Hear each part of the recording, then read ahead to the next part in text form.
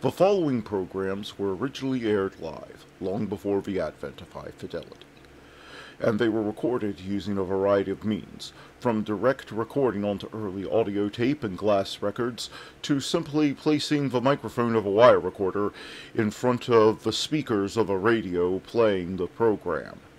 I hope, however, that any variance in audio quality will not take away from your pleasure in listening to these, some of the all-time favorite shows.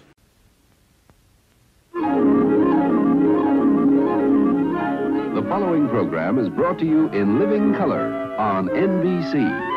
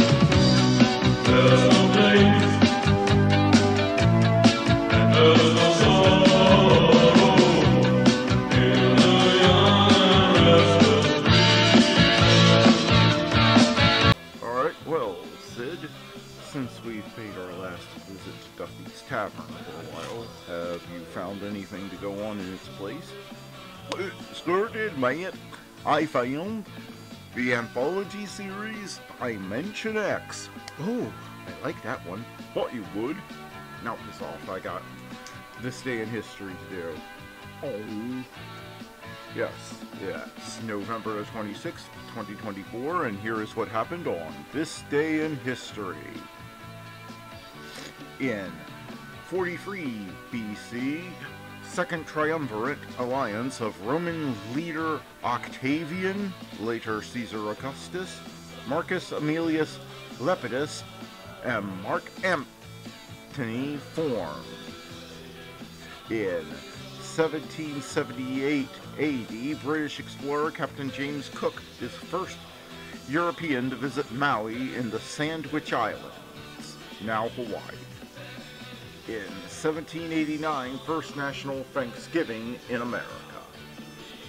In 1791, first U.S. cabinet meeting held at George Washington's home in Philadelphia, Pennsylvania. Secretary of State Thomas Jefferson, Secretary of the Treasury Alexander Hamilton, Secretary of War Henry Knox, and Attorney General Edmund Rudolph attend. In 1865, Alice in Wonderland by Lewis Carroll is published in America. In 1922, English archaeologist Howard Carter opens Tutankhamun's virtually intact tomb in Egypt. In 1922, first successful Technicolor movie, The Toll of the Sea, premieres at Rialto Theater in New York City.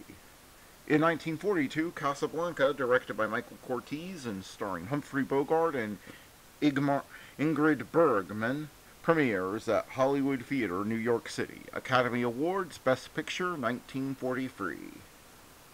In 1945, Charlie Bird Parker leads recording session of Savoy label, marketed as the greatest jazz session ever with Dizzy Gillespie and Miles Davis. In 1917, NHL forms with Montreal Canadiens, Montreal Maroons, Toronto Arenas, Ottawa Senators, and Quebec Bulldogs. National Hockey Association disbands.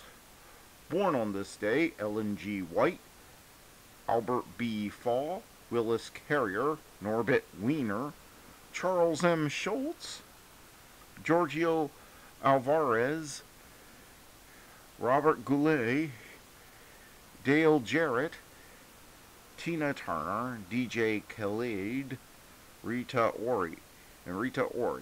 Dying on this day, Isabella I of Castile, Sojourner Truth, Reinhard Shearer,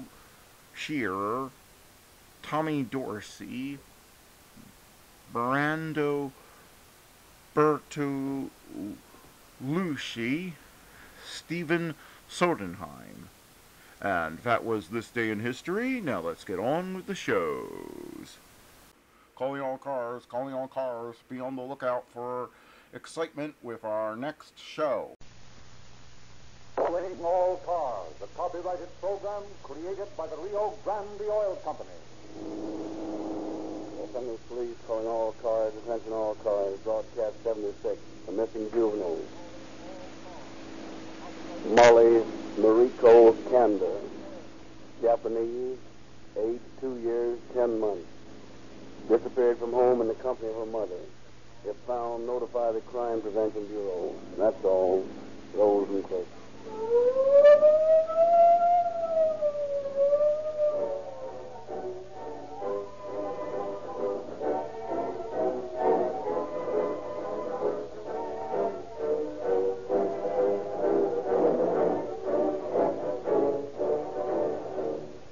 Say, Sam, look at this newspaper. Amazing progress made by the Rio Grande Oil Company. Well, what does it say, Lou? Why, it says Rio Grande sales growing faster than any other gasoline in this market. Rio Grande expanding into new territories. Rio Grande has so many city contracts it powers more police cars than any other brand. Hey, Sam, how in the world do they do it in the face of all this competition from other oil companies? Well, Rio Grande has something no other Western gasoline has. The exclusive right to make cracked gasoline by the Sinclair cracking process. It took millions of dollars and years of research to perfect cracked gasoline. But does that make such a difference? Honestly, now, Sam, aren't all gasolines about alike? No, not on your life. Why, there's all the difference in the world between Rio Grande cracked and ordinary uncracked gasoline. Why? What does cracking do? Well, for example, take this newspaper. Here, we'll hold a match to this corner. All right. Now, you see how slowly it burns? Yeah. Well, now we'll tear these sheets apart. Now we'll touch the match again, and now look at it burn. Well, that's what Rio Grande's cracking process does. It tears apart the sluggish, slow-burning drops of crude oil so they ignite faster, burn evenly. In uncracked gasolines, these slow-burning parts are wasted. They just slip down the cylinder walls, causing crankcase dilution. But there's no such waste with Rio Grande crack. Cracking liberates extra power, and you get quick starting, snap, and speed from Rio Grande's cracking process that can't be duplicated by any other gasoline available here.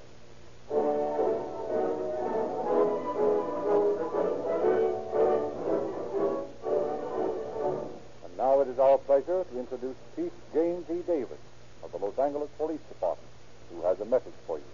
Chief Davis. Good evening, friends. In pursuit of his duties, your police officer encounters daily problems which require the utmost understanding of human nature and a broad general knowledge in order to cope with them successfully.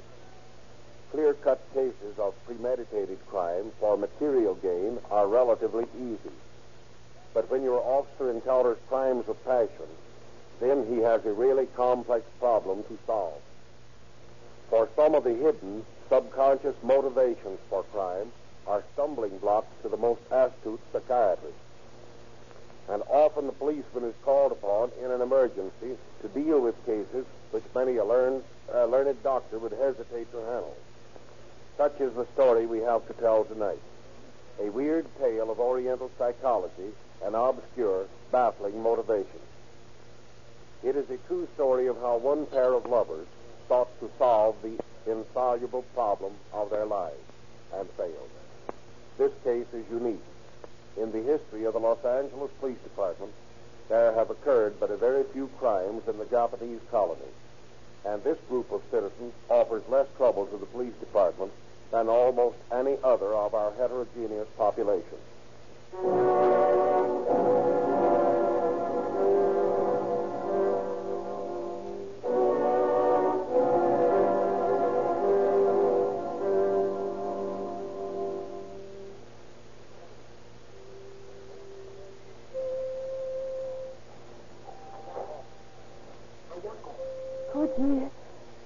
Magee, you are late. I went only until I be sure your husband has got. Oh, him.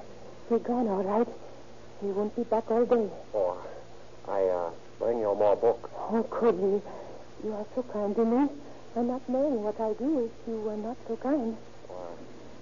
I love you, Ayako. And I love you. We cannot go on. Not go on? What do you mean? I cannot live without you, Cody. But I mean, as we are now, stealing a few moments here and there when your husband's back is turned. Oh, I know it is hard. What can we do? Well, you could go away with me. Go away with you? No, Cody. I could not. Why? That would be a disgrace. That would outrage our ancestors. Better to outrage them that way than insult them the way we are doing, my lovely flower. Yes. I guess you are right. Come with me.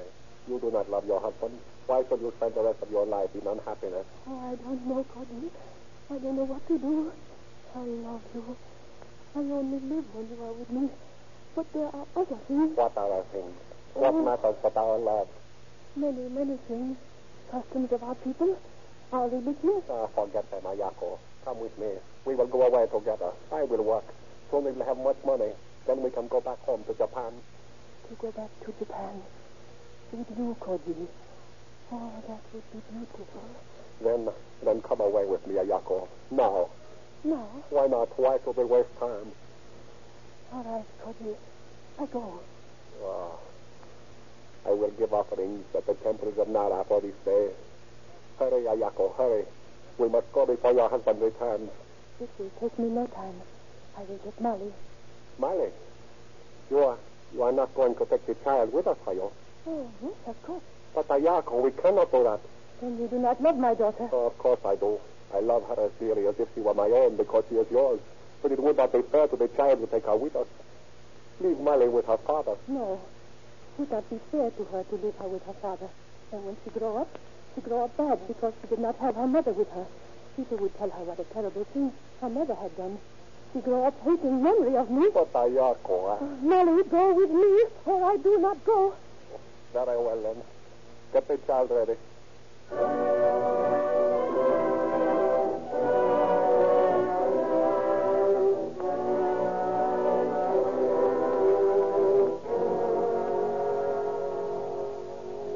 Yeah, what can I do for you? Oh, please.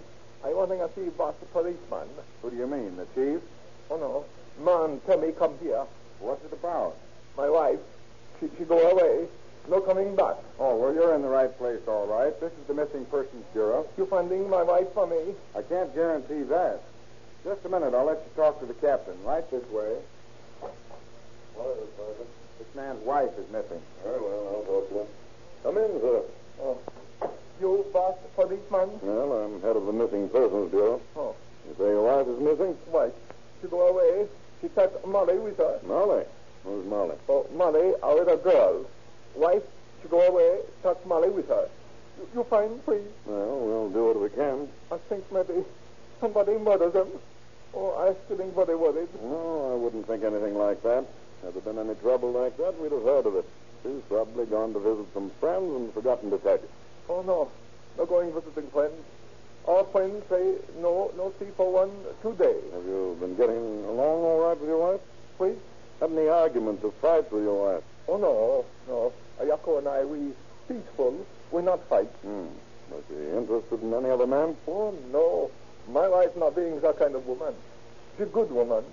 She only interested in me. Well, if you'll just fill out this report here, we'll keep our eyes open for her. Yes. Thank you. Oh, please.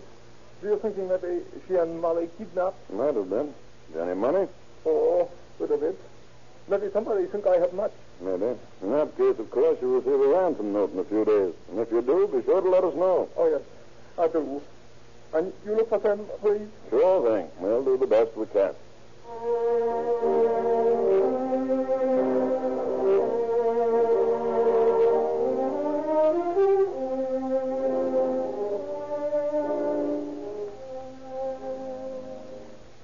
Molly, you sleeping?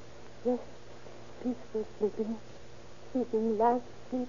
Sayako, are you sure you want to do this? Yes, yes. It is the only way. I cannot live without you. When we commit Shinju, then we together always. And go Kuraku in heaven. But we are together now on Earth. Cannot we go on like this? No, no, my goodie. I have thought it all over. It is wrong. It is disgrace.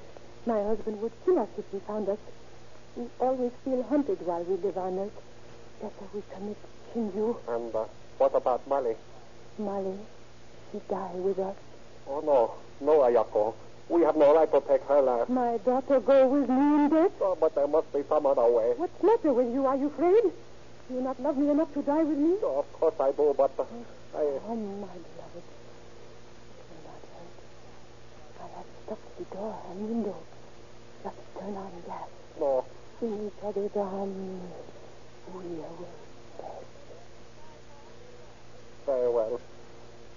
I coming on.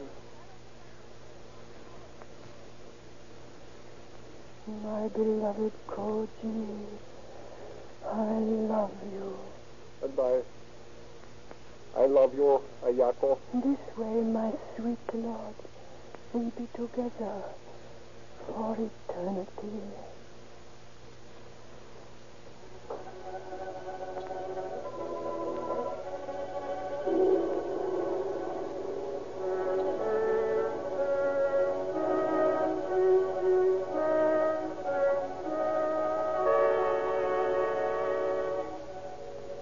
Months pass. Long, torturous, anxious months for distraught Mr. Conda, who hears no word of his wife and daughter. He loses interest in his business, closes his home, goes to live with his brother and sister-in-law. All day long, he sits listlessly, gazing vacantly into space, anxiously wondering about his wife and his beloved daughter. Then one day the phone rings, and his brother answers it. Hello? Kanda-san? Yes? Kanda, is the Buddha-san? No, this is his brother. Do you want to speak to him? No, you do. He's still looking for a wife and baby? Yes. Yes, do you know where they are? I know where, Kanda Otofani. Where? She's living on ranch, Lobita side with Koji Otomato. What is it, brother? Wait until I hear this. What about Molly? Is she with them? I not know. I want to see her. Who is speaking? I'm a friend. Who are you? I admire Kanda-san. Have I not done enough? My identity makes no difference. Yes, but I have told you all the important parts. Hello? Hello? He hung up. What is it, brother? Is it about Ayako and the money? Yes. Ayako is living with Koji Tomato. Living on the ranch in Lomita. And the money? What about her? He did not say. Come, brother. There's no time to lose. We must bring them back. Oh, wait a minute, brother. I shall get our friend Kakida. He and I will bring them back if they are there. But I, too, must go. No. It might not be safe. If Ayako is with Hotomato, there might be trouble. But... No. You let me do this for you, brother. But bring them back to me. Please, bring them back to me. I will. I promise you. If they are there, I will bring them back.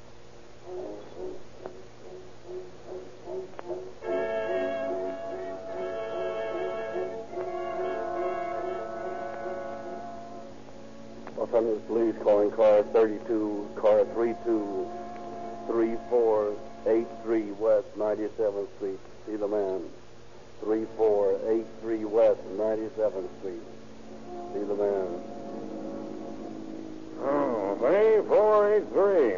Well, throw your light over on this side, Ed. Yeah. This is a 3400 block. Yeah, there's the house. The one with the old Ford parked in front. See the man? What man? I don't see any man, do you? No. But listen. Well, somebody's raising the devil, that's his hint.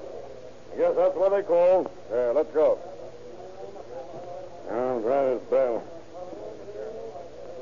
Bell's broken. Well, look then.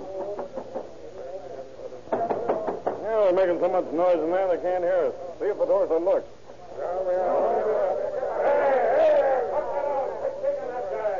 What's the trouble here? I told you, I am in Tabula Kanda. That woman crying over there, that is my wife. And this object of dirt beneath my feet is Cosio Tomato. He ran away with my wife and baby. He not tell me where my baby is. My wife say, Malay, get lost. He lie. They both lie. 6 months ago, Tomato ran away with my wife. We find them only today. We call in neighbors. We try shame Ayako. But she no shame. She not tell truth, so I call you. Officer, you make a tell truth about my baby. I'm not knowing anything. I'm doing nothing. Quiet. Shut up or I'll run you all in. Now you, what's your name? Jorge Hatamato. You run away with this woman here? Yes. Why? We love each other. We are loving each other many months. He was my friend. I trusted him. All right, Mr. Conda, be quiet, please. Let's hear his story. Not Mr. Conda's little daughter. I can't explaining everything. Ayako and I, we go to San Pedro. As soon as I'm making enough money, we go to Japan. All right. But what about the baby? I'm telling you all that. The next morning, after we run away, I go to a store for groceries. I leaving Ayako in car and taking money by hand. Then come sounding of police siren, and I think police after me for running away with Ayako, and I hurrying back to car, forgetting Molly. We going back, Molly not there. We cannot finding Molly. He lied. He killed Molly. What do you think we are, Hot Tomato? Couple of kids? You don't expect us to fall for that story, do you? What did you do with that baby? No, not the baby. Georgie, please. Georgie's telling truth. Well, it doesn't sound right to me. Get on your things, both of you. You're going to headquarters.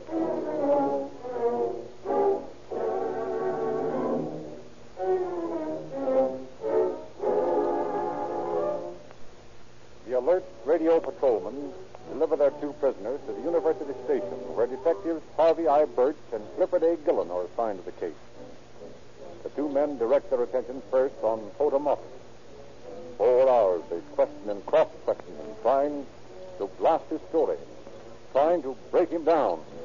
Tomato, for the last time, where's that child? I'm very sorry, not knowing. Why don't you admit you're lying? Why don't you tell us the truth? I tell the truth. You say that you were frightened by the police siren. Ran back to the car where Mrs. Conda was waiting for you. You drove away and then realized that you'd forgotten Molly, huh? So, yes. And you returned to this market, or whatever it was, and you couldn't find her. Yes. How long were you away from the market? Oh, maybe 5 minutes, driving around block. Did you question anybody in the market about the child? Oh, yes. Nobody knowing anything. Why didn't you report a disappearance to the police? I was saying police make Ayako go back to her husband. Ayako want to stay with me forever. Been in this country long, Koji? Oh, 7 years now. Yeah, what do you do for a living? Oh, I first-rate #1 mechanic. Business pretty good these days? Oh, yes. Many Japanese needing automobile fixed. Yes, I guess that's pretty good business to be in. Someday you'll have a garage of your own and be a big shot, I guess, huh? Oh, yes, sir. I hope so. Yeah. Koji, where's Malaconda? I don't know. I wishing I know. I wishing I could tell you. Take him back to your cell, Sergeant. Yes, sir. Come along. Oh, please, sir. Come on back to your furnished room. Sure is a hard baby to crack. I'll say. Yes, there is a chance that he's telling the truth. Yeah, but it doesn't sound right to me. Look at it this way. There's plenty of Japanese out in San Pedro. The kid did wander off, and some childless woman took pity on it. Gave it a home without even knowing if she could notify the police. Yeah, it might happen, but it isn't likely. Of course, his explanation of their failing to report the child missing is logical enough. Naturally, they'd be afraid of being discovered. Well, let's have a little talk with Mrs. Conda. Good idea. See if her story jives. You got that picture of the baby? Yeah, right here. Okay, let's go.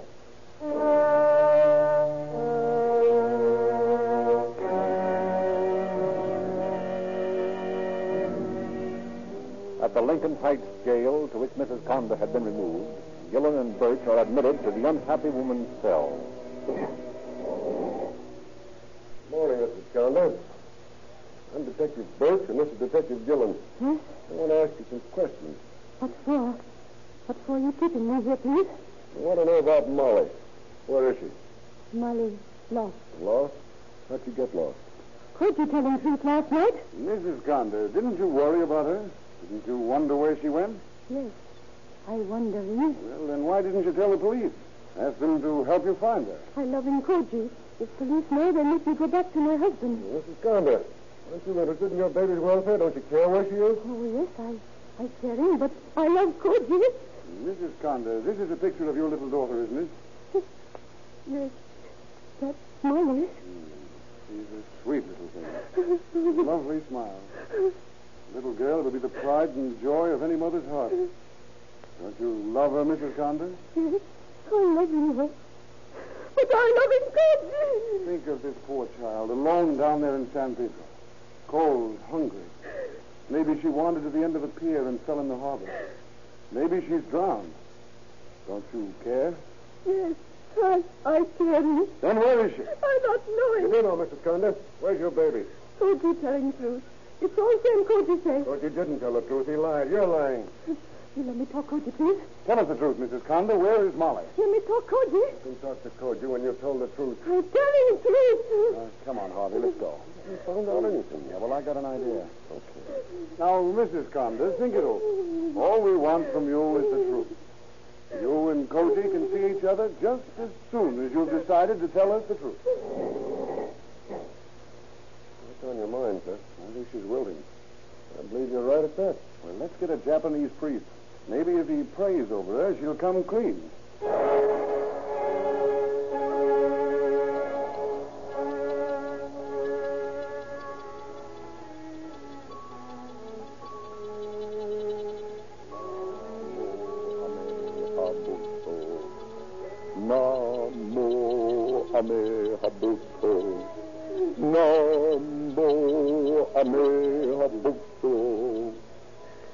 I tell him truth. I tell him truth now. Very well, Mrs. Conde. Where's Molly? Molly dead. Dead? How'd she die? Who killed her? Nobody killed her. She's dead. How did it happen? I'm telling you everything. Koji and I, we disgrace. We decide commit Shinju. Shinju? What's that? Shinju, double suicide of lovers. A very common practice in Japan. Please go on, Mrs. Conde. I tell him, Koji, we disgrace. We're not finding happiness in life. We're finding happiness in Kuraku, in heaven. Koji turning on gas and we're going to sleep. Next morning, we're not in Kuraku. We're waking up, eyes burning, face sparkling. We're not being dead. Only Molly. She's dead. Where is she now? Koji, he makes graves behind chicken house. Will you show us the grave, Mrs. Conde? Yes, I'm showing you. Can I see Koji now, please?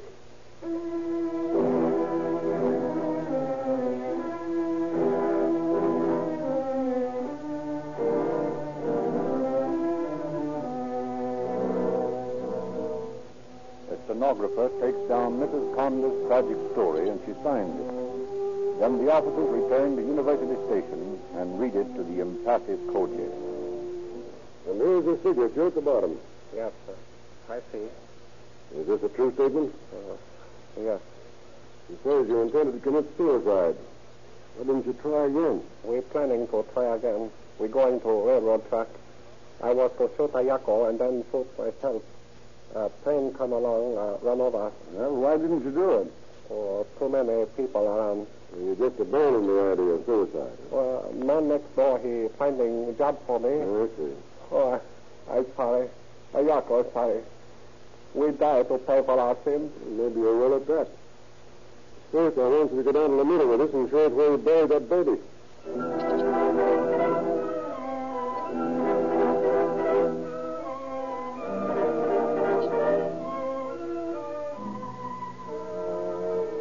Accompanied by two deputy sheriffs, the detectives drive to Lomita with Ayako and Koji. Behind the chicken house, Koji halts the party.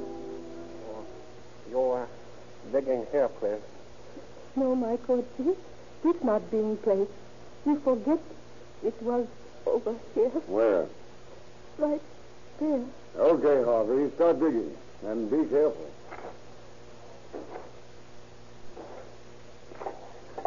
Hey, what is this? Oh, I'm digging up a tin can. Molly down there, all right. I telling Koji put tin cans on top so nobody thinks he buried here. Make it look like an old rubbish pit, eh? You better go careful now, Harvey. Okay.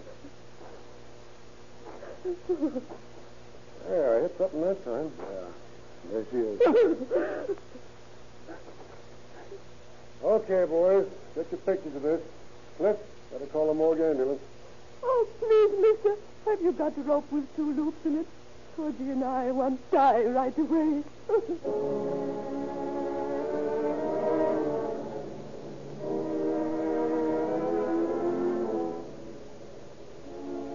Following day, little Molly Conda's body is post-mortem at the morgue. What the autopsy surgeon discovers sends him flying to the telephone to summon Bertram Gillen to his office. Oh, Doctor, what's all the excitement? Plenty. Well, what is it? That child wasn't asphyxiated. She was shot through the head. What? How do you know? I found 2 bullet holes in her skull.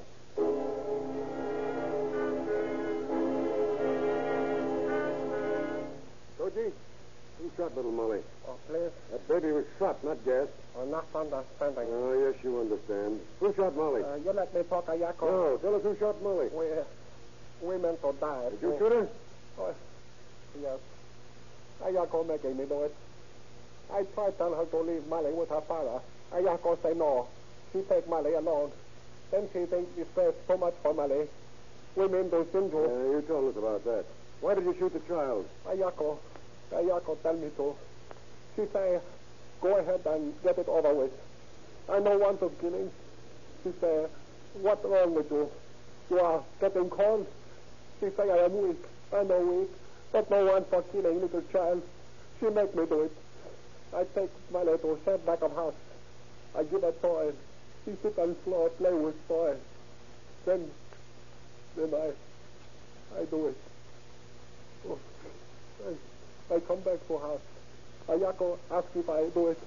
I say yes. She say, will she die now? I say, yes. She say, are you sure? I say, yes. And then I fainting. Oh, you kill me now, please. I'm ready for dying. Please, you kill me right away. I'm afraid the law will have to take its course. Why'd you shoot her twice? I know shoot twice. I shoot only once. Well, there were 2 bullet holes in her head. No, I'm not shooting twice. Hey, Harvey, I wonder. Do you suppose Mrs. Conda shot her again to be sure she was dead? I don't know. This case has got me. I've seen a lot of tough ones, but I never worked on a more horrible thing than this.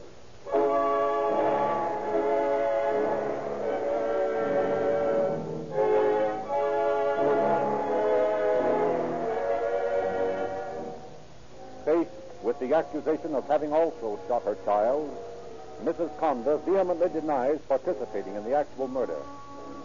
Both she and Fotomato enter pleas of guilty. But when Mrs. Conda comes up for trial, she changes her plea to not guilty and demands a jury. Feeling in the Japanese colony runs high, and prominent Japanese throng the courtroom to hear the trial of this woman who had become a disgrace to their nationality. Mrs. Conda on the stand changes her story, tries to lay the blame at Koji's feet. Koji come tell me he giving farewell party before going Japan. I leave house with him. He make me come to rest in Momito.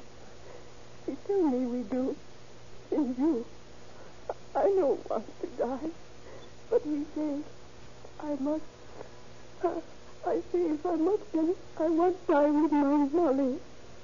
They say, you shooting me?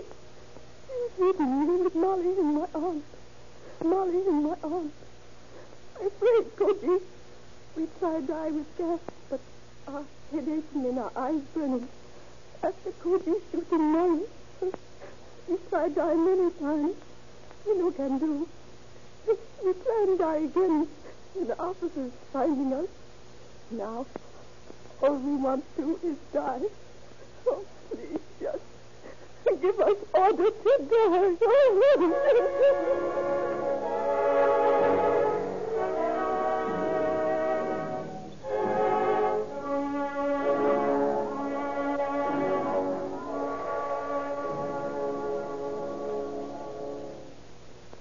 judge did not award the easier penalty to Ayeko. She was sentenced to San Quentin, where for the rest of her life she must contemplate her crime. For the judge recommended that she never be granted parole or pardon. Koju Hotamata, her lover, was sentenced to hang. The trial never brought out the mystery of the second bullet, nor did it ever uncover a convincing answer to the many complex angles of this strange story of Oriental love. For reasons inexplicable to the Occident, these two unfortunates felt that the crime of murder was not as great as their initial sin of infidelity. It is a tragic note that an innocent little child should be made to pay the price for their passion. Thank you, Chief Davis. Ladies and gentlemen, you can get further information about the true police cases featured on this program by reading the Calling All Cars News. The latest issue, profusely illustrated in colors, contains true detective stories and unusual movie and radio news. It's free. Just look for the independent Rio Grande service station in your neighborhood. Drive in, ask for your copy of the Calling All Cars News. Our independent dealers are glad to hand you this gift. You are under no obligation to buy Rio Grande cracked gasoline.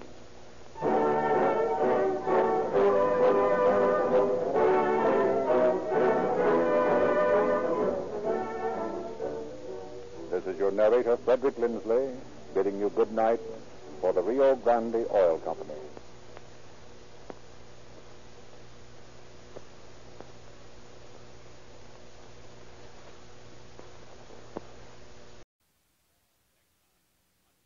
Next time on Star Trek, The Next Generation.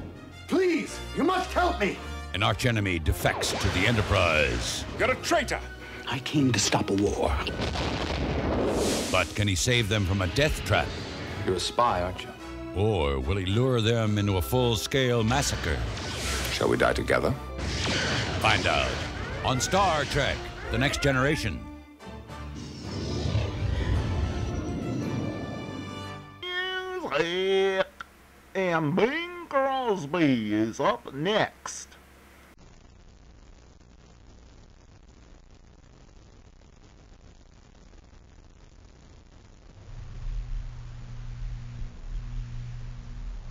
The Bing Crosby Show, transcribed from Hollywood and brought to you by Lanolin Plus Liquid, the golden liquid that adds a special plus to every woman's beauty.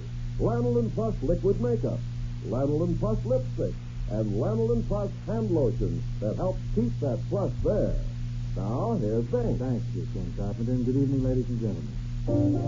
This is from United's Yankees, so you'll notice the poetic pronoun. Thou swell, thou witty, thou sweet, thou grand, would kiss me pretty, would hold my hand, both thine eyes are kissing what they do to me. Hear me holler, I choose the sweet lollapalooza in thee. I'd feel so rich in a hut for two rooms and kitchen. I'm sure would do. Give me just a plot of, not a lot of land. And thou swell, thou witty, thou grand.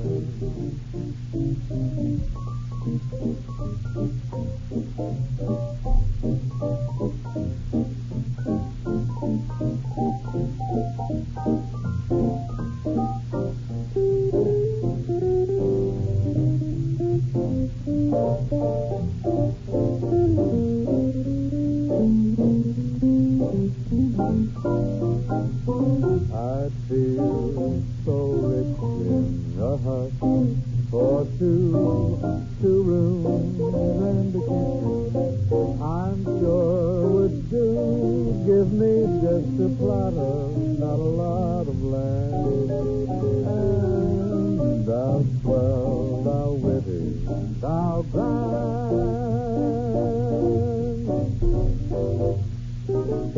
You know, Bing, you're pretty lucky having 4 sons.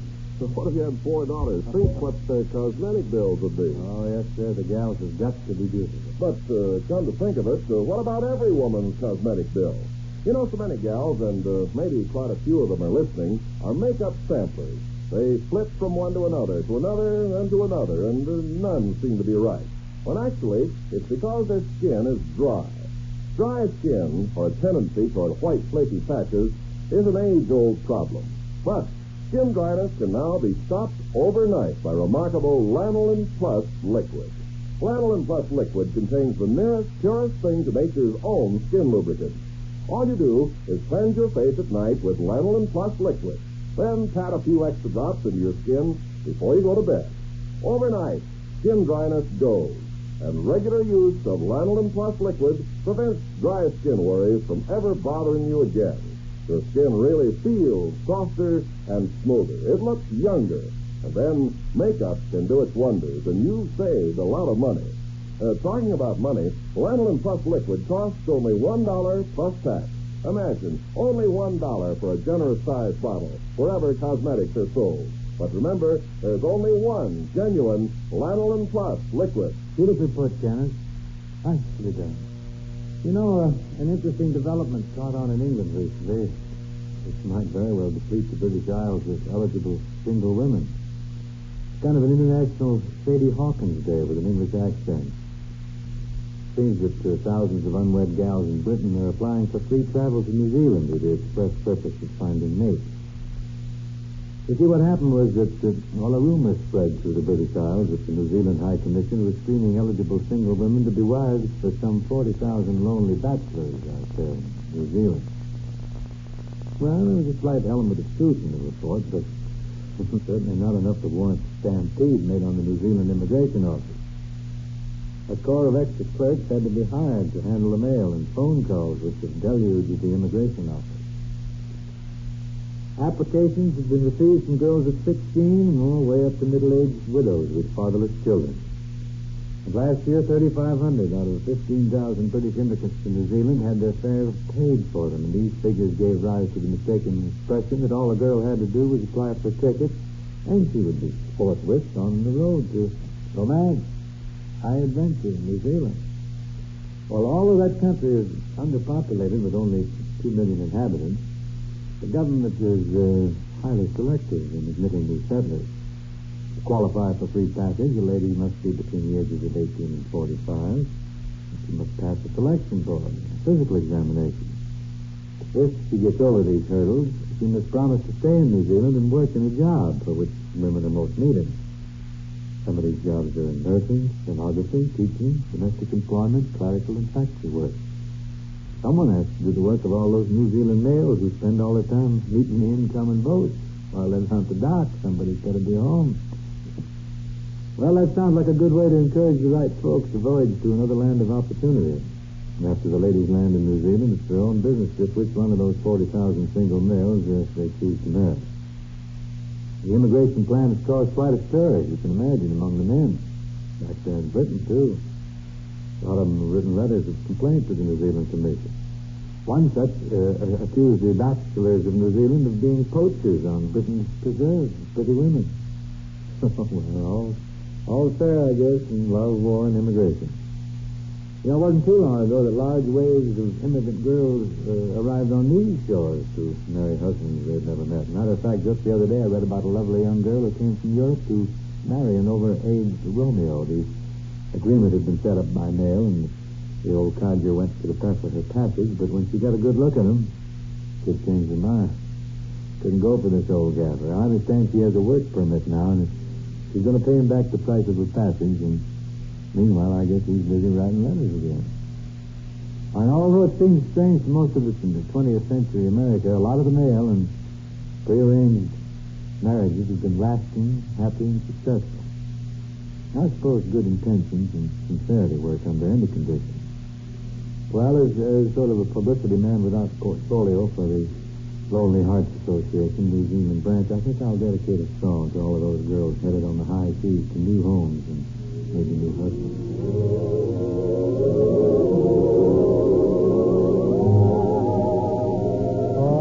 Faraway places we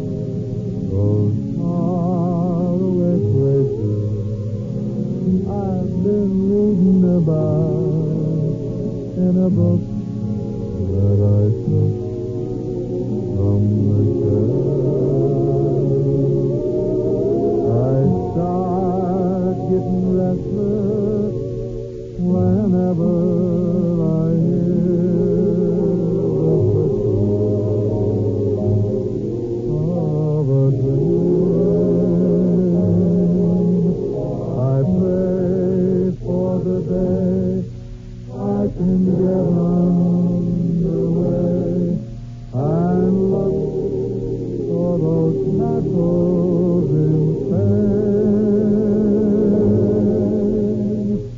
They call me a dreamer.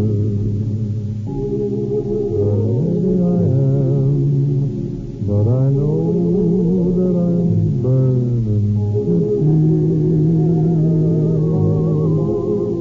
those faraway places where the same sound and name calling me.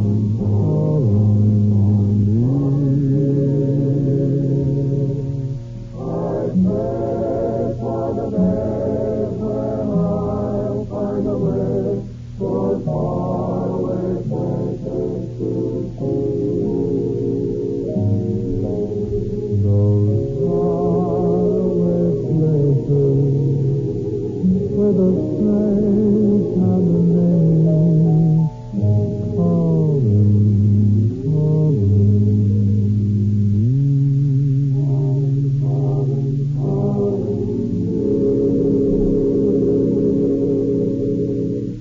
Say, Bing, have you ever watched a woman when she's sizing up another woman? No, I can't say I've ever cased up the situation closer, but they tell me that they always look first at another woman's hand. Absolutely correct, because rough, red, chapped hands are a dead giveaway every time. Today, though, no woman need ever be ashamed of her hands. Science has created a hand lotion that really works. It's Lanolin Plus Hand Lotion. This hand lotion doesn't just coat your hands with a slick film that washes right off. It softens and whitens with a very special staying beauty treatment. Penetrating Lanolin Plus Hand Lotion contains the very next thing to nature's own skin lubricant. And yet, Lanolin Plus Hand Lotion costs but $1 plus tax wherever cosmetics are sold. Comes with a handy dispenser, too, at no extra cost. Better get a bottle soon. I joined Buddy Cole in the group now in a nice old standard entitled He Took Advantage of Me. I'm a sentimental chap, that's all. What's the use of trying not to fall? I have no will, you made your skill, 'cause you took advantage of me. I'm just like an apple on a bough, and you're gonna take me down somehow. So what's the use? You done took my goose, 'cause you took advantage of me. I'm so hot and bothered that I don't know my elbow from my ear. I suffer something awful each time you go, but I'm much worse when you're near. Here am I with all my bridges burned, just a babe in arms where you're concerned. So lock the doors and call me yours, 'cause you took advantage of me.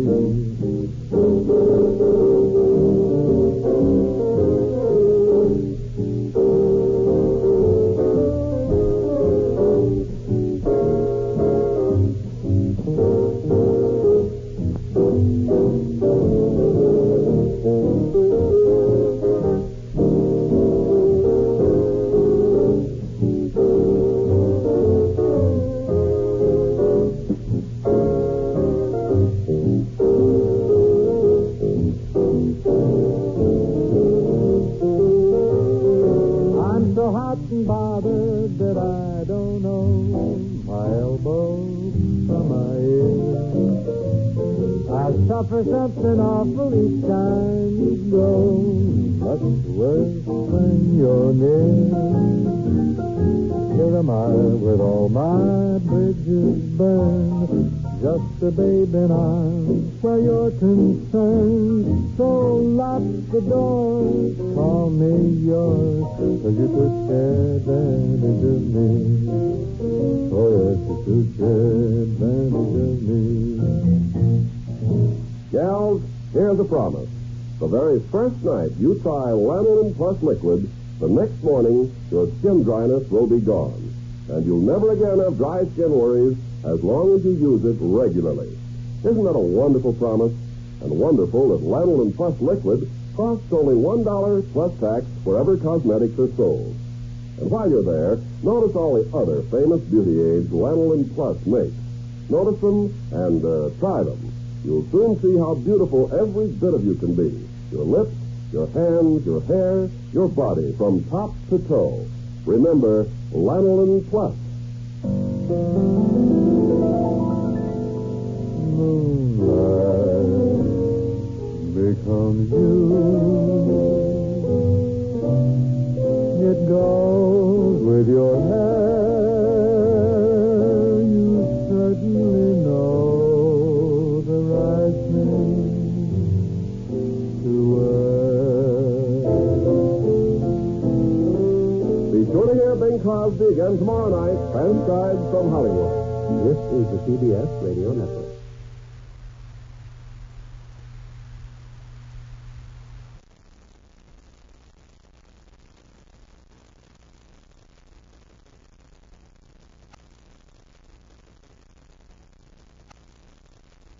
Time Radio's longest running and most popular programs, CBS Mystery Theater, is up next.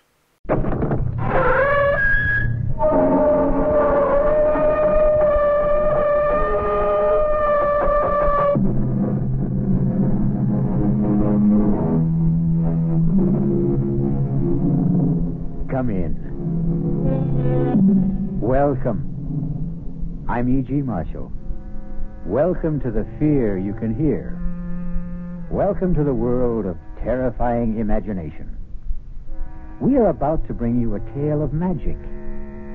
What a word, magic. What do we mean by magic? What are we thinking when we say something is magical? Why, only that we do not understand how it came to be, or even what it is that came to be. Or, for that matter, if it ever really did come to be. I was standing between the windows. Those two big windows, you know, the ones with the great pier glass in between. And I was looking straight ahead, so I can't say that I saw the door open because I didn't. But all of a sudden, there was this terrible confusion. Men jumping from their chairs, some looking frightened half out of their wits, others with expressions of joy and anticipation, some of them crying out. Was it horror? Was it surprise? Was it delight? I couldn't tell. It was all mixed up.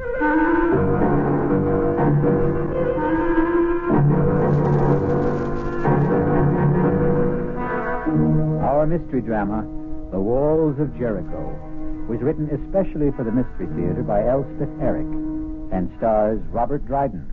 It is sponsored in part by Anheuser-Busch Incorporated, brewers of Budweiser. I'll be back shortly with Act One.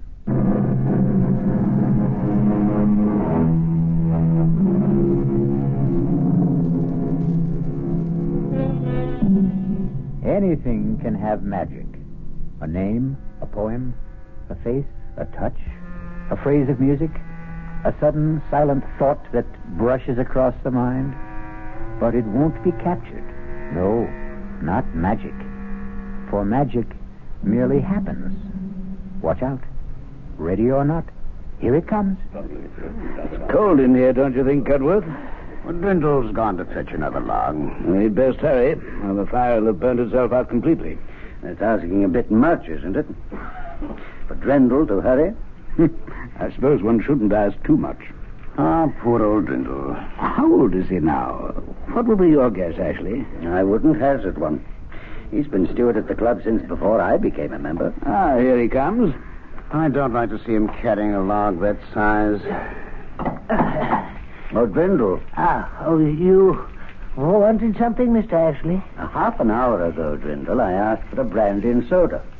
But you have your brandy, Mr. Ashley. Ah, but have I my soda? Haven't you? Oh, you haven't. I'll get it for you right away, sir. Right away.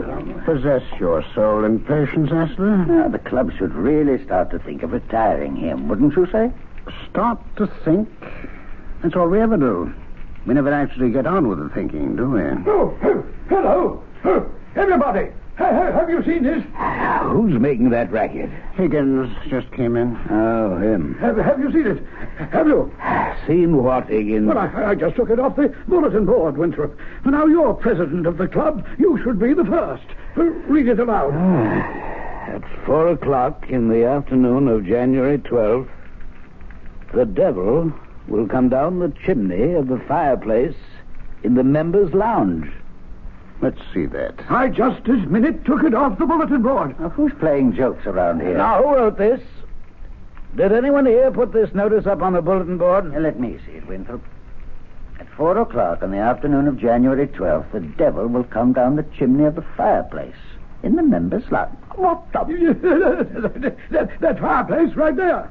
How very interesting. Not interesting at all. Just a feeble attempt to be funny. But it wasn't on the bulletin board this morning. Well, it wasn't there an hour ago when I came in from dinner. Now, was it, Cutworth? Well, I certainly didn't see it. Well, somebody put it there. The devil could have put it there. Oh, rubbish. Well, he might have. He's very ingenious. I've heard. Let's not let ourselves be carried away, Higgins. Mr. Ashley, sir? What is it? Your soda, sir. Well, set it down. Dwindle, have you seen this? Oh, what is it, sir? Mr. Higgins found it pinned to the bulletin board. Here, read it. At 4 o'clock in the afternoon, January 12th, the devil chimney of the fireplace in the members' lounge. What does it mean? It means that the devil will come down that chimney at 4 o'clock on January 12th. That's what it means. Oh, surely not, Mr. Higgins. Definitely not. It's a joke, isn't it? Of course it is. But, on the other hand... really, Cutworth, you and your other hand. Let's mark it down as a joke until we know better. Well, at least until then. Anyway, until the afternoon of January 12th at 4 o'clock.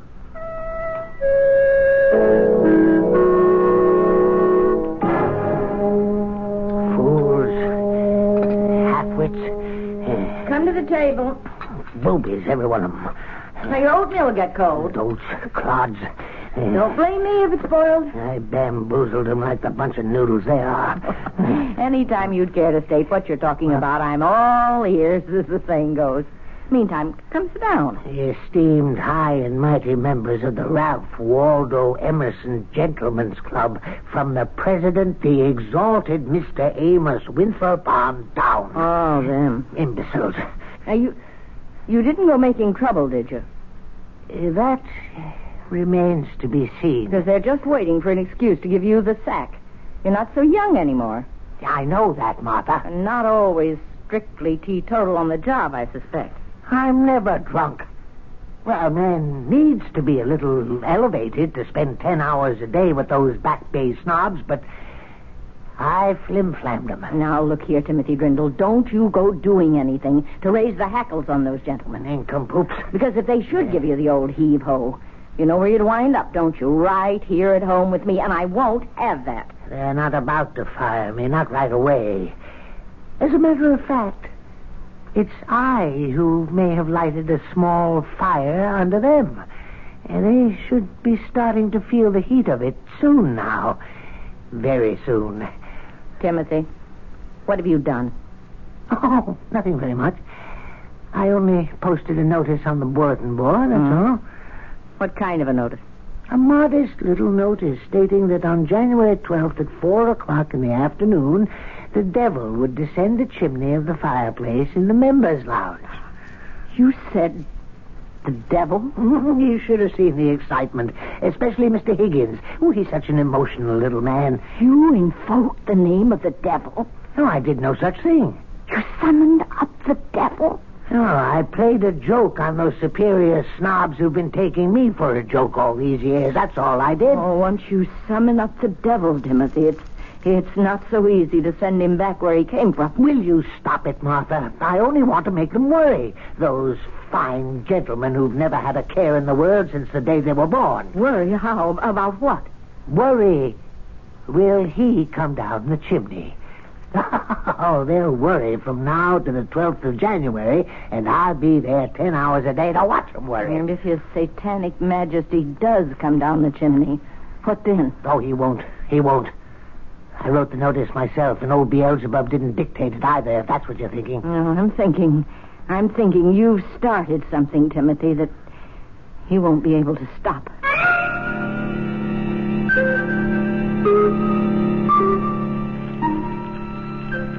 Your coffee, Mr. Winthrop? Oh, thank you, Drindle. That's quite a fire you've got going there.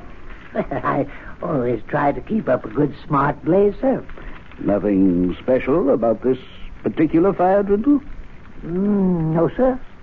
It's January 12th, Drindle, and precisely 3 minutes before 4 in the afternoon. Is it indeed, sir? Oh, come off it, Drindle. Surely you're not indifferent to the heralded appearance of the Prince of Darkness down the chimney? Well, it's really no concern of mine, Mr. Winthrop. No, the membership doesn't share your aplomb, Drindle.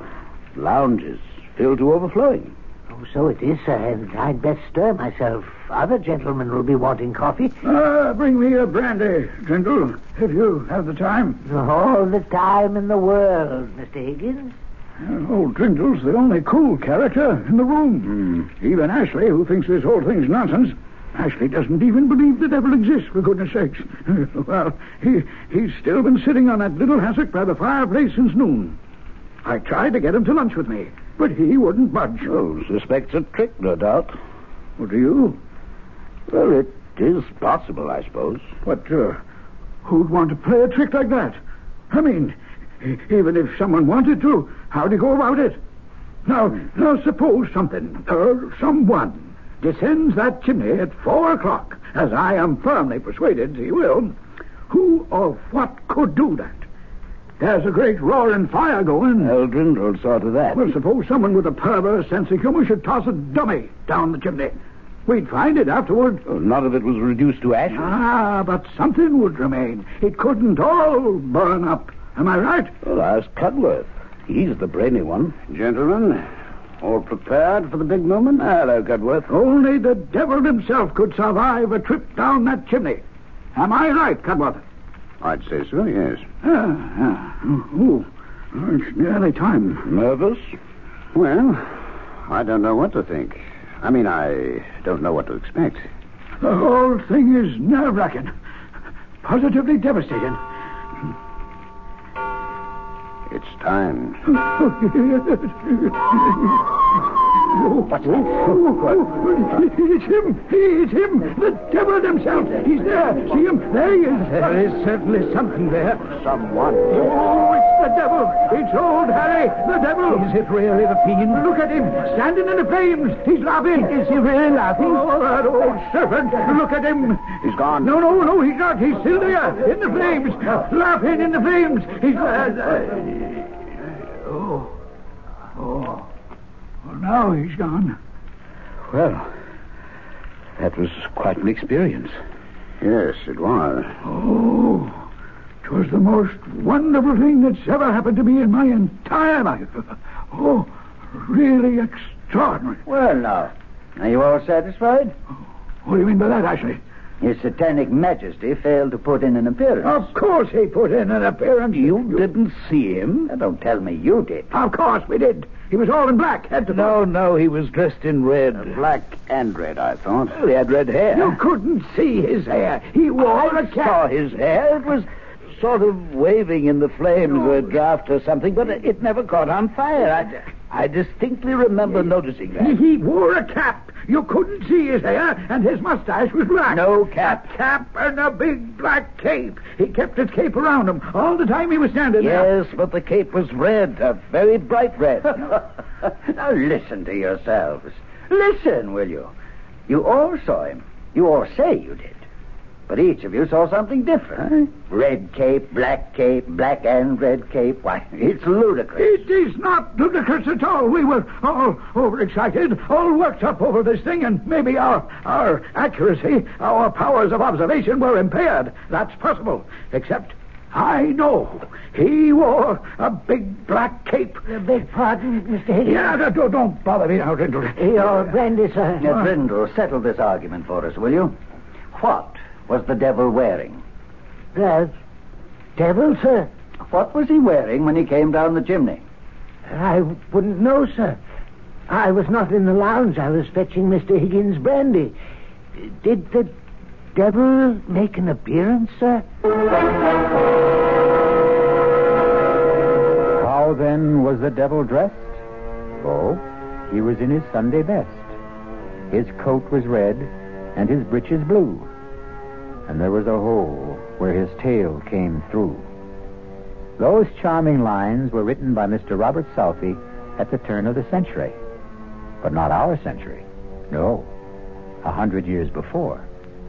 Clearly, the devil had time to acquire a new suit of clothes. We'll be back shortly with Act 2.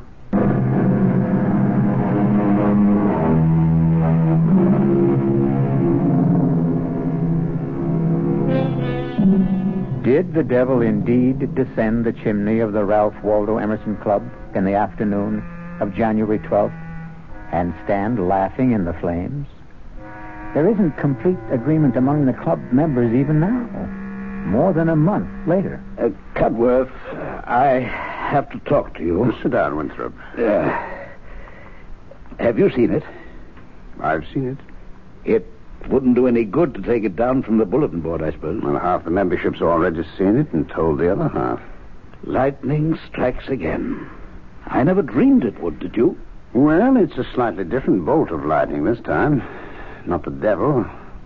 The White Goddess, I believe the notice said. I copied it down. On February 8th, at 6 o'clock in the evening, the White Goddess will run naked through the members' lounge. Naked, eh? Cudworth, just who is the White Goddess? Daughter of Astarte, I believe. And, just who is Astarte? I'm sorry not to be up on these things, but it's not really in my area of concern. I believe Astarte is the goddess of fertility and sexual love. You don't say. That would account for her being naked, wouldn't it? Cudworth, do we still believe in such things? Goddesses of sexual love? Why shouldn't there be such a goddess? And why shouldn't she have a daughter? And why shouldn't the daughter be called the White Goddess? You don't believe she'll run naked across the members' lounge, do you? I didn't believe the devil would come down the chimney. But you did see him, didn't you? Yeah? Or something that looked very like him. Assuming, of course, I know what the devil looks like. Cudworth, I saw his horns. Did you indeed? Have you seen it? Have you seen the notice? Yes, we've seen it. Do you know that members are pouring in from all over the country? Oh, no. Members that haven't been inside the club in 20 years. We can't even begin to put them up. Half of them are stopping at hotels. Oh, heaven help us. Oh, cheer up, Winthrop. There's a chance the White Goddess won't show. I don't know, Cudworth. I have a sinking feeling that she will.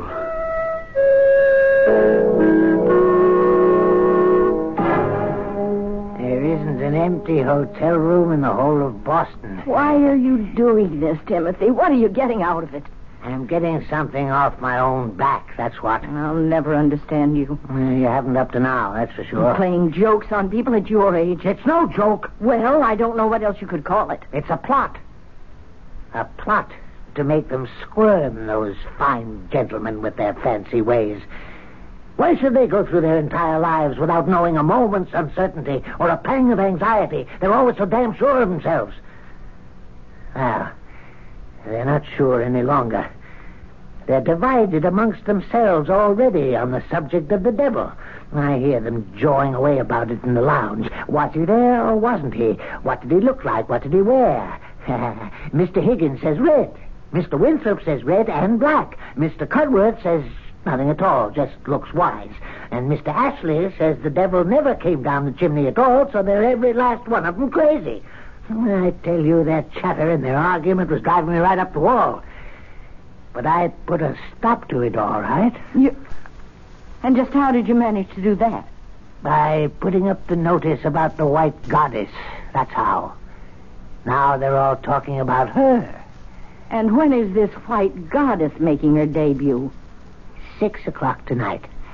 And is she coming down the chimney? No, as the notice says, on February 8th at 6 o'clock in the evening, the White Goddess will run naked through the members' lounge. Where will she come from? How should I know? I only wrote the notice. But I think it would be nice if she came in through the main door and went out through a window. Yes, that would be rather nice.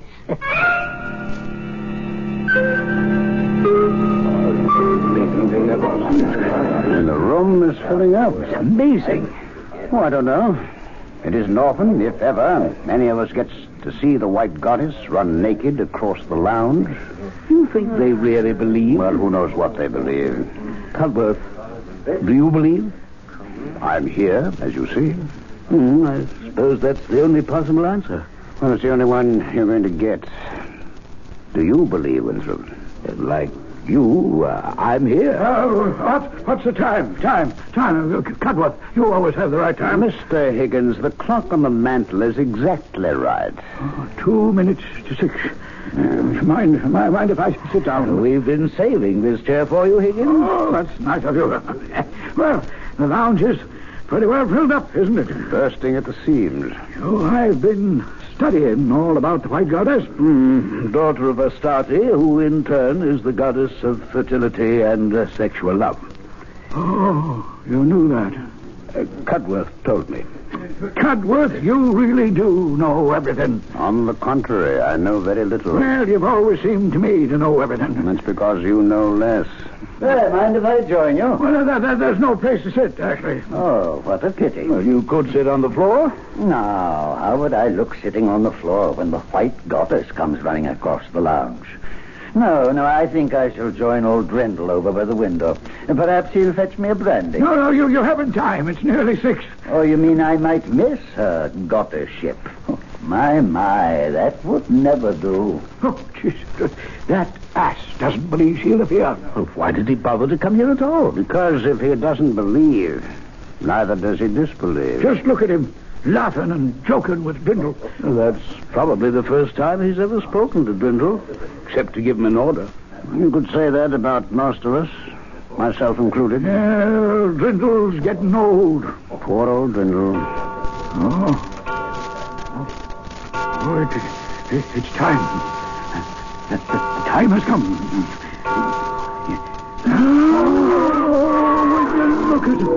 Look at her. She's beautiful. Sublime. Oh, my goddess. Oh, heavenly thing. I never thought I should live to see anything so beautiful. The most exquisite thing I ever saw. Or ever shall see. Where did she go? She was here such a little time. She disappeared through the window. The wall, I think. No, through the window. The one back of where Ashley's standing with Drendel. I saw Ashley turn and look out the window just as she vanished. You don't think it's possible he saw her too? Oh, no. Not Ashley. Well, Ashley? What? If you can stop staring at the stars, I'd like to ask you something. Magnificent. Yes, the stars are magnificent, but I have something else in my mind. Well, what's troubling you, Cudworth? Why, nothing very much, Ashley. Is something troubling you? The way she disappeared. Simply melted into the astral light. Who melted into the astral light, Ashley? Why, the white goddess. Well, don't tell me you didn't see her. Oh, yes. I saw her. Radiant in all her nakedness. Glowing like mother of pearl. Her long hair flying out behind her. Oh, but then, you saw her? Yes. Now, the others, did they see her? Oh, yes. Of course. So everyone must have seen her. Now, Drendel. Yes, sir? You saw her. No, Mr. Ashley. Oh, come now, Drendel. Of course you saw her. We were standing here together, side by side. I didn't see anything, Mr. Ashley. Now, don't tell me you didn't see anything, you old liar. Well, I was busy with something. You were not busy with something. We were standing here talking, and the clock struck 6, and the door opened, and she came in. And she ran. Her feet hardly touched the floor. Ran across the lounge to this window, this one right here. Why, her shoulder brushed mine. I felt it. My left shoulder. Now, don't tell me you didn't see her, or I'll break your back. Now, don't excite yourself, Ashley. The most beautiful spectacle it's ever been the good fortune of any of us to witness, and this numbskull Drendel stands there and tells me he didn't see it. He was busy with something. Oh, I won't stand for it. You listen to me, you fool. No, it's blasphemy. Unadulterated blasphemy for you to deny that you saw what I saw. What we all saw. Now, say it. Say you saw the white goddess run across this lounge, didn't you? Didn't you? You say it or I'll choke the life out of you. Ashley, this is going too far. He saw her. I know he saw her. Now, Mr. Ashley, please, you're choking me. He saw it. He's going to admit it. Ashley! Oh, why couldn't you stay out of this, Cudworth? Now, you might have killed him. Are you all right, Drindle? Yes. Yes, I'm all right. Oh, Ashley, go into the bar and buy yourself a drink. You need it. Yes, I need it. I need it, all right. You're sure you're all right, Drindle? Yes, quite sure, Mr. Cudworth. Oh, by the way, Drindle, did you see the white goddess or didn't you? You don't need to be afraid to tell me. Either way. I didn't see anything, Mr. Cudworth. You see, I was busy with something, and No, I didn't see anything at all.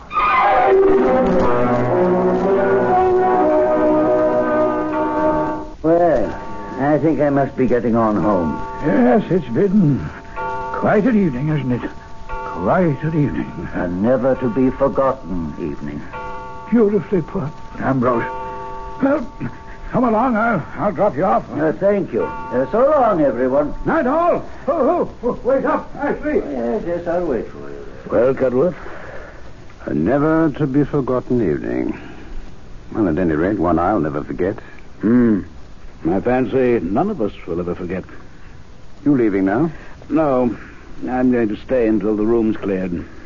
It's about cleared now. Nobody much left? I want to speak to old Drindle. He doesn't look too happy. That was quite a going over Ashley gave him, wasn't it? Looked that way. Ashley can be a rough man. Can't he, though? Well, I'm off for home. Night, Winthrop. Night, Cudworth.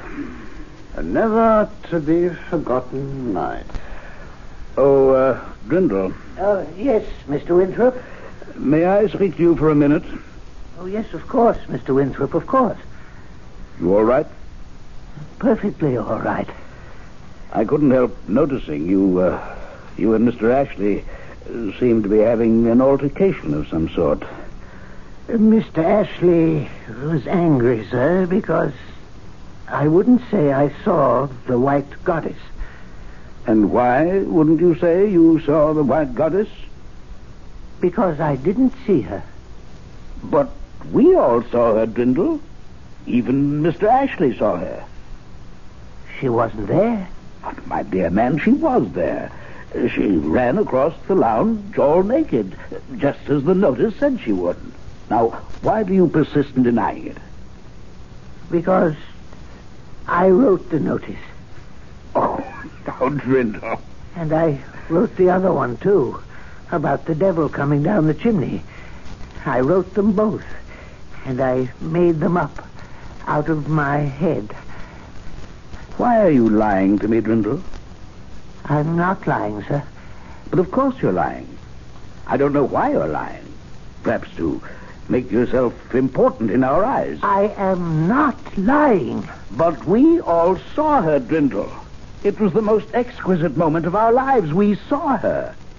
Therefore, you're lying.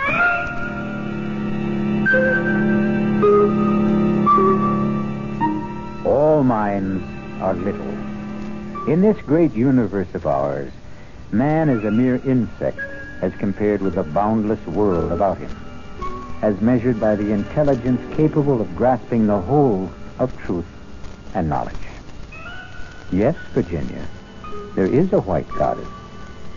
We'll be back shortly with Act 3.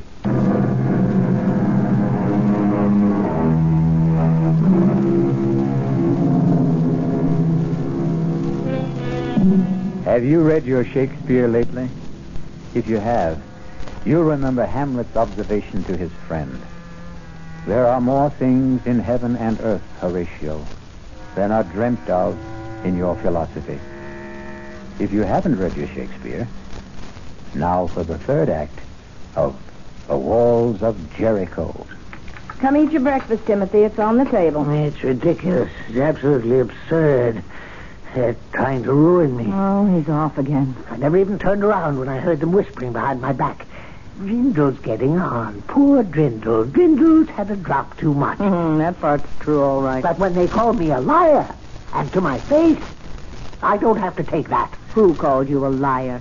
Mr. Amos Winthrop, the president of the club, the highest mucky-muck of all the high mucky-mucks, that's who. Well, what kind of a lie did you tell him? No lie. I told him no lie.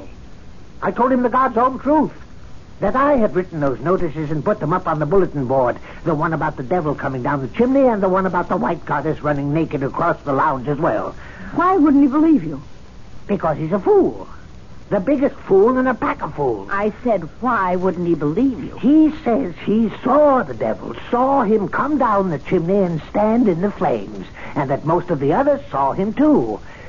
All but Mr. Ashley and a few other disbelievers. Oh, you should never have invoked the devil. I told you that at the time. But even Mr. Ashley is saying that he saw the white goddess run across the lounge. Radiant in her nakedness, he says, glowing like mother of pearl. Imagine Mr. Ashley talking like that. He says she brushed up against him, against his shoulder, and then went out through the window and melted into the astral light. Mr. Ashley, of all people. Maybe it happened. How could it have happened when I made it all up? Well, come eat your breakfast. No, I can't. I'm too upset. You're more upset than they are. Those fine gentlemen you were going to teach a lesson. Oh, don't you worry. I'll fix them.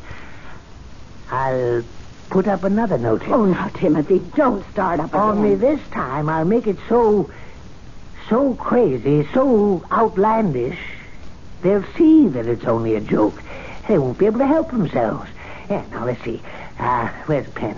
And a piece of paper. Now, what shall I...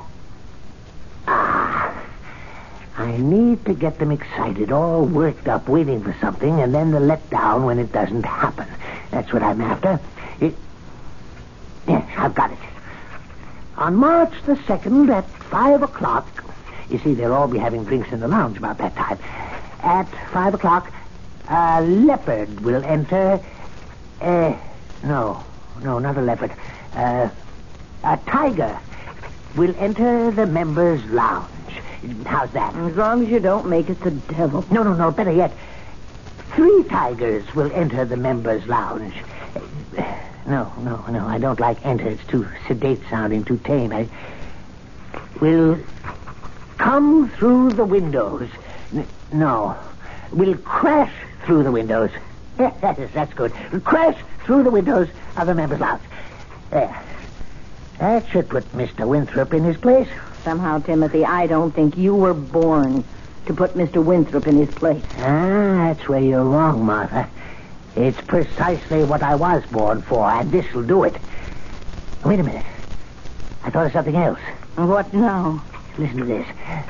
On March the 2nd at 5 o'clock, 3 tigers will crash through the windows of the members' lounge, one of them carrying a chicken in his mouth. Oh. Yeah. How's that, Martha? Huh? How's that? Oh, that's perfect.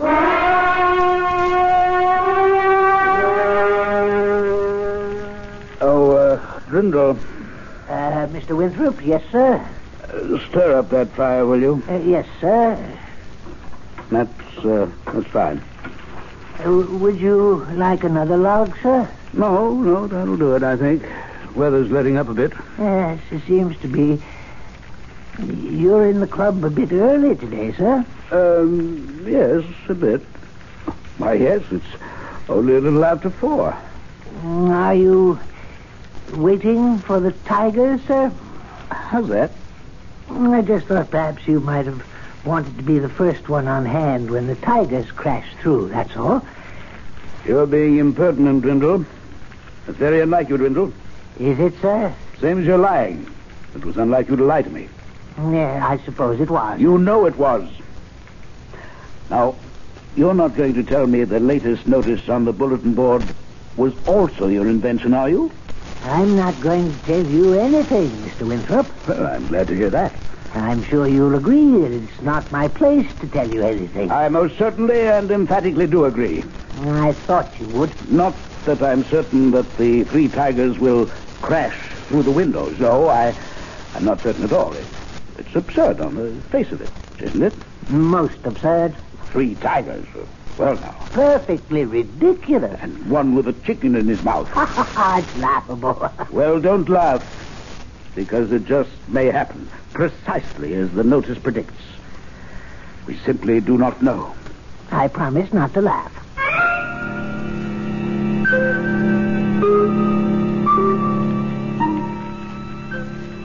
Nervous, Cudworth? A few flutters. It's the uncertainty, of course.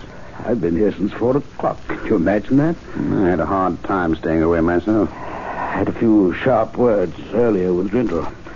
Sorry to say. The old man's getting very independent, very opinionated. Where is he? He's usually around taking drink orders by now. And he's standing over there by the main door looking very superior. We really have to retire that fellow, Cudworth. Winthrop. Cudworth, do you realize people are standing outside on the sidewalk? This isn't a club matter anymore. It's spread all over the city. Oh, I can't say I care for that. It looks like hundreds of people. I tried to get Ashley to be with us for the great event, but he insists on his post by the window. Ashley by the window, old Drindle by the main door? Well, we're well covered. We should be quiet. It's time. I don't think our conversation will either deter or encourage the tigers. Yes, but all the same, you quiet.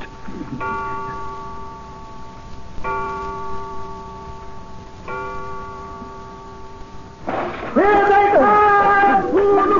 Oh, Lord Davis! There they are! Tigers, 3 of them. 3 tigers, and one has the chicken in his mouth. So they're making for the door. Out of the way, Grindle! Out of the way! Grindle! Out! He doesn't see them.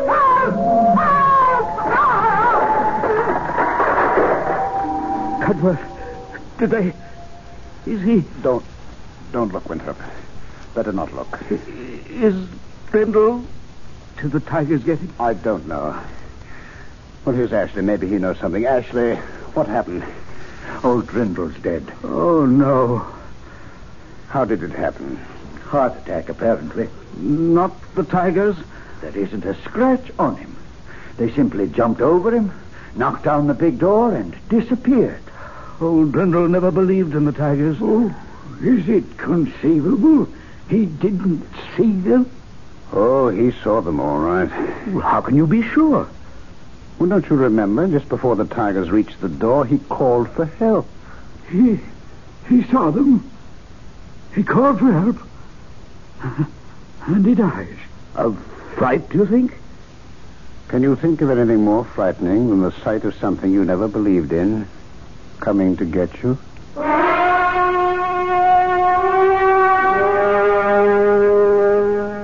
Let's step in here for a few minutes, gentlemen.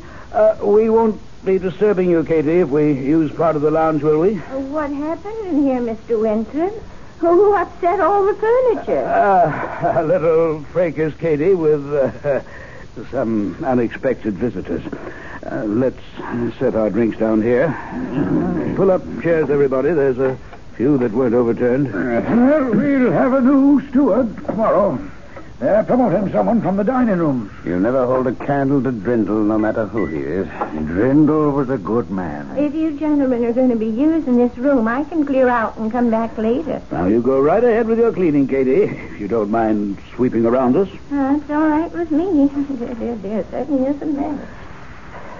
Gentlemen, I asked you to meet with me here because I have a confession to make.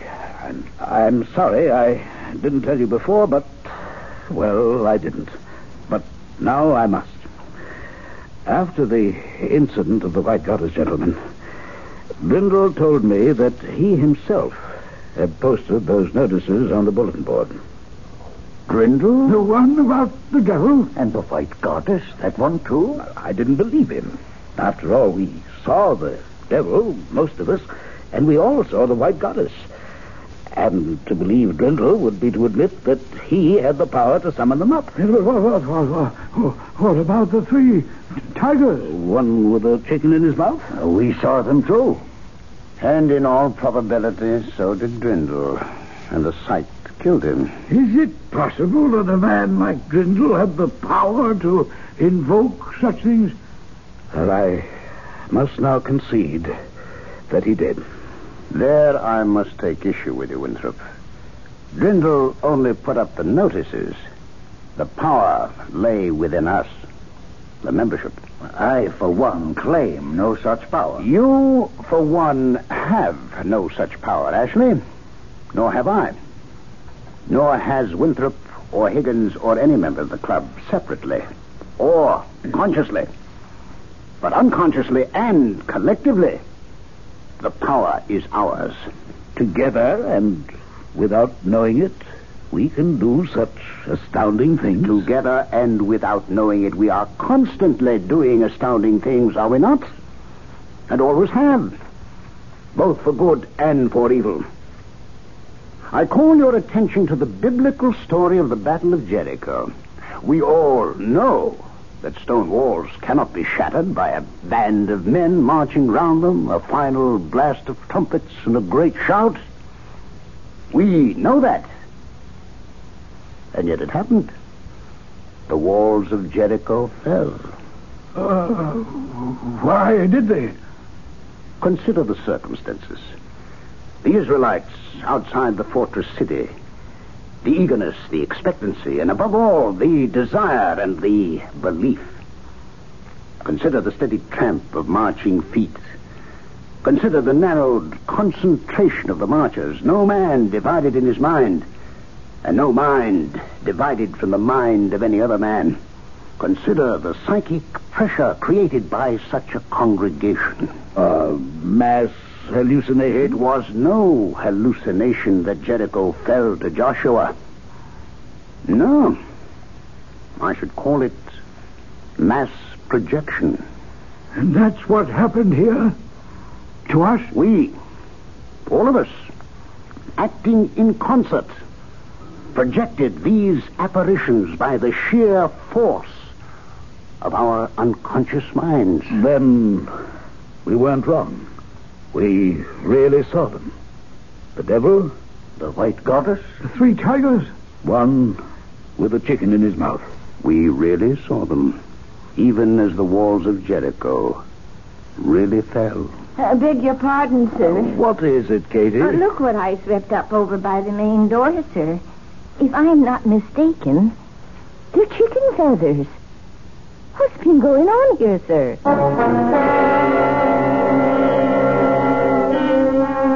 And so ends our tale of magic. A magician performs his tricks. We are delighted and applaud because we cannot comprehend how he did them. But what if the magician himself cannot comprehend? I'll be back shortly.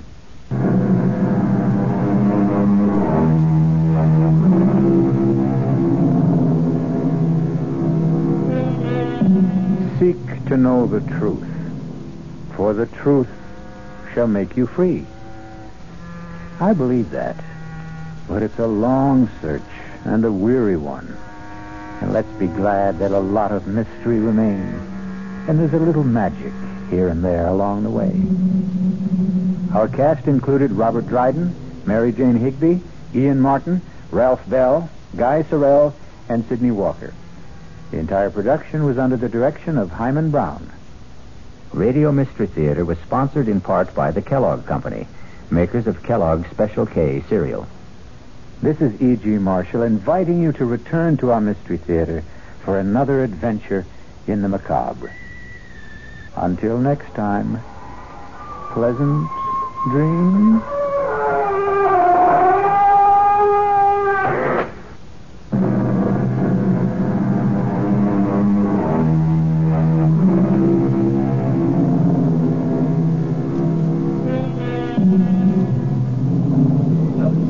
Mystery Theater was brought to you by ShopRite Supermarkets, where you get a lot more for a little less. By Suburban Savings, with offices throughout North Jersey, and by your New Jersey Dodge dealers.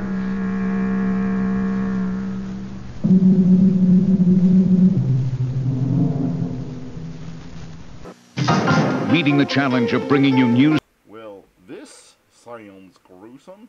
It's Chetter's Tales from the Morgue next.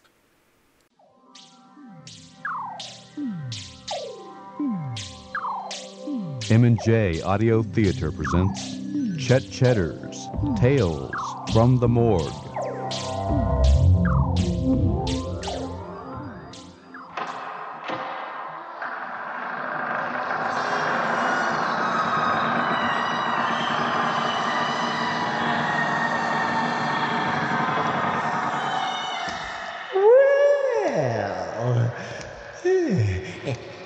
Come in, my friends.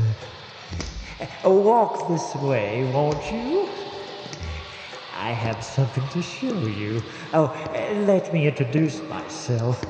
I am Chetter, the morgue attendant. Oh, it's quite a beehive of activity around here today. You see, we're upgrading our embalming room. We must keep up with the technology here in the morgue, you know.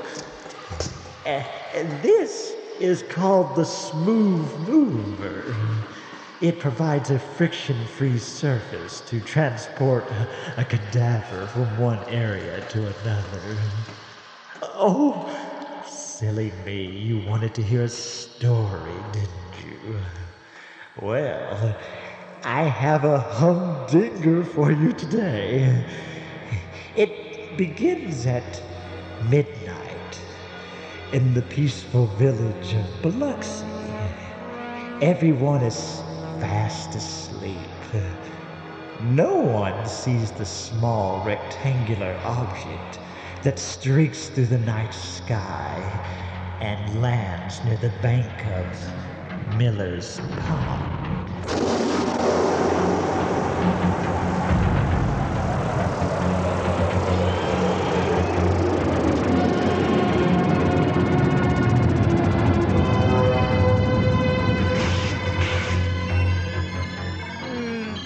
At last, our journey is complete. The surface of this planet appears identical to our own, yet it is over 100 times the size of the crowded planet of Bornet. Yes, the atmospheric analysis has proven what we have long expected, wise one. The creatures of this blue planet breathe oxygen, as we do. Excellent. Rejoice, my brothers. We have found a new home.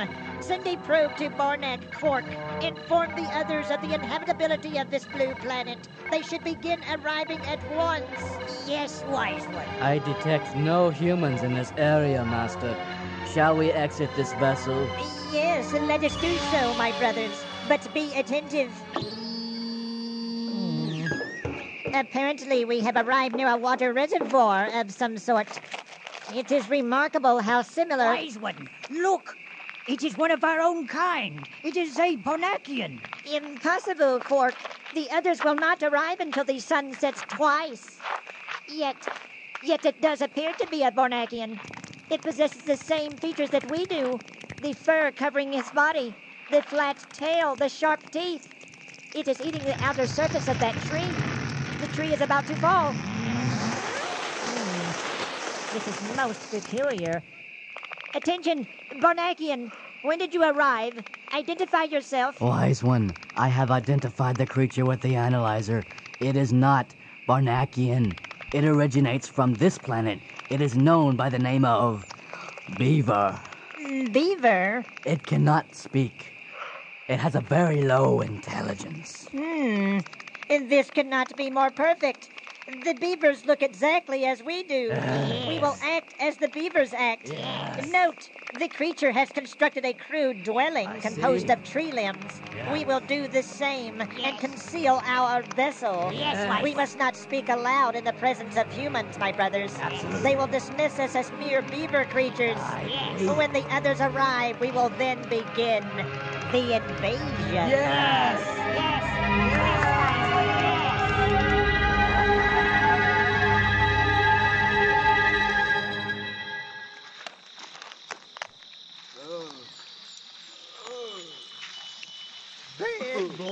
beavers. I'm telling you, Rex, if I never set eyes on another one of them tree-chewing, flea-bitten beaver critters, it'll be right nigh too soon. Well, there's their dam right there. Oh. Here, hand me the dynamite.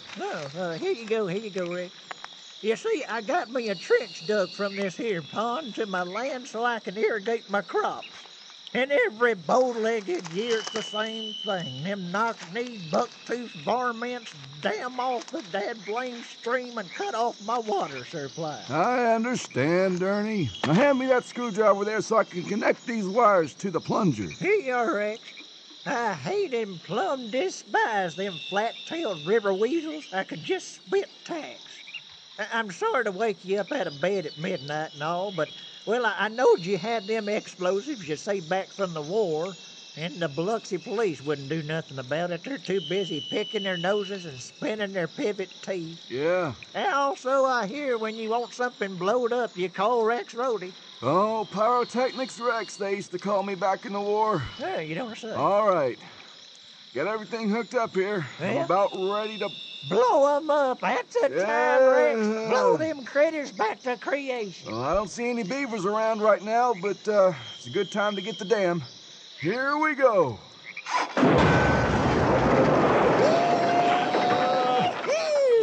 You blow them sticks sky high, Rex. That's the time. Look at there. I tell you. Look. Huh? It's a metal object of some sort. What the heck's that? Yeah, it looks about 10 feet in diameter. It was underneath that dam. Yeah, it's a big metal box crate-looking thing. Say, Rex, why don't I go down and get my winch and pull that bugger out of the pond? We can take her down to the bugger boys' scrap yard, and they're liable to get us $25 or $30 for that thing. Oh, don't be such a backwoods hick, Ernie. We gotta tell the sheriff about this right now. The sheriff? Oh, dad blame it. All right, Rex. But if the Gazette writes a story about it, remember, we get full credit.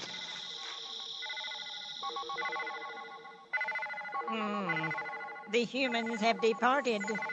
What damage has our vessel sustained, Glorp, from the explosion? Only exterior structural damage, Wise One. It can be easily repaired. But we have been discovered. I think that we should confront the humans now. Ridiculous. We would be outnumbered. We must wait for the others to arrive. No, Glorp is correct. They have discovered our vessel. They will return. We must seek out the leader of this village and inform him of our invasion. Prepare your weapons for lethal attack, my brothers. We will enter the village now.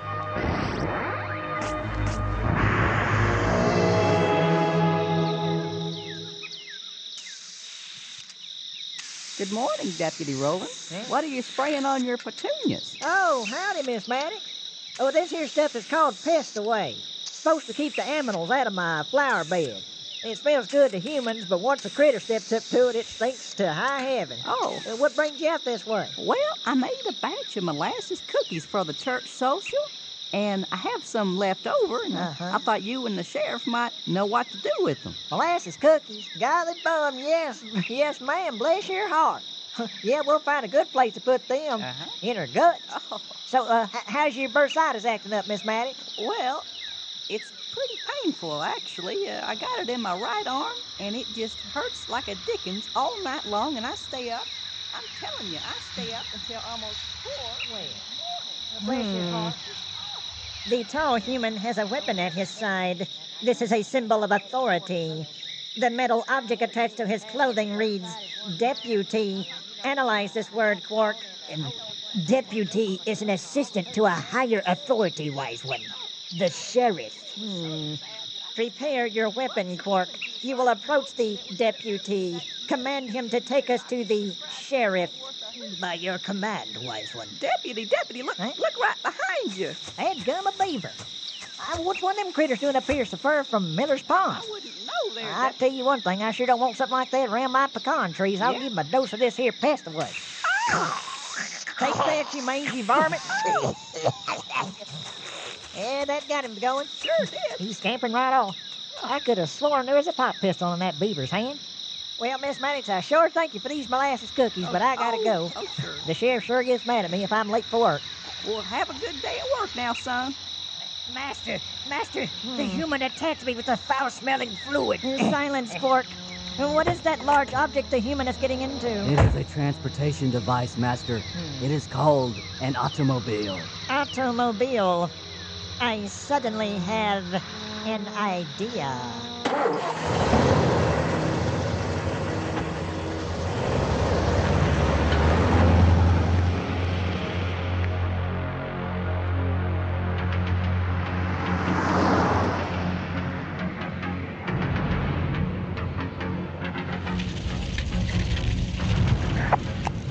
Breaker 9, this is Deputy Roland calling Sheriff McRoy.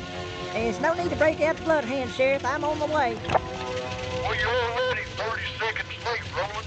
Suppose somebody held up a liquor store while you was gone, and you got the only damn lane squad car. What?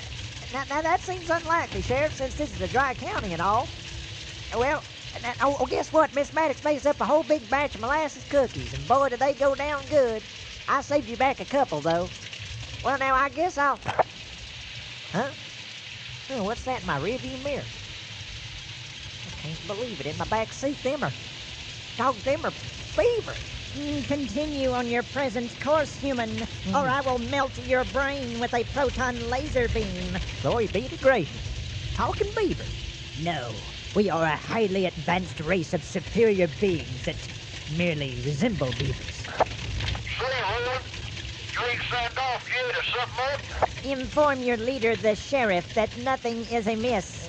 Then you will take us to him. Yes, sir, yes, sir. Now, you just keep a live finger on that up there ray gun.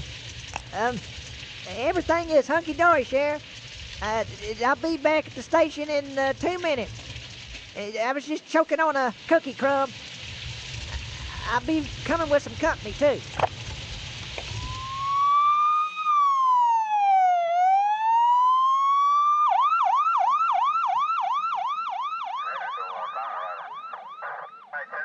Me and Rex seen it with our own eyes, Sheriff. Some sort of rectangular metal what's it just sitting just as pretty as you please underneath that beaver dam. Yeah, I'm surprised that dynamite didn't blow it up. Uh-huh. Okay, boys, well, quick as Roland gets here, we'll ride down there to Miller's Pond and check it out, all right? But I wish you'd... I'm here, Sheriff. Roland? I'm sorry I'm late. Roland, what you got your hands up in the air for? Well, Are you addled? No, sir, You know better than bring those mangy river rats in here. You had better keep a civil tongue, Sheriff. We are normally a peaceful race, but do not provoke me. Listen to that. Now, Roland, I ain't got no time for pranks. Now, Sheriff, how in the world can I fake a talking beaver? We are not beavers. I am the wise one of the planet Bornak. We have come many light years to seek a planetary system similar to our own. Now we have found it. You see, our planet is quite small by comparison. We reproduce quickly and live thousands of years. Overpopulation has forced us to find a new home. And you picked Biloxi? Yes. Soon the remaining Bornakians will arrive in this village. You must then surrender your homes to us. It will be necessary for you to find new living quarters elsewhere. I've just heard plumb enough. Ain't no space beaver gonna tell me to run out of Biloxi. I am afraid you have no choice, human. Resistance will be met with deadly force if necessary. Dad, blame it, I'm gonna put the stop to this, Sheriff. Wise one, the deputy is taking out his weapon. Foolish human, now you will die. No, don't shoot it, Roland. Dad, blame it.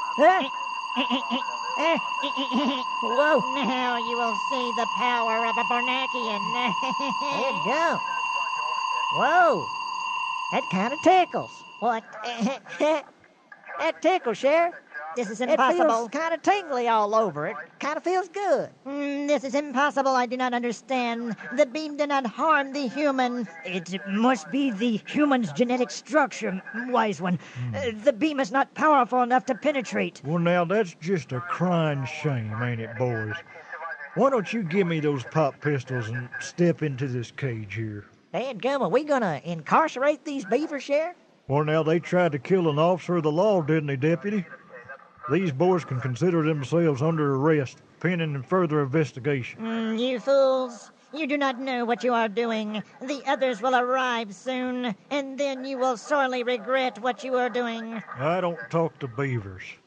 All right, Ernie, get your winch and go down there and pull that metal object out of Miller's Pond. Okay. I bound you that's their spaceship, and it's confiscated. All right, Sheriff, I'll be glad to. I want to get out from under the stench of these ugly critters anyhow.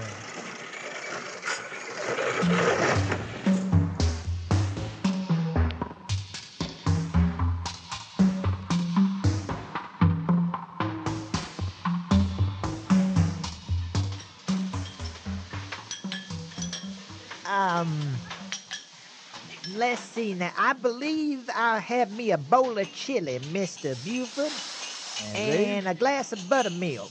You better bring the buttermilk out first, 'cause I need to coat my stomach. I got this irritable bowel, you know. Well, all right, Mr. Conroy. I'll be right out with it. Howdy there, Sheriff McElroy. Howdy, Mr. Buford. Just seltzer water for me. I got a sour stomach today. Well, I'm sorry to hear that. Well, Sheriff McElroy, howdy do? I didn't see you standing there. Howdy, Conroy. Well, now, I sure feel a mite safer having you close by, yeah. Uh-huh. I believe I'd fall into a dead faint if one of them killer beavers was to waltz in here, yeah. Sheriff, did you have to choke hold them to get them into that cell? All right, Conroy. Don't believe everything you read in the Gazette. They ain't beavers. They're from another planet. Of course, I don't expect some sponge-headed grease monkey like you to understand it. So why don't you not rile me before I throw you in there with them? All right, I got one milk and one seltzer. Here you are, gentlemen. Thank you, Mr. Buford. Sheriff! Rex. What's the matter, Rex? I gotta talk to you. Okay. It's an invasion. Huh?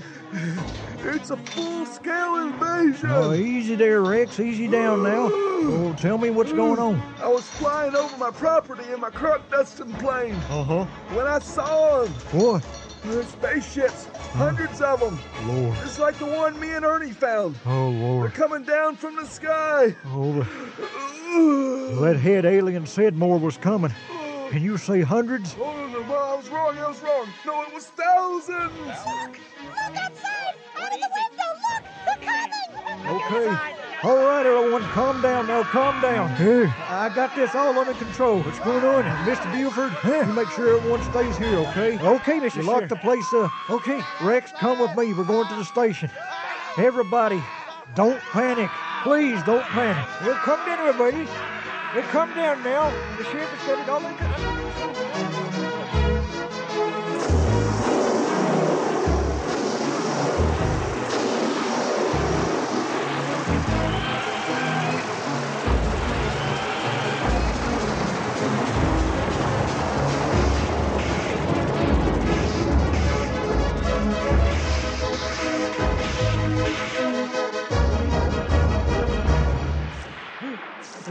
What in tarnation is all that racket going on outside?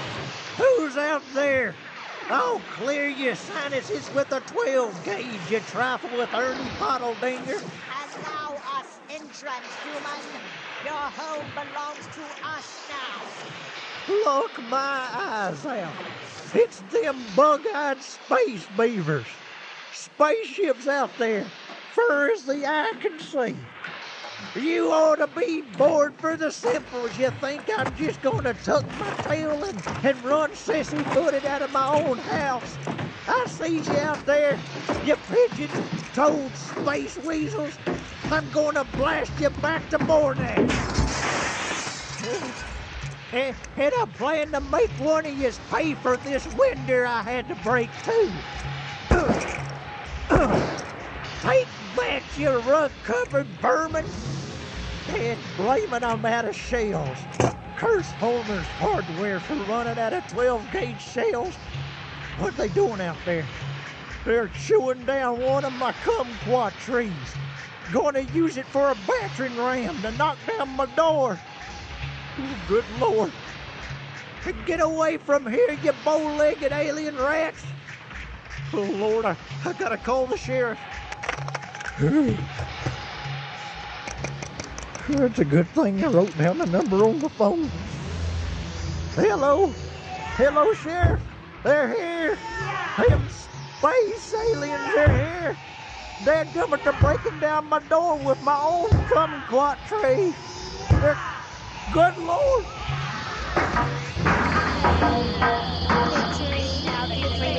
This home belongs to us in the name of Bornak. Hello. Hello, Ernie. Ernie, you still there? Dadgummit, you got cut off. Sheriff, them beavers are trying to chew through the door. Huh? I told you last year we should have got us a metal door, but no. Oh, yeah, well, hindsight's 20/20, Roland. Now, calm down. Now, get resourceful, boy. Take them shelves down over there and get a hammer and some nails from the storage room and start boarding up that door, PDQ. Yes, sir. Yes, sir, Sheriff. I just thought I'd panic for a few seconds. Why prolong the inevitable, Sheriff? Eventually you will have to submit to defeat. Leave this village while you still have a chance. Shut up, you galaxy-hopping woodchuck.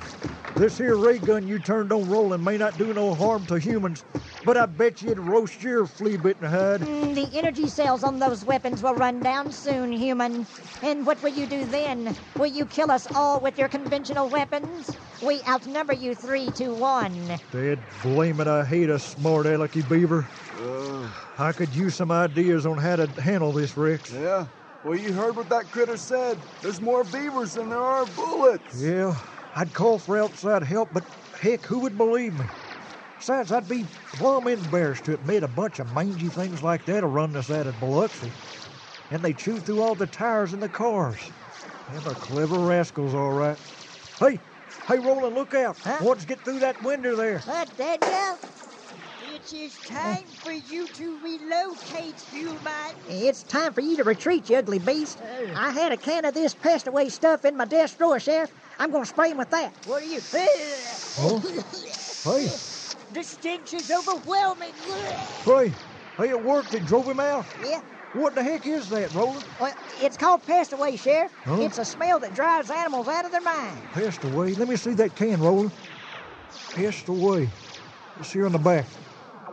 It is dangerous to inhale this product to achieve a hallucinogenic effect.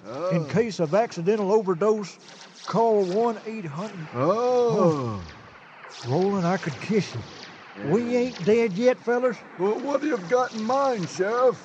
Well, you got a crop dusting plane, ain't you, Rex? Yeah. Imagine your plane loaded up with this pest-away stuff. Yeah. You could fly over Biloxi and cover the town with the jump. And that would repel the critters back into space, most likely. Well, that's what I'm banking on, Rex.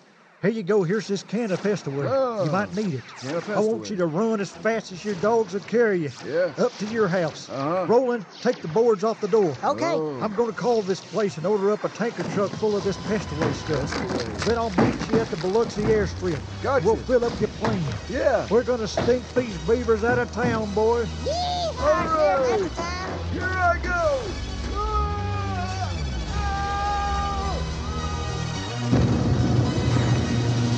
Surrender, human.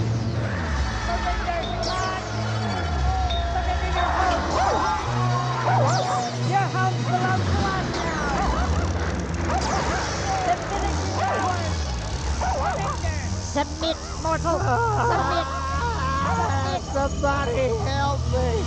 Somebody help me! I'm covered in beavers. They're all over my body. They're chewing my ears. They're biting me. Help! Submit to defeat, mortal. Submit to defeat. The plan is working perfectly. We are driving the humans away. Driving them away. We must now free the wise one from imprisonment. We need the wise one's leadership. Look, Gorp, up in the sky. It's a flying machine. A flying machine? A human is flying the machine. What is the meaning of this?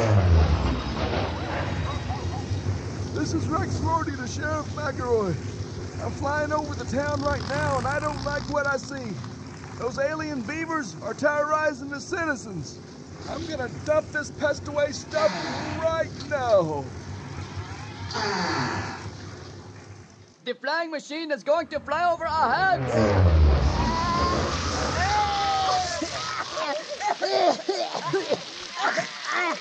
The flying machine. It has released a fluid of some kind. We are drenched in the fluid. The smell, the foul odor of the fluid. It is hard for me to breathe. We must retreat to our vessels, my brothers. Humans are far too hostile. We must leave from this planet at once.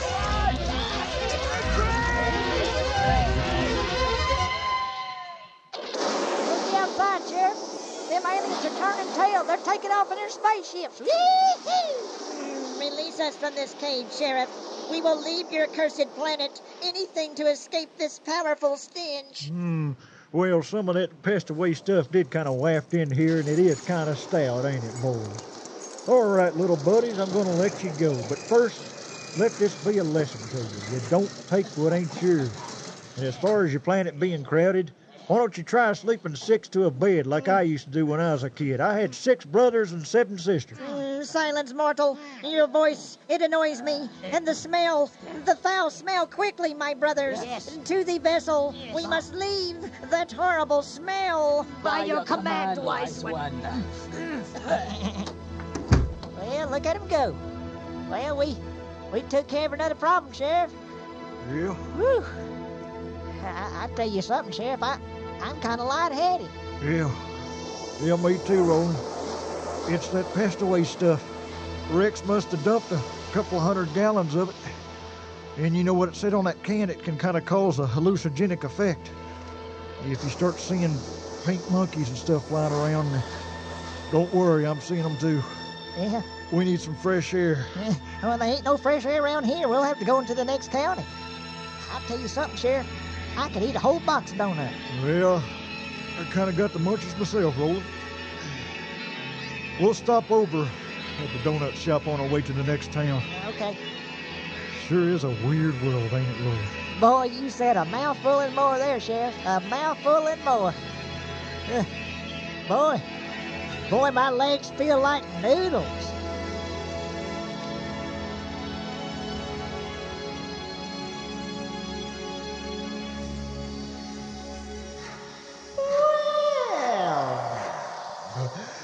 We've reached the end of another story, haven't we? Yes.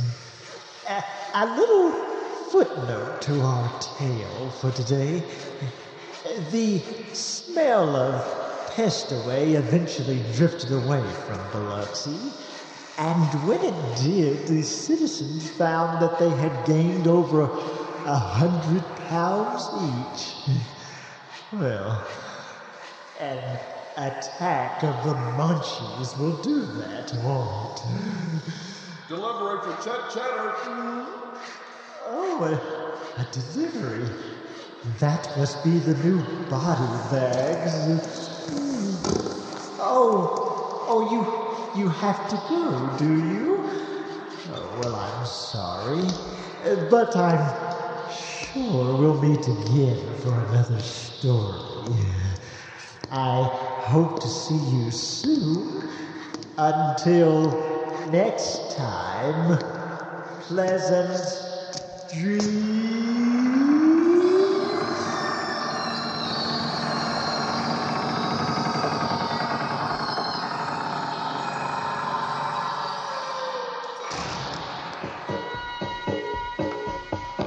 You have just heard Chetter's Tales from the Morgue.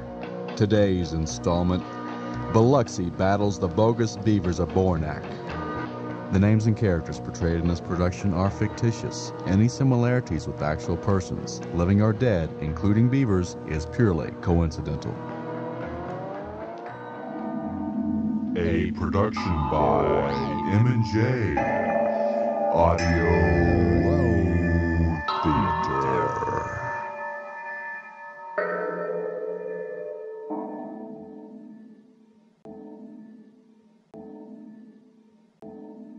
Up next, you will go on a journey into Dimension X. Adventures in time and space, told in future tense. Dimension X!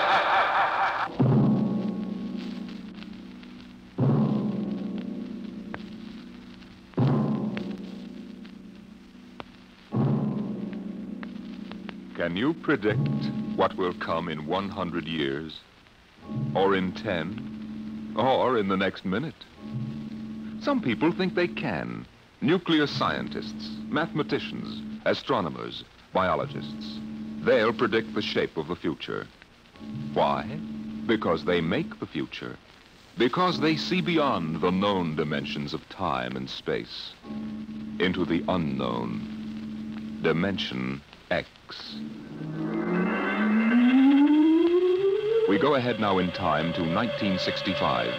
We're on a vast concrete runway set in the desert of the Southwest. A giant metal ship stands before us, prow pointed for the stars. And in 5 minutes, the signal will flash, and it will tear up through the atmosphere to the outer limit. Attention. Attention. Clear field for takeoff. Clear field. 5 minutes, Steve. For takeoff. Warm her up, Charlie. I want to go over procedure again, Steve. Don't worry, I got it straight. You just make sure. Okay. I take her up on jets to 50,000, then I cut in the rockets. No lower, or your tail blast will burn out 3 counties. I climb 4 minutes on rockets, then start maneuver tests. Remember that, no more than 4 minutes. Right. This ship isn't like those strato rockets you've been testing. She's the first one built for outer space. If she works, she can go clear to the moon. If I'd have known that, I'd have brought my toothbrush. Well, not this trip. Now get this, Steve. You've got power there to clear the Earth's gravitational field. But remember, after you cut in the rockets, you've only got 10 minutes fuel. If you go beyond the outer limit and don't save fuel for the return... I know, I won't get down again. That's right, Steve. You'll drift off into space. Get that now. 10 minutes fuel. Gotcha. Now, as far as I'm concerned, this project is a lot more important than that cosmic ray bomb they're testing out in the Pacific tonight. Well, the Security Commission brass doesn't think so. I don't see any undersecretaries under anything. Don't worry. In the long run, our ship will make the CR bomb back-page stuff. But in the meantime, it's just as dangerous. Remember, half the principles in this ship are pure theory, Steve. Slide rule stuff. If anything goes wrong, we may have to scrape you off the landscape with a soup spoon. You have a charming sense of humor. Well, here's what I'm getting at. We're risking your neck in this test. If anything blows, we don't want to have the next man pull the same boner. I know, Hank. So keep your mic open and keep talking. If anything goes wrong, we want to know exactly why. And we won't be able to ask you. Let us know before you pull every switch. Before you do anything. You got that? Yeah. Even if you only have to blow your nose. All right, get those fuel lines away. Okay, Mr. Crow. Well, I guess that's about all, Steve. Hey, that reminds me. Look, if Mary calls, I'm just up on a milk run. I didn't tell her today was it. How is she? She's okay, but she's due about now, and I don't want her to be nervous. Hey, I didn't know the baby was that close. Yeah? Steve, I really ought to be sending a single man on this job. What, and cut me out of a soft paycheck? Forget it, Hank. You know you can't get anybody else who can take 15 G's acceleration when those rockets cut in. Yeah, I know. It's time, Steve. Yeah. Well, see you later. Don't worry, Hank. I'll sweat for both of us. Button her up, Charlie. So long, Hank. So long. We'll give you the light from control.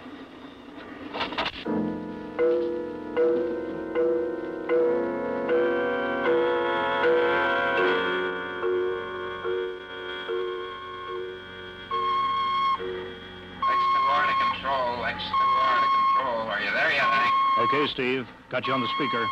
I'm ready to go. Mr. Hanson. Ready on radar, Sergeant? Check. Mr. Hanson, you better see this. What is it, Elsa? Message center for Steve. Mrs. Weston just left for the hospital. What? Hello, Steve. Yeah. Stand by a minute. Shall we hold the takeoff, Mr. Hanson? What? Oh, yes. No, wait just a minute. It's too late now. You going to tell him? Maybe he's got enough to worry about. Hey, what's holding us up, Hank? Something on your mind? No, it's nothing, Steve.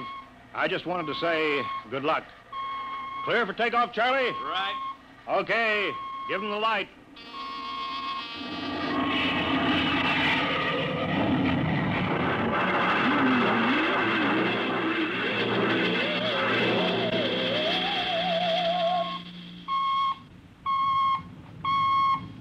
All right, Steve, I'm reading you clear.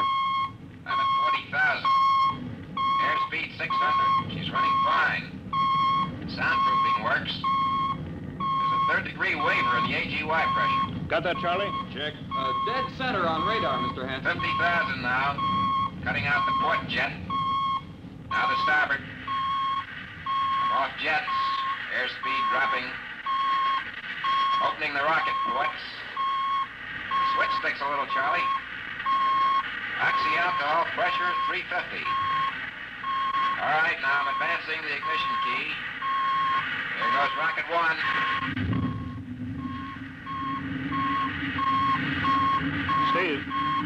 Steve, you all right? Yeah. Feels like somebody slugged me with a sledgehammer. Airspeed now 1,200. Here goes number 2.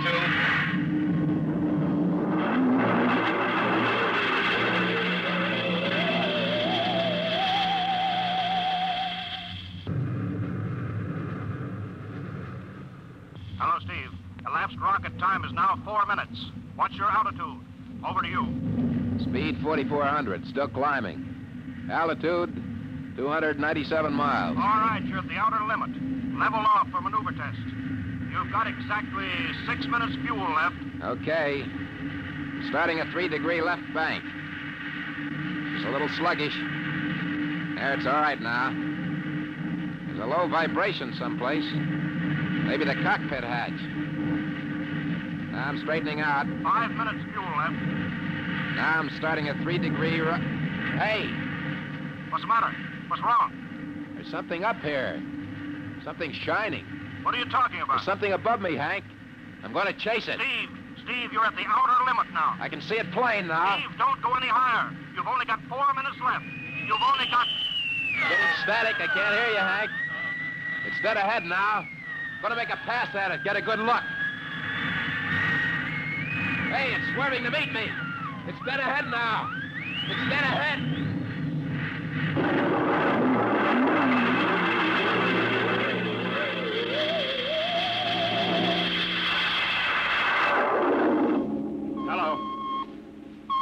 Hello, Steve. Steve, come in. 9 minutes fuel gone. Still no sign on radar. Hello, Steve. Steve, what's happened? Charlie, get out the crash squad. Tell the Army squadron to alert their search planes. Right. 9.5 minutes gone. Hello, Steve. What's happened? Where the devil is it? Charlie, Hello. for Mr. Hanson. Come in, Steve. We need a search squadron. Come in. No, Mr. Hanson's busy. Hello, Steve. Hello, Steve. 10 minutes, Mr. Hanson. It's the end of this fuel.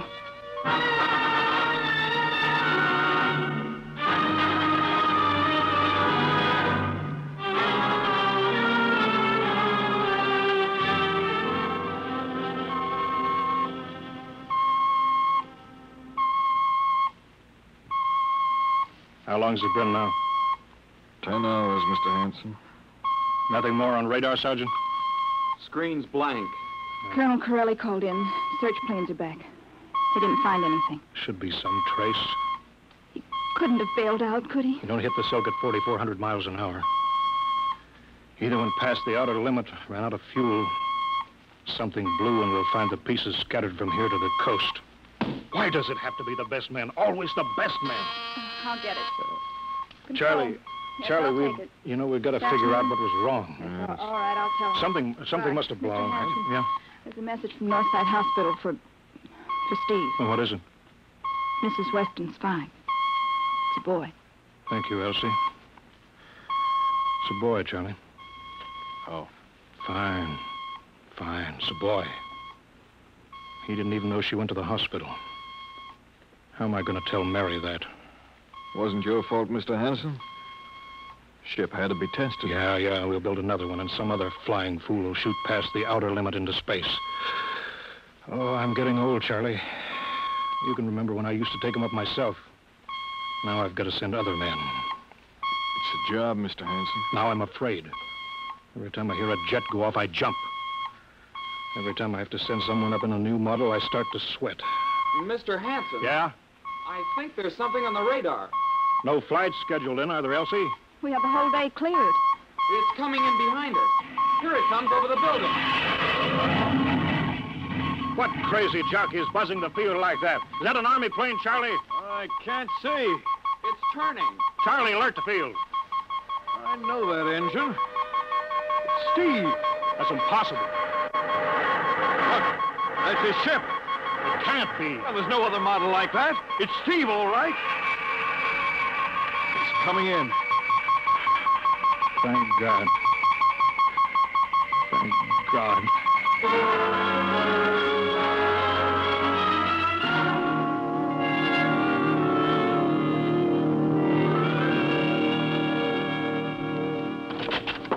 All right, sit down, Steve. The quicker we get this done, the quicker you get over to see Mary and the baby. Hank. Elsie, give the order to check and refuel the rockets. I don't want anybody in here till I get Steve's reports. Bury any calls. All right, let's have it. What the devil happened to you? Hank, does that cosmic ray bomb still go off tonight? What are you talking about? Straighten out, Steve. Where you been for the last 10 hours? Listen, Hank, there's something more important. Come on. I've got to get a report on the screen to Washington, so let's have it. I've got to know how you stretched 10 minutes fuel to keep you in the air for 10 hours. Now, one thing before I talk. Look, have the Steve. Geiger men run over the ship before they refuel. What'd you run into? So help me, Hank, I don't know. But we better check and make sure it isn't radioactive. Elsie, add a Geiger report on the standard check. Steve, maybe we better have the doc look you over, too. No, I'll be all right. They said I'd be all right. They? Look, son, I know you've had a tough time, but we've had this field on the alert for 10 hours. One of the Army boys cracked up looking for you, and he's hurt bad. So let's have the story. Let's have it straight. I don't know how to tell you. Hank, I saw something up there. At 300 miles? I chased something up there, Hank, and I caught it. Now, don't hand me that, Listen, Steve. I was cruising along, just starting the right bank, when I spotted something. It must have been going about half my speed. It was egg-shaped and smooth. I made a pass at it, and I was coming back for another, and then there was a humming sound. Humming? A sort of vibration. And I blacked out. I was headed straight for it at 4,400 miles an hour. I thought it was going to be the biggest smash since Hiroshima, and... Hank, is there a drink in that bottle? Never mind that, Steve. What happened? I came to inside their ship. Uh-huh. Steve, this whole thing has been a devil of a strain on you. I'm going to call Major Donaldson from the Army base. Ask him to sit in. Psychiatrist? Yeah, that's a good idea. Let him run his tests. He'll tell you I'm not kidding. Because, Hank, unless I miss my guess, I've just been tipped off to the way the world ends.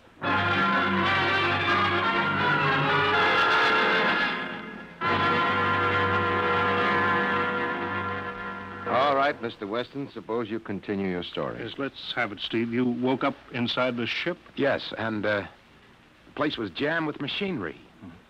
Dials, blinkers. I couldn't recognize anything. And you were surrounded by these men from Mars?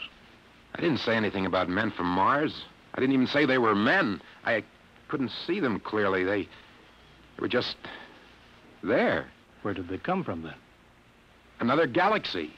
Millions of miles outside of our solar system. That's all I know. You figure out where they came from. And they came all that distance to find the Earth? Yes. Did they tell you that? Yes. You mean they spoke English to you? No, they didn't. That's funny. Hadn't thought.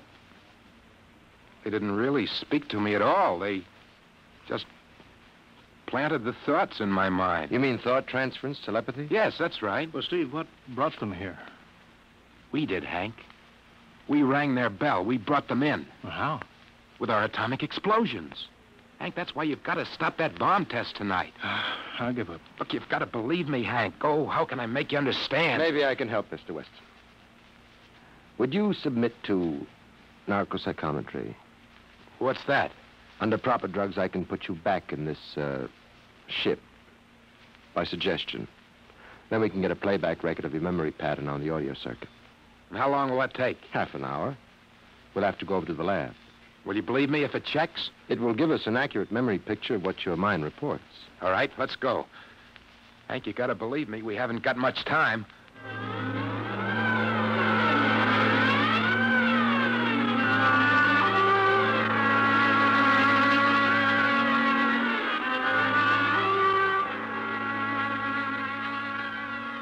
You should be getting drowsy now. Count backwards from 10. 10, 9,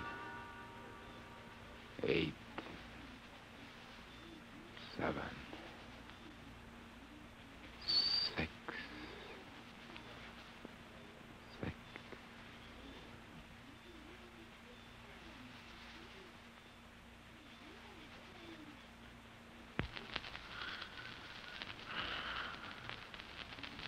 He's under. Now we attach the head plate electrodes. The cortical pickup. Look out for that wire, Mr. Henson. 3.0 setting. 31.3. Now throw that switch, Mr. Henson. I have to start him off by suggestion. All right, Steve. You're in your ship now. You're in the rocket. Rocket. You're in the rocket.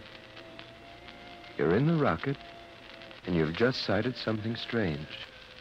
Now I'm starting at 3 degree right. What's that? Hey, there's something up here. Something shining. His memory pattern.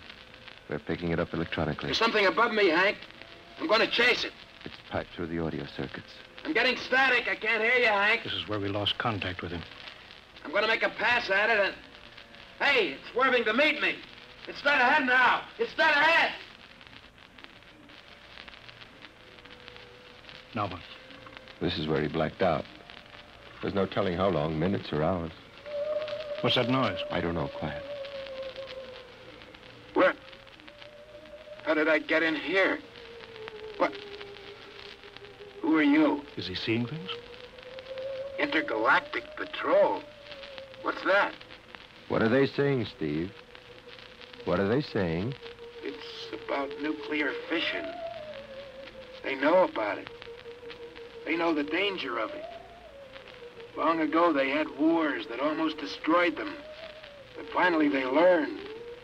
Now they've outlawed war. Go on, Steve. They patrol space. When their detector picks up an atomic explosion, they send a patrol.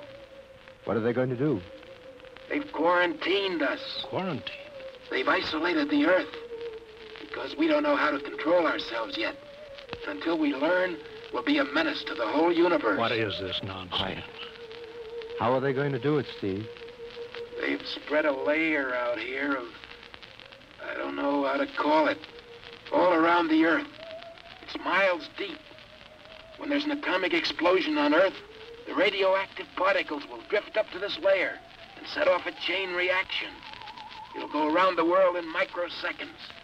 And that's the end. The end? What's he... Wait. Yes. Yes. I understand. I've got to bring back the warning. You're going to put me back in my ship to bring the warning.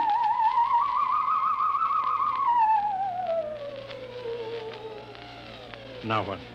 Blacked out again. I guess that's all. What does all that mean? It's what he remembers. You don't think that really happened? No. Narcopsychometry circuits produce what he remembers. It just means that Steve believes this happened. I don't like to see this. I've seen too many top pilots snap. Steve is the best I've known. How bad do you think he is? Frankly, outside of the presence of this well-organized hallucination, there's no sign of unbalance. May not be too serious. If he had a more plausible story, I'd be inclined to believe him. Warning. Hank. It's all right, boy. Did you hear it, Hank? You understand? Sure. We've been quarantined. Let me give you something to make you sleep, Steve. But don't you understand?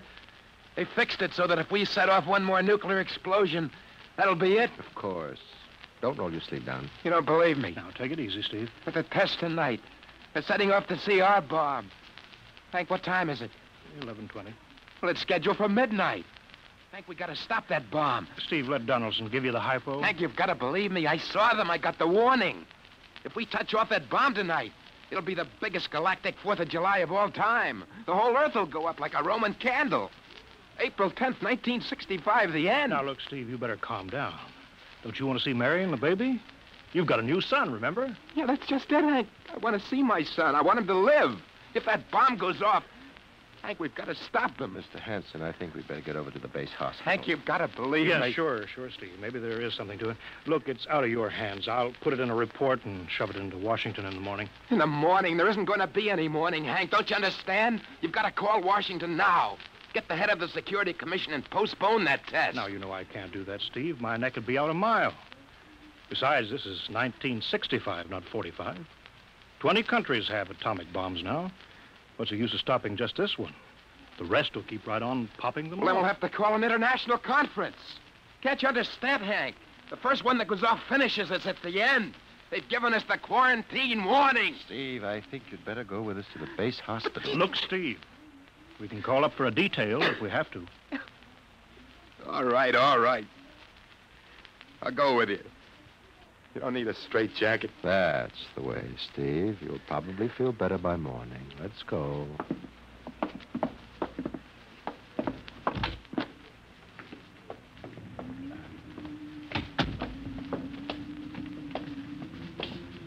Well, Steve, tomorrow I'll drive you over to the hospital to see Mary and the kid. Sure. Look at the ship under the floodlights. Pretty, huh? You'll be flying her again soon, don't you worry. Yeah, I guess so. What you doing out in the line? They, refuel her? Yeah, we got Clausewitz coming in tomorrow from Denver for another test. Figure we give you a day off.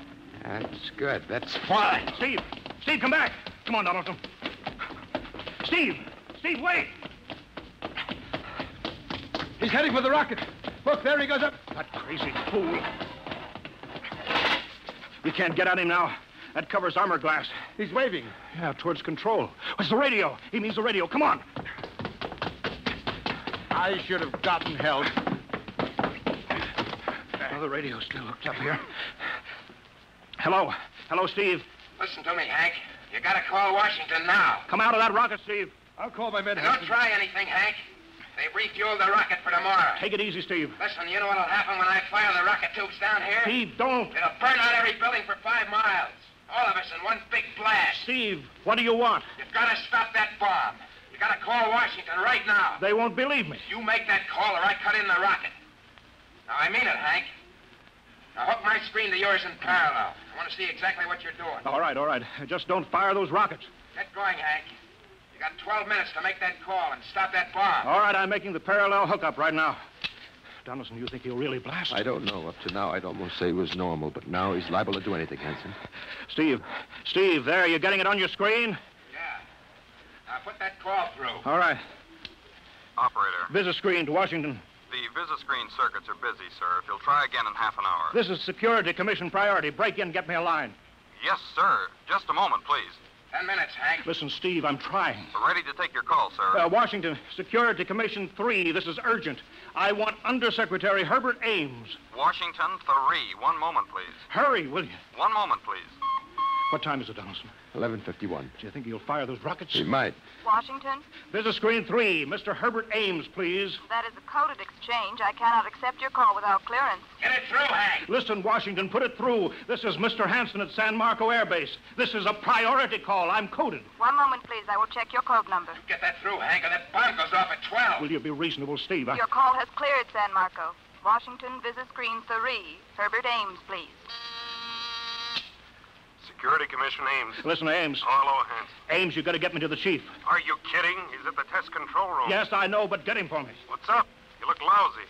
Or is it a bad circuit? There's no time. I've got to get him before the test. It's about the CR bomb. I can't take that responsibility. Get that through, Hank, or I blast. Hey, what's going on there? Ames, my project has a high enough rating. This is a priority A call. What? Well, okay, it's your neck. I'll try to get him for you. He's in the control room, so you'll have to switch off your screen and speaker and go on earphones. Too much going on in there. Security ruling. You hear that, Steve? I've got to cut the incoming screen. All right, but don't try anything. 8 minutes, Hank. Hello. What? You got him, Hank? Yes. This is Hanson at San Marco. No, sir. Priority A request to cancel the bomb test. No, I'm serious. This is deadly serious. We sent the X-2 JTR up today to the outer limit. We uncovered evidence. Yes, on the automatic instruments. What's that? No possible chain reaction. No, I can't tell you the whole story. There isn't time here. Yes, I'll bring the readings into Washington in the morning. You've got to postpone the test till you see them. Look, I've worked on contracts for the Commission for 10 years. Yes, I have complete confidence in my information. You can record that. All right, I'll call you back immediately. Bye. Hank? He's agreed to cancel, Steve. The bomb won't go off. All right, boy. You can come down out of that ship.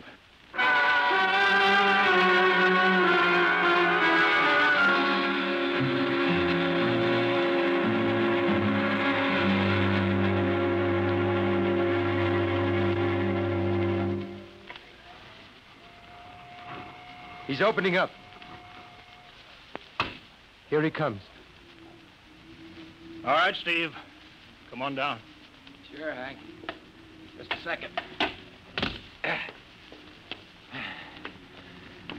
Hank, I was scared. I was plain scared. Easy now. It's all over. The bomb won't go off. Thank God. Look, I want to see Mary and the baby. Can you get me transportation now? Oh, wait a minute. It's almost 12. They won't let you in the hospital now. I want to see the baby. Sure you do, but you've been under a strain. I've got a shot for you here, Steve. Give you a good night's sleep. All right. Roll up your sleeve. Yeah, here. There, that'll make you sleep. Sergeant will find you a bed. Yes, sir. Come on, Mr. Weston. Okay. Good night, Hank. I'm kind of beat. It's been a tough night.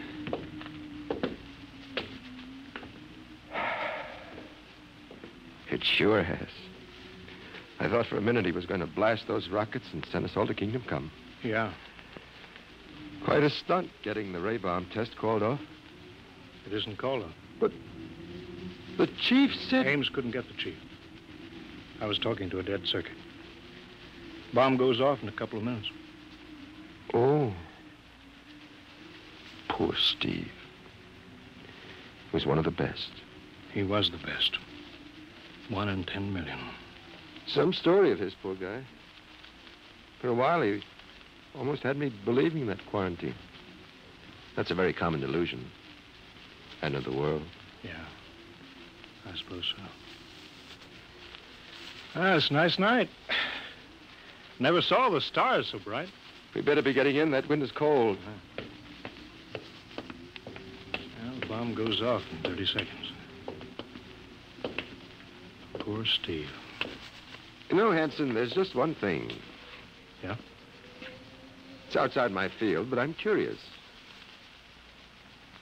How did he keep that ship in the air for 10 hours with only 10 minutes fuel?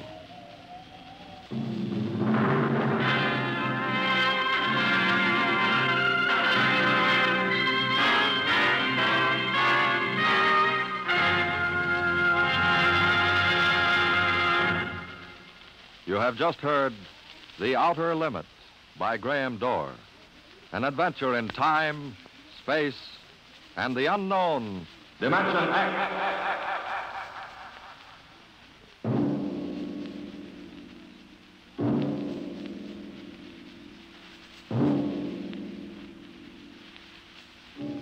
Now, about next week.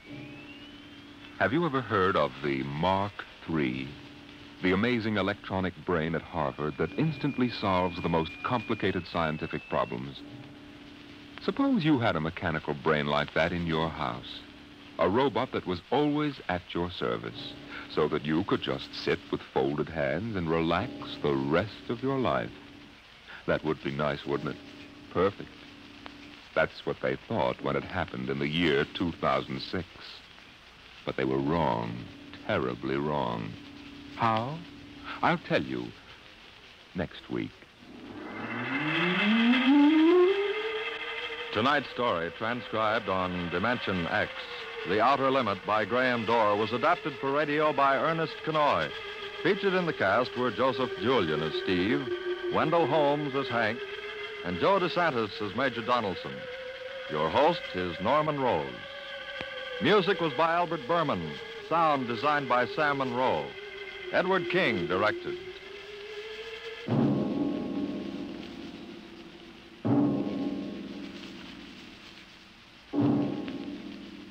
Tomorrow, here's Sam Spade. Now it's Truth or Consequences on NBC.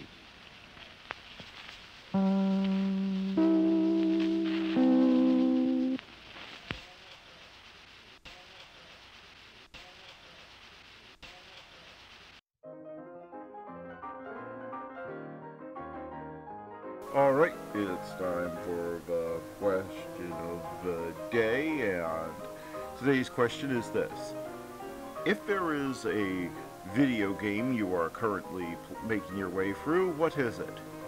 For me, it's the new release of Doom 1 plus Doom 2 with all the new content that just got released. I am having a blast getting through that, even if I'm not very good at Doom. But what game are you currently making your way through? Let us know in the comments below, and now let's get back to the shows.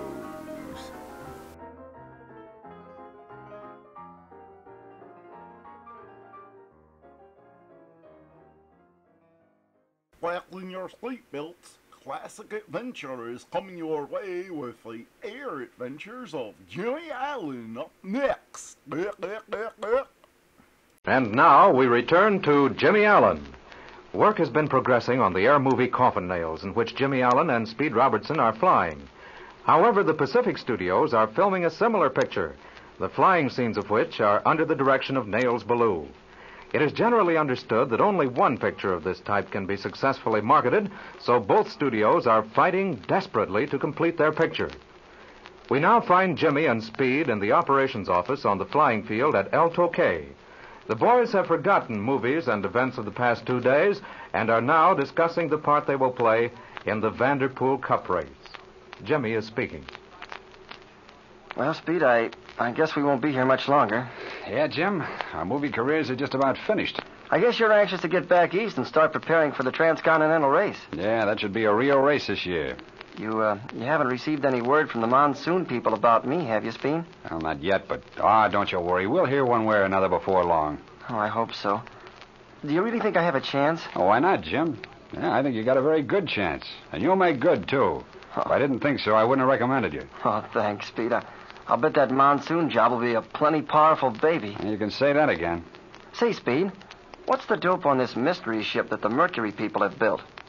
Well, they call her the Mercury Mystery Ship, and she's well named. I haven't been able to get any dope so far from anyone but a friend of mine. And he heard that on a test flight, she easily exceeded the world's record. Oh, gosh, that's going to be some race. But say, who's going to fly the mystery ship? Well, that's part of the mystery, I guess. I've checked up on all the racing pilots I know, and I can't figure out who's going to fly her. When they started construction about 6 months ago, they approached me about it. Well, they knew they couldn't do better. Thanks, kid. Well, suppose we forget the Vanderpool race for the time being and concentrate on the job we got to do here. Well, how do things look to you now, Speed? We sure have shot a lot of scenes the last couple of days. Yeah, I know, Jim. We're making good time. The boys have been working hard, and Flash has kept the ships running for us. We really have nothing to complain about. What does Director Stewart think about it? Did you talk to him today? No, I didn't, Jim. We were both so busy I didn't get a chance. He's coming down here, though. I'll be here in a few minutes. Oh, I imagine he wants to discuss the balance of our work with me. The Pacific crowd have been doing a lot of flying, too. Seemed to me their ships were in the air all day today. Yeah, I know it. Ballou is driving his pilots like a Simon Legree. He's making it tough for us, too. He sure is. How does the thing stand? Do you think we can complete our picture ahead of Pacific? I don't know, Jim. I'll frankly admit it has me worried. Flash Lewis is telling me today that he understands Pacific is about through with its air scenes. One of the mechanics from over at Pacific told him. That doesn't sound so good, does it? That's bad news, Jimmy. You remember what Mr. Milliken told us a few days ago? If our picture is not completed ahead of Pacific's, we may as well chuck it in a wastebasket. Yeah. Well, I still can't understand why Mr. Milliken and the Mammoth Company can't prevent Pacific Studios from copying our story. Yeah, it does look sort of funny. But as Stewart explained it to me, this Pacific crowd is clever enough to make sufficient changes in the story to get by. That sure is a dirty trick, though. Stewart tells me they have a reputation for just this sort of thing. Some studio out here in Hollywood gets a good story, gets in production with it, and this Pacific crowd gets wind of the deal somewhere or other and makes a picture just like it. And the first picture that reaches the exhibitors is the one that sells, huh? That seems to be the idea, all right. Well, it certainly seems to work out that way.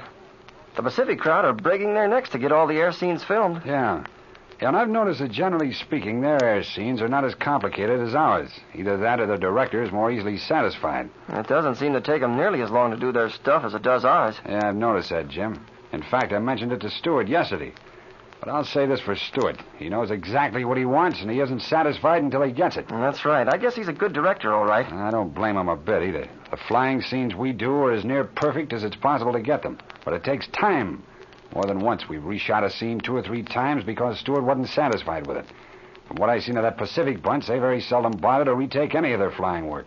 What can we do about it, Spain? Well, I'm frank to say I don't know. We utilize all available flying time. In fact, we work a lot harder than those Pacific pilots. But in the long run, we don't accomplish any more, and in some cases, not as much. Say, Speed, you know, I have an idea. By George, I just thought of something, and I bet it'll work. It might be the answer to this whole situation. Well, if you have any good ideas, for heaven's sake, tell me. All right, now listen to this.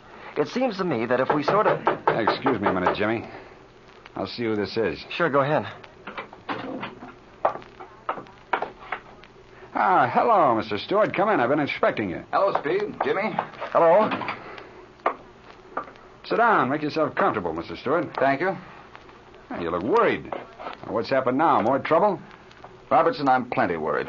I've been in a blue haze all day. Well, I thought the work went along pretty smoothly today. We got in a whole lot of flying and some nice scenes. Gee, that fight between the Thunderbolts and the 190s was wonderful. Everybody remarked about it. Yes, I know about that. Not referring to the quality of our work. I'm satisfied with that, thank goodness. If I wasn't, we'd do it over. Yeah, I know that all right. Well, what's troubling you then? It's the problem of time, Robertson. Time. We've been fighting against it since the first minute I set foot on this field of yours. We're not getting enough work done. Well, we're doing all we can, Mr. Stewart. Yes, but that isn't enough. I spend half my time looking at the clock and checking the calendar. We must speed up. Devise ways to do this work faster. Stewart, I'm beginning to think that you and Milliken expect too much from us. We have a good crowd of pilots here and a hard-working bunch of mechanics. These ships and engines are old. They require a lot of care. You demand almost ideal conditions for your filming. The light has to be just so. The cloud formations must be right. In other words, the success of every scene you take is dependent upon a good many different and entirely unrelated factors. It's necessary that all these things dovetail perfectly.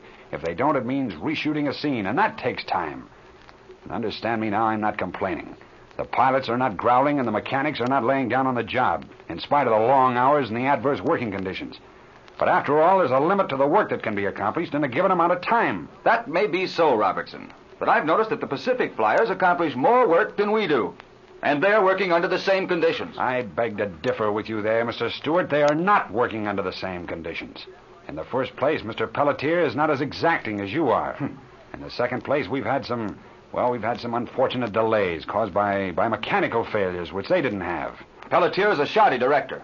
I wouldn't countenance work which he approves. And I don't blame you a bit. But on the other hand, you mustn't expect to get better work in the same amount of time. Everybody's remarked, Mr. Stewart, that the scenes you take are much better than his. Of course they are. I know that. And of course, the whole trouble is this. We have to complete our picture before Pacific finishes theirs. We're under a bad handicap. That's the whole thing in a nutshell, Robertson. If it weren't for Pacific, I wouldn't be in such a mad rush. But what can we do? What Mr. Milliken told us the other day is absolutely correct. Unless we finish our picture ahead of Pacific, it's utterly... I have an idea. In fact, I was just about to explain it to Speed when you came in. It might get us out of this whole difficulty. If you have a solution, my lad, let's have it. I'll admit the whole thing is about to drive me balmy. Now, go ahead, Jimmy. What is this idea of yours? Well, as I understand it, the Pacific Studios have copied the story Coffin Nails and are filming one just like it, right? Yes, that's right, Jimmy. While neither Mr. Milliken nor I have seen the scenario, we're certain it's a direct steal of Coffin Nails. Of course, they made a few changes in the manuscript in order to avoid any legal question of plagiarism. They're smart enough to do that. Yeah, there seems to be no doubt about that. We discussed it before. I guess we all agree that Nails Ballou, while he had the scenario Coffin Nails in his possession, got the idea of the story. All right. Now, as I understand it, Mr. Milliken originally gave Ballou the story to read. Now, if we have it doped out right, Ballou took the story, made a copy of it, and then returned the original to Mr. Milliken. That's my understanding of what happened. Although, of course, we have no proof that Ballou actually copied the scenario. Now, that's just what I'm getting at. If we could get definite proof that Ballou did copy that story, what would happen? If you could do that, Jimmy, Pacific Studios would never release their air picture. I can tell you that. Are you sure of it, Mr. Stewart? Don't be silly. I'm positive. Pacific wouldn't even fight the case.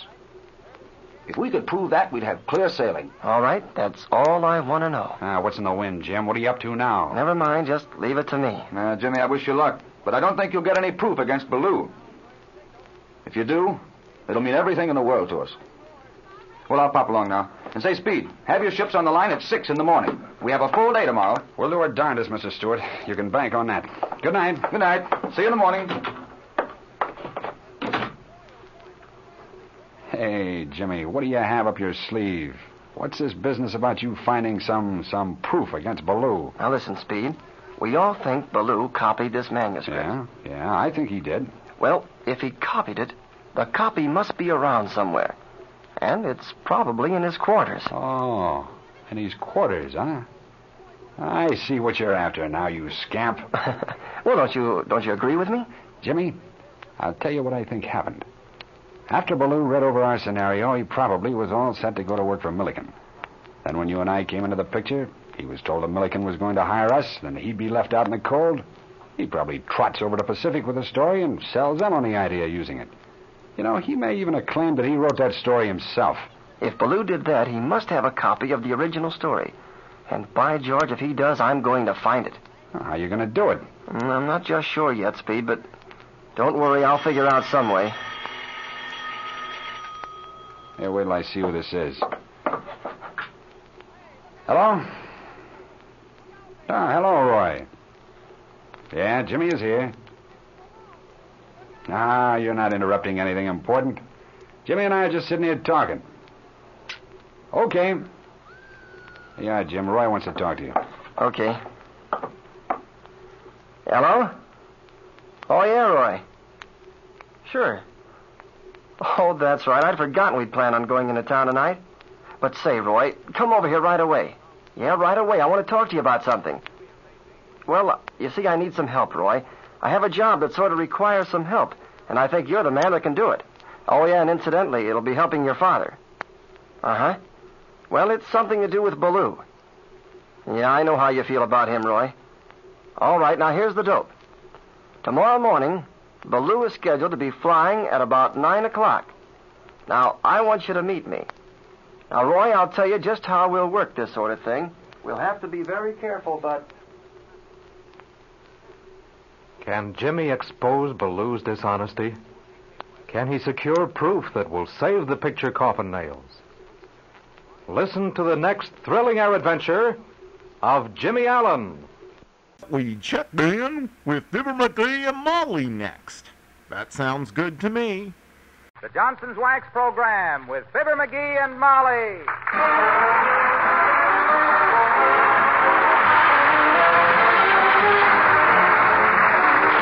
The makers of Johnson's Wax products for home and industry present Fibber, Magee, and Molly with Bill Thompson, Gail Gordon, Arthur Q. Bryan, and me, Harlow Wilcox. The script is by Don Quinn and Phil Leslie. Music by the King's Men and Billy Mills Orchestra.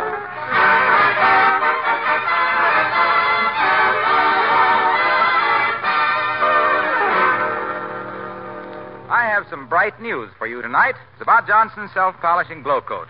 Of course, you're familiar with glow coat. Who isn't? It's far and away the most popular of all floor polishes. But did you know this? Today, glow coat is brighter than ever. In fact, it now gives your kitchen linoleum and other floors nearly twice as much shine as ever before. Believe me, this bright, beautiful gloss is really something to see.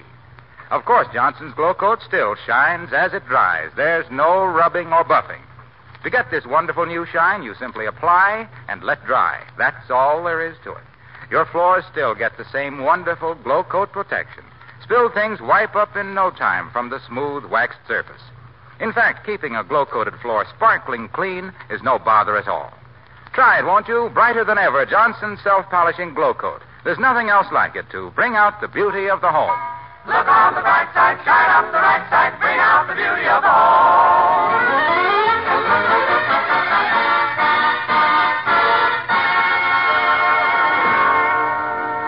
Well, now that Indian summer is here, big medicine is being made in TP number 79 on the Wistful Vista Reservation. Meet Big Chief Eager Beaver and his squaw, Princess Go-Along with Gag, better known to the pale-face world as Fibber, Magee, and Molly.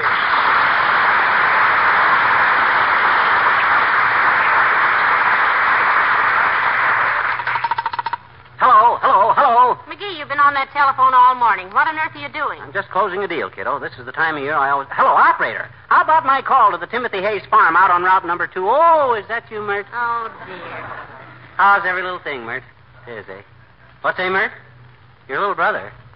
Oh, the poor little guy. Well, you keep him away from Halloween parties this year, Mert. Why? What happened to her little brother last year? He got a prize for wearing the funniest false face, and he wasn't even wearing one. What's that, Mert? Well, give me a ring when it's clear. Well, thanks, Mert. Look, dearie. Huh? Maybe I should be the kind of wife who stays out of her husband's business affairs and simply takes the limousines and diamond necklaces as they come, but I guess I'm just too snoopy. What's the big deal? Oh, it ain't too big, but every year about this time I get a terrific yen to... Come in. Oh, it's the weatherman from next door, Magee. Hello, Mr. Williams. Hi, Foggy, old man. Good afternoon, in a way. Have a cigar, Foggy? No, thank you. I have a cigar. You got two? Thanks. I'll smoke it after dinner. Won't you sit down, Mr. Williams? Thank you, no. No, I just dropped in to... Well, that is, I didn't exactly drop in. My visit is deliberate. Or should I say, premeditated? Yeah, say that. Very well. Premeditated. What I mean to say is that while I don't wish to presume on the fact that I'm now your next-door neighbor, or you are my next-door neighbor... Or both. Or both, yes. I do not wish... Well, no one could ever... Well, I mean, as I was... Where was I? You don't want to presume on the fact that we're next-door neighbors. Take it from there. And don't be too cautious. As a neighbor, I presume plenty. Oh. Well, my wife is out of town, and I'm doing my own cooking, such as it is. Mm-hmm. And it isn't too bad, although I have had better.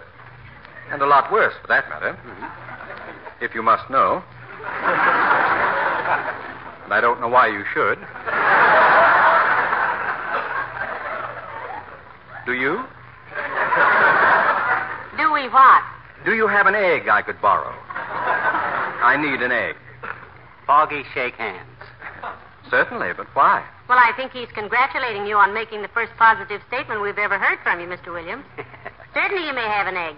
Magee, dearie, look on the bottom shelf of the refrigerator. Excuse me. Never mind the egg.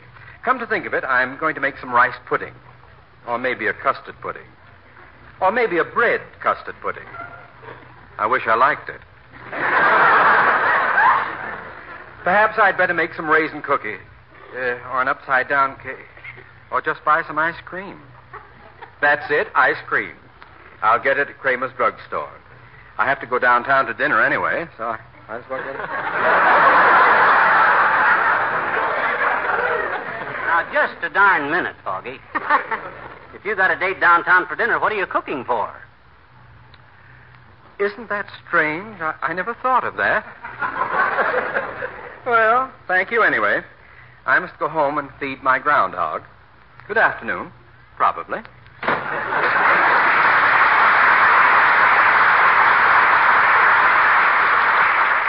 The poor man will starve to death before he makes up his mind what to have for dinner. Old Foggy is going to be a good neighbor, though. What makes you think so? I peeked into his garage yesterday, and has he got the stuff? A $40 lawnmower, 150 feet of hose, power tools, everything. And don't forget, he was the first one to want to borrow something. He made the first crack. So don't blame me. Excuse me. Hello? Who? Yeah, this is Mr. Magee. Mr. Hayes? Oh, hi, Tim, old man. Look, about those apples. Apples? You got a good crop this year? Best since 1939, eh?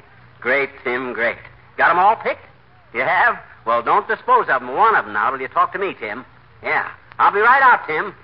Oh, by the way, how's the family? Oh, you're a bachelor. Okay, Tim. See you in about an hour. Well, it looks like a deal, Snooky. Mm-hmm. Am I old enough to be told now? I know about the birds and the bees. Mm-hmm. I think I could understand about the pears and the apples. Oh, didn't I tell you? Didn't he tell me, he says. Been dashing around here all day making notes and phone calls like General Motors retooling for waffle irons. Now he says, didn't he tell me? No, lover. You've been as close-mouthed as a discontented Russian.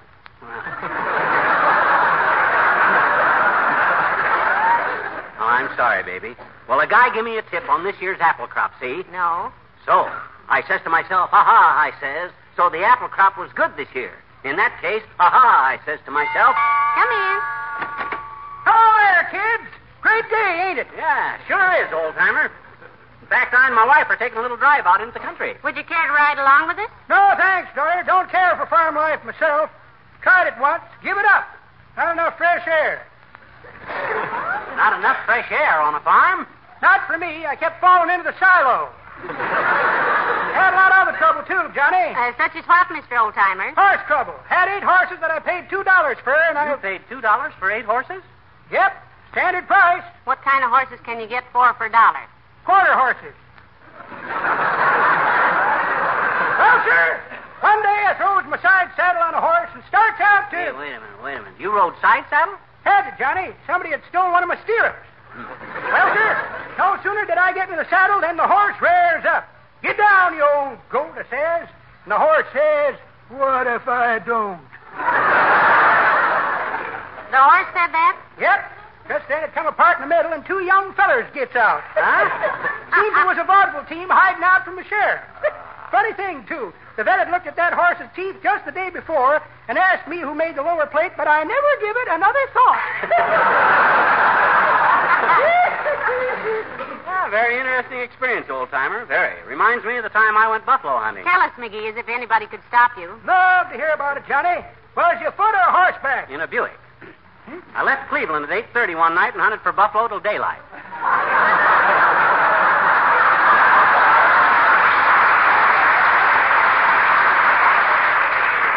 Had an old map and kept getting off the road.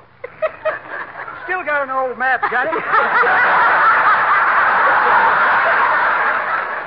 But that's pretty good, Johnny, but that ain't the way I heard it. The way I heard it, one feller says to t'other feller, he says, see, you got one of them rear-engine automobiles. Yep, says t'other feller, but I didn't find it out till yesterday. I've been backing up for 12,000 miles. So long, kid. So long.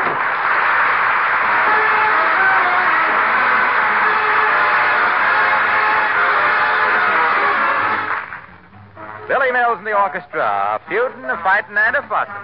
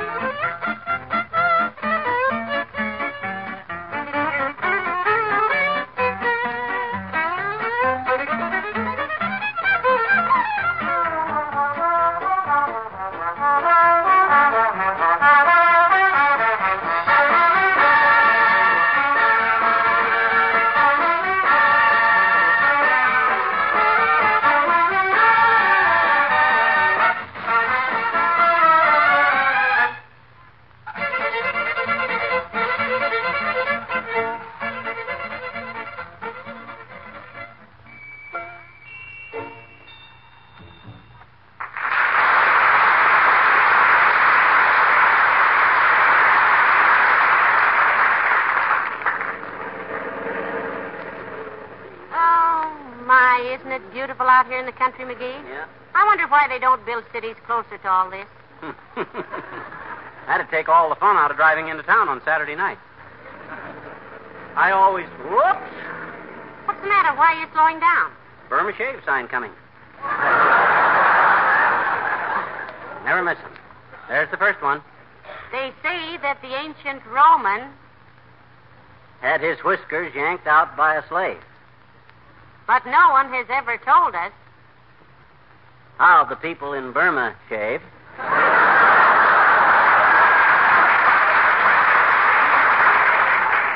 my, isn't that cute? I wonder who writes all those poems. I know who wrote that one, and don't be surprised next week if he's working for Red Skelton. Get a whiff of that fresh country air, baby.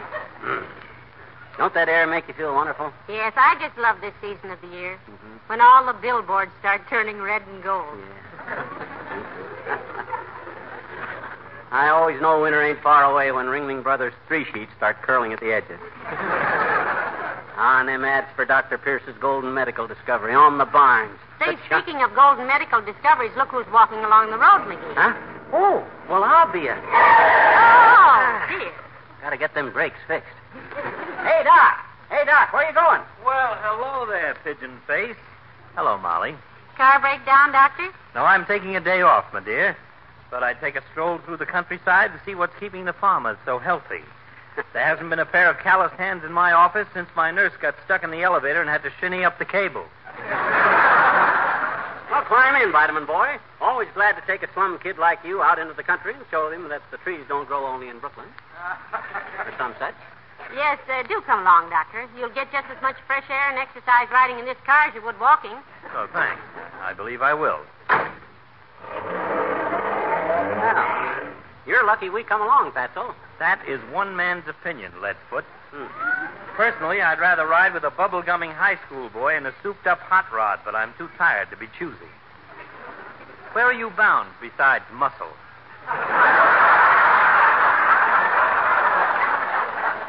Well, himself here has a deal on with a farmer named Hayes. Doctor. Best apple crop in these parts since 1939, Docky. Going out and look it over. Since when have you begun speculating in farm produce, Magee?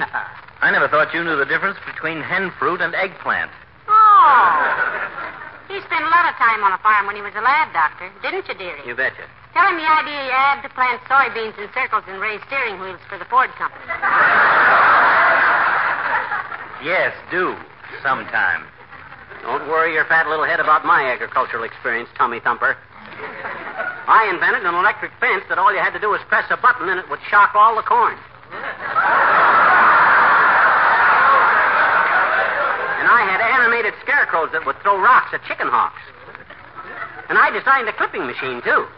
You just drive the sheep in one end and they'd come out the other end wearing turtleneck sweaters and carrying from 2 to 5 wool blankets. Depending on the size of the sheep, of course. And in 1932 it was. Hold it, Magee. Stop the car. What's the matter? Nothing. We just passed Mr. Wilcox. Well, it seems to be a great day for familiar pedestrians. One of these days you'll be out driving and you won't see anybody you know. And the people you do talk to won't know any jokes. And there'll be a half hour open on Tuesday night.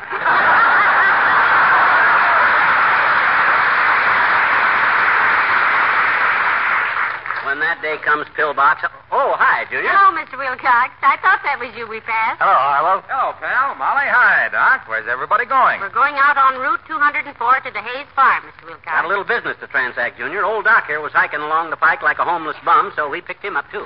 You want to lift, too? No, thanks. I enjoy walking. Oh. You do? Well, imagine that. For 20 years, I've been advising people to walk more. So I tried it myself today, and so help me, if I ever prescribe it again, may somebody beat my brains out with a rubber heel.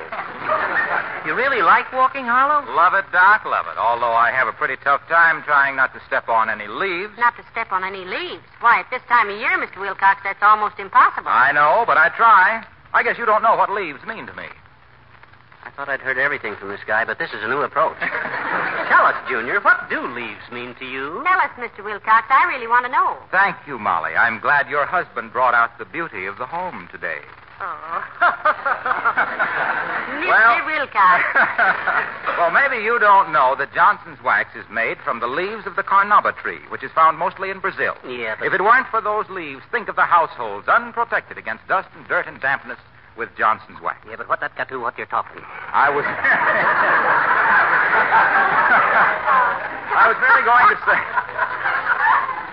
merely going to say that the carnauba leaf has made me a good living, and I won't mention any other names. And then when you think that Johnson's wax does so much to lighten the burden of housekeeping and emphasizes beauty and hospitality, and when you recall the hundreds of uses for Johnson's wax in the home, such as on floors, furniture, woodwork, enameled surfaces, luggage, and so on, well, you can understand why I don't trample leaves underfoot. Personally, I think it's a very proper attitude. Look, Waxy. Yes, pal? Is this a new feeling you got about leaves, or you always been a little nature happy? Oh, October and November have been my favorite months ever since I was a kid. Always used to take long walks in the autumn. In fact, all through high school, I was known as Autumn Boy. Oh. Ain't that nauseating? Was that the exact term, Harlow? Autumn boy? No, the exact term was fall guy.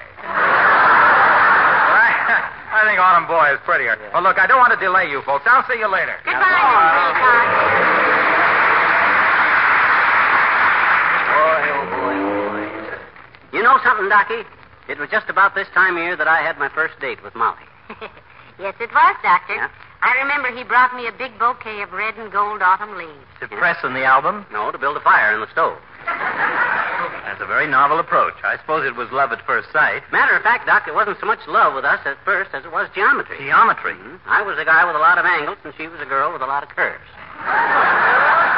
So the minute I seen her, I said... Hold it, dearie. Here's the fire. Oh. Turn in here. Yeah, okay. Oh, Magee. Gotta get them brakes fixed. Well, come on, Molly. Come on, Doc. I gotta see this guy about those apples. Well, this is really a beautiful farm, isn't it? Looks like one of those country places run by a city man to confuse the Internal Revenue Department. I'll bet in a good year this farm doesn't lose more than 50 or 60,000. Wonder where the owner is. Tim Hayes, his name is. Tim Hayes. Hey, Tim. Tim, you here? No, but I am, folks. Well, heavenly days, Wallace Wimple. Hello, Wally. Hi, Wimp, old man. Hello, folks. If you want to see Mr. Hayes, he'll be here in a minute. He's my uncle. Oh, Tim's your uncle, eh? On whose side, Mr. Wimple? On my side, Mrs. Magee. Oh. When Sweetie Face and I have an argument, I often come out here and hide. Sweetie Face, that's my big old wife, Doctor. Oh, yes, I know, Wally. I treated her once for lacerated ankles.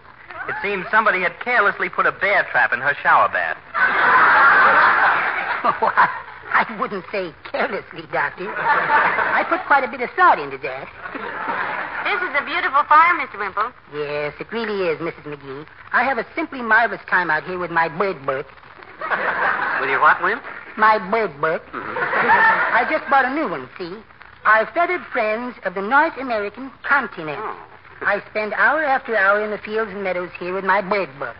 See many interesting birds around here, Wallace? Oh, I do indeed. Just this morning, I saw a deckle-edged, scarlet-crested wagglefinch. Waffle which? Wagglefinch, Mr. Magee. The only North American bird that can fly backward except a hummingbird. Flies backwards, huh? Yes, and jet-propelled, too. They fly around the front doors of drugstores after school hours and pick up soda straws. Then they take a deep breath and blow through the straw. Some of them can blow themselves backwards at 32 miles an hour. You can recognize them usually by crumpled tail feathers. They're always backing into things. Do you want to go in the house and wait for Uncle Tim? No, we'll wait right here, Mr. Wimple. My goodness, isn't the farm beautiful this time of year, Magee? The leaves all turning color, shocks of corn stacked over there, pumpkins all around. Yeah, and those 4 scarecrows leaning up against the fence there. Oh, those scarecrows have been leaning there for years. Yeah? They were here when Uncle Tim bought the farm from the Kings. Oh, the king's scarecrows, eh? Well, it takes a lot of scarecrows to watch over all this corn.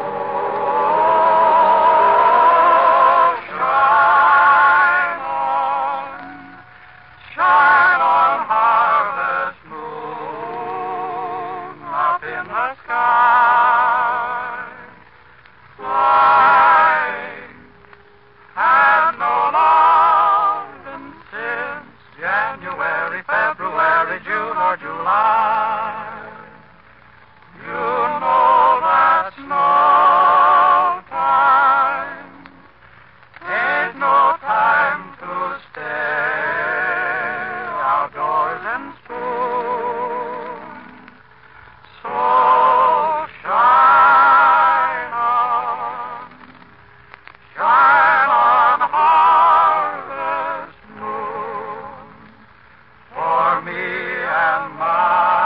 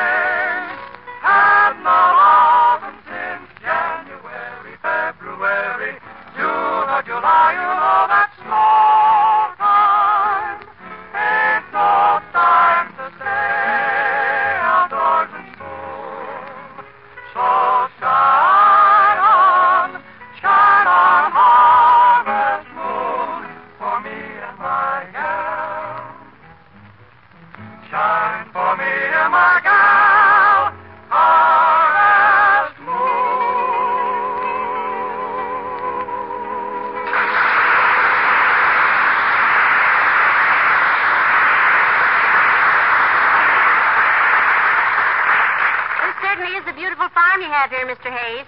It sure is, Tim. How many hands do you have? Just 2, Mr. Magee, but I have 6 fingers on one of them. Say, by the way, Doctor, I believe you're the Dr. Gamble who took care of my niece, Eulalia Prison Heat. Oh, yes. I remember the case very well, Mr. Hayes. As I recall, your niece got her apron caught in the windmill and was whirled around for 3 hours. Yes, sir, that's just what happened, Doctor. And I must say you fixed her up real good. No after effects? No, except on windy days she keeps turning cartwheels. Of course, if we catch her in time, we always strap an ice cream freezer onto her. Well, you said on the phone you wanted to talk over the apple crop, Mr. McGee. You betcha, Tim. I want to see it. They all been graded and sorted? Oh, yeah, we sent all the culls to the cider press. If you come back in about a month, we'll give you some real nice hard cider. That is, if anybody can stand up long enough to hand it to you. You have some very handsome cattle over there, Mr. Hayes. What's that big black and white cow? That's a Holstein, Doctor. What's the little one right beside her? That's a Halfstein. Now, if you folks will step this way through the barn here, I'll take you to the storeroom where we got the apples all barreled. Very modern barn you have here, too, Tim. How do you keep it so clean? Well, for one thing, we don't allow no animals in here. Oh. They just kick the hay all over the place. Have any trouble keeping help around here, Mr. Hayes? Well, we lost the foreman last week. He fell in the hay baler. Oh, how terrible. Oh, I don't know, Miss McGee. It gave one of the other boys a chance for promotion. I think that's very fair, Mr. Hayes. Nothing like a hay baler to give a man a square shake. Well, come on, Tim. About that little deal of ours. Let's get on with it. All right, Mr. McGee. I'll run the house later and set the cook's leg. Set the cook's leg? Well, why didn't you tell me? I'm the doctor. Well, there wasn't no call to, Doctor. That was the cook's leg of lamb. She asked me to set it on the stove for her. Well, let's go in the storeroom, folks. Wow. Oh, heavenly days. Doesn't that smell good? And did you ever see such beautiful apples? Millions of them. Nice-looking crop, Tim. What's the latest market quotation on apples? Well, now, I couldn't rightly say to that, Mr. McGee. How big an order was you consider? I'm glad you asked me that, Tim. Circumstances have kind of altered my circumstances since I talked to you on the phone. You see, we got a guest with us now, kind of unexpected, so I'm going to need 3 apples instead of 2. You want an apple, don't you, Doc? Oh. This is ridiculous.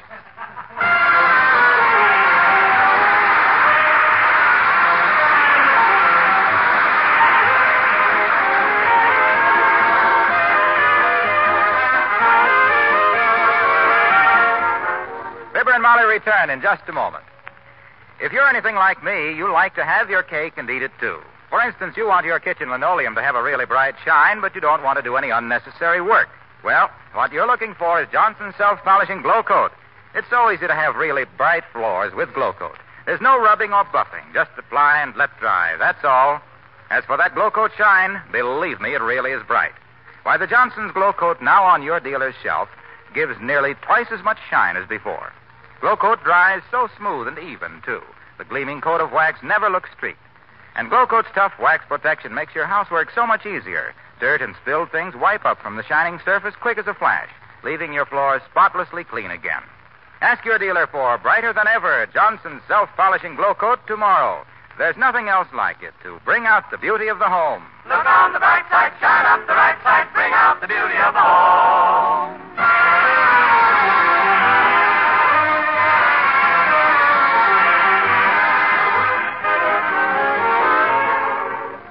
Ladies and gentlemen, we want to join everybody in the entertainment world in congratulating Fanny Bryce on her birthday tomorrow and her 43rd year in show business. And we hope she goes on for another 43 years. Oh, she can't do that. There ain't that many new jokes.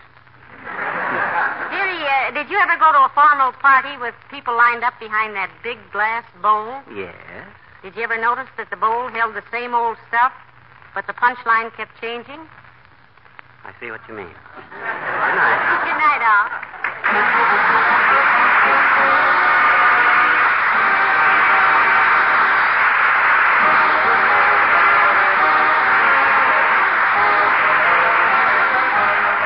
This is Harlow Wilcox, speaking for the makers of Johnson's Wax Products for Home and Industry, inviting you to be with us again next Tuesday night. Good night. This is NBC, the National Broadcasting Company.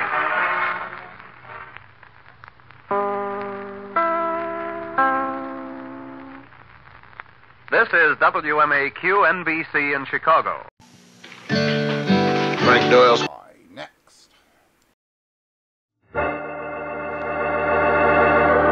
The makers of Old Nick. Old Nick? Oh, boy, Old Nick is a wonderful candy bar. And Bit of Honey Bit of honey? It's a honey, honey, honey of a candy bar. present David Harding, CounterSpy.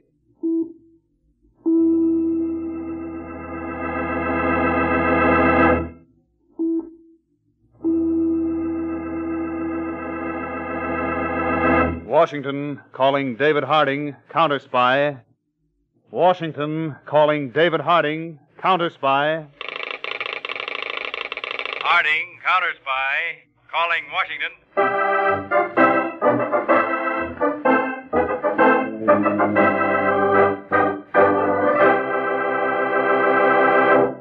Before we begin today's CounterSpy case, Sally, let's try another experiment in psychology with Bit of Honey Candy Bar. Like the one they reported in Life magazine a while back when we did mental telepathy for Old Nick? Yes, except today, just for fun, let's try conditioned reaction. Jesse Crawford will help us. And now, in the Bit of Honey song, these 4 notes stand for the words Bit of Honey. Those notes are a musical symbol for the words Bit of Honey. In a few seconds, our listeners will find that little tune brings the same sense of delicious satisfaction that is now produced by the words Bit of Honey. Okay, here we go. Ladies and gentlemen, it's always fine, but especially in the summertime. You see, has a distinctive mild honey flavor sprinkled all through. Our crunchy crushed almonds, the separate wrapping of the 6 generous pieces in a candy bar, makes it extra easy and convenient to eat in summertime. What's more, the unusual zesty flavor of candy bar is especially appropriate to warm weather.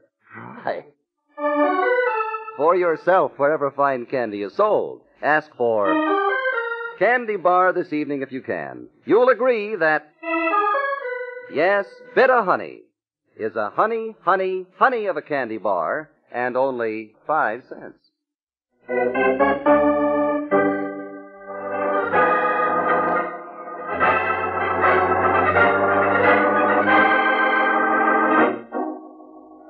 On last April 11th, Mary Linton, a dark-complexioned woman of 30 with intense, piercing eyes, stood in the center of the large Brooklyn garage which she owned, watching several men work on some late-model automobiles.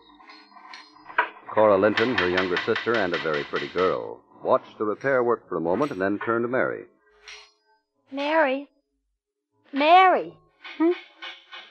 Sorry, Cora. You saying something? Yeah, I think I'm going to trot off to the movies. Stick around for a while, Cora. Oh, but Mary, I don't do Stick anything. around. I'm expecting Jack Taylor soon. Mary, you know how I feel about Jack. And I know how Jack feels about you. Stay put. Say hello to him. I hate him. He's a good... He's all right. If you'll stick with me, he's going to have a good future. Besides, he's crazy about you. Oh, please, Mary, Hey. That must be Jack now. All right. Open her up, Tony.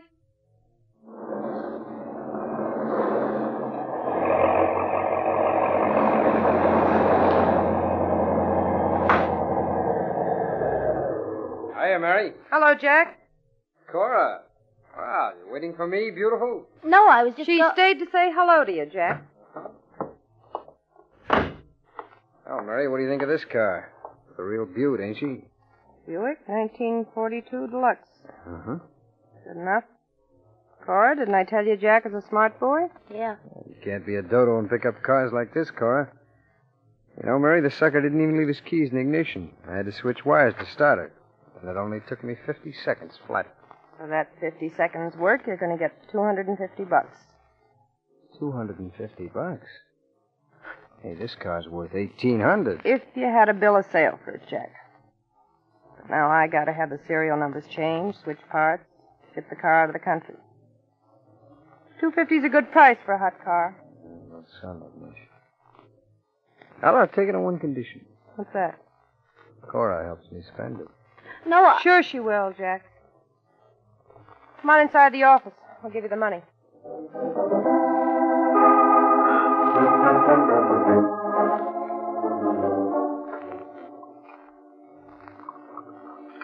Scotch or rye, Cora? I don't want anything to drink, Mary. Suit yourself. I wish you'd listen when I want to say something. I know what you're going to say. You don't like the racket we're in. Yes. Being nice to those crooks. How can you do this to me, Mary? Look, my darling sister, in my own funny way, I love you. Sure. I want you to be nice to Jack Taylor because the sap brings me $1,800 cars for $250. But if Jack or anybody gets fresh with you, I'll put a bullet in him myself. But it's not only Jack. I'm scared of the cops and the CounterSpies. If we're caught, I'll see that you slip out. Meanwhile, the racket is paying for this swell apartment, all our clothes, anything we want. Honest, Mary, I'd rather go to work. Doing what? You can't even type. Forget it. Let me do the work. I'll take that. Yep. Miss Linton? Which one? Mary Linton. Speaking. Miss Linton, my name is Sam French. I'm from Chicago. So? A mutual friend of ours told me to look you up. Who is he? Alf Burton. Yeah? Alf Burton's a very good friend of mine. Alf and I are buddies. Can I come over to see you? Why not? We'll be home. You've got the address, I suppose? Right. Bye. Bye. Who is that, Mary? A man named Sam French from Chicago. He says Alf Burton sent him. Who? Alf Burton, Chicago. You don't know him. Anybody he sends over should be all right, I guess. Not sure, Nothing like making sure, Cora. We're going to check before we get chummy.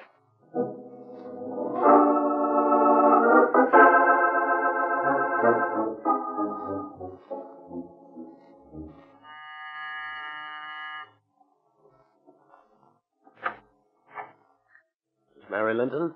Oh, no, I'm Cora Linton, his sister. Oh, Mary's inside. Won't you come in? thank you.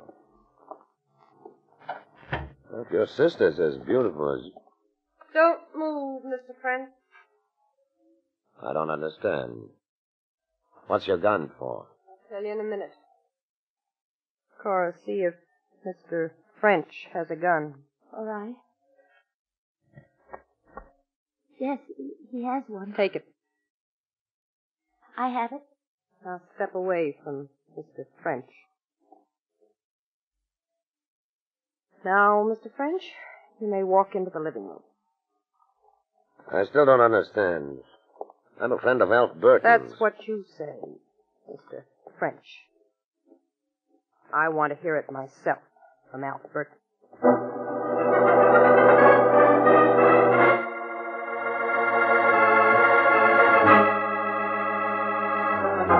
I'm fine, Alf. Look, the reason I'm phoning you, did you send up a friend to see me? Sure did, Mary. Smart boy named Sam French. Well, there's a guy here now who claims he's Sam French. What does he look like? About 5 feet 9 to 10, blue eyes, straight, short nose. So far, so good? A nice-looking boy with them blue eyes and blonde hair. Hold it. What'd you say about his hair? Wait, I forgot to tell you. Don't move. Try that again and I'll blast you. Alf, what'd you say was the color of Sam French's hair? Blonde, color of straw, can't miss it. Man here is dark-haired, black. Hold it. Now, wait a minute. Just give me a chance to talk, will you? Talk fast, Mr. My hair's dyed. I had to fool the police. I didn't want them to know I was going to New York. Examine my hair. You'll see it's Oh, dyed. Mary, maybe he's telling the truth. He's got blue eyes. Don't move. Hello, Alf.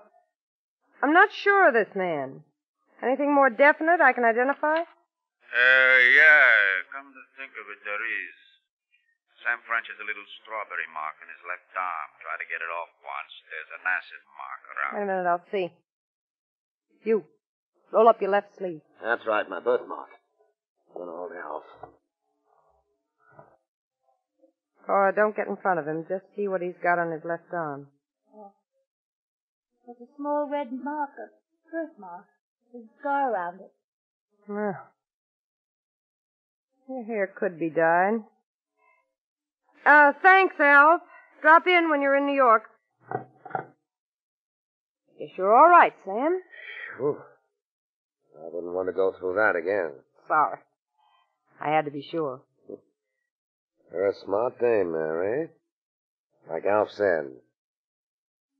Just the kind of dame I want to hook up with. We can talk about that at dinner. I know a nice place where we can talk. We owe you a treat for that scare.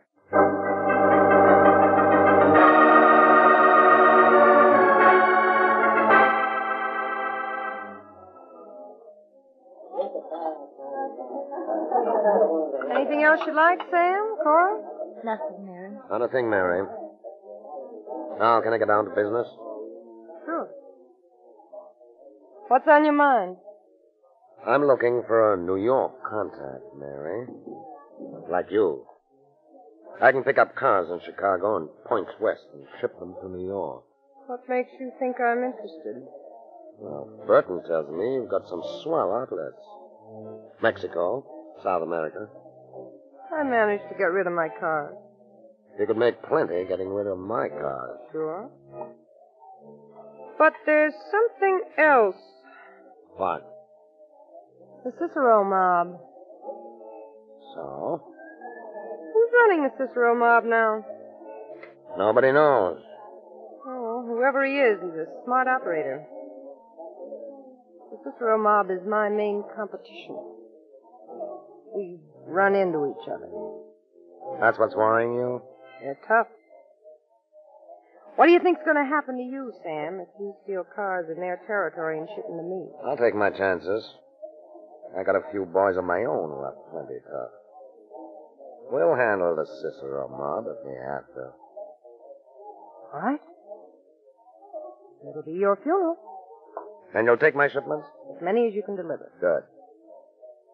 You'll get my first shipment when I get back to Chicago. When'll that be? That depends on Cora. Me? I don't understand. I'd like to spend a few days in New York. That is, if you'll show me around, Cora. Oh, really, Sam? Sure, Cora will step out with you, Sam. You'll be glad to, won't you, Cora?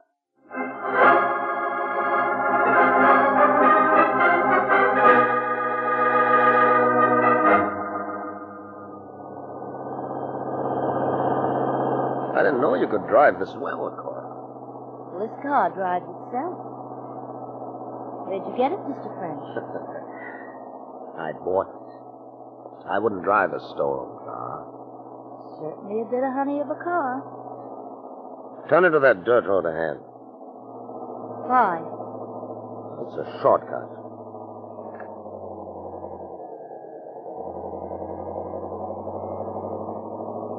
Now stop. I will not. No? Then I will. I'll take the key. Sam, please. Better relax, Cora. I won't hurt you. Sam, please give me that key. When I tell Mary, she's not going to like this, Sam. But you're not going to tell her. Sam, she'll kill you, I swear. I can take care of myself. What's more, I'm going to take care of you. Sam, you wouldn't. That's not what you think. I'm just going to, well, sort of hold you in protective custody. Protected? What for? I just want your sister to come to terms. But I thought you had this evening at the restaurant. That's what I wanted Mary to think, Cora. She doesn't know that I'm the leader of the Cicero mob. Why, you... I don't want to have to hurt you, Cora. This is a private fight between Mary and me. I'm taking over the New York territory, and I'm going to... Oh, Sam! Cora! Cora, you all right? What are the kids up? It's all right now, baby. Don't worry. Jack, how'd you know? I just didn't like his face. I didn't like you traveling around with him, so I followed you. So Mary's fault. She made me go out with her. It's Mary's fault. What's that about Mary? It's Mary's fault. Mary made me be nice to Sam, made me nice to all the men I didn't want to. She did, huh? Cora, here, you take my gun. Go on, take it. Put it in your pocketbook so if any other guy tries to pull a fast. Thanks, Jack. That was it. take me home? Sure. Oh, wait a minute. Uh-huh. I got a better idea. Take it down to the bag. What you say? Go on. Drop it on the floor of the car near the trunk. Oh, all right. Come on. We'll get out of here before somebody sees us. And we're going to have a talk with Mary.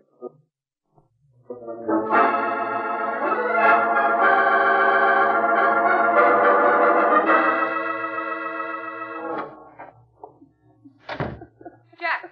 Carl, what happened? How did you know something happened? My radio. I keep it tuned to the police calls. Carl, what happened? The police announcer says Sam French is dead. He is. I shot him. Start talking, Jack. Your little playmate from Chicago was going to play kidnap with Cora until you came to terms. Terms? We came to an agreement earlier this evening. Oh, yeah? Sam was leader of the Cicero mob. What? He came here to get you out of the way. Dirty. Jack, I certainly owe you something for saving Cora. Forget it. The cops think a dame drove Sam's car. Cora must have left a couple of hairpins or something. That's all? Yeah, nothing to worry about. The car was Sam's. I'll never trace it to... What's so funny? Mary, the murder gun is in the car. Right alongside of Sam French. I don't get it. The cops will, Mary. Cora's fingerprints are all over that gun. What?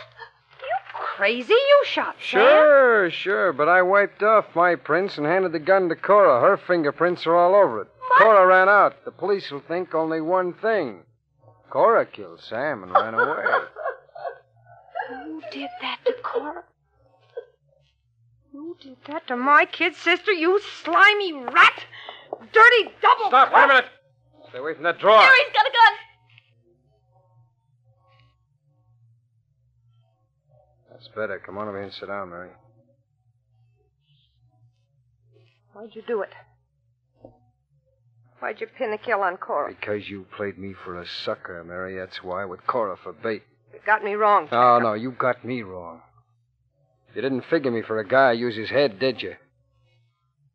Well, baby, it's little Jack Taylor who does all the talking from now on in. All right, Jack. What have you got in mind? Cora here has no police record.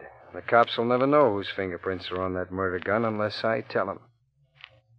And I will tell them, too, unless... Unless what? Unless you and me become partners, baby. Well, that's the way it is. Yeah. 50-50 on the whole setup. Nothing small about you, is there, Jack? Not a thing. With Sam French dead, we'll take over his Cicero mob. Well, what do you say? You know I wouldn't turn Cora over to the police. Okay, then we're partners. Now, how did you come to hook up with Sam French? Friend of mine. Alf Burton in Chicago. Alf Burton, huh? Okay, that's my first stop. Alf Burton in Chicago.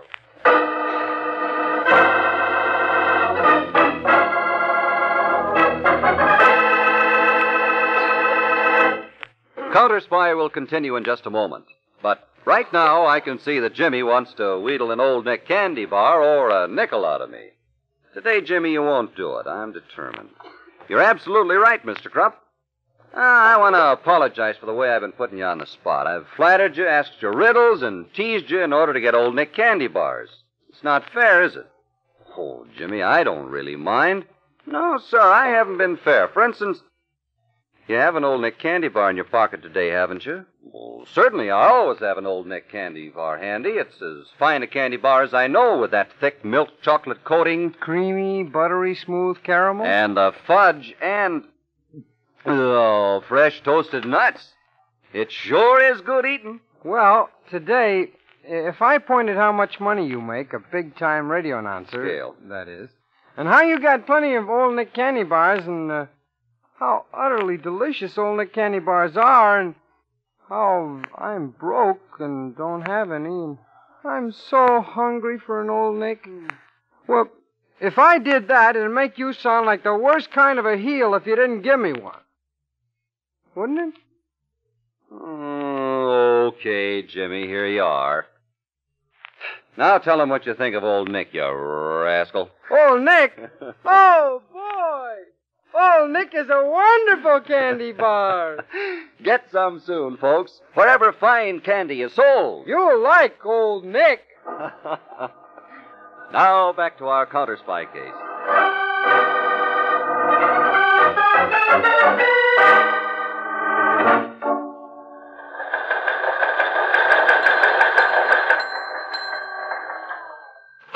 I'll take this report into Mr. Harding myself. Busy, Chief? Oh, hello, Peter. Just studying this map layout of stolen cars in the United States. Maybe this teletype report will fit in, Chief. Sam French, a hot car artist from Chicago, was just killed in New York. Uh-oh. This may be the beginning. Of what? This report of stolen cars shows that the heaviest concentrations around New York and Chicago. Sam French, a Chicago mobster, being killed in New York means only one thing. The New York and Chicago gangs are beginning to cross each other. Exactly. Peters, there's enough incentive in stolen cars for gangsters to start a bloody massacre that may rival Prohibition days. We've got to stop it, Peters, before it gets started.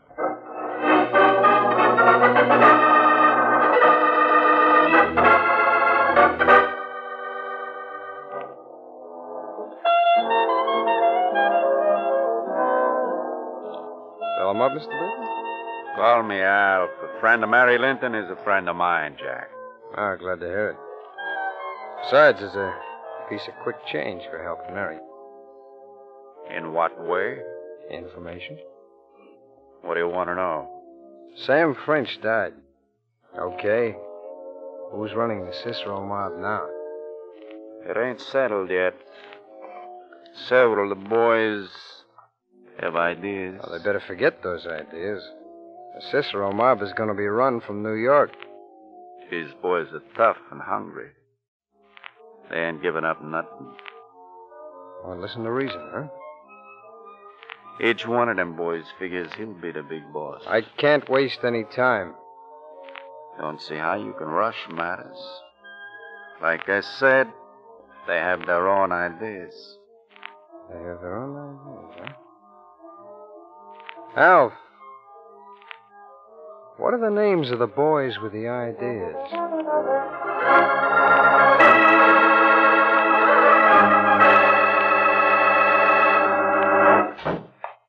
Gang war is flaring up in Chicago, Mr. Harding. What's the report? 2 more gangsters killed in Chicago. Both men were connected with Sam French at one time.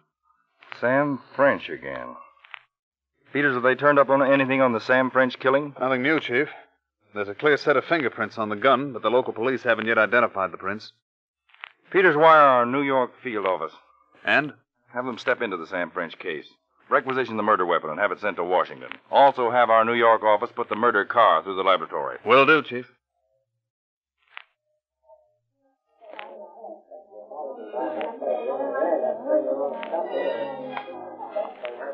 Well, I guess I kind of got this little blowout coming to me, huh, Mary? You're working fast, Jack. But those men who were killed in Chicago. Listen to the baby. There'll be plenty more killed before I'm finished, Cora. I'm organizing Chicago if I have to knock off every last mobster in that town. Jack, I've been in the racket longer than you. So? I never had to do any killing. Murder's a sure way to get the cops down on you. You were all right for that local stuff, Mary, but this is big time. I'm going to combine all the hot car setups in the entire country. And I'm going to do it fast and sure. By killing? By knocking off the opposition before it gets started. Mary, I can't stand it any longer. Take it easy, Cora. All this killing. Stealing cars is bad enough, but murder and more murder. You getting any ideas, Cora? Yes. I'm getting out. I'll leave town, go to work somewhere. Oh, no, you won't. You can't stop me. I'll run away. Cora, the cops have got a set of fingerprints on a murder gun, remember? Now, just suppose they find out whose prints they are. Now, stop it, both of you. Cora isn't going anywhere. Oh. Cora better not get any ideas. Now, stop crying, Cora. Go powder your nose or something. All right. Mary, I don't like the way Cora acts. It's all this talk about killing. She'll get over it. Cora may be your sister, but... What do you mean? Sister or no sister, she's getting dangerous. I don't like what you're driving You'd at. better. Mary, there might be a time when it'll be either Cora Oh, you? Shut up.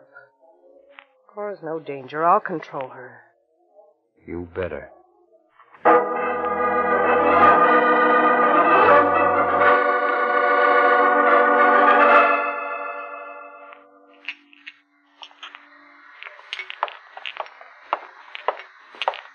I thought I'd find you in the laboratory, Peters. We've just completed an analysis of the gun used in the Sam French murder, Chief. Good. We've confirmed at least one police deduction. A woman handled the gun after the fatal bullet was fired. We found some particles of face powder in the barrel of the gun. The girl apparently had put the gun in her bag, then took the gun out and dropped it near French's body. What was the type of powder? High grade, but sold commonly in department stores of the better kind. A deep shade. The girl evidently is a dark brunette. This is confirmed by a smear of lipstick on the gun. The lipstick is dark, almost purple, the kind used by girls with black hair. Well, that's a big help, Peters. We've got to find that girl. She's the key to this particular car-stealing racket. Chief, there are only 140 million persons in the United States. Half are men, remember? That still leaves 70 million. Hardly. The murder took place in New York. We can reasonably infer that the girl's a New York resident. New York City, most probably. I'll go along with you on that, Chief, but it still leaves about 7 million persons. 3.5 million women. Not if you stop to think a minute, Peters. Most women have hair of varying shades of brown. Blondes and extreme brunettes are in the minority. That's right. And here's something else. This girl was driving Sam French's car. It's reasonable to assume that she had a driver's license. Yes, exactly, Peters.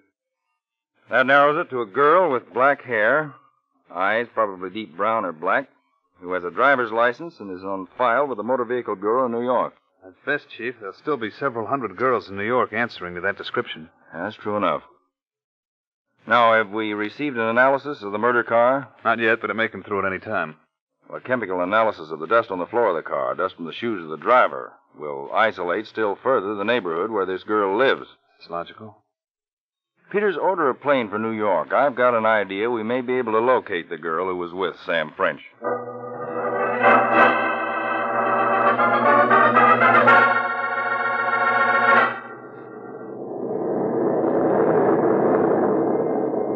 Tailwind will be in New York in about an hour, Chief. That's fine. If we're reasoning correctly, this case ought to break tomorrow. That's New York calling, Chief. Harding to New York. Go ahead. 8, New York to Harding. Plan 14 put into operation. All preliminaries covered. Awaiting reaction of subject involved. Very good, J6. Should arrive in New York within the hour. I'll meet you at field headquarters.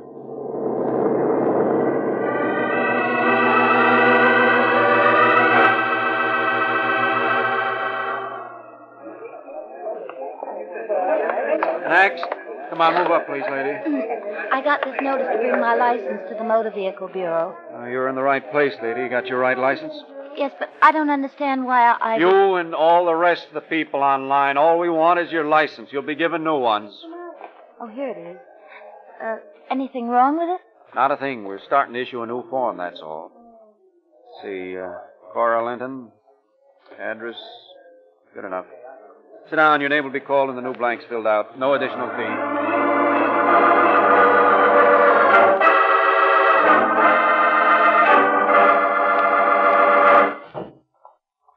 Oh, there you are, Cora. Jack was asking about you. Yeah, and it ain't love, baby. I'd just like to see you close to home. Oh, can't I leave the house for 5 minutes? You've been gone all afternoon. I had to go down to the Motor Vehicle Bureau, that's all. Make me a drink, will you, sis? Sure. Motor Vehicle Bureau? What's the matter? Your license expire? No, they wanted me to come there, and that's that. Here's your drink, Cora. That motor vehicle story smells fishy. I got the notice. I can prove it here. Take a look at this, Mr. Smart Money. Yeah. So you had to bring your license to the Motor Vehicle Bureau, huh? They just took my license and gave me a new one. Me and thousands of other girls. Yeah? No men? I didn't notice. Come to think of it, no, only girls. Oh, forget about it. Women's Day at the Motor Vehicle Bureau. Have a drink. No. Let's talk about it some more, Cora.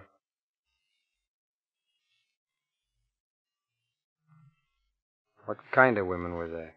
I don't know. Girls, young women. Only young women, huh? Lots of brunettes? I don't... What do you mean? What's fighting you, Jack? Look, suppose the cops figured out it was a black-haired young dame who drove Sam French's car. Somebody might have seen her and Sam. Well, they couldn't have. We didn't stop anywhere. Well, you must have stopped for a red light. Somebody saw you.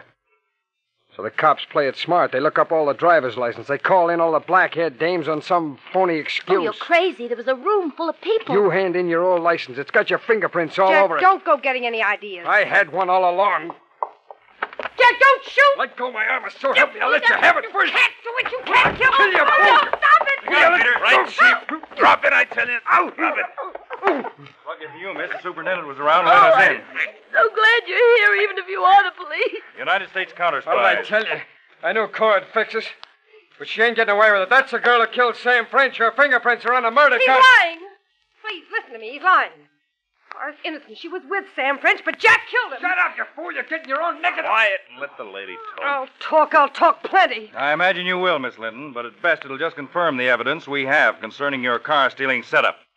All right, Peters, take them to headquarters.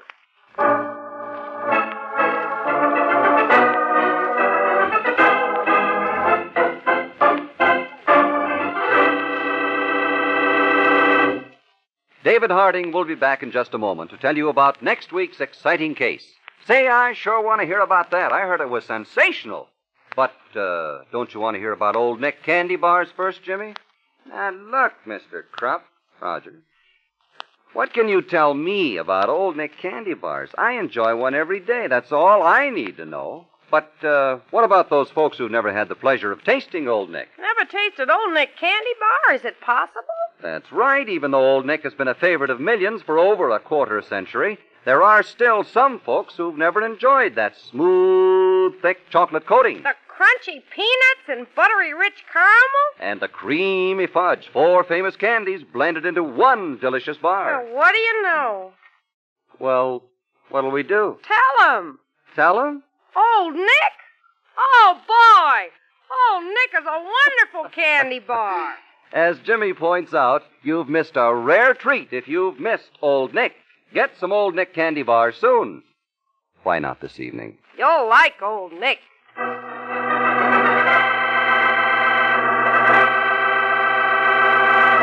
This is David Harding speaking. For months, Private First Class Fred Parker, stationed with the American occupation troops in Europe, had looked forward to his wife and family joining him.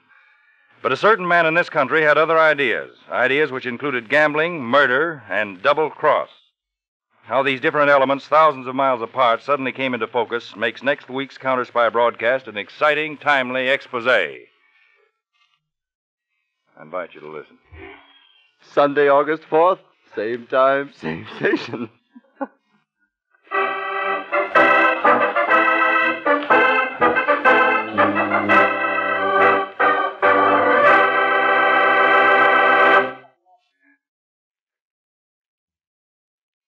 David Harding, CounterSpy, is a Phillips H. Lord production.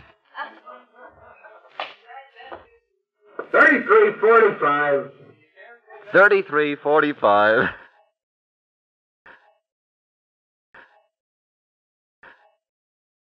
With Gunsmoke.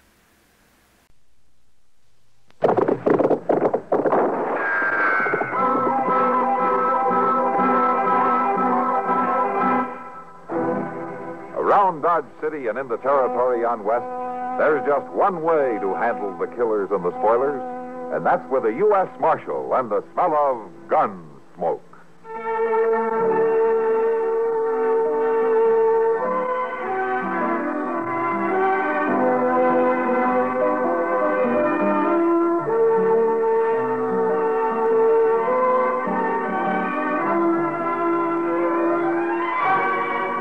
Gunsmoke, starring William Conrad, the story of the violence that moved west with young America, and the story of a man who moved with it. I'm that man, Matt Dillon, United States Marshal. The first man they look for and the last they want to meet. It's a chancy job, and it makes a man watchful and a little lonely.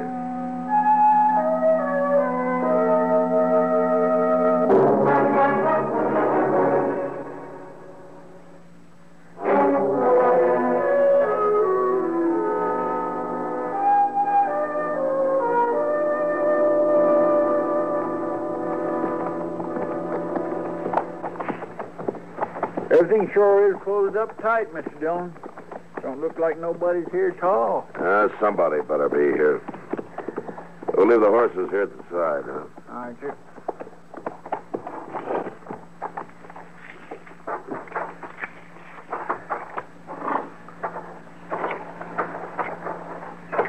It don't seem likely that Will Hunter would just be sitting out here when he's supposed to be in court. Well, he's got to be someplace, Chester. This is as good a place as any to start.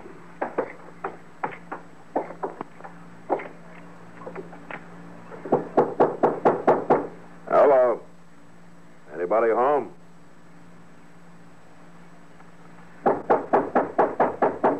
Open up. It's Matt Dillon. I want to talk to you. Sure don't seem like nobody's here. I'm not so sure. Open the door, or I'll break it in.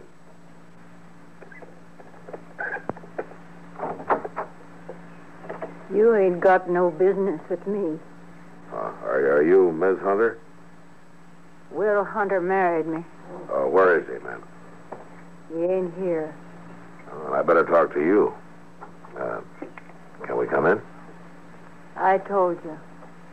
You ain't got no business with me. Look, it's very important that we find your husband, Miss Hunter.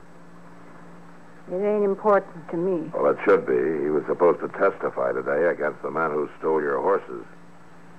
I don't know nothing about it. Well, you know Mort Seeley? I ain't got nothing to say, Marshal. Look here, Miss Hunter. I arrested Seeley on charges made by your husband. Now, I kept him in jail waiting for the circuit judge, and he came today, and I sent word out here to Hunter, but he didn't show up. Now, if he doesn't show up tomorrow, the judge will have to tell me to turn Seeley loose. Now, is that what you want? What I want ain't in it. You won't answer my questions, then, huh? I told you, Marshal. Will ain't here. That's all I know to tell you. All right, Miss Hunter. I just hope you won't be sorry. I'm used to being sorry. Come on, Chester.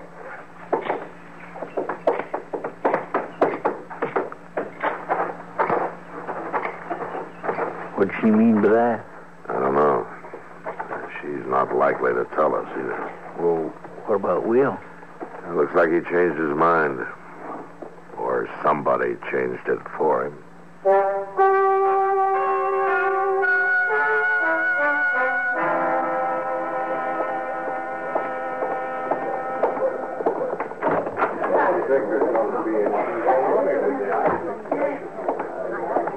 Well, Chester, did you find Will Hunter?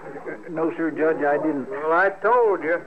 Ain't no case against me. Now, just a minute, Seeley. Did you look the town over good, Chester? Yes, sir, Mr. Dillon, I sure did. I was in and out of every eating place and saloon in town. He ain't been seen, that's all there are to it. Did you check the hotel? Yes, sir.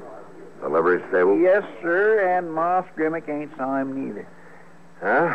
I'm sorry, Marshal. I can't delay things any longer. Now, wait a minute, Judge. You going to let him go? There's nothing else for me to do. Why, of course there ain't.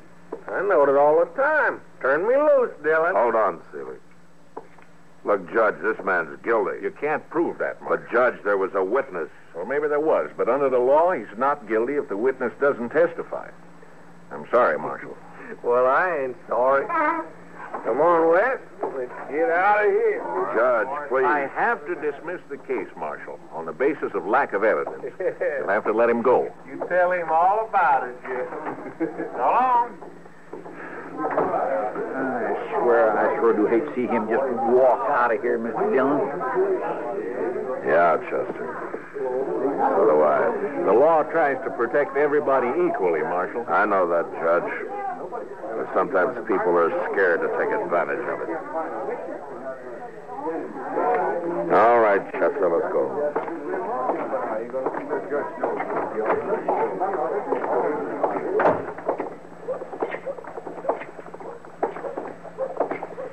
You know, Mr. Dillon, I got me an idea that it's just as well as not if a body don't know too much. Oh, how's that? Well, now, if the judge hadn't known so much out of them law books, there wouldn't have been no trouble at all. How do you figure? Well, we all knowed Seeley was guilty, didn't we? Yeah. Yeah, he's guilty. All right, then. I believe knowing all that legal business just got in the judge's way. You know something, Chester? For once, I'd like to agree with you. Mr. Dillon? What? Sitting in the courtroom that way sure does make a man hungry, don't it? All right, Chester. You go on. Go on, get your dinner. Why ain't you coming? No, not yet. I got some work to do in here. I'll see you later. Go on. All right, Mr. Dillon, I will just go get it.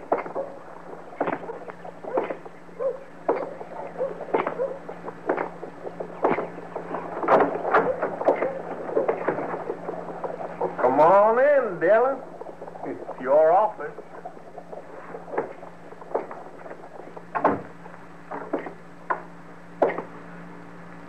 What are you doing here, Seeley? That ain't a very friendly question, Dillon. You've been right anxious to keep me here up till now. What do you want? Tell him, Wes. Me and Brother Mort come to pick up his gun. You riding out of town, Seeley? Why, what's that got to do with it? You don't get your gun until you do. The marshal sure ain't real polite about it, is he, Wes? You fix it, Mort. Well, ain't nothing to it, Wes. Marshal just heard that judge tell him to let loose of me, and he knows he can't do nothing about it. Don't you, Dillon? I can keep your gun as long as you're in Dodge. Sure sounds like that marshal don't trust me, don't it, Wes? You can't do nothing about it. Don't count on it. Well, you heard the judge. Let me tell you something, Seeley. I know you're guilty, and you know I know it, and there's somebody else who knows it. And who is that? Will Hunter. I ain't worried about him. I'm going to tell you something else. I think you fixed it so Hunter couldn't show up today. You'll have plenty to worry about if he ever does. Dillon, you forgot something. I don't think You so. forgot a man can't be tried twice for the same crime. I'm not worried about that, Seeley.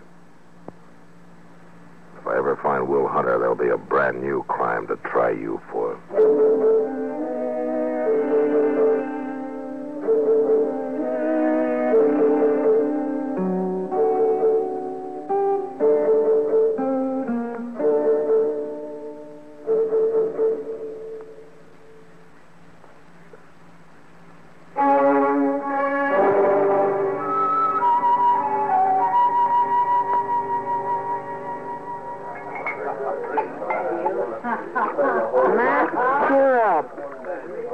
Like a lawyer, just lost a big case. I did lose one. No, you didn't, Matt. You did your job. If the law wouldn't back you up, it's not your fault. I'm beginning to agree with Chester. How's that? He thinks too much law just gets in the way. Well, Chester makes a point sometimes. Yeah, I guess he does. There's no use worrying about it, Matt. Hey, you know what? What? There's going to be dancing tonight. Oh, is that so? Yeah, that's so. I thought you might like to come. A little good, honest, hard work like dancing with me might take your mind off your troubles. Oh, thanks, Kitty, but I'm not much of a dancing man. Hold it. Is the marshal in here? There's Doc. there with Kitty. Over here, Doc. Wonder what he's so excited about. I couldn't see in this dark place. I was coming out of the light, you know. Well, sit down, Doc. Oh, well, I shouldn't, Kitty, but...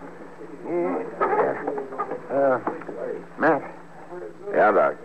Haven't you been looking for Will Hunter? Yeah, I sure have. Why, have you heard something? I found him.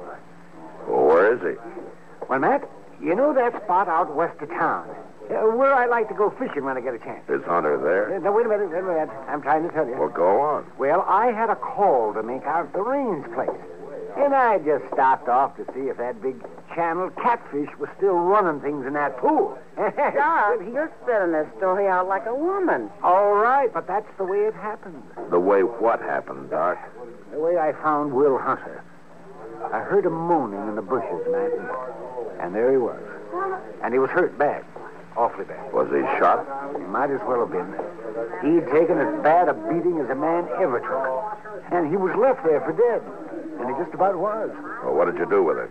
Well, I got him into the buggy, and I took him home.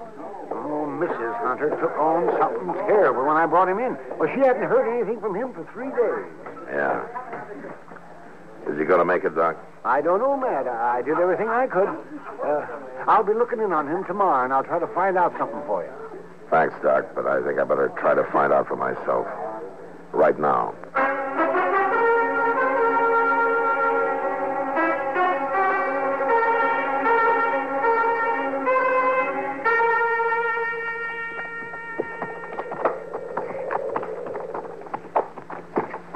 I declare, Mr. Dillon, I sure do hope that woman's gladder to see us this time than she was the last time we was out here. I don't expect she will be. Doc said she was mighty upset. Well, now, Mr. Dillon, it just could be that she'd be glad to see us showing an interest in Will and all. We stopping here? Yeah. We'll go up to the house on foot.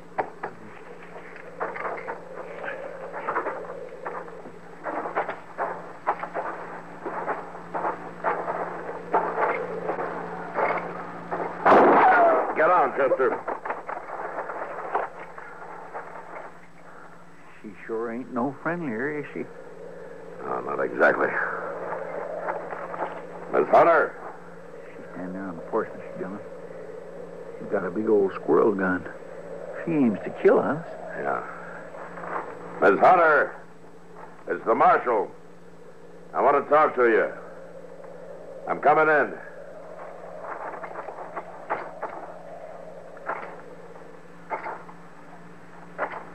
Don't come no closer. I got nothing to say to you. We've come to help you. To help Will now. Will you put the gun down? Will don't get no help. He just gets hurt. Ain't nobody else coming near him.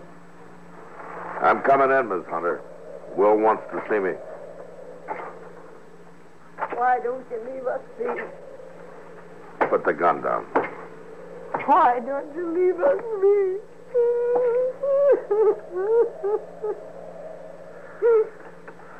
Give me the gun, Miss Hunter. Chester. It's all right now, Miss Hunter. It's all right. Mr. Dillon? Help her over to that chair and get her some water, will you? I'm gonna go see Will. Yes, sir. Now, don't you worry now, ma'am. Don't go good taking care of folks.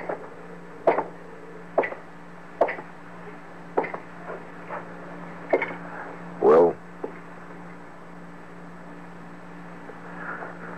Will? Yeah.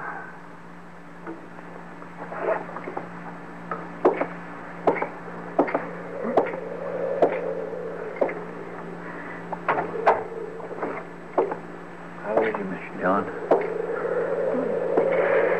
He's dead. Will don't get no help. He just gets hurt. He just gets dead. Oh, that's terrible. Miss Hunter, do you know who did this to your husband? Oh, it don't make no difference no more. Yes, it does. Seeley's brother Wes was out here, wasn't he? Going after him won't bring Will back. No, Miss Hunter, it won't. But if I know Will Hunter, it'll make him rest easier. It ain't no use. It's over. I'm done. Now, you listen to me. Will was no coward. If he'd had the chance, he'd have spoken up. And I know he'd have wanted you to do the same thing. No, he didn't hold with cowards. All right, then tell me, Miss Hunter. Was Mort Seeley's brother out here while I was holding Mort in jail? He come 3 days ago. He told Will he'd take him where the horses was. The one Seeley had stole. And Will rode off with him. And he didn't ride back. Dr. Adams brought him back. To die. Chester. Yes, sir.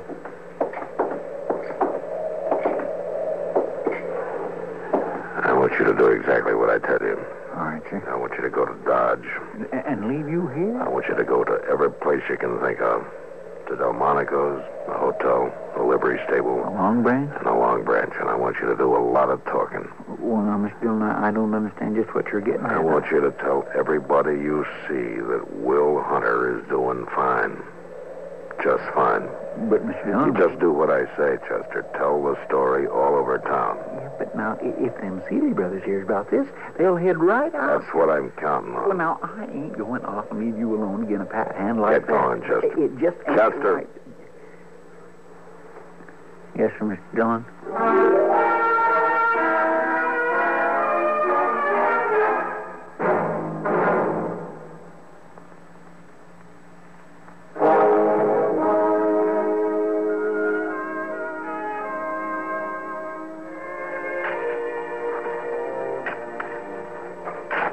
It's good of you to do the burying, Marshal Dillon. That's all right, ma'am. I have to thank you for that. You could have waited in the house, Miss Hunter. It's my place to be here. That digs hard, don't it? The prairie gets baked hard. That's hard ground. Hard living. Hard dying. Yes, ma'am, I know. 9 years. 9 years Will spent scraping the place out of this hard ground. Denying himself, me too. No, it hasn't been easy. 9 years flying in the sun. Fighting to keep from being washed away when it stormed. Being bone tired. Not seeing folks. And me dying up alongside him. Miss Hunter. We got to get the place going, Harry. See? Now he ain't going no place else. Ain't that funny, Marshal? No, ma'am. He got the place started. And now it's finished. Why, sure, that's funny, Marshal. That's a real joke. Miss Hunter, look, why don't you go away for a while? Well, just where do you figure I'd go, Marshal? I don't know. A relative, maybe, or... Well, it just seems to me that it'd do you good to leave. Marshal, I hate this place with a mortal hate. I ain't never done nothing else but hate it. But Will Hunter scraped it out for me. With his bare hands, it seemed like. And he lies here. I ain't never going to leave. Well, there might be more shooting. Oh, there'll always be more shooting. No, I mean here, Miss Hunter. When the Seeley brothers come. I'll be proud to wait for that, Marshal Dillon. Well, aren't you afraid? You could get hurt. There ain't nothing for me to be afraid of, Marshal. Not ever again.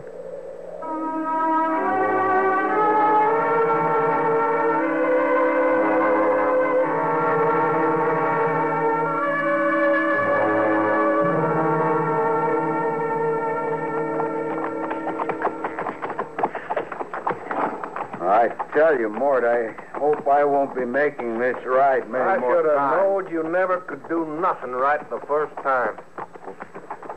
I done just like you told me, Mort. Come and I got him, and then I rode out with him, and I left him in a One ditch. thing you did not do. How's that? You didn't kill him. Now, Mort, I don't understand that. I just rightly don't. He ain't got no call to be living, not after what I done. Well, I just want to tell you one thing, Brother West. Don't you make no mistake this time. Else you won't have no call to be living neither. Sure, Mort. There won't be nothing to it. Just see to it that there ain't. Mark, what about the woman? Well, she's a witness, ain't she? Sure, but I don't want no witness living.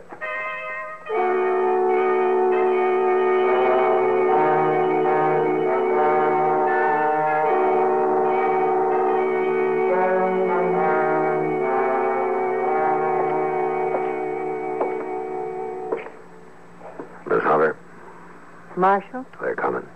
They're riding in the gate right now. I'm ready. Now, I want you to stay quiet and out of sight. I ain't afraid. I want them to make the first move. You understand that? I understand all about it. All right. I'm waiting till they come up on the porch. You just stay quiet. I'm going back to the window.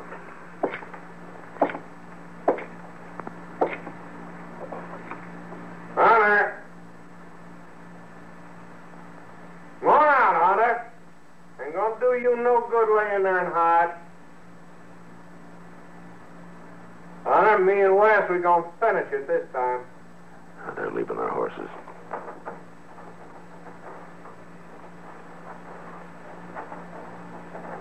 Gonna go easier if we don't have to come in after you, Hunter.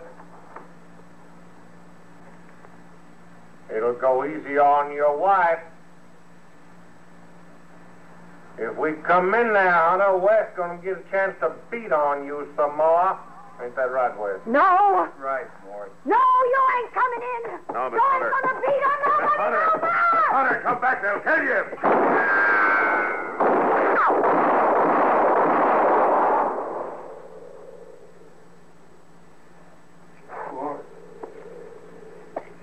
Boy, she went and shot me, Morgue. She killed me. Woman went killed Wes. Yeah.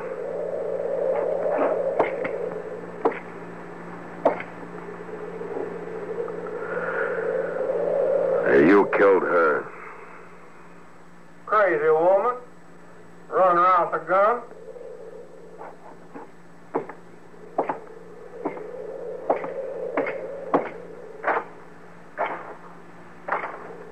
She near blowed my arm clean off. You know, it's a terrible thing. Woman running around shooting people. Anyway, she sure ain't gonna be no witness now. That's right, Seeley. You only got one witness to worry about now. Who's that, Marshal? Me. Now you stand steady while I bind up that arm. I want you in good shape to stand trial.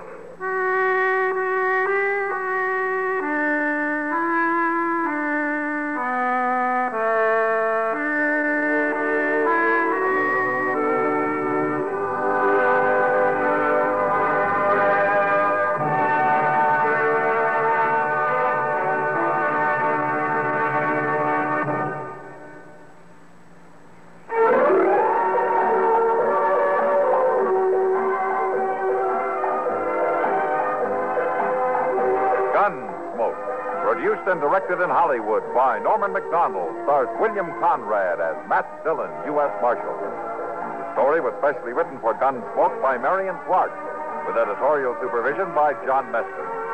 Featured in the cast were Jeanette Nolan, Lawrence Dobkins, Vic Perrin, and Frank Cady. Harley Bear is Chetter, Howard McNear is Doc, and Georgia Ellis is Kitty. This is George Walsh inviting you to join us again next week when CBS Radio presents another story on Gunsmoke. This is the CBS Radio Network.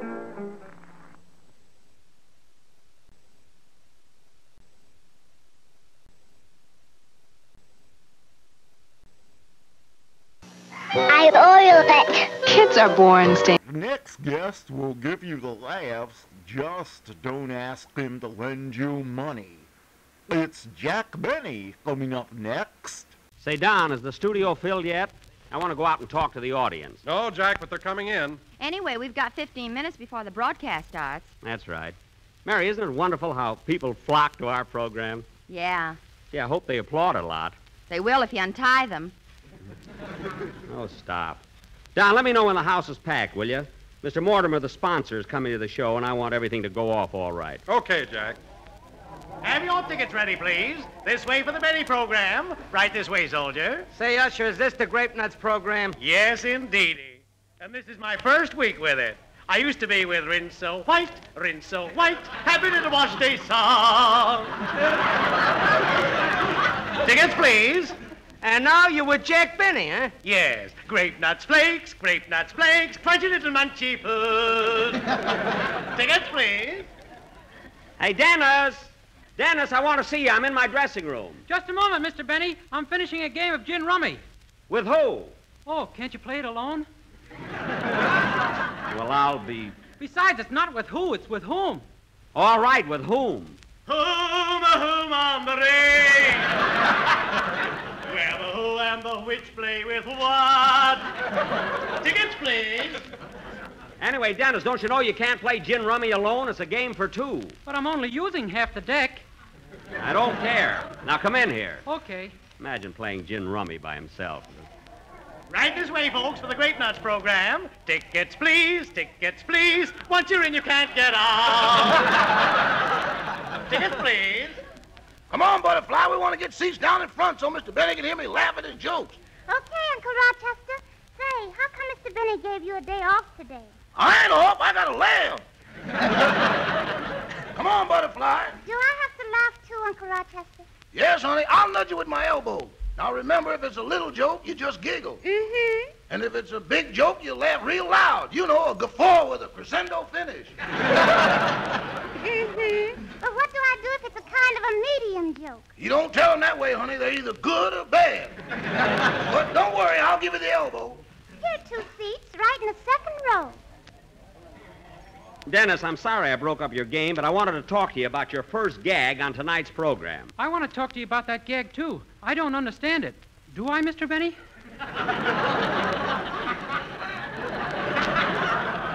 Well, let's rehearse it anyway. We'll be on the air in a few minutes. Now, you ask me the question. Okay.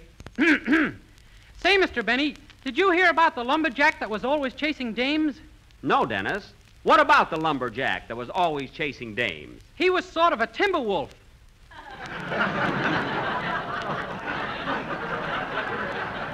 Well, there you are, kid. I wish I was taller. Those jokes go over my head. Dennis, let me explain it to you. Lumberjack, always chasing dames. Lumber, timber. Chasing dames, wolf. Timber wolf. Ow! See? Oh, now I get it. Your feet hurt from chasing dames. Well, look, Dennis, when we come to the gag, just tell it and don't worry about it. Okay. Hey, Jackson. Oh, hello, Phil. You know, I was just thinking. Now, if we get a laugh on the program and it runs too long... Yeah? Well, then maybe I can cut the allegro movement of my orchestra number and just leave in the pizzicato for the violins. Yes, you could. And then if we have to, I can fade the last 8 measures to pianissimo and then segue maybe to the andante. Well, that's swell, Phil, but we'll only do it if we're stuck for time. Say, Jackson. What? Isn't it funny how we fool our audiences and make them think I'm a dumb guy and don't know anything about music? Yeah. Well, that's show business, you know. You know, next week I might even play something classical, just to show the people I can do it. That's a swell idea, Phil. What would you play? Oh, I don't know. Something by Rimsky-Korsakov or Verdi or Schubert or Ernest Hemingway. Ernest Hemingway? I had to mention him. He's the guy that taught me how to pronounce Rimsky-Korsakov. Oh, I should have known you couldn't get past Rimsky without help. Well, I'll see you later, Jackson. Okay. Tickets, please. Tickets for the Benny program. Tickets, please. Just a minute, mister. Yes? You've got to have a ticket. Well, I don't believe I need one. I'm Mr. Mortimer, the sponsor. Oh, come now, chum. You can think up a better one than that.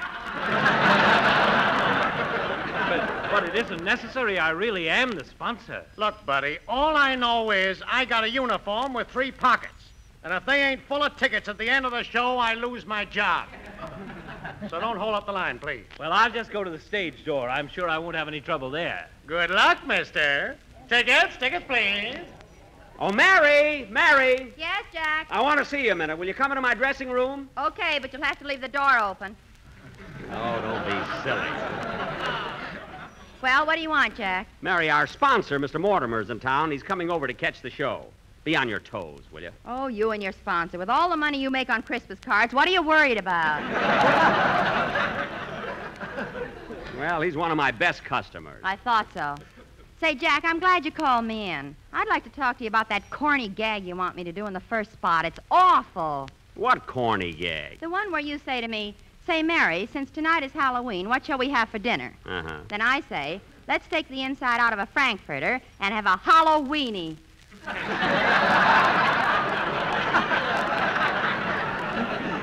Mary, we have to do it. I gave my butcher 2 points for that gag. Anyway, what's corny about it? That's the kind of stuff that made Fred Allen. You just don't know comedy, that's all. If you... Hello? Long distance? Yeah, she's right here. It's for you, Mary. Plainfield, New Jersey. Oh, it's Mama. Fine time to call 5 minutes before my broadcast. It's all right. She never listens to it anyway. Hello? Oh, hello, Mama. Well, I'm fine. Gee, it was nice of you to call me all the way from Plainfield. What? You want me to call Papa and tell him dinner's ready? Well, why don't... Oh, you're not speaking to him. Yes, Mama. Jack had a wonderful trip through Africa.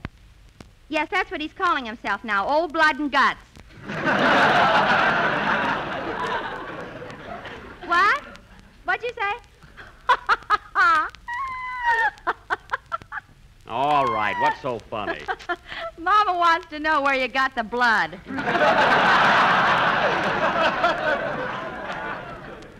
Tell her I got it all over. Ha, ha, ha. Mama, Jack says he's got it all over. Yeah, I think it does, too. I'm going out. I've had enough of this. Say, Mama. All times to call somebody up. Say, Jack, the house is packed now if you want to go out and talk to the audience. Okay, get Phil and Dennis and tell them to stand by, will you? But, lady, I don't need a pass. I'm Mr. Mortimer. Look, mister, I got a job here watching the stage door, and nobody gets in without a pass. I know that, but I'm Mr. Benny's sponsor. I don't care if you're a grape nut flake. You gotta have a pass. Jack will be on the air in 5 minutes. You better get out on stage. Okay. Say, Uncle Rochester. What is it, Butterfly? Mr. Benny don't look so very old. I think he's tall, cute, and handsome. You're looking at Mr. Harris, honey. See, his hair is curly. Well, what kind of hair has Mr. Benny got? Mr. Benny's hair is... Uh-oh. I'm in for it. I still got it in my pocket.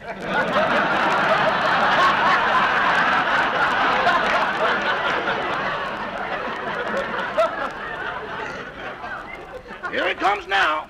When I give you the elbow, laugh, honey. Well, well, well. Hello, everybody.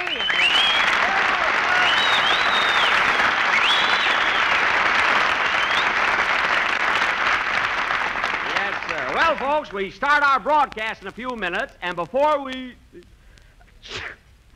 I hope I'm not catching cold. Darn that Rochester. And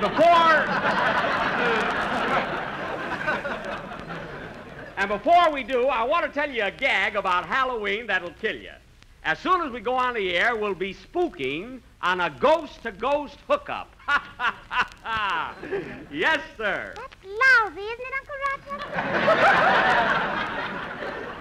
It sure is, honey, but here's my elbow. Well, it took you a little while. Took you a little while to get that gag, but I'll wait.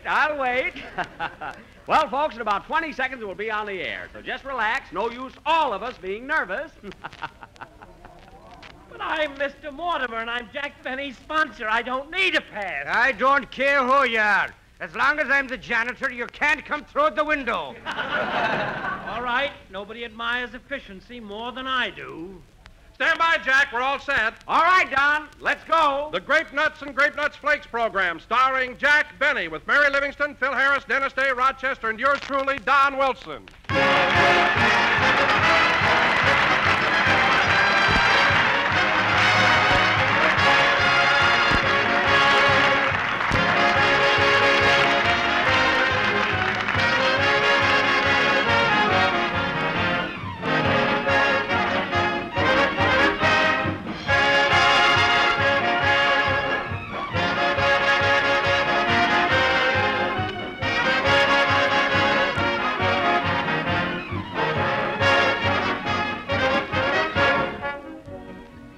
wouldn't try to start a furnace without any coal, but I'll bet plenty of you go to work in the morning without stoking up properly yourselves, and that's not the way to do your best morning's work.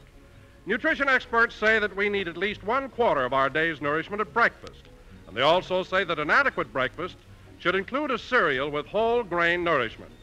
Well, friends, better make your featured dish tempting, malty, rich grape nuts, for grape nuts do bring you those important whole grain food values. And grape nuts are so delicious, you'll enjoy them more every time. They have a distinctive sweet-as-a-nut flavor and a crisp, crunchy texture that makes them fun to eat. So start your day with a good breakfast, including crisp, malty, rich grape nuts. You get a plus for nourishment and a plus for pleasure, too. Grape nuts are thrifty, plentiful, and not rationed.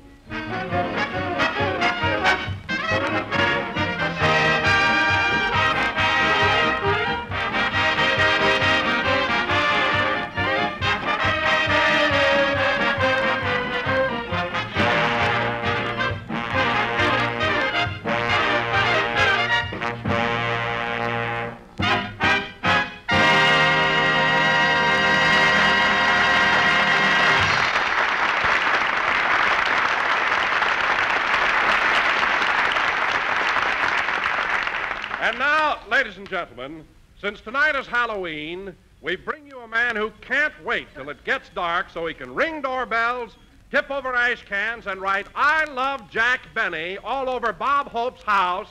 Jack Benny!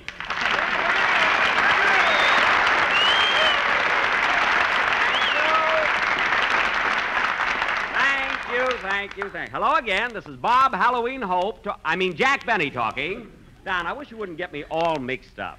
Anyway, I'm glad I've still got that old Halloween spirit, and I never want to lose it. I don't know, it keeps you youthful, vigorous, and peppy. Isn't that right, Phil? You said it, Jackson. You know what I'm going to do tonight? I'm going to have the time of my life bobbing for apples. Bobbing for apples? Well, Phil, isn't that a little too kiddish? When the tub's full of gin.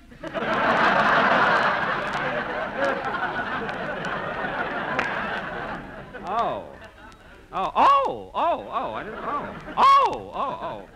Wait a minute, Phil. You mean to say you fill the bathtub with gin just for Halloween? No, the gin's always there. Tonight we just throw in the apples. Oh, I see. We bob for apples for an hour, and then they bob for us.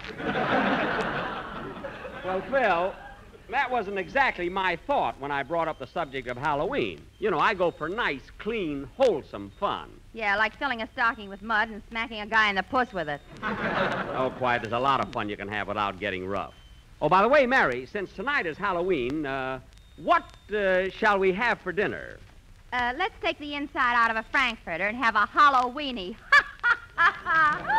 Oh, Livingston, you're a fool, you girl.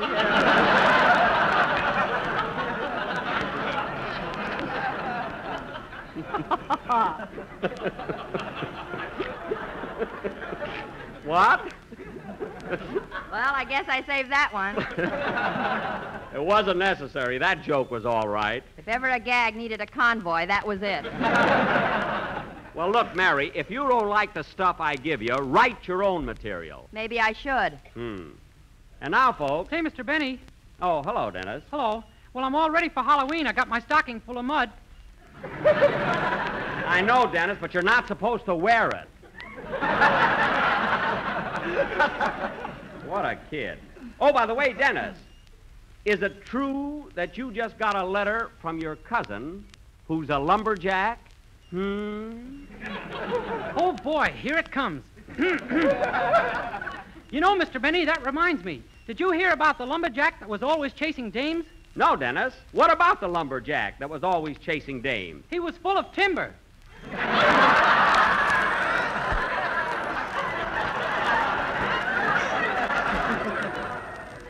What? He doesn't get it, folks. Look, timber, lumber. Dennis, stop wagging your tail and get out of here, will you?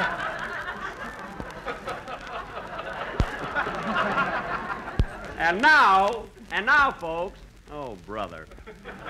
And now, folks, I'd like to announce that next Sunday night we will broadcast from the Marine Corps Air Station in the Mojave Desert, where we will do all of our... Come in. Mr. Benny, my name is Getz. E.D. Getz. I'm a reporter with International News Service, and I came here to get an interview. Well, what's on your mind, Mr. Getz? I'd like to know more about your overseas tour. Where did your trip originate? In Washington, D.C. Uh-huh. Did you leave Washington the same time Mrs. Roosevelt did? Who hasn't?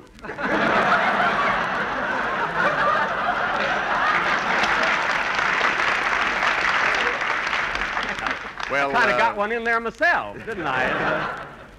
Did you go direct to North Africa, or did you make stops on the way? Well, Mr. Getz, I went to Miami, Florida first, where we stopped for about 3 hours. Then we went on to Puerto Rico. I'm sorry, honey, my elbow slipped.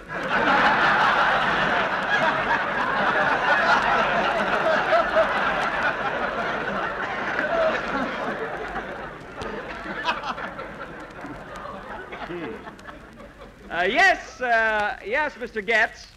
And then we went. The names they have, Mr. Getz. We went from Puerto Rico. We went from Puerto Rico to South America. South America? Well, what countries did you visit there? Well, I was in Colombia, Venezuela, Paraguay. Trinidad? Trinidad, yes. Were you in Brazil? What did you say, mister? I said, were you in Brazil? Was I in Brazil? Let me tell you a story, Mr. Getz. Come closer. This will be interesting. Very interesting. Brazil, south of the equator.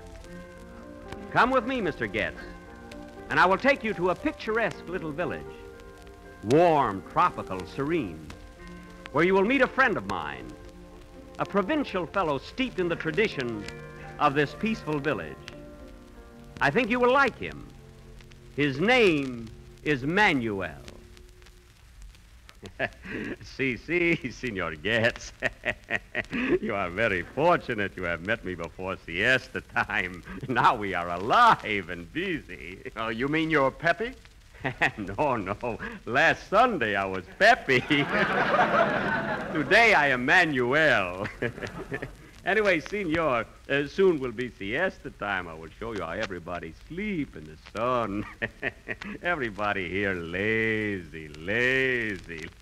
Well, what about the natives? Don't they work? Work? What means this word work? Well, work is when you get up early in the morning and... No. You jump out of bed No. You throw on your clothes, gulp down your breakfast, rush to the office and... No. And for 8 long hours you work No, do not tell me more. It is a bad word. I think I wash my mouth with soap. Excuse me, senor. I lose my temper. But here life is so easy. Everybody sleep, everybody lazy. You know, Manuel, Oh, pardon me. For what, senor? I just yawned. Oh, it is you who must pardon me, senor. I forgot to say Gesundheit. Please forgive. Oh, but you only say Gesundheit when one sneezes. Here, nobody sneezes. Everybody lazy.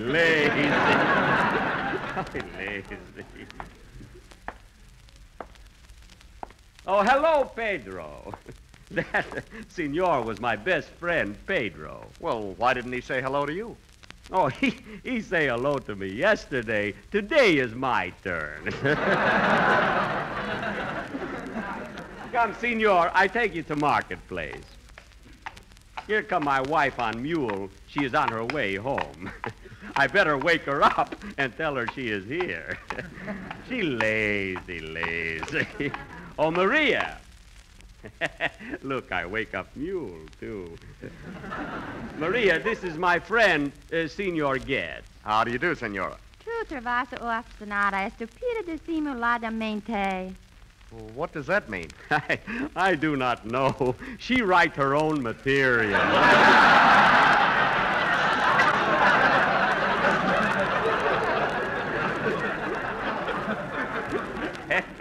You know, Mr. Getz, I must tell you, last week I called my wife. I call her my little cobra. Then I say Claudette Cobra. I make what you call ad-lib, you know, I ad-lib like Senor Eddie Cantor, you know. He got five. He no lazy. He ad-lib. Oh, look, here come my boy, Deniso. Deniso, I want you to meet my good friend, Senor Getz. Hello, Deniso. See. You know, Senor, Deniso, very funny boy. Deniso, tell Senor joke about your cousin Rodrigo. This is very funny. Go ahead, Deniso. See. Tell him, Joe. My cousin Rodrigo, he is a tree surgeon, and now business it is so good he is branching out.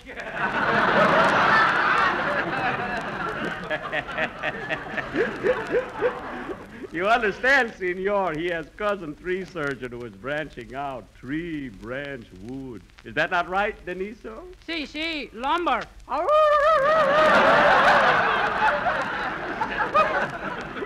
Senor, it is hard to believe, Deniso, he has such a beautiful voice in his head. Deniso, sing for my good friend.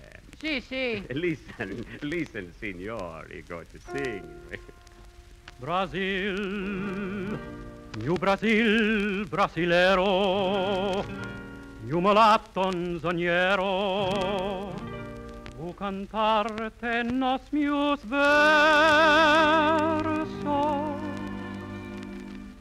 where the songs are passionate, and a smile has flash in it, and a kiss has art in it, or you put your heart in it, and so I dream of old Brazil, where hearts were entertaining June. We stood beneath an amber moon and softly murmured someday soon. We kissed and clung together then. Tomorrow was another day. The morning found me miles away, with still a million things to say. Now, when twilight dims the sky above, recalling thrills of our love, there's one thing I'm certain of. Return I will to old Brazil.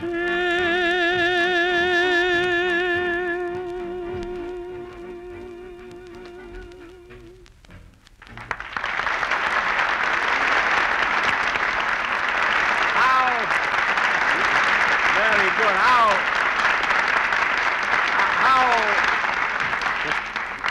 How you like that, Senor Getz? Oh, very good. You know, Senor, sometime when he sing, I also play the violin. I think I will play... Come back, Senor Getz! I will show you. When I play my violin, everybody on the street, they no sleep, they join in and sing. Maria, get off a mule. You are sitting on my violin. Listen, Senor, you will hear beautiful music.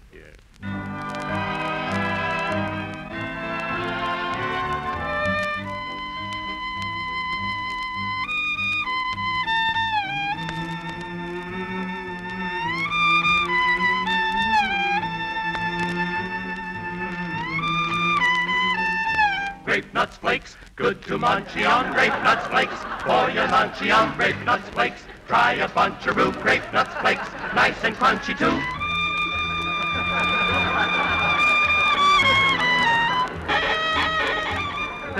My violin, she ad-libbed. Grape nuts flakes, for a new delight. Grape nuts flakes, morning, noon, or night.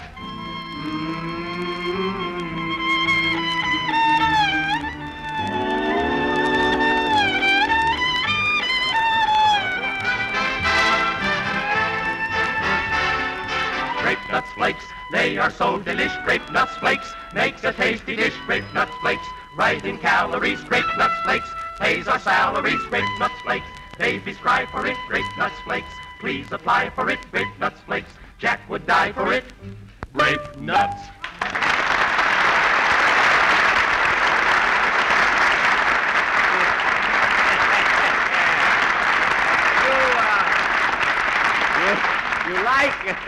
You like that, senor? Oh, very much. You're a great violinist. Thank you, senor. You know, when I was a little boy, I first learned to play... What is that? Well, sounds like a telephone bell. Oh, that's impossible. We have no telephone. But I answer it anyway. Hello? Si. You are where, Senor Mortimer? That is my sponsor. He is calling from the L. Schwab drugstore. He no come to the broadcast. He lazy. What you say? Oh, I'm sorry, Senor Mortimer. You could not get into the broadcast. Maybe it is for the best. No, there were not many laughs. No, senor. The jokes, they were very good. But the audience, they were lazy people. Goodbye, senor. He nice man. My sponsor, if he not too lazy, maybe he pick up my option. Come, Senor Getz, I take you to my house. We can rest up before we go to sleep.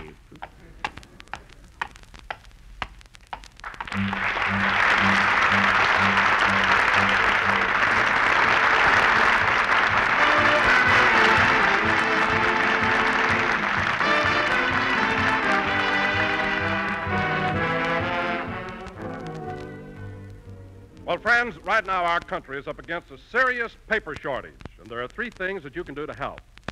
Sell your supply of waste paper to a junk dealer, donate it to some local charity, or see your local salvage committee about having it collected. And here's what you can do to help save precious paper right at the source. Buy as many foods as possible in large-sized packages instead of the smaller ones, because it takes less paper per pound of product to pack in the larger sizes. And as you know, you do yourself a favor, too, by getting Grape Nuts Flakes in the large size package. You save up to 14 cents on every dollar spent when you buy Grape Nuts Flakes regularly in the large package instead of the smaller one. And you do your family a favor every time you treat them to Grape Nuts Flakes. That crisp, toasty texture, that sweet as a nut flavor just plain hits the spot. So ask your grocer for Grape Nuts Flakes in the big 12-ounce economy size package.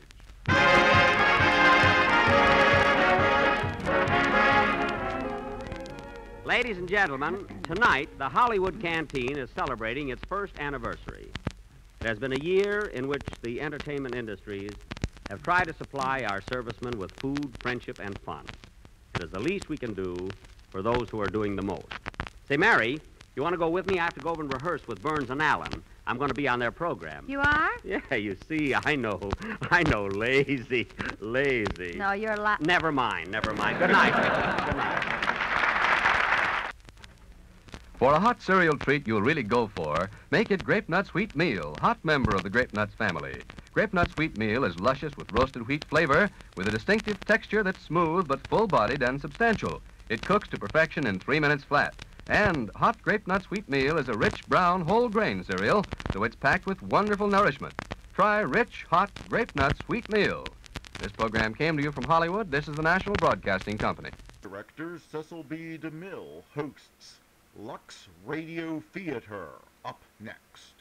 Lux presents Hollywood.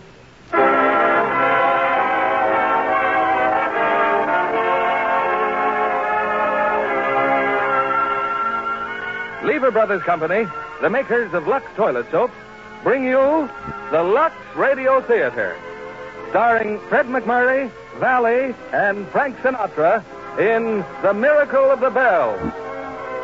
Ladies and gentlemen, your producer, Mr. William Keeling.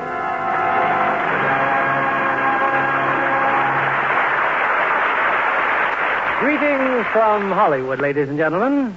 It's not often that you can see the film version of a book on the screen that's still on the bestseller list throughout the country. And it's not often that we can broadcast the screenplay of a story that's still being read in thousands, if not millions, of homes.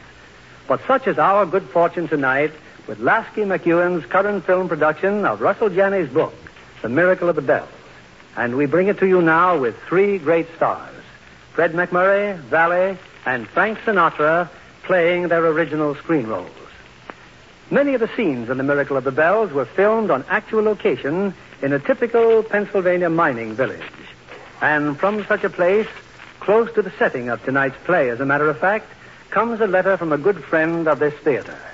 She writes, "In a town where soot and smoke are almost unavoidable, it's always a problem taking care of your complexion. But with Lux soap, I've never had trouble keeping my skin looking fresh and lovely.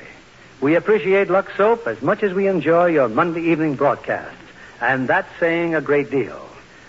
Well, as one way of saying thanks to this kind listener, we raise our curtain on Act One of RKO's current hit release, The Miracle of the Bells, starring Fred MacMurray as Bill Dunnigan, Valet as Olga, and Frank Sinatra as Father Paul.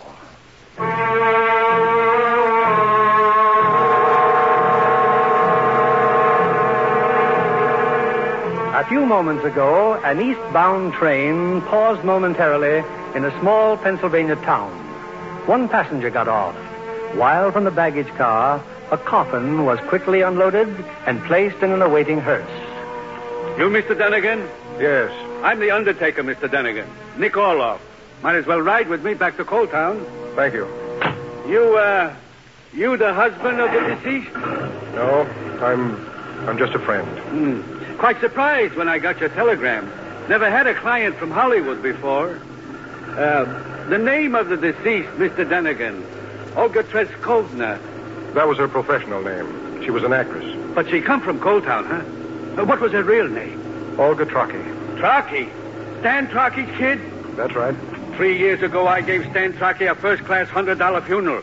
You think she paid me? Not a penny, not 1 cent. What are you stopping here for? I ain't burying any more deadbeats until they pay up. You mean now? Right now. All right, Mr. Orloff. But it was a $90 funeral, not $100. She paid you 10, she told me. Here, give me $20 change. Oh, no. What about the extras? Flowers and 6 pallbearers at $2 apiece. I'm a respectable businessman. I never cheated nobody. When I say $100, it's $100. My mistake, Mr. Orloff, not noticing your fine qualities. Now get us to Coal Town.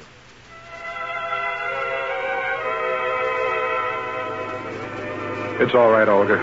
You'll be home soon. But why anyone should want to come back to this flea-bitten end of the world, I don't know. But that's what you wanted. And it's all I can do for you, kid. Ride with you and tell you that I love you. That's what's driving me crazy. That I waited till now to tell you. I love you, Olga. I guess I loved you the first time I saw your face. I'll never forget how I happened to meet you. I'd heard Tommy Elmore was rehearsing a new review. And as long as I was in the neighborhood... No, wait a minute. Hold it. What are you dames trying to do to me? You, what's your name? Olga Treskovna. Well, look, Olga, I'm sorry, but I haven't time for beginners. Come back when you've learned something. Mr. Elmer, please. No, I'm sorry, but this show's got to go on in 4 days. Let me try again. Please, give me another chance. Go on, Tommy. Give the kid a break. Huh? Who's that? Bill Dunnigan. How are you, Tommy? Just thought I'd drop in and say hello. Hey, can you get out of here? I'll buy you a drink. Bells, meet the world's greatest press agent. Bill, meet the world's worst chorus. Hiya, girls. Okay, ladies, take half an hour. If you've been watching them, Bill, you know I could use a drink. Hey, Tommy, do me a favor, huh? Yeah, shoot, pal. Let the piano player work with that kid. He'll have her dancing like Pavlov in no time. You know her? All right, just like her face. She looks like she needs the job. Come on, Tommy, give her a break. Okay. Freddie, see what you can do with Olga. I'll be back in 30 minutes. Thank you. Now, never mind the thanks. Just learn that routine. Oh, I will. That's where it began, Olga. And this is where it ends. In Orloff's funeral parlor. You're back in Coal Town, baby.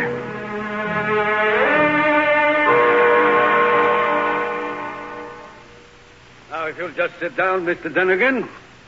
Well, sir, we can give her a fine funeral for $150. Of course, pallbearers will be extra. Get them. $2 apiece.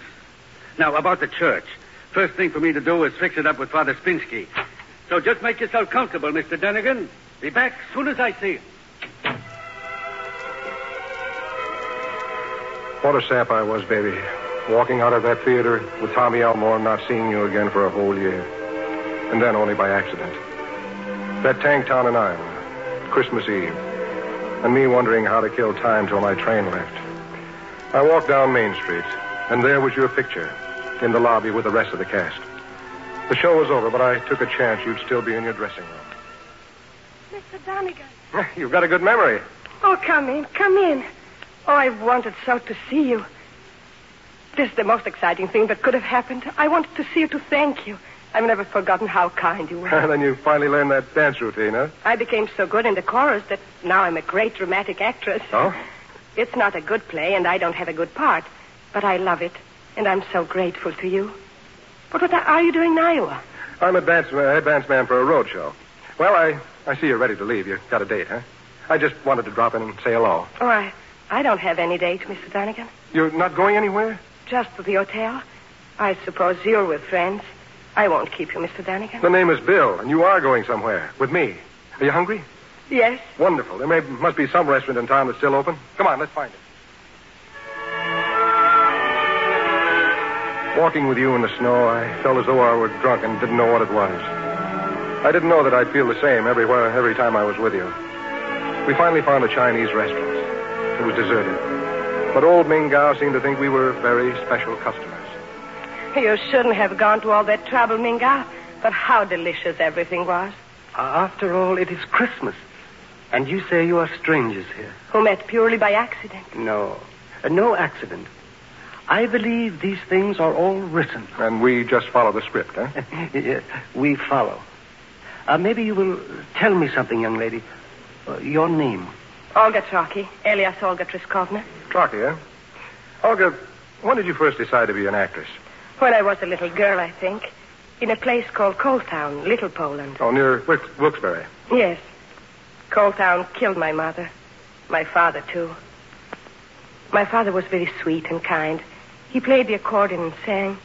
And he used to say to me when he had a hangover, which was most of the time, "Go away someplace, Olga, and sing and dance and act and be happy." So you followed his advice? Except I'm nobody. But I'll be ready when my chance comes. I think maybe in Hollywood.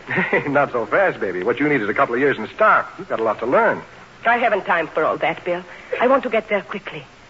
And when I am a big star and the interviewers ask me, "How did this great success come to you, Olga Triskovna?" I'll tell them it came from Bill Donegan, who once said, "Give the kid a break." Well, I think we'd better go, Bill. It's late. Yeah. Let's have the check, Ming.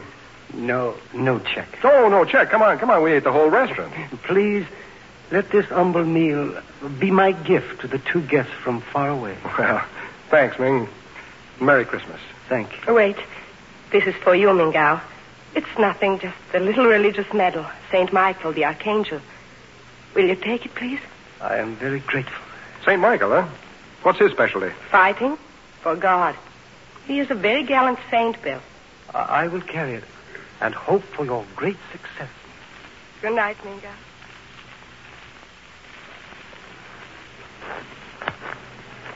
Well, it stopped snowing. Yes. And look up there. Bill, look. Look up there. Oh, the stars? Yes. You see over there where that V-shaped cluster is? Now, just to the right of it. Oh, yeah. See that bright one? Yeah? It's mine. My star. Yours, huh? My father told me that star appeared for the first time the night I was born. Well, could be. It's there every night to remind me of where I'm going. Oh, I'm being very silly. I won't see you again for a long time, maybe. Will you accept a Christmas present from a strange lady? My star up there. I'll give you half. Yes, Bill. Half is for you.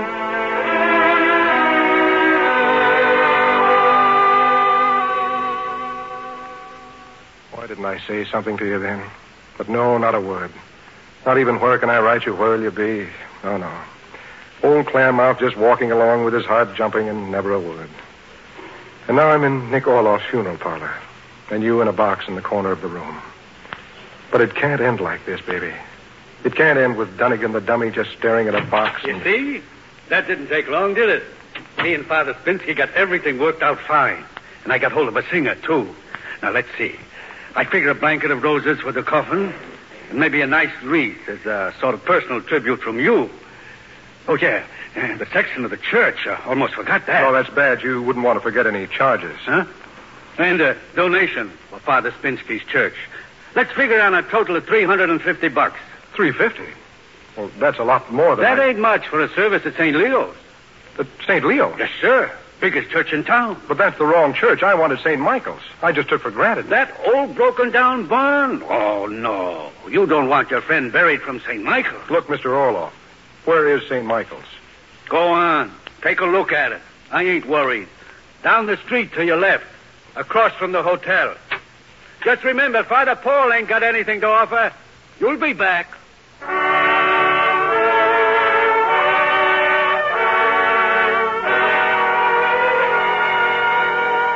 So that's why I'm here, Father Paul. She wanted to be buried from your church. Now, how much do you charge? I better tell you first, she wanted a few extras. I'm very proud that this girl wanted to be buried from St. Michael's, Mr. Dunnigan. Please put your money away. I'm sorry, Father. I came in here like a sorehead. It's just that, well, it's a pleasure to run into a human being again. You ever hear of poverty, Father? Oh, yes. Poverty is an old friend of St. Michael's. Well, I'm down to my last $300. I just thought I'd better warn you. And I've got a favor to ask. Could we have her brought here? I hate the thought of Olga being left in Orloff's place.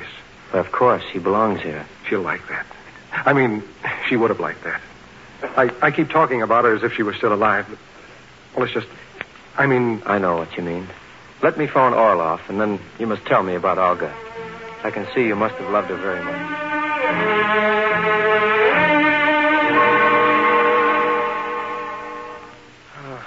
Nick Orloff's a stupid and greedy man.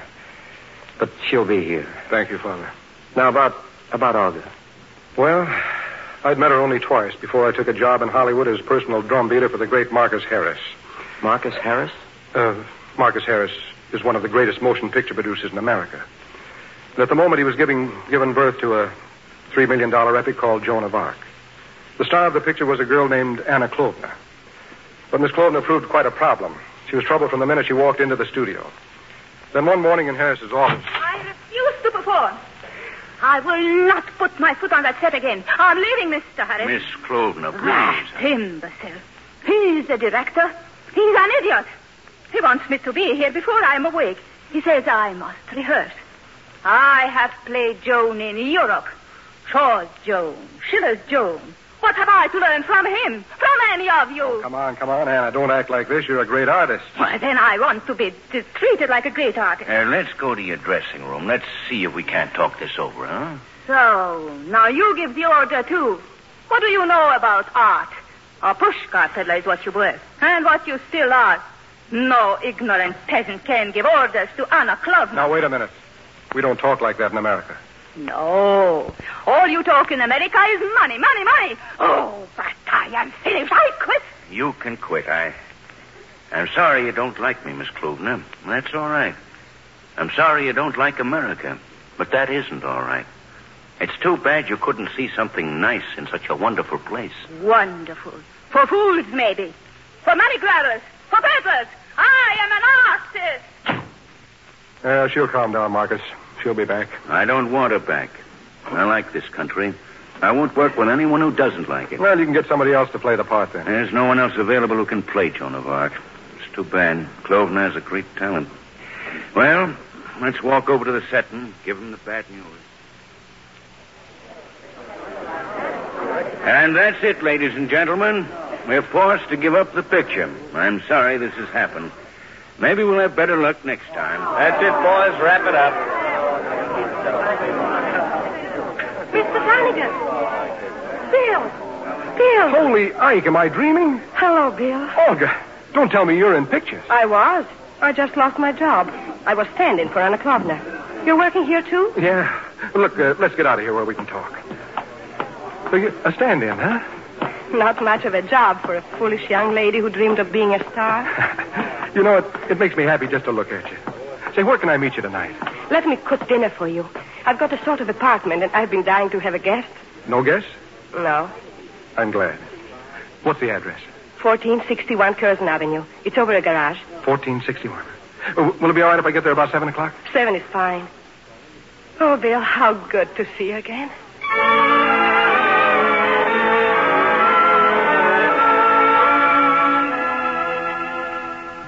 More coffee, Bill? Oh, no, thanks.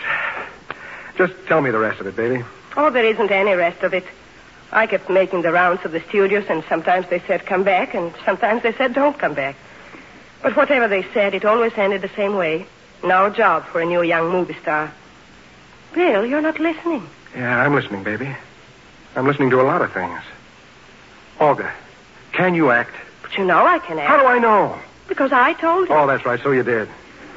And I'm much better now. I spend all my spare time reading plays, learning parts, and... Yeah, you're better looking than she is, too. Who? Anna Klovna. You're younger, you're prettier. Bill, what are you talking Take about? it easy, baby. I'm incubating. Bill, you don't mean Joan of Arc. Never mind what I mean. Olga, do you know any scenes from the script? Oh, Bill, I know the whole script. Look, I don't want the whole script. I want one scene, one big scene. Now? Yes, now. We've got to work fast. It's one of those things. Yes, Bill? Okay, you're on. The camera's rolling. Action. It's a scene where Joan comes into the courtroom. They brought her up from the dungeon. She sees all the great English aristocrats, all the great doctors of theology. They're here to make her confess that she has lied and blasphemed. Then the bishop asks her if she considers herself in a state of grace. And she replies, if I'm not, I hope God will put me there. And if I am, I hope he'll keep me there. They want the truth, they tell her. And they ask, when did Satan first command you to slay the English? And Joan answers, the voices of my saints commanded me to fight for France. So I went into battle, and I led the battles. And what were the English doing on the soil of France? Why didn't they keep their blood at home where French swords could not spill it? No, whatever you do to me, I will not say what is not the truth. And the truth is, I'm a peasant girl, and I love my mother and father and my brothers, and I would have stayed at home. But God spoke to me through his angel Michael, and he told me to go out into the world and help my people. I went, and I fought, and if I should escape from here, I will continue to fight for them. And if I do not escape and you will burn me for what I've done, I will kneel in the fire and give God my thanks for his kindness to me and my people. Okay, baby. Where's the phone? Was it all right? Yeah, it was all right. Hello. Mr. Harris, please. It's Bill Dunnigan calling. Yeah, will you please? Bill, I don't know if you should. Hello, Marcus. This is Bill Dunnigan. Marcus, hang on to your hat. What? All right. Hang on to your pajamas, then. Look, Marcus, you don't have to shelve the picture. I found another Anna Klovna plus. She's young. She's beautiful. Can she act? Can Hybert's fiddle? Can Joe Louis fight? Can Bob Feller pitch? I'm telling you, Marcus, she's great. You've got to give her a screen test first thing in the morning. Just give me your okay, and I'll set everything up. Yeah. Sure, I've got her tied up. I give you my solemn word of honor. Yeah. Fine. I'll see you tomorrow. Bill. Relax, baby. I'm going to explode. You're going to bed. It's like the time you came into the theater. I couldn't see you at first. Just a voice that said, give the kid a break. I don't know why I deserve anybody like you. Yeah, I've got to get hold of Dolan and talk him into directing the test. We don't want a shot by some stooge. I'll go and see him now. And you're going to get some sleep. How can I ever repay you, Bill? By knocking him dead, baby. Tomorrow's the big day. Not as big as now. Oh, Bill, thanks. Good night. Good night. Now, don't worry about anything. I'll see you on the barricades at dawn, baby. In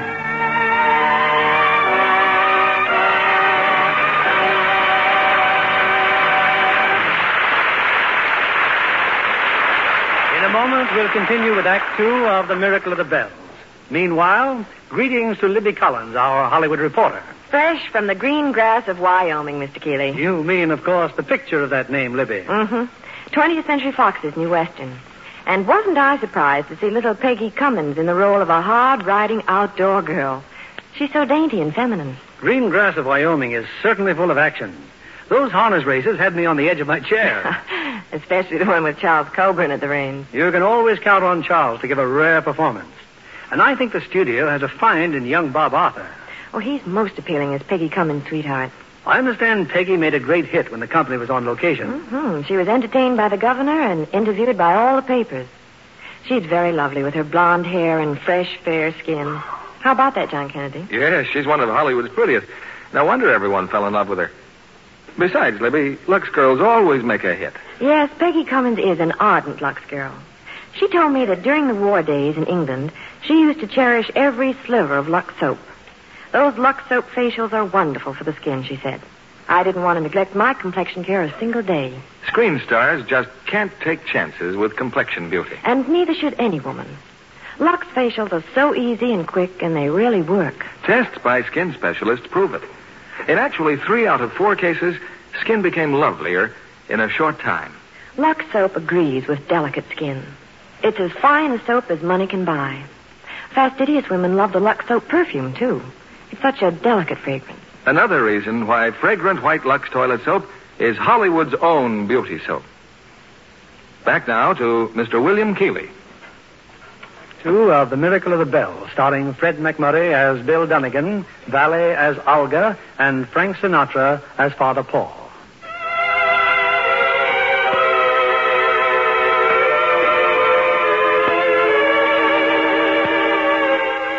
In the shabby old rectory of St. Michael's Church, the mild little priest, Father Paul, listens attentively as Bill Dunnigan, press agent, continues the story of Olga Treskovna. Well, Father, the screen test was great. Olga was wonderful. And when we started shooting, she was even better.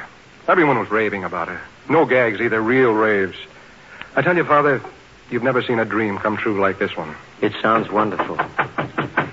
Oh, that should be Mr. Orloff. Come in. Where do you want the box?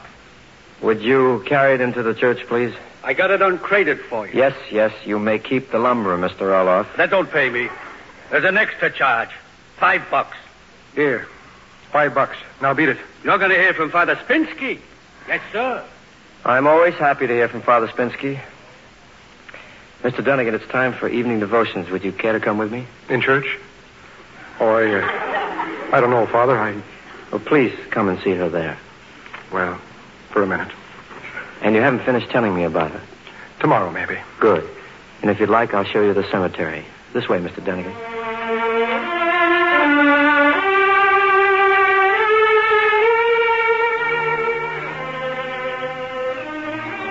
You know, some people object to our cemetery being way up here in the hills, Mr. Dunnigan. But at least this is one place where the coal dust doesn't blow and where the flowers are always clean. I asked a friend if she had ever heard of Olga Treskovna, the movie actress. She said she hadn't. I told her she was very famous. No, Father. They wouldn't let her become famous. But why not? What happened? Well, after 2 weeks of shooting, Marcus Harris tripled her salary. That's how good she was. But she never changed. It's quite a thing, you know, Father, to jump from nowhere into stardom. And all the time she was getting thinner and more tired. I figured she was just working too hard. Until one day in her dressing room.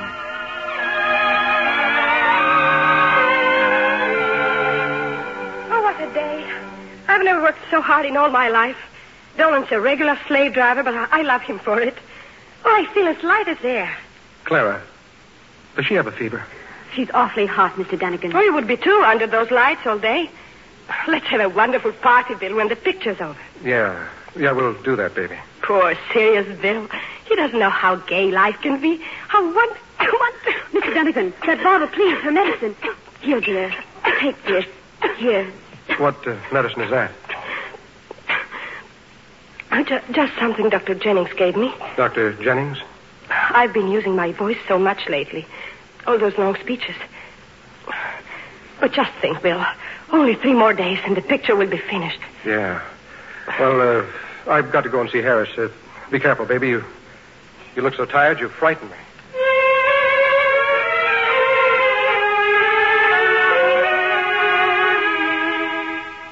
She doesn't know I've come here, Dr. Jennings. Tell me, how sick is she? She's very sick. She's developed tuberculosis. Tuberculosis? I see. She needs what we call surgical rest. Should have had it long ago. Well, If we could send her to a sanatorium now. I've tried desperately to persuade her, but she's determined to finish this picture even if it kills her. Yeah, I know. But she will get well. There's always a chance, Mr. Dunnigan. No more than that, huh? Thanks for telling me, Doctor.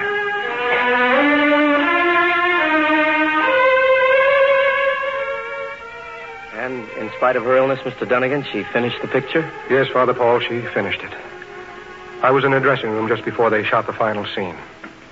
I did my best to persuade her to postpone it. But it's just one more shot, Bill. Then it's finished. But the whole picture. You're not well, Olga. I talked to Marcus. He said we can shoot it tomorrow or the next day or next week. Please, Bill. This is so important to me. Please. We're ready, Mr. Skovner. Coming. Come along, Bill. I want you to be there. Sure, baby. Sure. Yes, this was the last shot, Father Paul. With Olga as Joan chained to the stake, the fire leaping up around her, and the mob hooting and jeering until Joan spoke her last words.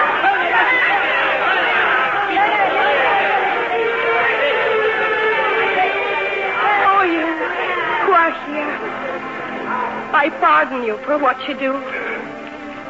I'm young and I do not know much of life. But I know that this little place in which I stand is not the world. There are places I've never seen where men and women are full of sweetness and hope. I speak to them out of the pain that comes. Dream on. Dream on of God and goodness.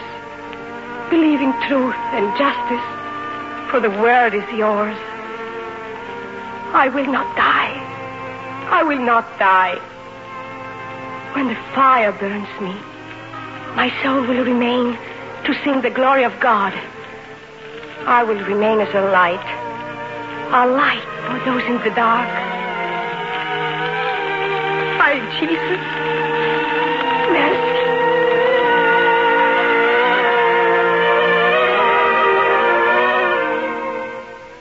A few hours later in Harris's office. So I've decided not to release the picture, gentlemen. Sometime, maybe we can remake it when we can find the proper person to play the part again.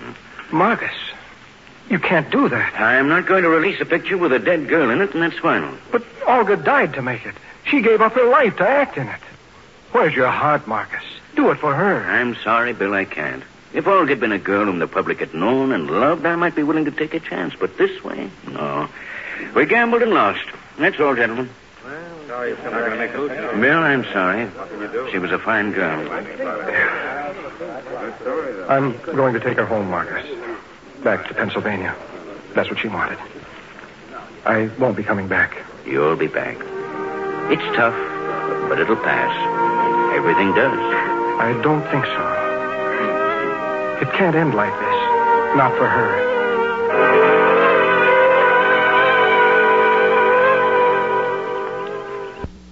Those bells, Father. Church bells? Yes, they ring every day at noon all over the world. De Angelis. I guess I never listened. Bells? I knew there was something I'd forgotten. Olga wanted your bells rung at her funeral. I almost forgot her last request. I'll tell the sexton. Father, how many churches are there in Coal Town? Why, we have 5 churches. Do they all have bells? Well, yes, fine bells. Mr. Dunnigan, you're not thinking I'm thinking of a lot of things. 5 churches. Okay, I want all the bells to start ringing at 8 o'clock tonight and keep on ringing for 3 days. 3 days and 3 nights. But why? A brain cell moved, finally. I've been letting Olga down. I've been sitting around moaning like a beggar on a rainy day. Mr. Dunnigan, it's going to cost money, a lot of money. Oh, that'll be taken care of, Father. But you told me that you Look, Father, you've heard of St. Michael, haven't you? He was a scrapper, wasn't he? Oh, indeed he was. He was the first warrior of heaven. Well, then what are we worried about? He's on our side, isn't he? Come on, Father, let's get back to town.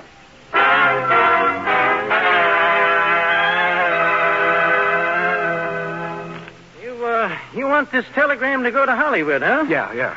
Let's see if I can read it. Look, just get it off, will you, please? Mister, if I can't read it, I can't send it. Marcus Harris, Excelsior Studios, have terrific stunt to save Joan of Arc. Wire $10,000 immediately, Miners Bank and Trust Company. That's just a block down the street. Yes, I know where it is. Just go on. Right? You know. Must have it by noon. It will pay back $10 million gross for picture. Dunnigan in great form. That's Dunnigan. Oh, Dunnigan. Dunnigan in great form. Dunnigan is still world's greatest press agent. Regards, Dunnigan. Who's Dunnigan? I am. You don't say. Here's $5. Now keep the change. Oh, thanks. And phone me at this number in Coletown as soon as the answer comes through. $10,000. I'll sure like to see that return message. Yes, and so will I. But just the two of us, do you understand? That's why I didn't phone it in from Coletown. Hey, Say, what's that? Them bells. Church bells. Sounds like they're coming from Coletown. Yeah, right on the dot. 8 o'clock. Huh? Sound beautiful, don't they? Sounds like all the churches in Coletown. Something must have happened. That's right, partner. Something must have happened.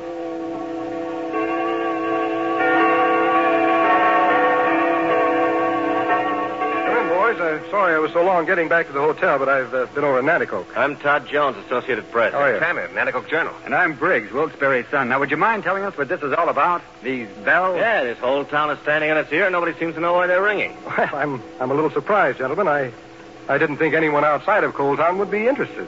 This Olga Treskovna, who is she? She's an actress. A great actress, gentlemen. She died 10 days ago in Hollywood. A Hollywood star, huh? What pictures? Well, as a matter of fact, she just finished Joan of Arc. Hey, wait a minute. I thought I recognized you. You're Bill Dunnigan, aren't you? That's right. Bill Dunnigan, super-duper press agent. Bells, huh? This isn't a news story. It's a publicity story. Now, wait a minute. Did Marcus Harris ever hear of paid advertising? Okay, boys. I'll admit I was trying to pull a fast one, but not for the reasons you're thinking. Hey, Al, how about a bottle of scotch and some glasses? Sure, right away, Mr. Dunnigan. Everything I've told you is true, as far as it went. How about listening to the whole story?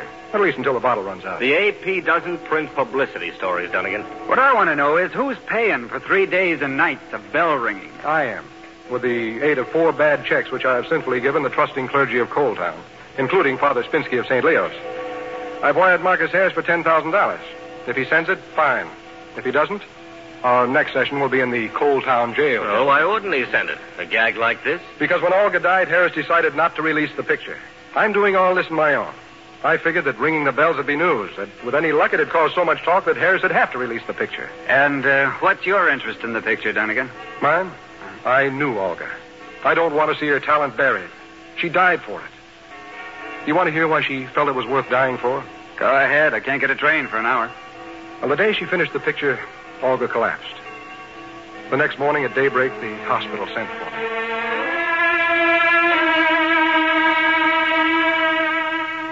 Hello, Bill. Hello, baby. Bill, will you promise me something? Sure, anything. I want to be buried in Coletown from St. Michael's Church. Olga, please don't talk like that. And I want them to ring the bell for me. They didn't ring it for my father. Don't forget, St. Michael's. Bill, the picture, is it really good? It's wonderful. You're great in it, Olga. I hope it's true. Because I didn't play Joan alone. A lot of people played her. People you've never seen or heard. My father and all the other poor, sad people of Coletown. You'd better not talk, baby. But I want you to know and remember why I did it. Why I kept on till this happened. It's because all those poor people, the people I came from, have hopes and dreams that never get a chance. They just work and die, and all the nice things inside of them never come out. And Bill, I came out of them. When they hear me, they'll know it's their own heart speaking. And when they see my name shining in all the theaters,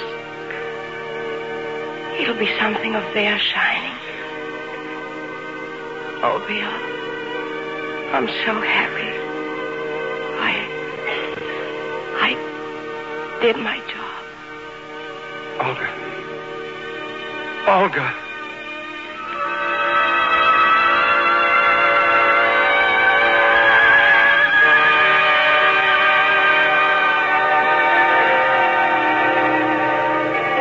Chicago Times by Associated Press. Dead movie star honored by unique ceremony in Pennsylvania town. Wilkes-Barre's son. Bells ring tribute to Pennsylvania movie star. Bell. Dying wish of Hollywood star fulfilled. Do you like them, Olga? They're ringing your name, baby. throughout the town, throughout the state, throughout the nation.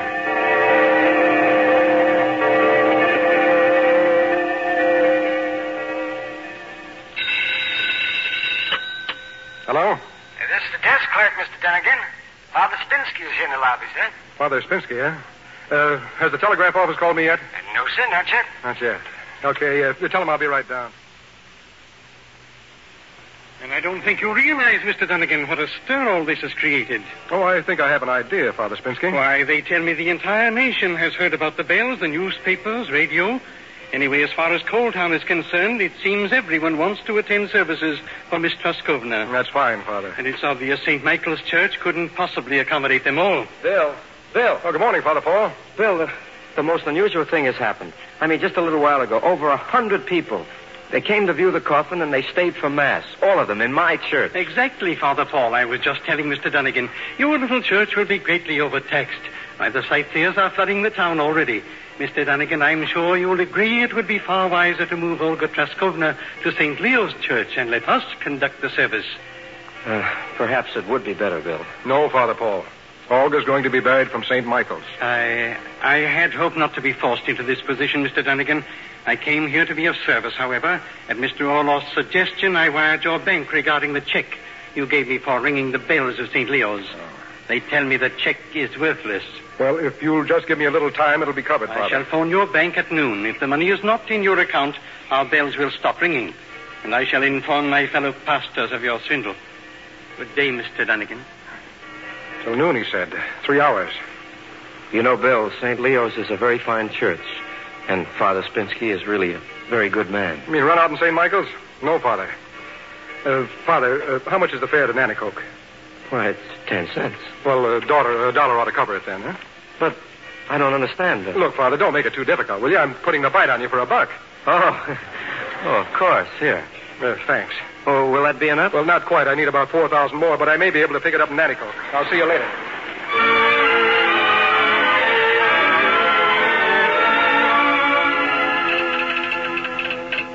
Yeah, she's coming in now, Mr. Dunnigan. Yep. It's from Hollywood. Well, what does it say? What does it say? Have sent $5,000 as requested. Cut you down, didn't he? I expected it. What else does it say? Money is settlement in full for your unexpired contract. Never mind about saving picture. My decision still stands. Signed, Harris. Oh, thanks.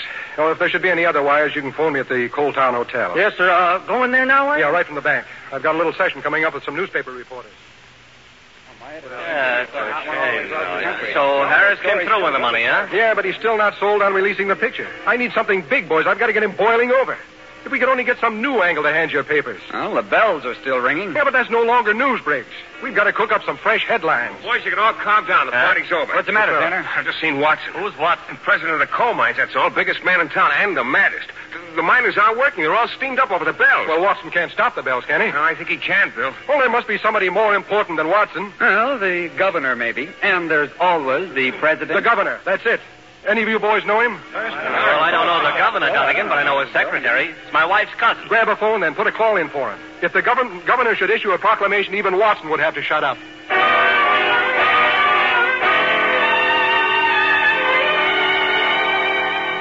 I thought you'd like to see the newspapers, Mr. Harris. Take a look at this. Headlines, too. Pennsylvania governor issues proclamation. All denominations to observe Starr's funeral. Now, here's the Globe. Nationwide mourning accorded Olga. And you know what the journal says? Never mind. I've never seen a campaign like this in all my born days. Too bad it's all for nothing. For nothing? I just this minute hung up the phone. Genevieve James is available. She wants to do Joan of Arc. Well, that is news, isn't it? You know, Dolan, I was almost hoping we could go ahead as Dunnigan wanted. But naturally, this changes everything. We'll remake the picture with Genevieve James. I'll get a telegram off to Dunnigan right away.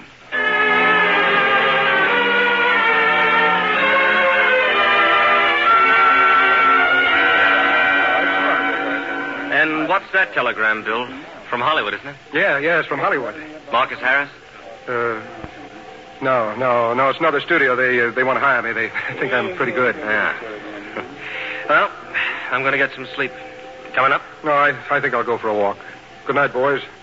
And thanks for a swell fight. Good night. Anytime, Bill.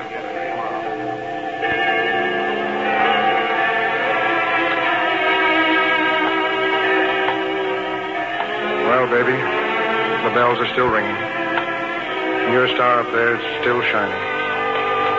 But I didn't do so good, baby. They're going to remake the picture. So you can quit shining.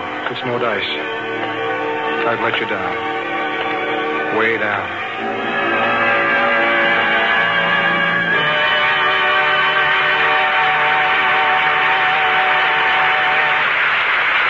We pause now for station identification. This is CBS, the Columbia Broadcasting System. WJR and WJR-FM, Detroit.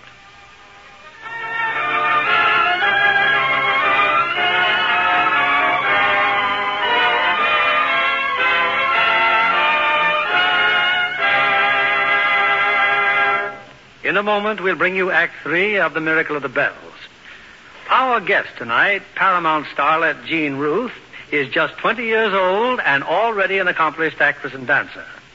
I understand, Jean, you've spent almost as many years in the theater as you have birthdays. Yes, Mr. Keeling. Both of my parents have been in show business nearly all their lives, so I was literally raised in the theater. And now you're well on your way to a movie career. Does the picture business come up to your expectations? It's even more fascinating than I'd hoped for. Take last Wednesday night's premiere of The Emperor Waltz. It was such fun seeing all those famous stars. And the picture.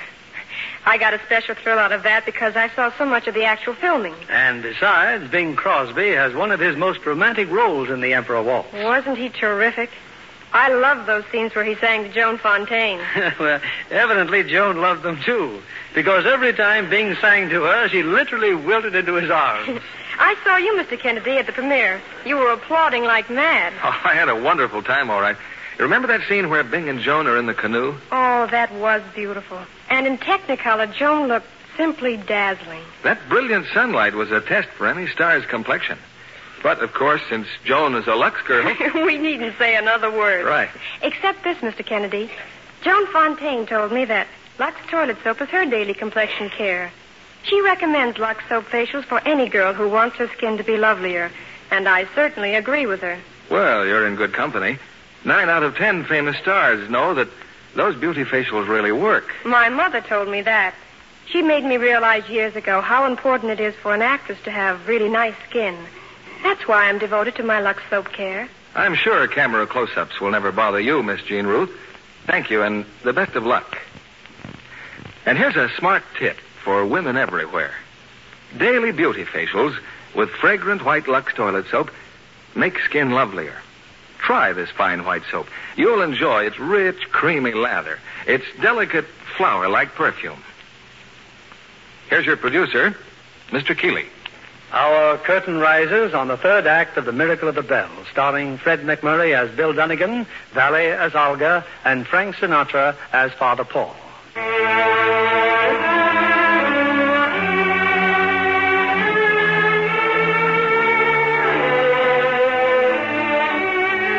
Marcus Harris, the producer, has decided to remake Joan of Arc, and Bill Dunnigan's frantic efforts to bring Olga before the world have failed.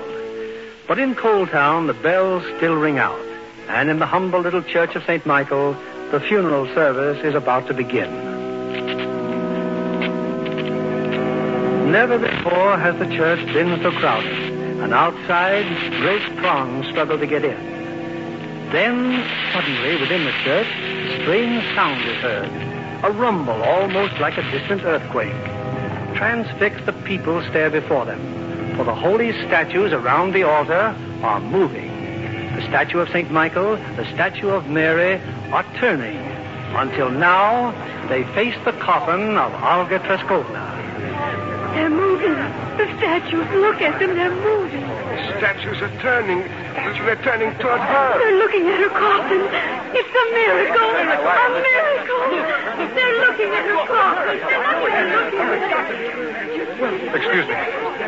Excuse me, please. You're the sexton, aren't you? Where is he? Where's Father Paul? He went down there, Mr. Dunnigan, down to the basement. Father Paul. Father Paul. I'm here, Bill. Father Paul, I saw it. I was in the back of the church when it happened. I saw the statues turn. Yes, I know, Bill. That's why I came down here. Look, Father Paul, I started this thing. I started the bells ringing as a gag to get them to release Olga's picture. But I didn't do that upstairs, so help me, I had nothing to do with it. I know, Bill, I know. The statues turned by themselves. They turned and looked at Olga. Look, Bill, look at this post. You see, the ground is broken around this post. What? The ground, Bill. It's broken, and all the way across to the base of the other post. The statues are directly above these posts, and the posts support the statues, Bill. Are you trying to knock out the miracle?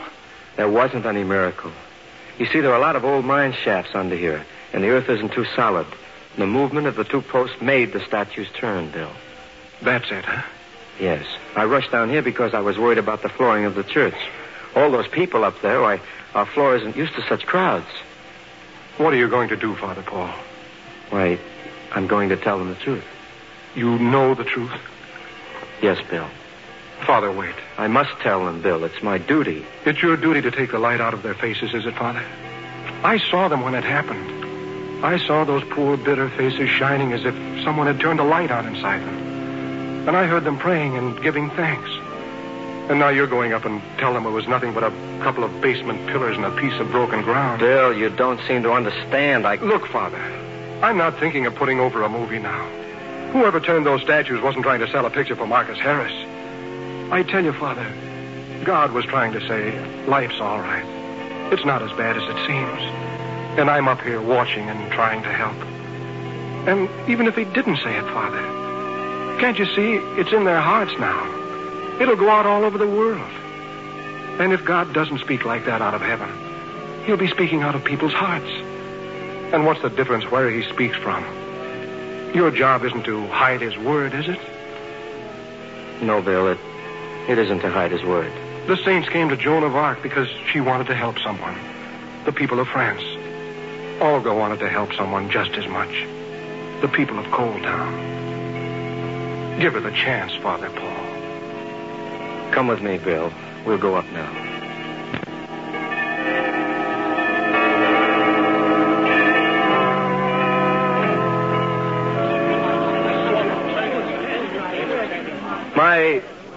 My dear friends, something strange and wonderful has happened.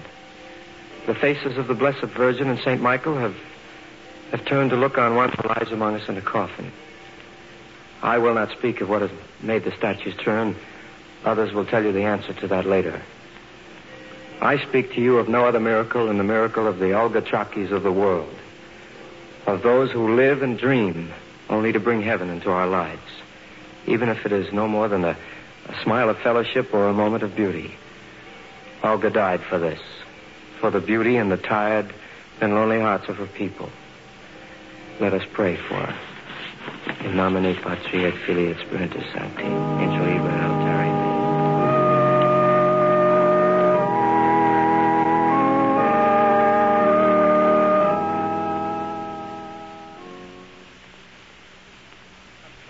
On you, Mr. Harris, but something tremendous has happened. There's a mob of newspaper reporters out there, and they want you to... What's happened? What are you talking about? The miracle, Mr. Harris. What miracle? In Coal Town. A miracle has happened to Olga Trescovin. I won't hear such bunk. It's sacrilegious. And if Dunnigan thinks It isn't Dunnigan. Two huge statues at the altar turned to look at Olga in her coffin. What do you mean it isn't Dunnigan? Do you think for one moment the Almighty's interested in selling my movies?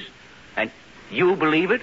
The whole country believes it, Mr. Harris. This time Dunnigan's gone a little too far. When a press agent starts fooling the people about religion, I'm through with him. But the statues turned, Marcus.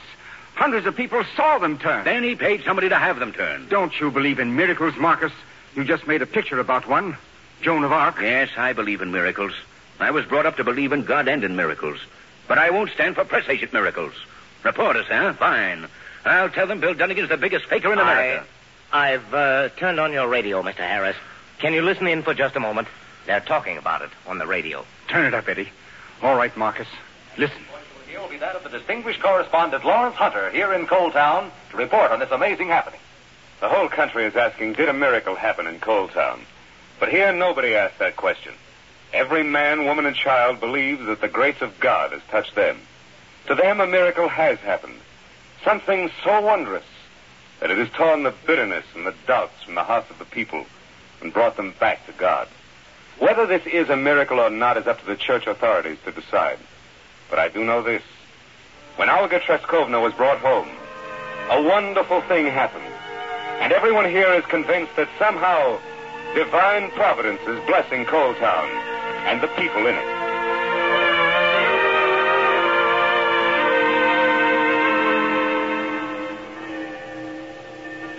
What a day this has been, Bill. What a wonderful day. Look at those telegrams on my desk. How am I ever going to answer them all? And tomorrow there'll be more. You don't answer them, Father Paul. You get a secretary. She answers them. Oh, no. They were written to me. Look, we are being given a new organ by Mr. Watson. Others are giving us a new roof, stained glass windows. And look, Bill, all this money for the poor. And the world has come to St. Michael's to pray. I must thank you, Bill. Thank me? Isn't that a little funny coming from you? You mean you still believe in the miracle? I've been standing in the church most of the day, Father. I haven't tried to plant one line of newspaper copy. Do you remember when I told you how I couldn't tell Olga what I felt? Well, this is the second time in my life that I've been dumb. I can't tell the world about it. That's why I know it's real. Because I'm no good at selling anything that's real. Well, I guess I'm through here. Through? Oh, no, Bill. No, Bill, you're just beginning. Marcus. Bill, I'm happy to see you. Hello, Marcus. Hello, Dolan. Father, this is Mr. Harris and Mr. Dolan, straight from Hollywood. My special plane. I'm very glad to know you. Father, Bill, I'm a man who knows when he's licked. You win. You, Bill, and Father Paul, St. Michael, Olga, and a couple of statues. I've decided to release the picture as quickly as possible. Thank you, Marcus. We're going to put Olga Treskovna in pictures in every city in the country. And I'll tell you what she's going to do. Olga's going to build a hospital for Coal Town, the best that money can buy. A clinic for her people, for the study of this disease from which she died, so that someday there will be no such disease, and people won't be dying from it, because Olga Treskovna died for them, worked and died for them. This is a great thing you're doing, Mr. Harris. It's beyond anything any of us has dreamed. Maybe. I don't know how all this started, but in my religion, when something happens that makes the world a little better than it was before, we know that God has had something to do with it, and we don't ask questions. In my religion, too, Mr. Harris.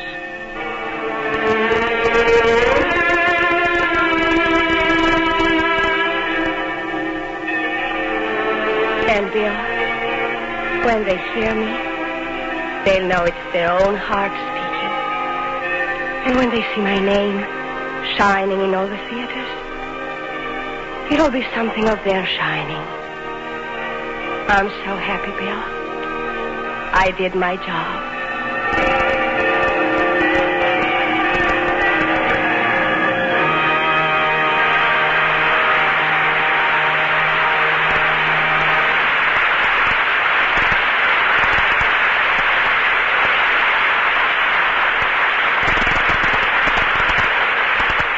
I can't imagine a better Memorial Day tribute to our audience than the Miracle of the Bells.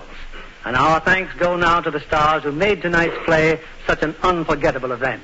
Fred McMurray, Valley, and Frank Sinatra. Fred, you just got back in time from the Chicago premiere of the picture. That's right, Bill. Frank and I both were there. And I understand it was a sellout. Yes, Mr. Keeley, which was mighty gratifying since the proceeds went to the National Cancer Drive.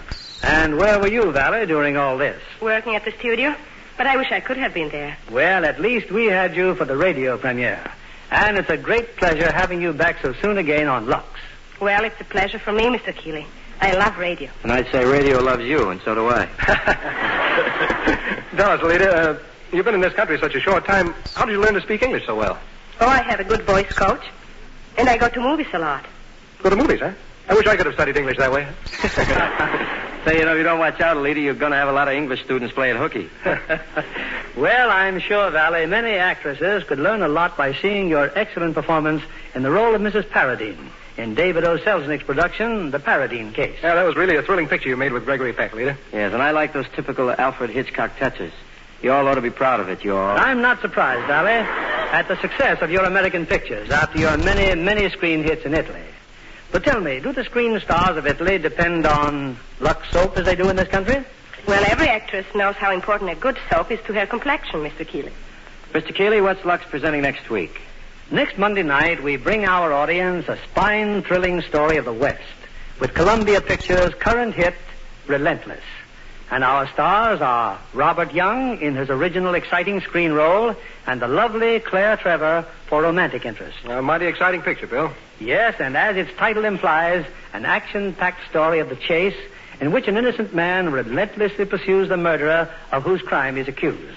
That ought to keep the audience in plenty of suspense, Bill. We'll be listening. Good night. Good night, and thanks for brightening our holiday.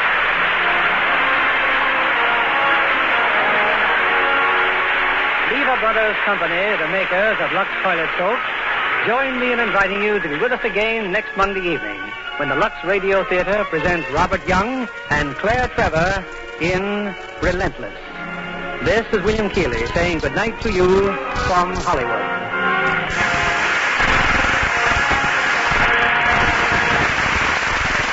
Today, thousands of alert young women who are high school or college graduates are choosing the career of nursing. The student nurse receives invaluable education that can qualify her for a score of useful, profitable jobs. If you can qualify for the career of student nurse, go to your nearest hospital tomorrow for full information. Fred McMurray will soon be seen in the Nasser production, Innocent Affair.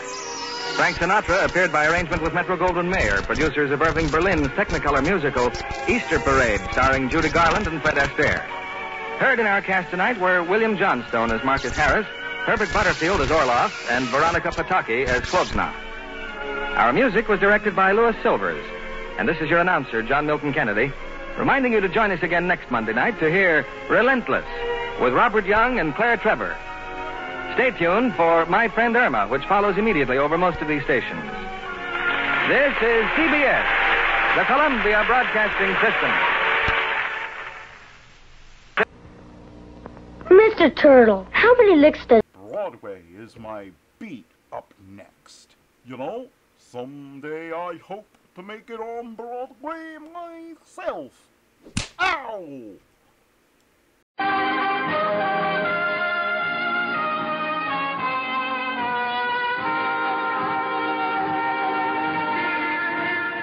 Broadway's My Beat, from Times Square to Columbus Circle, the gaudiest, the most violent, the lonesomest mile in the world. Broadway's My Beat with Larry Thor as Detective Danny Clover.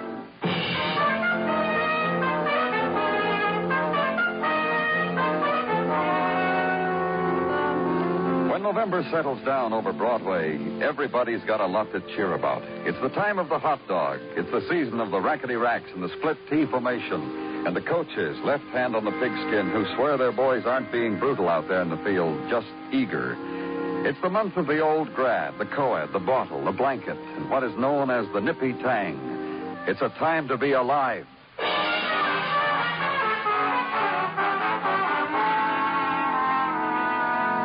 And there's a place just off of Broadway, a room sealed off from every other place in the world, structurally designed to keep out everything but pain. The police morgue, where I was, where Detective Muggerman was, and the slabs that held two men newly dead. Alcohol poisoning, Danny. They were shipped here from the emergency hospital for identification. You know who they are? Yeah. This one, Joey Macklin. Bowery, pickpocket, bum, panhandler, rummy. This one, you know him? No. He's the reason why I called you down here, though. Notice anything, Danny? Looks pretty well fed. Fingernails looked like they'd been manicured not too long ago. Uh-huh. A couple other things. This. Found this crumpled mask in his pocket. Take a look at his clothes. Really raggy, huh?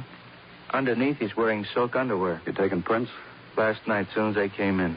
Code number sent to Washington right away. You say the emergency hospital sent them over? Yeah, they staggered in there practically blind from the bum booze. Screaming. We couldn't help them, Danny. They were too far gone. They had the liquor on them? Nope. There's liable to be a lot more of it someplace, Mugman. Methyl alcohol and peach juice and beating oil. How can people... I've seen them brought in after they've strained paint through a piece of bread. I've seen them when they tried... Yeah. You're right about this one, Muggerman. He looks too patently a bum. That's why he looks out of place. I figured that, too. A little strange, huh?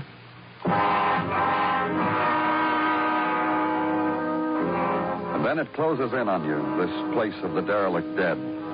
The windows are high and the moist walls, high so that dead fingers can't reach. Open, let the sobbing of death be heard in the autumn air. The sunlight feels along the windows webbed with threads of steel, and the warmth is taken and held before it can touch the people of a room that is forever cold. All of it has been yours countless times. And still the shudder comes. And you try not to let them see it.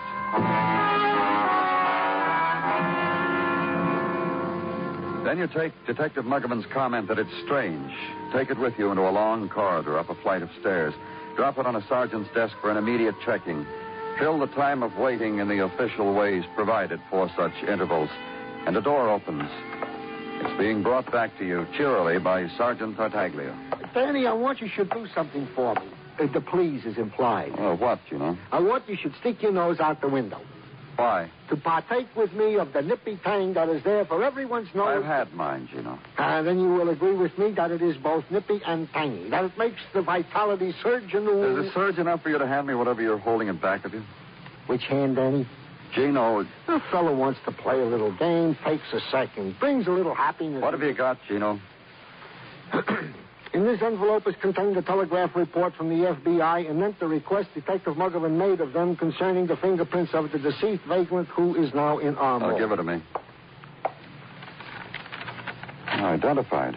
They've identified him, Gino. Those FBIs. Quiz them a question and lickety-split, they give you an answer. John Howard, Lieutenant Colonel, retired from the Army of the U.S. Present address, 3212 Park Avenue. Occupation, bond salesman. I peeped then. I also took a liberty. Oh? Yeah, I took the liberty of phoning to the domicile of said deceased. Spoke to a Mrs. John Howard. Asked her politely to come hither to... Why don't she be here? Any minute, Danny, in a nonce. She had but to find a suitable outfit for an outing. The police had... this liberty I took, is it... You did good, Gino. Real good. And wait, then. Pick a window and stand there and watch the street below, the eddy of crowd, the cars impatient of those stupid enough to be pedestrians. Watch the first shadows drift in, pick a place, and shed a layer to find another place. Finally, see a car draw up to the curb. A long car and black and expensive.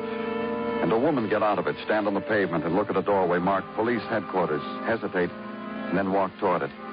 Then leave the window and hurry downstairs. Pick up the woman at the information desk. Ask her a question. Yes, I'm Mrs. Howard. My name's Clover. Will you come with me, please? Of course. Would you mind telling me why I'm here? Through this door.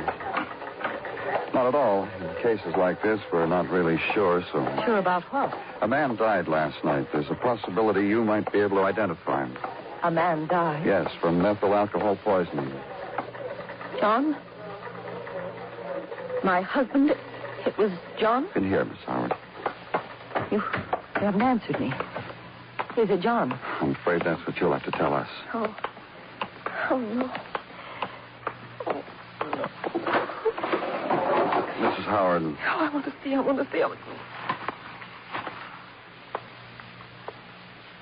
This man is my husband. I'm sorry, Mrs. Howard. If you...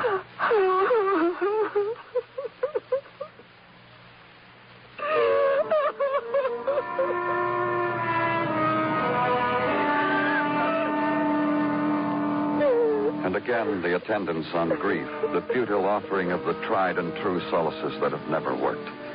Not against the sobbing, anguished, deep. Then finally, the whispered cry of some remembered thing they had shared, and the resigning to it. The remembrance will never come again.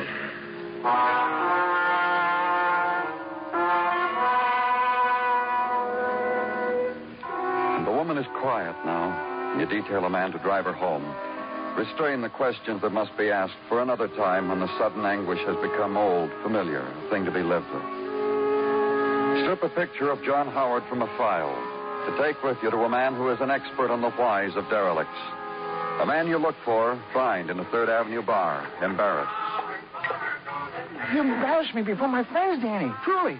It is well known what you are and what I am. I am now trying to demonstrate to these companions. What are you now, Benny? A member of one of the honorable and oldest professions. Which profession now, Benny? A purveyor of knowledge, Danny. Look on the new Benny fame, the pillar of culture, seller of encyclopedias. You, Benny? Me, Benny. Gaze on a brochure. I got it here somewhere. Here it is. An encyclopedia of worthwhile facts on the kingly sport of racing. You sell those? With a biannual appendix to bookies. to fill in the long hours while looking for a tax-free Dodge. Me, I found mine. No longer intimate the police, am I? Yes, you are, Benny. I am? Uh-huh. Take a look at this picture. Danny, how can you? A picture of the dead you got to show me now. You know him? Not till the papers printed him in orbit that I know him. But I see him around. Where? Bowery, Skid Row, you know. That's where you were selling encyclopedias? Danny, I was calling on an old friend, Mickey Thomas. While cutting up a few reminiscences, I happened to glance across the hall, and there was this guy, this picture you showed me, boozing up with another guy named Joey Matlin. I waved a toast to him, and I went back to my... Take me there. Huh? Where? To Mickey Thomas, the man you visited across the hall. Take me, Benny. Danny, I was about to close a sale. We could go by way of headquarters, Benny. I know a shortcut. Come on, Danny.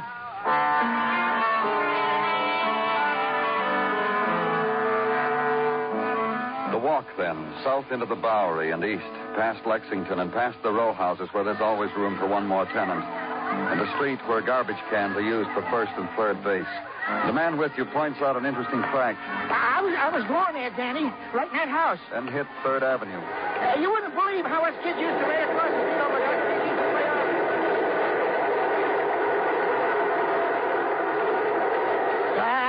Never mind, Danny. It wasn't important. The place I was telling you about is right there. Let me open it up for you, Danny. You better watch this floorboard right here. Say this. Oh, I know these places. I really know. Help me! Help me! Hey, that's Mickey. Always raising your roof. It's Mickey. Help me! Help me! What's the matter?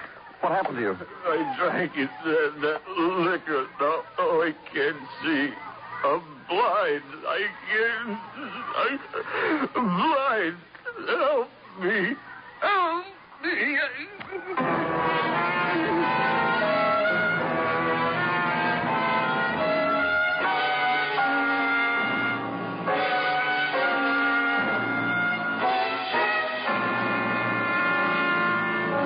You are listening to Broadway's My Beat, written by Morton Fine and David Friedkin, and starring Larry Thor as Detective Danny Clover.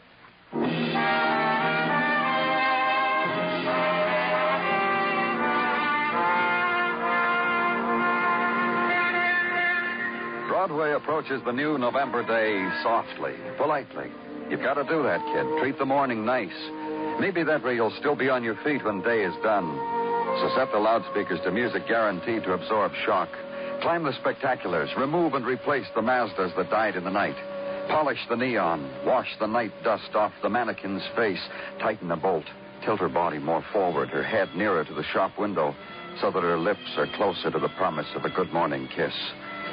Having made way for another day, find the quiet place to read the papers and read of the death of retired colonels and pickpockets from lethal alcohol and of the blindness of a Skid Row vagrant named of Mickey Thomas from the same. And skim through to the comics. There, kid, lies happiness.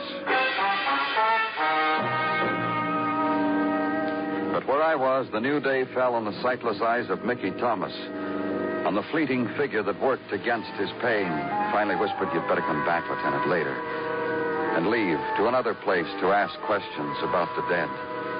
And the woman tries to answer them for you. The last time I saw him, John, the last time I saw him was Halloween night. We'd been invited to a party. We wore funny clothes. That tramp suit you found John in, it was the funniest thing he could think of. Mrs. Howard, You will make it brief, won't you? You see, I'm packing. I'm going away, and the boat... You're leaving the country? Europe. It was a plan John and I had. Europe. All the gay places he'd been while he was in the war. A couple of weeks ago, out of nowhere, he said I'd love him. Let's go, Lila. I've just given up my $20,000 a year position so I can show you to Europe, Lila. Maybe you'll like it so much, Lila, we'll never leave. Mrs. Howard, perhaps it might... You're not going to stop me from going, you know. John said it would be fun. I'll just have to have fun alone now. You're not going to stop me. No, we've no reason to. Now. Good, I'll sleep on the boat tonight. If I slept here, the boat sails in the morning. You said now. Would there ever be a time you could stop me? I don't know yet, Mrs. Howard. All I know now is that your husband, a rich man, died of poison liquor. That he came in off of Skid Row. Well, that's easy to explain. It is? Of course. John got feeling good at that Halloween party. High, you know, high and gay. Whenever he got like that, he'd make bets. He made one that night?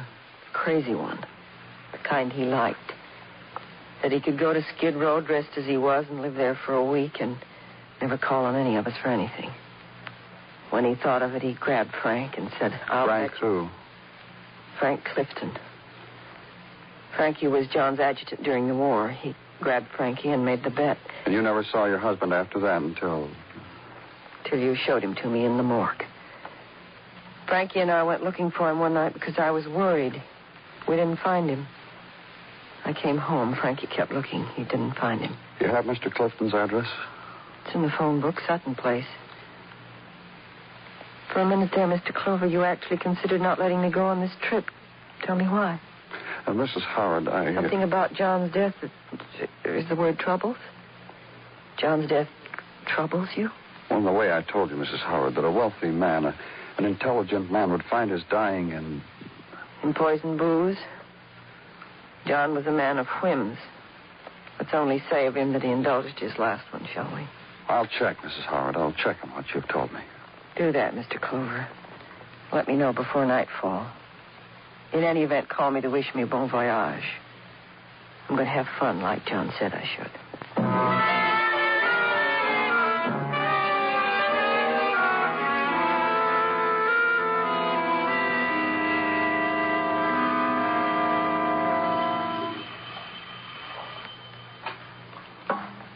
Hold your horses. What do you want? Are you Frank Clifton? Come on, mister. The rest of me behind the doors in a towel. What do you want? I'm from the police, Danny Clover. Well, I'm in the... Yeah, I know, in a towel. I want to talk to you. Sure. Come in. 10 minutes ago, you wouldn't have caught me. Been doing my laps around the lake on the bicycle. Gonna miss that old Columbia bike when I'm in Europe. You're going to Europe, too, Mr. Clifton? Yeah, tonight. What do you mean, too? Mrs. Howard is going. Oh, is she? News to me. I figured it'd be decent if she grieved till the next boat. Hey, just why are you here? I'm trying to find out why John Howard is dead. Come on. You know as well as I do why John's dead. Poison booze, alky. I want you to tell me what happened at that Halloween party. All right. Don't rub it in. So it was my fault. You made that bet with Mr. Howard, didn't you, about going down to the Bowery and living for a week? That's your job, isn't it? To rub salt in an old wound. How come you made a bet like that, Mr. Clifton? I didn't want to. If you knew John like I did, how do you argue with a man like that, Clover? What kind of man was he? Everything was a bet. Could be walking along, he'd pick any stranger in the crowd, make you wonder about him or her, and then bet you were wrong. He'd find a way to prove it, too. I was his adjutant all through the war. That's how I spent the war, making book for him. I want to know exactly what that bet was you made with Mr. Howard. Well, first you got to understand I didn't want to make it.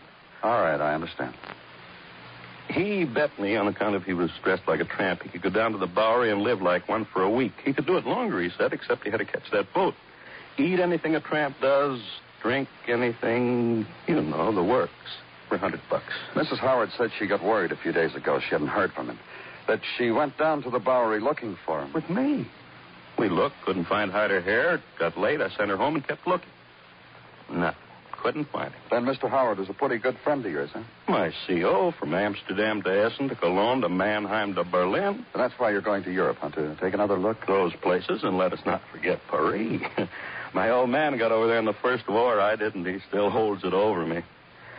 Look, Clover, you mind if I soak the old body now? Thanks a lot. I'll drop you a card. Walk away from the man eager for the sightseeing of old sights. Walk away with the puzzle still yours. Why a man like John Howard should die of poisoned alcohol. Why a man like Howard would so quickly descend to a state where alcohol from whatever source was so needed that he challenged death for it, and weigh against it the possibility of death cause premeditated murder. And let the thought take you back to a hospital room where a man lay with his eyes bandaged against light, and another sat at his bedside talking quietly. Hartman is doing what he can for you, Mickey. You're getting the best, but... Oh, hi, Danny. How is he? Better, I guess, Danny. He's been asking me... Tell him, Mickey. Who is he? Lieutenant Clover. He's the man that found you, Mickey. Got you here in a hurry. Oh, that makes me have to thank him, huh? Thanks, Lieutenant Clover. Becky, can you answer questions? You feel up to... I've been complaining in a loud voice to this other social worker here. Yeah, I guess I can answer a question or two. Where'd you get the booze? I got it. Tell us where, Mickey. We'll bring him in for you. Nothing I could wish more. To get the guy that... Funny, huh? What is? I don't know where the booze come from. Look, Mickey, you still... I don't know where it come from. All I know is I waited till Joey Macklin and that other character ran out of their room. And I crossed the hall and snitched me what was left from that bottle. They died from it, huh? Lucky boys. Lucky, lucky boys. You stole the alcohol, that's how... Maybe Mickey stole something else, Danny. Found this in his clothes. Huh? Oh, pawn ticket. What's it for, Mickey? A personal belonging. That means it belonged to me. What's it for, Mickey? Me and my back, you'll find out anyway, won't you? Yeah, Mickey, we will. So go find out. And do something else for me, huh, Lieutenant? What? On your way back, pick up a tin cup and a box of pencils. It'll be a favor.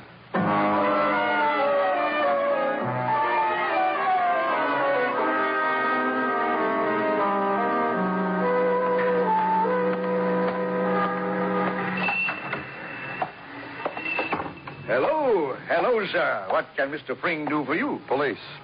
Mr. Fring is delighted to serve you. In what capacity does Mr. Fring do that? As a redeemer of pawn tickets. This one. Mr. Fring remembers it. Why shouldn't he? He wrote it only yesterday morning. It's being redeemed, Mr. Fring. Surely.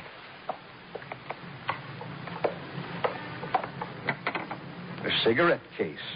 This looks like a pretty expensive item, Mr. Fring. How come you only lent $2 on it? Because he who pawned it was one of our boys. Why do you say our boy? Mr. Fring calls your attention to the fact that all who serve are our boys. I call your attention again, may I? Please do. To the engraving on this case. A screaming eagle with a dagger. An obscure insignia. However, I'm positive an insignia of one of our doughty combat outfits. I know because during unpleasantness number 2, I sold our boys shoulder patches as a sideline. I've just reordered. Mr. Fring. You're taking it. There's $2 plus interest due on it. Yeah. Can Mr. Fring whistle?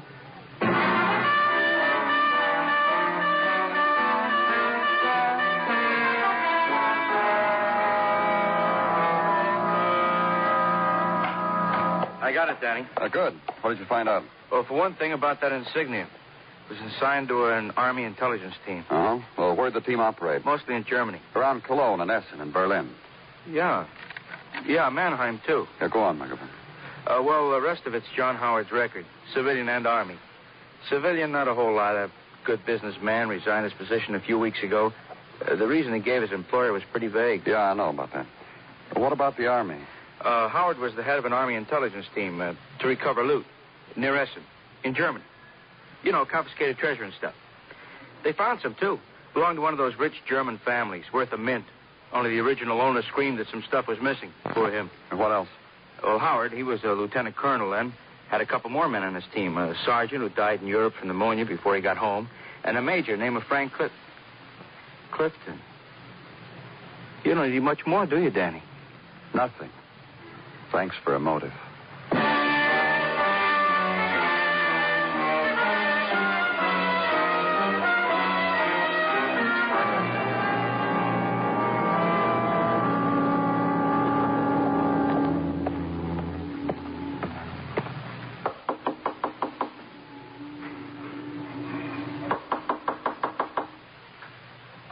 Be with you in a minute. Oh, you come down to say goodbye to me, Clover? If it's those people from the party next door, Frank, tell them. It's the police, Mrs. Howard, Danny Clover. What? Who is it? What do you want, Clover? Let's go inside, huh? Why not? Come on in. It's not the next door people, Donna. Why, look who it is. Welcome, welcome, welcome. Well, don't look daggers at me. I'm just visiting, Frank. That's the question, Clover. What do you want? I came down here to break some news to both of you. Look, Clover, we're due next door for a pre-sailing party. I know why you're going to Europe. Well, sure, you know. I told you. I owe myself a sentimental journey. Frank said he'll show me all the places John was going to show me. There's a place near Essen I don't know whether you'll get to, Mrs. Howard. Come on, Clover, get off it. Your husband ever talked to you about a town in Germany called Essen, Mrs. Howard? Of course. On account of that town, John got a citation. Frank, too, didn't you, Frank? Sure. We found some loot the Nazis buried, turned it back to the rightful owners. That's right. John told me all about it. I used to ask him, tease him, why he didn't hold out a little diamond lavalier for me. I figure he did at that, Mrs. Howard. How do you figure that, Clover? John Howard had a $20,000 a year job. He quit it. He quit it to go to Europe. There must have been something in Europe worth a lot more than $20,000, and it had to be something he couldn't bring back into this country. So John Howard wasn't coming back. You mean he doesn't know what he means, Lada. I mean just one thing. Not all that loot was recovered. It makes a lot of sense that the reason John Howard gave up such a good job is because he'd hidden the missing part of that loot. Imagine that. He knew where it was. So did a GI, a sergeant who died in Europe of pneumonia. So do you, Clifton. The three of you, members of the team that found the loot in the first place. Now, John's dead. Frank. It's a funny story, Lala. Why aren't you laughing? You kept looking for John in the Bowery after I went home. Did you find him? Told you I didn't find him.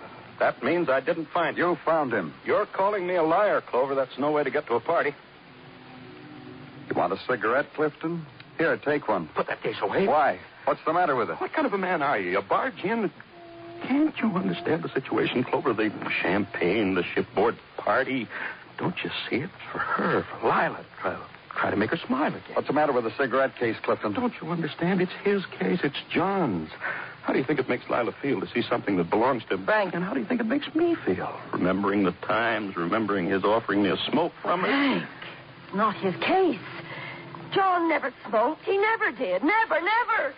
Why, what's going on here? Mr. Clover. I'll tell you what's going on. Frank murdered your husband. Did you, Frank? He comes up with a lousy cigarette case and says murder. Did you kill him, Frank? With poison alcohol. He found your husband, found out where he was staying, found a bum named Joey Macklin who he was living with, gave Joey a jug of poison alcohol. He knew your husband would drink it. That was part of the bet. You coming to the party with me, Lila? But Joey Macklin was also a pickpocket. He stole this cigarette case from Clifton. Then he and your husband drank the booze, died from it. Come on, Lila. They're waiting for us. A man from across the hall, a man named Mickey Thomas, stole the booze that was left. He also stole the cigarette case Joey had lifted. Mickey pawned it. That's how I know you found John Howard, Clifton. You're under arrest.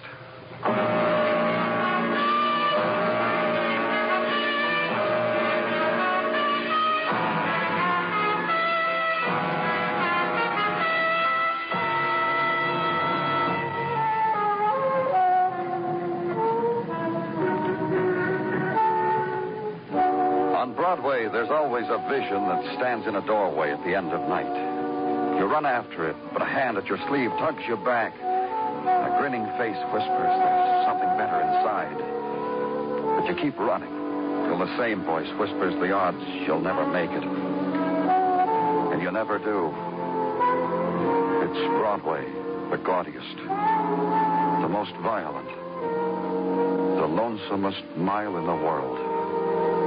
Broadway, my beat.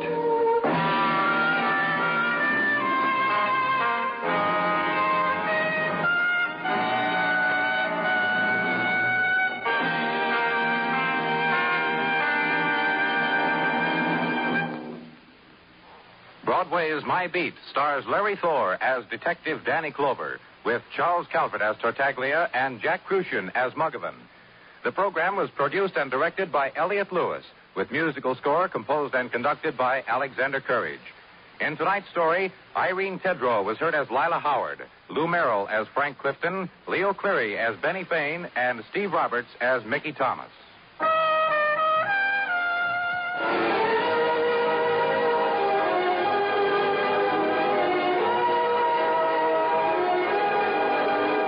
Tonight on FEN Presents, you've been listening to some of the best in radio drama with Fibber, Magee, and Molly, and Broadway is My Beat.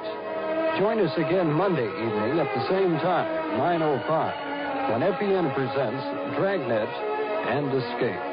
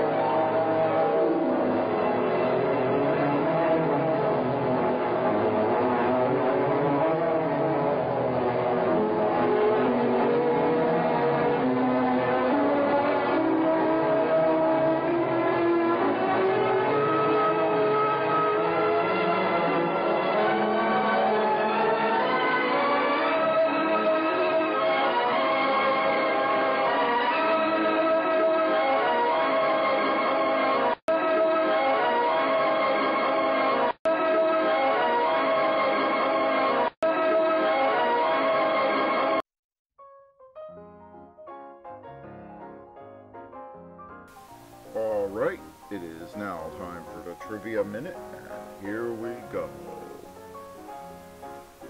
Tiger sharks rank second on the list of number of recorded bites on humans, with 36 recorded to be fatal in total. Typically, there are around 3 to 4 shark bites per year in Hawaii, which are rarely fatal. The tiger shark was previously thought to live in shallow coastal areas where its prey feed on nutrient-rich waters. It has recently been found in depths up to 350 feet and travels long distances in open oceans following warm current between islands. The tiger shark's skin coloration can be helpful to identify shark species, but in the case of the tiger shark, it's only the youngsters who show the distinctive dark lines and spots, perhaps for better camouflage in the shadows of waves. As it matures, the stripes fade and the skin takes on a dark blue, green, or gray color above and a pale underbelly. And that was the Trivia Minute. Now let's get back to the shows.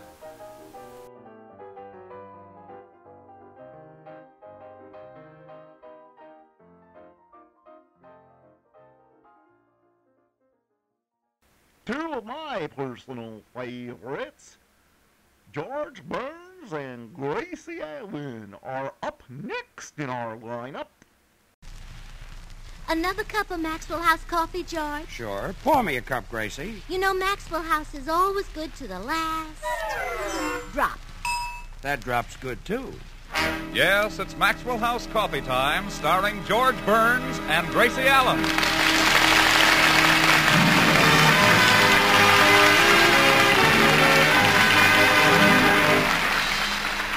With yours truly, Toby Reed, Gail Gordon, Elliot Lewis, Hans Conried, Meredith Wilson and the Maxwell House Orchestra, and Bill Goodwin. For America's Thursday night comedy enjoyment, it's George and Gracie. And for America's everyday coffee-drinking enjoyment, it's Maxwell House. Always good to the last drop.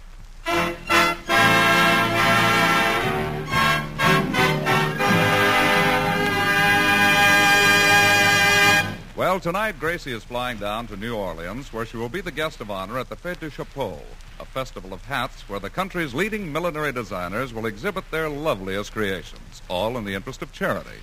We find Gracie excitedly packing for her trip as George says, Gracie, do you need 6 bags? You'll only be in New Orleans 3 days. Well, 4 of the bags are empty, George. I'll need those to bring back the new hats I buy. Huh? Tracy, you're not going to New Orleans to buy hats. Oh, but people will expect me to because I'm married to such a famous, successful man. Such a famous, successful, talented man. Handsome. Generous. No hats, No huh? hats, no.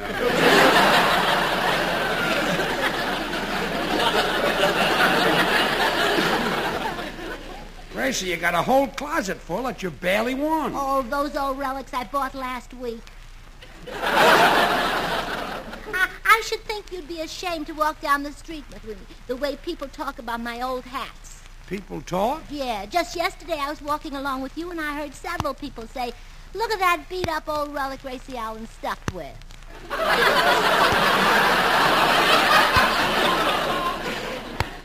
Maybe they didn't mean your hat. Then what were they calling an old relic? You got me on a technicality. But you can still forget the new hats. When you leave here, I'll give you just enough money for your airplane ticket and expenses. All right, dear. I wish you could go with me. I wish I could too, honey. Since you can't go, let me take something of yours along to remind me of you. Oh, that's sweet, Gracie. What would you like? Your billfold. I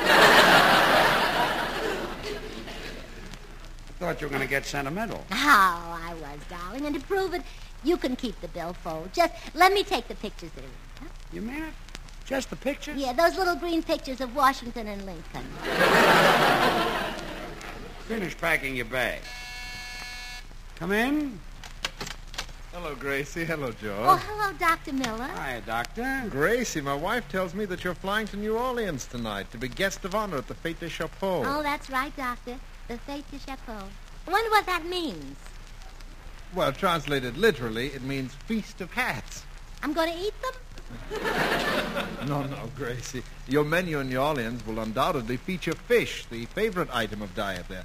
Incidentally, fish is considered brain food. Eat heartily, Gracie. And without ketchup. Eat it straight. You see, New Orleans is ideally situated for fishing of all types. There's the ocean, the rivers, and the tributaries, or as the French say, bayous. Oh, I love those French words. George, let's hear you say bayou. Bayou? I say a chapeau. A chapeau? Now say them together. Bayou a chapeau.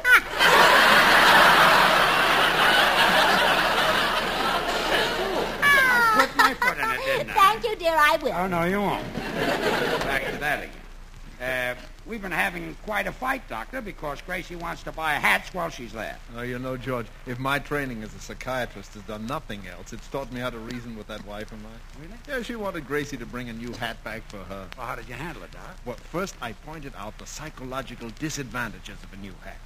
It was nothing but an attempt at escapism, sure sign of an inferiority complex. Is that so? Then I concluded my argument with a dissertation upon the value of sunlight to the human scalp. Right, now everything is settled, then. Absolutely. Here's the money, Gracie. Bring my wife a new hat. Doc, you're a sucker. Gracie still doesn't get a new hat. I guess the only thing I'll get in New Orleans is a southern accent. You won't pick up a southern accent in 3 days. How much you all want to bet, honey child? I guess you will. Come in. Howdy, folks. Hello, Mr. Judson. Doc, you've met the fabulous Texas oil man, haven't you? Oh, sure. Hello, Mr. Judson. Howdy, Doc. Say, why all the suitcases? Oh, I'm taking a trip, Mr. Judson, to one of the most glamorous, colorful, gay, and romantic spots in the world. Well, what part of Texas you going to?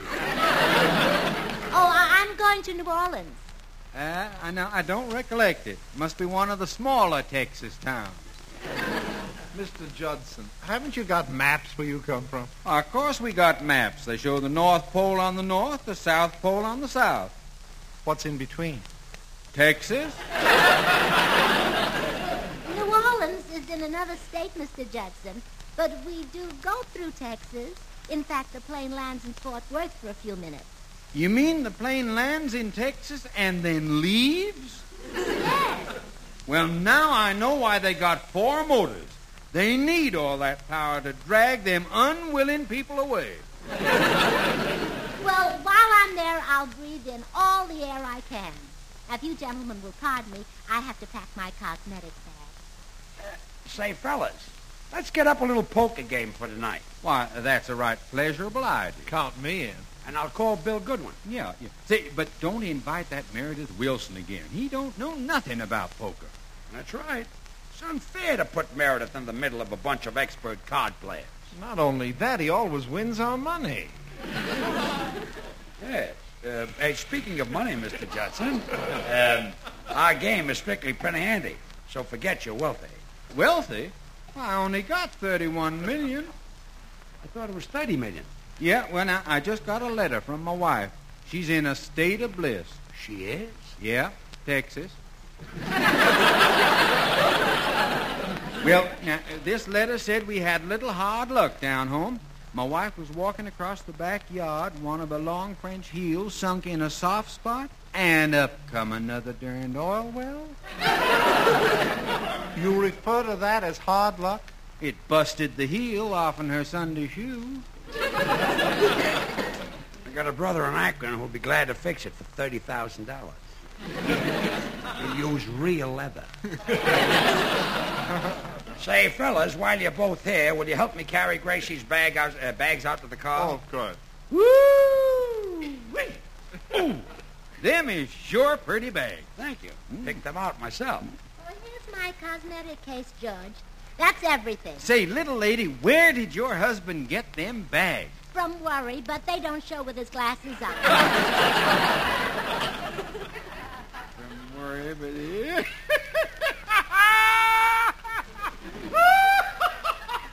I like your sense of humor, ma'am.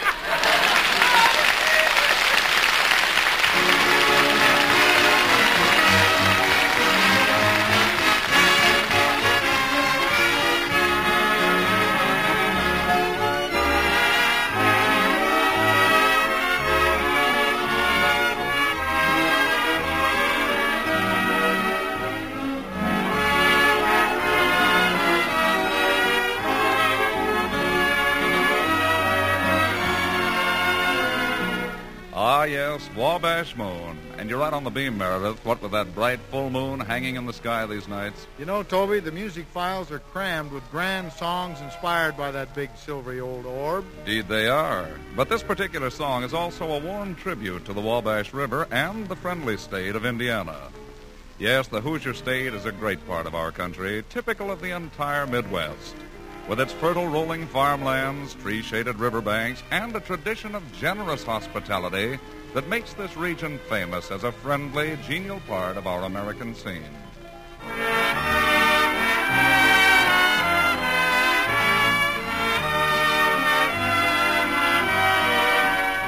And just as much a part of our country's tradition of friendly hospitality is the serving of the favorite brand of coffee on the American scene, Maxwell House. For we Americans love good coffee, which makes this fact significant. More people buy and enjoy Maxwell House than any other brand at any price. The reason for this nationwide preference is simple. It's flavor. That mellow, good to the last drop Maxwell House flavor you can credit to the skilled blending of these premium coffees. Manizal is for mellowness. Medellins for richness. Other choice coffees for robust vigor.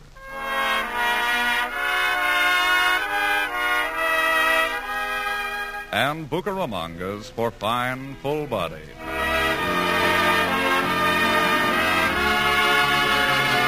All painstakingly combined in a truly great blend, radiant roasted to flavor perfection. And brought to you roaster fresh 2 ways, either in the familiar blue tin or in the brand new ultra vacuum glass jar. Friends, tomorrow why don't you enjoy America's favorite brand of coffee? You can for just a fraction of a penny more per cup than the cheapest coffee sold. Insist on Maxwell House, always good to the last drop.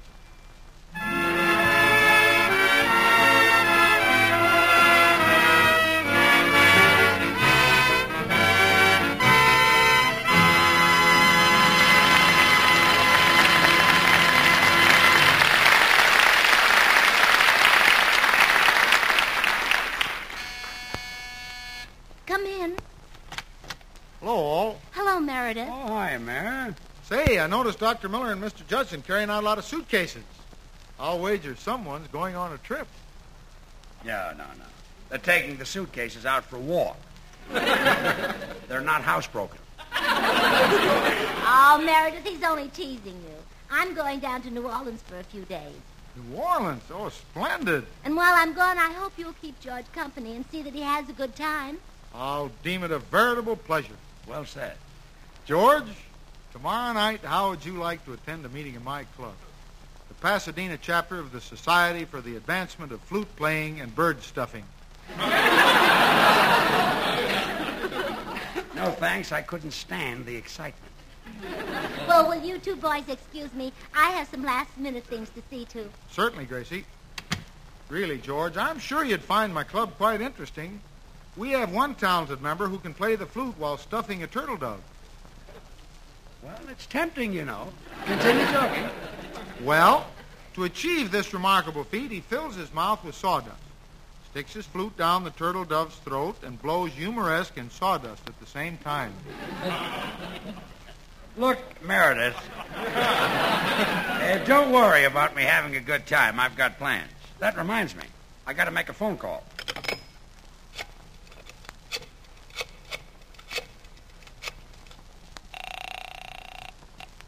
Hello, Dimples Goodwin speaking. If you want a date, honey, I'm all booked up till 1950. Take it easy, Dimples. This is George Burns. Oh, hello, George. Pardon my natural mistake. Sure. Look, Gracie is going out of town, and I thought we might get together tonight. Oh, you mean a poker game? Yeah. Oh, count me in. Swell. See you tonight. So long, Dimples. So long, Wrinkles. Excuse me, Meredith. I've got something to do in the den. Gee, Gracie was afraid George would be lonesome while she was gone. I must tell her the good news about his girlfriend, Dimples.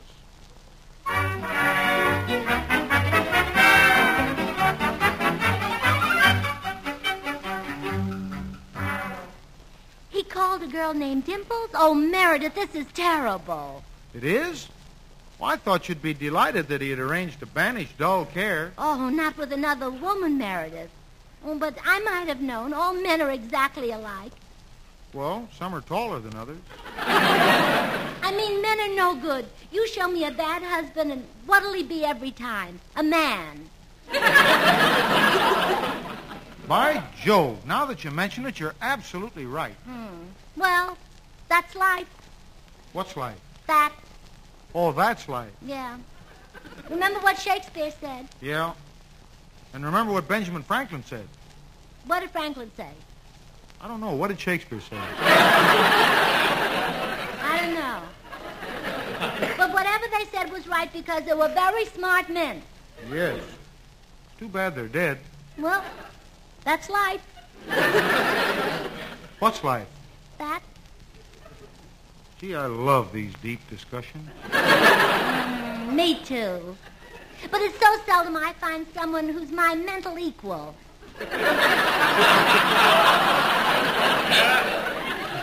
Me too. But Meredith, this is a time for action. I've got to win George back from that gold digger Dimples. Well, Gracie, how do you know she's a gold digger? Maybe she's attracted to George just because of his tremendous sex appeal. Yeah. Oh. Ah, you're cute. Thanks. Meredith, I'm going to fight fire with fire. So George likes gold diggers, huh? Well, here goes gold-grabbing Gracie. Yeah, Gracie? What do you want? Everything you got, golden boy.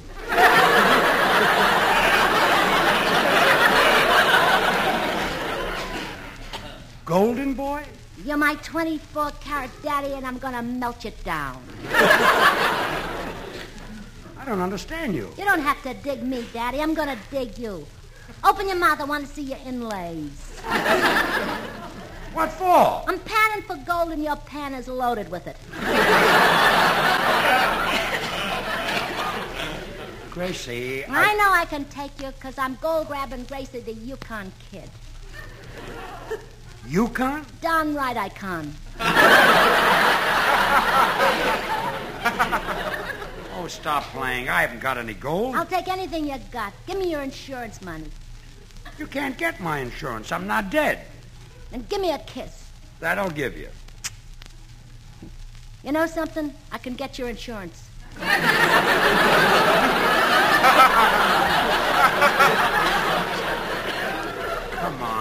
out of here. Did your gold digging win him back, Gracie? No, Meredith, he doesn't seem to go for that type. So I guess Dimples isn't a gold digger. Perhaps she's the beautiful but dumb type. Oh, I don't think George would be interested in a dumb girl. Still, he might. Maybe he's tired of my type. Well, it's worth a try to win him back. I'll do it, Meredith. If he likes him dumb, I'll go in there and pretend to be dumb. This'll take some acting. You again? Look, Gracie, I'm worried about you. You don't seem normal. What's wrong?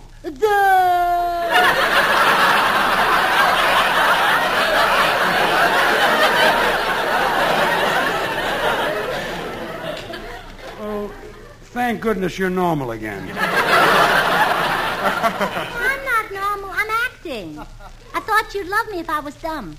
I do. But not as much as you love Dimples. Dimples? The girl you're going to see while I'm in New Orleans. Gracie, Dimples is Bill Goodwin. Oh, come now. Why would anyone call him that? Because he's got dimples. He's got a head, too, but they don't call him Hetty. Look, Gracie. He's got feet, but they don't call him Tootsie. Bill has got a lot of girlfriends, and they call him Dimples. He's got a lot of fans, too, and they don't call him Fanny.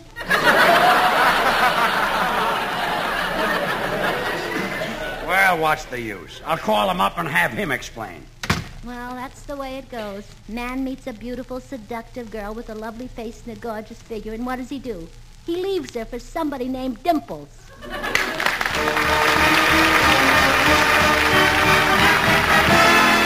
Here's Meredith Wilson and his orchestra playing a tune known as Civilization or Bongo Bongo.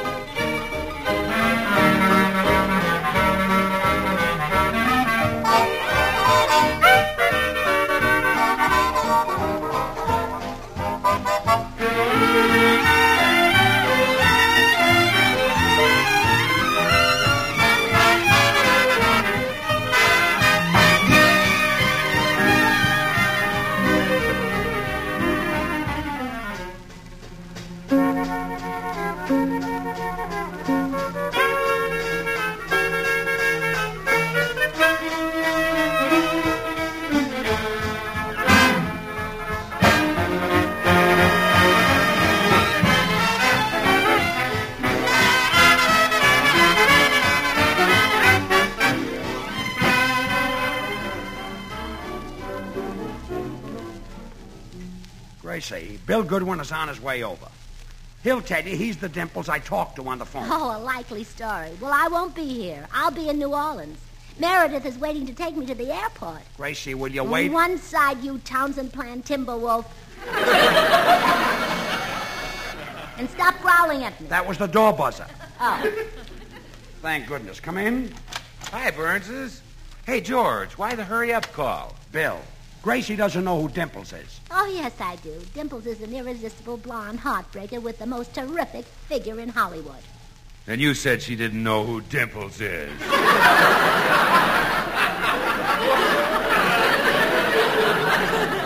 Look, Bill. Oh, Bill, George lied to me.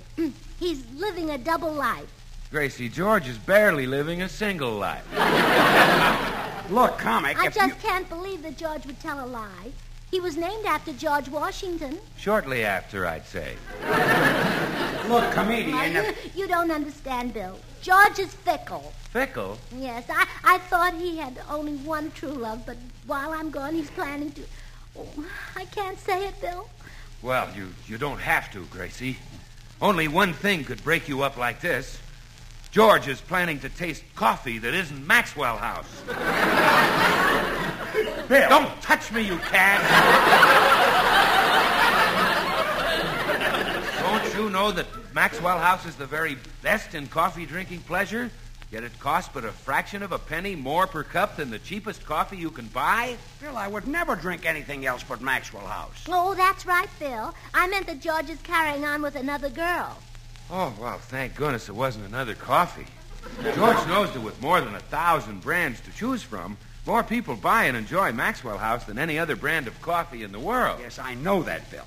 But for heaven's sake, tell Gracie that your dimples. Please. Gracie, my dimples, please. No, that's... Oh, yes, especially when I smile. Oh. And I always smile when I talk about Maxwell House. Now watch. Yes. Maxwell House comes to you roaster fresh 2 ways now. In the familiar blue vacuum tin or in the new ultra vacuum glass jar. Who's that? That's Meredith. Gee, his flute playing has improved. Well, I'm off to New Orleans. Wait. Bill, don't let her go until you've straightened this out. Whose dimples? Please. Well, mine do. I told you that. She's gone. Quick. We'll get into your car and chase her to the airport. Well, George, my car's at the garage getting Carmen removed. Carmen? You mean Carbon? No, this is a girl named Carmen. She refused to get out. Come on, we'll grab a taxi. We've got to catch Gracie. Okay.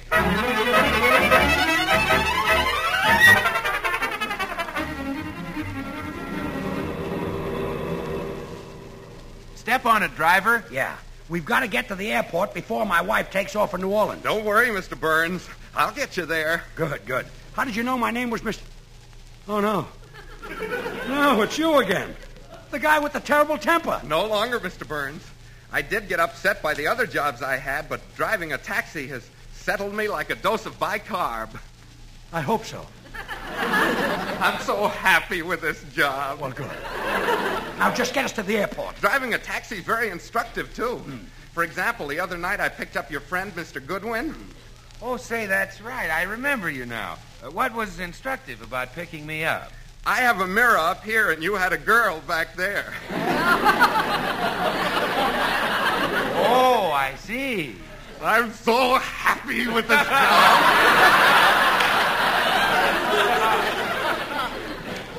The airport, hurry. I won't fail you. I'll whiz around the corner. Yeah, go fast. I'll weave in and out of the traffic. Weave in, yes. I'll even go through red lights. Right through. I'm so happy with this job. Good. Just keep weaving. I'll get you there as right sure as... Through the corners. Wait a minute. Something happened? Why are you stopping? If I go through a red light, a cop might catch me. I'm dead. He'll make me stop, and you'll get impatient. No, I won't. You'll give him an argument. Honest, You'll start yelling at each Just other. keep going. Oh, yeah? Oh, yeah. Says you. Says you. Hey, your father's mustache. You can't talk that way to a policeman. I didn't say He anything. pulled you out of the cab. No. Punch him in the nose. No. He arrests you for striking an officer. I didn't. Well, the cab company can't make me turn a man into a criminal. But I I'll didn't. quit this stinking job. First, get me to the airport. And ruin your whole life? Never. I'll wreck this cab. No. I'll smash the windshield. No. No, step on the gas. I'll get out and puncture all the time. Let's go. Weave in. There's one. There's two. No. There's three. No. And that's the last one. There. I've saved you from prison. Goodbye.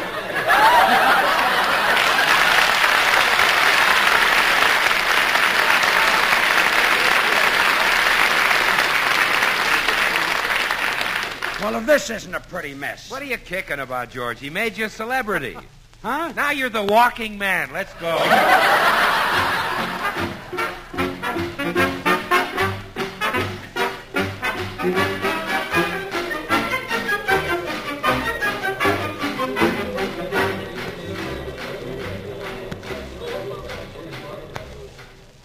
American Airlines flight number 312 departing in 3 minutes for Fort Worth with connections to New Orleans. Passengers now loading at gate 3. Gracie, wait a minute. We hitchhiked all the way over here to explain things. Yeah, Gracie, I pulled up my pants leg and an old maid picked us up. I have nothing to say to you, wolves. But, Gracie, I can't let you go like this. Oh, don't worry about me, George. Two can play at this butterfly game. I'll have fun in New Orleans. I'll sew a few wild stitches, too. But look, Oh, I can see myself now, sitting at a bar, smoking a julep. And sipping a tall, cool Creole. Creole? I've never had that drink. Munching on a bag of octoroons. Look, Gracie, you've got to... And now and then, just for laughs, I'll give myself a hot foot. A hot foot? I'll burn my sandal at both ends. Not that. I'll be the belle of New Orleans, and then when I'm no longer a raving beauty, say in 50 or 60 years, I'll throw myself in Canal Street and drown. And they'll bury me in Pettersfield. Pottersfield. Pettersfield. I've really lived. And besides, what do you care? You don't love me. That's why you wouldn't give me money for hats.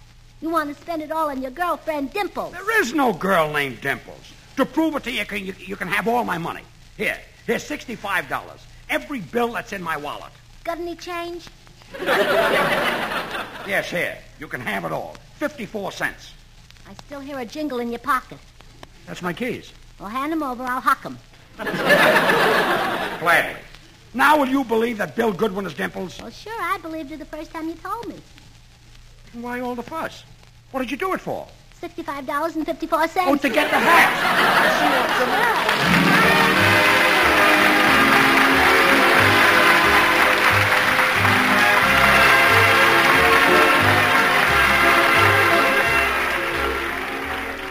Ladies and gentlemen, the President has designated March as Red Cross Month. This is the one time in the entire year the Red Cross turns to you for help. Yet every day in the year, the Red Cross serves the people through prompt relief in time of disaster, through the National Blood and Plasma Program, and through services to hospitalized veterans and countless other activities. The needs of the 1948 Red Cross Fund are set at $75 million. So remember, it is only your contributions that make the work of the Red Cross possible. Give generously.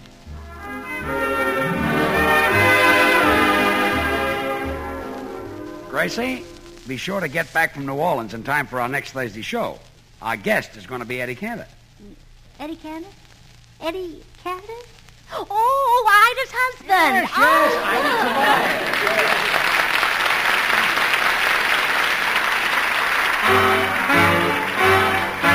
Good things. The easy way. Do you like good things the easy way? Then get instant Maxwell House coffee. So good. So good. True coffee flavor and fragrance, because instant Maxwell House is not a so-called coffee product. It's all pure Maxwell House coffee in instant form.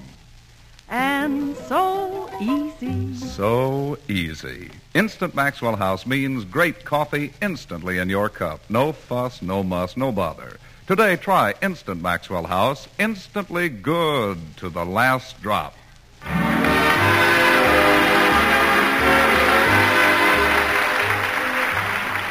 Until next Thursday, good night and good luck from the makers of Maxwell House, America's #1 preferred brand of coffee. Always good to the last drop. The George Burns and Gracie Allen Show is written by Paul Henning and Keith Fowler. And now stay tuned in for Noah Webster Says, which follows immediately over most of these stations. This is NBC, the national broadcasting company.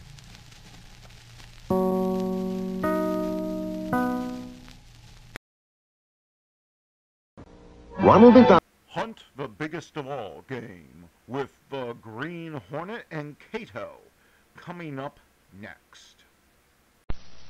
The Green Hornet.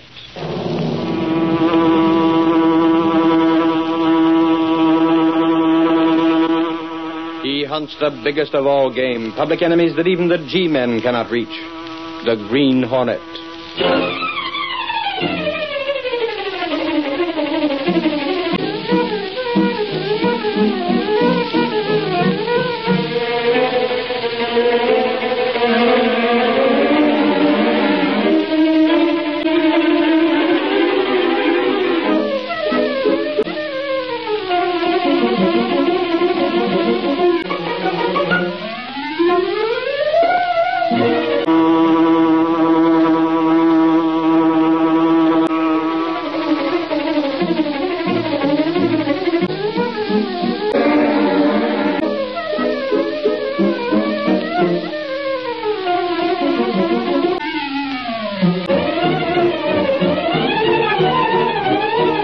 Dead is purely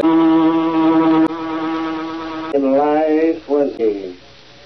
For my wife, he was in the hearing. I would be happy if it were not you. I don't want you to go hungry. To know. Myra, I want you to see his name, Abbott. Abbott. Then I will not worry. Homer, are you still there? I am afraid I have lost contact with him, Mrs. Burley. Oh, there's so much I still wanted to say to him. Call him back, Roger. Tonight I am exhausted. Perhaps another time.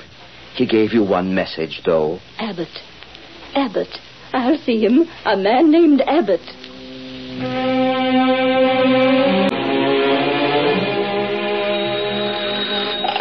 Mr. Abbott's office. An appointment? Have you met him before? Very well, please come. Time for his daily reading. That swank headquarters. Of course. I made sure, Abbott. I'm putting a girl in to do nothing but check on the death notices and adding another woman to the sales force. Sales force? I've learned considerable idea of coming to me for an interview and a sitting, doesn't she? Well, I'll be... Roger, you're all right. Furthermore, Abbott, we're not going to be quite cash for wildcat stocks. What do you mean by that? Precisely what I said. Office of yours more along the lines of a dignified brokerage house. An actual risk with the law business. Now, look, as long as you run it along the line, both of us land in prison. Now, how much have you taken in since yesterday? Miss, $5,000. Sold us some Continental. Worthless. Sure. Time. A brand. Anything else? The most important angle of... to forget a matter of $5 named Joyce. Had left 10,000 with 4,000. Who told you I'll that... take the money in cash, Abbott, and don't take such risks. I might decide to find another broker to work with me. You try that and I get as deep as I am. That's a matter of proof, my friend.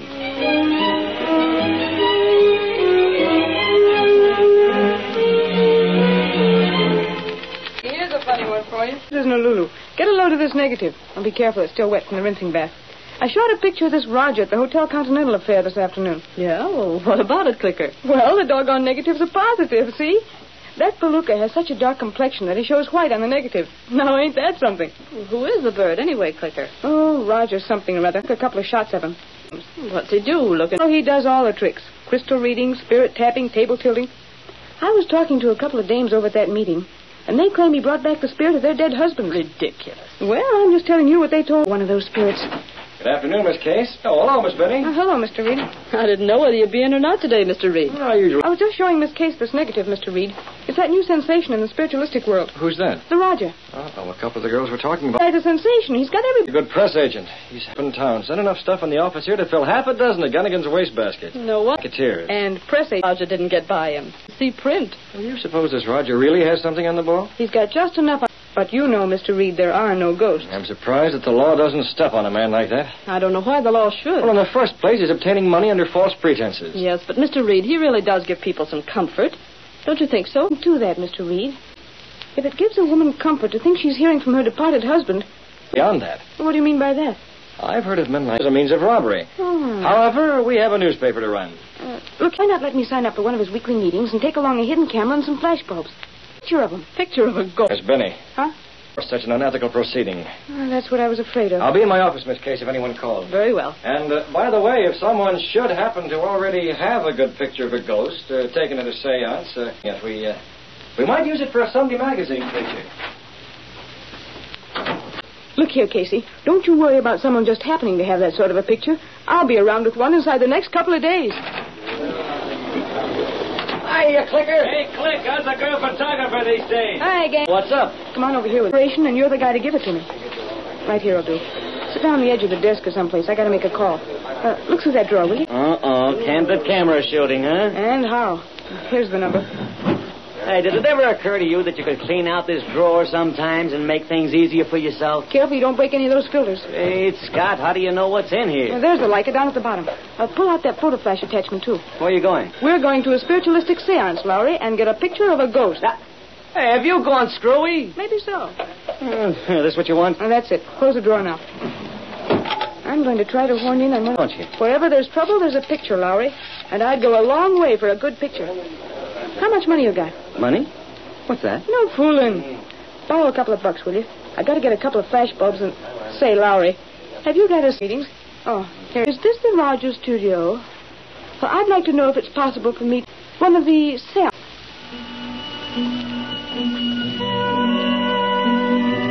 Music came from an unseen source in the velvet draped room where Raja held his seance. Atmosphere amid luxurious furniture and silk tapestries, a well-dressed group of sat Clicker Binney, trying to show the same wide-eyed expression of awe the other ladies showed.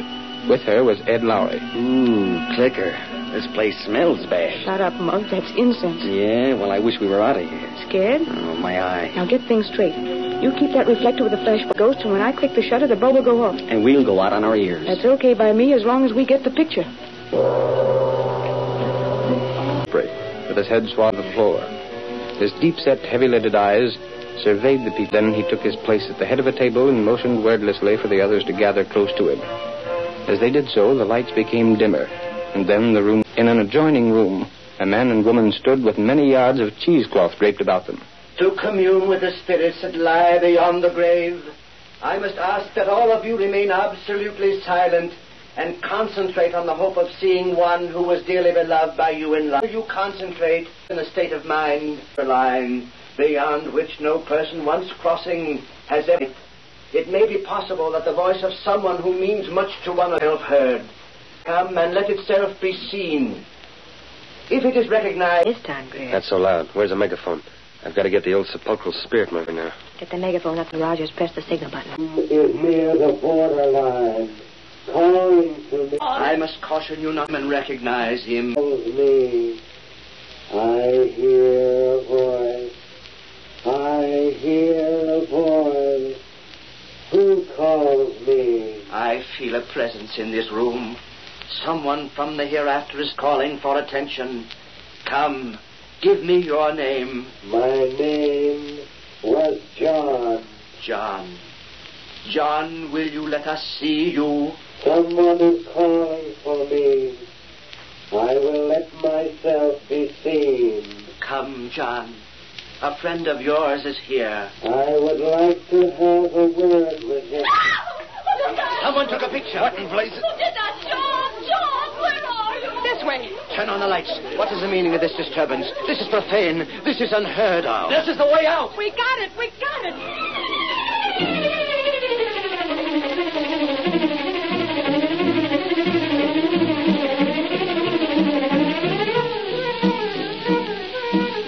The curtain falls on the first act of our Green Hornet adventure. Before the next exciting scenes, please permit us to pause for just a few moments.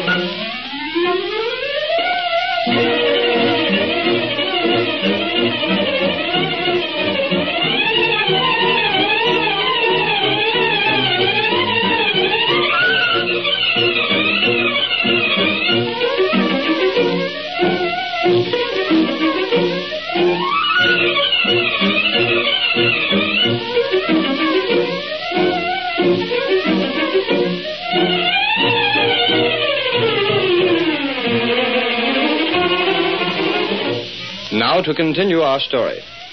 When Britt Reed heard through society friends that Raja, the spiritualist, was using his supposed occult powers to persuade widows to trust their money to his accomplice, he had Clicker Binney get a photograph of the specter at one of the seances. The next day, when Britt Reed came to his office, Ed Lowry was there before him. The girl got a beautiful shot, boss. It shows that fake up to a fairly well. Good enough, Lowry. We can use that photo in a Sunday supplement in a few weeks. I'm planning on a feature story dealing with these racketeers and ghosts. Well, I can contribute. How's that? Well, I can contribute. There have been a lot of cases where women have been told by the crook they thought to be the spirit of their dear departed to go and sink their cash into phony stocks and bonds. Where did you get that? Police headquarters. They've had complaints on Raja. They have? Yeah. That's odd. And the other evening, a couple of women were telling me about him. They'd been sent to a man named Abbott. That's the guy. He sold them stocks that weren't worth a hoot. That's what the cops were told. But the law can't prove a thing. Yeah, I know it. Yeah, perhaps an expose in the Sentinel would do some good. That's what I had in mind, Lowry. Roger will sue if you mention him. Well, let him sue. And it won't get anywhere, boss. That's the tough part of it. He'll fold up and move to another city if things get too tough here. There's no way to get the goods on him, and less chance of linking Abbott up with him. Yeah, it's a confounded shame that this sort of thing can go on unchecked. You're telling me? I say the way Roger and Abbott worked the racket, it's almost foolproof. Where's the picture Miss Vinnie took? Here, take a look at it. Say, that is something. Isn't that a Lulu? Oh, it's a darn shame the cops can't take that as evidence. It wouldn't mean a thing. I know. Roger didn't charge anything for the seance, so the law can't touch him. Hang it all, it's the old story. The law can't touch him.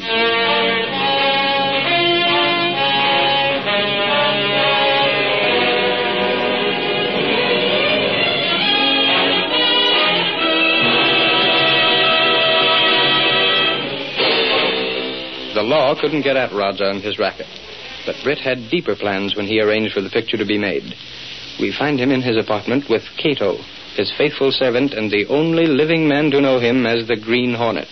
This picture, Cato, shows me how the ghost appears and where he comes from. Yes, Mr. Britt. In my careful study, I can get a fairly good idea of this man's face in spite of the gauze that's draped over his head. Yes, sir. And I think that with that, I can step out at the next seance. What are you going to do? Give the Roger the shock of his life. How? The Green Hornet's going to a seance. The next ghost that Roger summons from behind those drapes is going to have altogether too much to say. Now we've got to make some plans, some rather elaborate plans. Yes? You'll be in on them.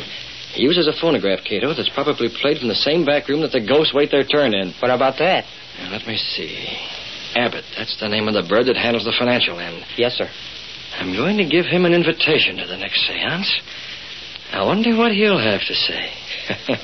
He won't dare say much in front of the guests. Neither will the Roger. But after the guests have gone, I wonder.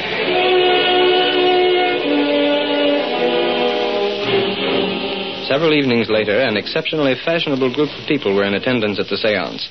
Before the Roger made his appearance, he met his accomplice, Abbott, in the side room. Have you seen all the new people that are here tonight? I wouldn't know the new from the old. We're getting the society trade now, Abbott. People with lots of money. Not so loud. They can't hear me in the next room. What are you going to do here anyway? Sit in. Sort of unusual, isn't it? Any objections? No objections, of course. Glad to have you here. I just thought I'd see if you weren't trying a little double-cross on your own hook. Whatever gave you that idea, Abbott? You've been mighty quick to suspect me. I had sufficient reason to. Okay, Raja. Just don't try anything, that's all. You better go and sit down. I'm going to start in a couple of minutes. Right. This should be worth watching, you fake. Greer. Ready for the music? Yes, you may start the recording now. Give them a good show tonight, Greer. Now, Jane. Yes? You're to be the daughter of James Stillwell. He is in the group. Drowned last summer, didn't I? That's right. I have the part memorized. Good. I'll go and start things.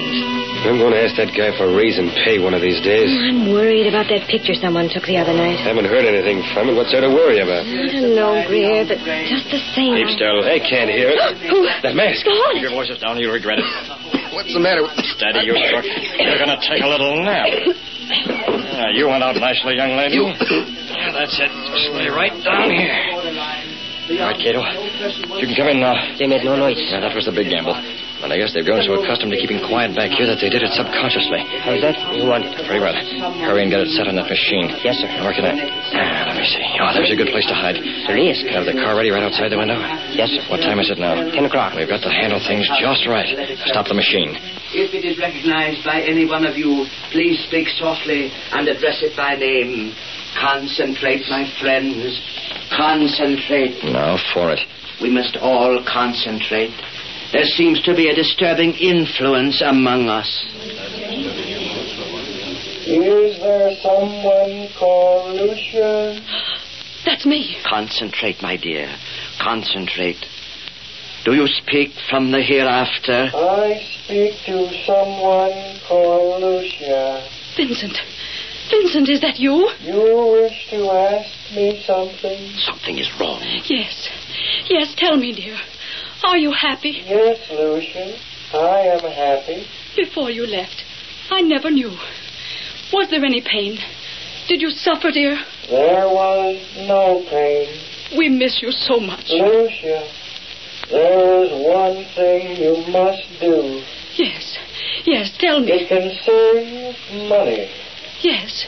Yes? You must invest your insurance. Take it from the bank and invest it. But I don't... Hear me, Lucia. A good investment house. The Gurney Sanders. What? Concentrate, please.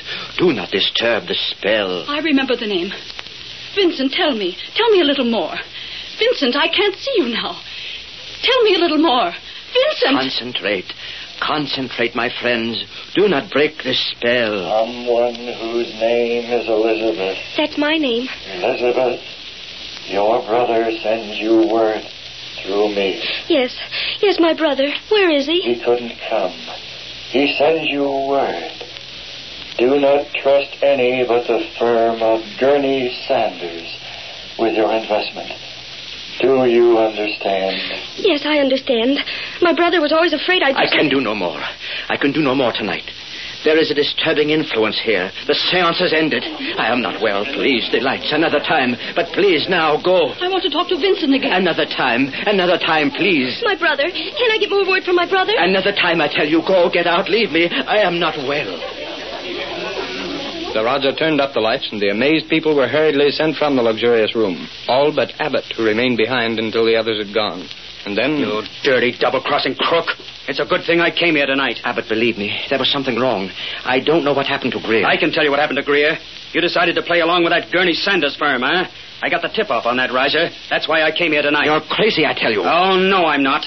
You're the one that's crazy to think you could put something like that over on me. Maybe you thought my office wasn't swank enough for the society swells you had here, huh? No. You had Greer all primed to give that stuff out. Then when you saw me, you didn't get a chance to change the instructions. It isn't true. Oh, yes, it is. I'm not a blind fool, you know, Raja. Well, don't get the idea you can double-cross me. All right, you blustering idiot. Just what do you propose to do? I'm going to smash you. Oh, no, you're not. Maybe you're the one that took that picture the other night. I don't know what you're talking about. Maybe you thought a photograph of one of the ghosts would smash me. Well, let me tell you this. I know the law, and I've stayed inside the law. And that's more than you have done. Oh, is it? Yes, it is. You open your mouth, and I'll send you to jail. You can't do it. Oh, yes, I can. There have been plenty of people who have gone to your place and bought worthless stock. There have been a lot of others that have bought stock from you and been told the stock went down. But what they bought on margin was wiped out. I happen to know, Abbott, that you never bought the stock at all. You just pocketed the dough. Well, don't get any foolish ideas about trying to make trouble for me. You can't double-cross me and get away with it. Who's that? How do I know? Where is Greer? You can ask him. I didn't try to double-cross you, Abbott. Greer, where are you? Answer the door. I'll go myself. We'll continue this discussion a little later, Raja. I'm not through by any means. Where's he at? Stand aside. Let's go through the place. Police, what's the meaning of this? What do you want here? Where's the Green Hornet? The Green Hornet? I know nothing about the Green Hornet. He's hiding out here someplace. I just got the phone call a little while ago, and we come right over. It's too bad he didn't do something about you two rats before he skipped out. He's probably gone by this time. Whoever called you was mistaken. There was no phone call from here, and the Green Hornet has not been here. And we don't want you cops around. Now clear out. What are you doing here, Abbott? I am reading his palm. You think fast on your feet, don't you, Roger? Let's have a look behind there. One moment, officer. Maybe you've heard that a warrant is required before you can search a man's home. You know all the laws, don't you? Sufficient of them. That's why I came here tonight, Joe. Someone in there. Come on. That's my voice. Let's go see. You think you could put something like that over on me? Maybe you thought my office wasn't swank enough. You two talking. It's a frame-up. Shut up. No. Let's You had listen. Greer all primed to give that stuff out. Then when you saw me, you didn't get a chance to change the instructions. It isn't true. Oh, yeah. Let me out of Stay here. right where you are. Turn that thing off. Quiet, Roger. Looks like we got the goods on you at last. Let me go. Let me out of here. No, you don't. Not so fast. That record will hold in court. Hang on to these two. We're taking you both in and that record as well. No, it's a frame-up, I tell you. You can't do it. Let me go. This intrusion. You have no warrant. We're taking you guys in without a warrant. Take that record along. Who did it? Who did it? Hey, look over there. Those two on the floor. Holy mackerel. What's happened to them? It's Greer. You're helpers. I knew there was something wrong. I told you, Abbott. I told you that Greer wasn't the one who appeared. They're alive, all right. Just knocked out. Yeah. We better call the boys and have the wagon sent over. This thing's bigger than we thought. Yeah, take that record so we don't lose that. I've got it. And hey, holy cats, look at this. I get it now. We were sent over here to get the Green Hornet. Okay. Look what's on the record. The mark of the Green Hornet. There he goes. He's outside. He sneaked out this window. Boys, I'd say offhand the Hornet framed this whole thing. I told you we were framed. It won't hold in court. Oh, yes, this will hold in court, Raja. And for once in his life, the Green Hornet's done a good turn for the police department.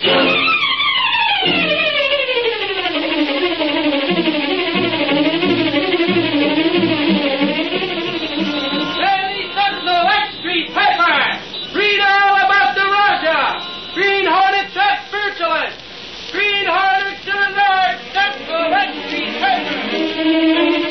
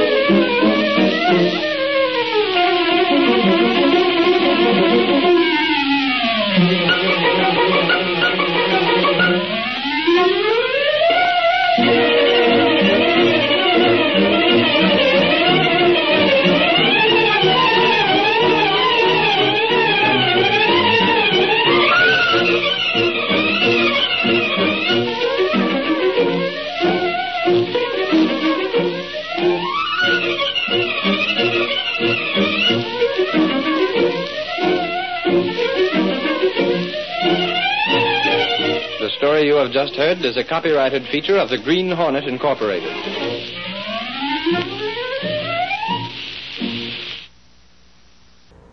Those thrilling days of yesteryear with the Lone Ranger up next.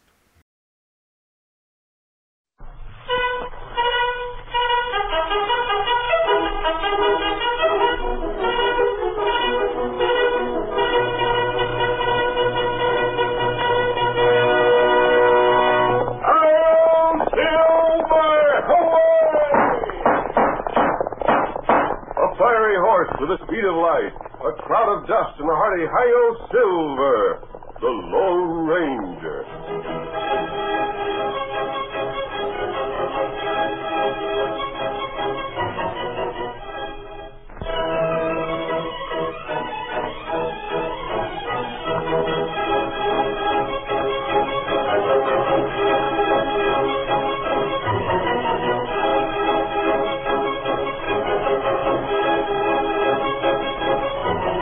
The gold rush of '49 brought the first great influx of settlers into the western United States. And for many years afterward, gold was the one thought in the minds of the emigrants. The rich soil and grazing land meant nothing to them, but the masked rider of the plains was able to vision the future of the new country more clearly. It was he who persuaded the men who came as prospectors to remain as farmers and cattlemen. It was he more than any other man who made possible the winning of the West. Return with us now to those thrilling days of yesteryear. From out of the past come the thundering hoofbeats of the great horse Silver. The Lone Ranger rides again. Come on, Silver! We've got to hurry! Trouble waiting on the trail ahead! On, Silver! Away!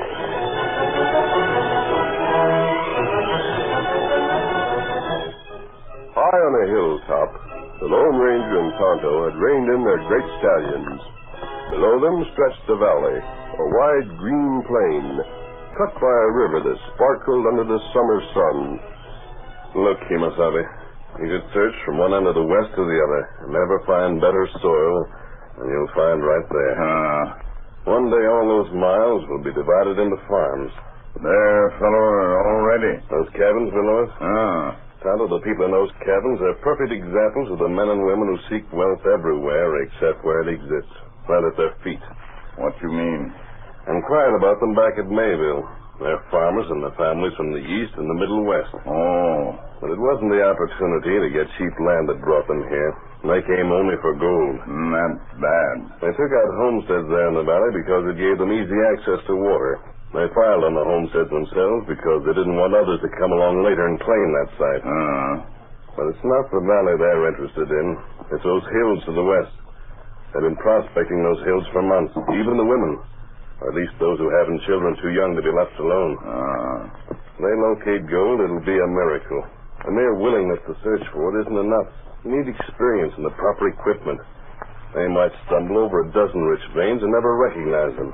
That's right. Well, all the time, if they'd only realize it, they'd make themselves prosperous just by farming the land they'd already held title to. Them heap big fool. And they're very human, Kimosabe. It's always the other man's game that seems to promise wealth, never your own. Injun say, "Par tribe own best pony." Exactly.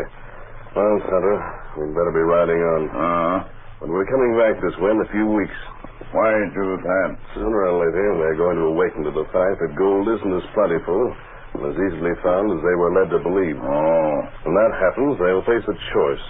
They turn to their old homes or live here on different terms. You think them leave? I think they will. But if they'd remain, they'd give the West what it needs most of all. Honest, hard-working citizens, building a prosperous community. That'd be good thing. And if we must, Hunter, we'll do all that we can to bring it about. Come. Get him up, Scout. Hail, Silver! Hooray!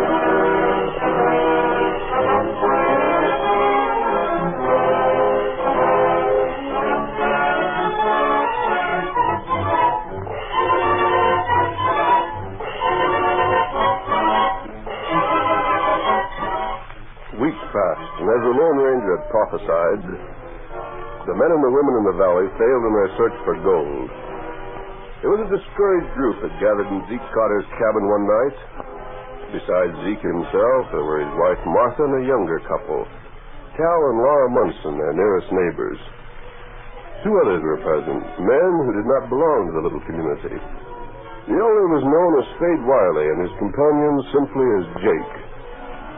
Gold was the one topic of conversation until Zeke put a stop to it. No, folks, it ain't no use. We was just a pack of fools to come here. Where gold's been found, it's all took up. And that it ain't been, it'll take smarter folks than us to locate. Martha and me have just about decided to head back home. Have you, Martha? I think so, Laura. Don't know what else to do. What are you and Cal planning on? Ain't exactly made up our minds yet, ma'am. Ain't still hoping to find gold, are you, Cal? No, wouldn't say that, Zeke. But I've been wondering if maybe it wouldn't be the wise thing to do to stay on even without the gold. Yeah? Why? Tell them about the taters you planted, Laura.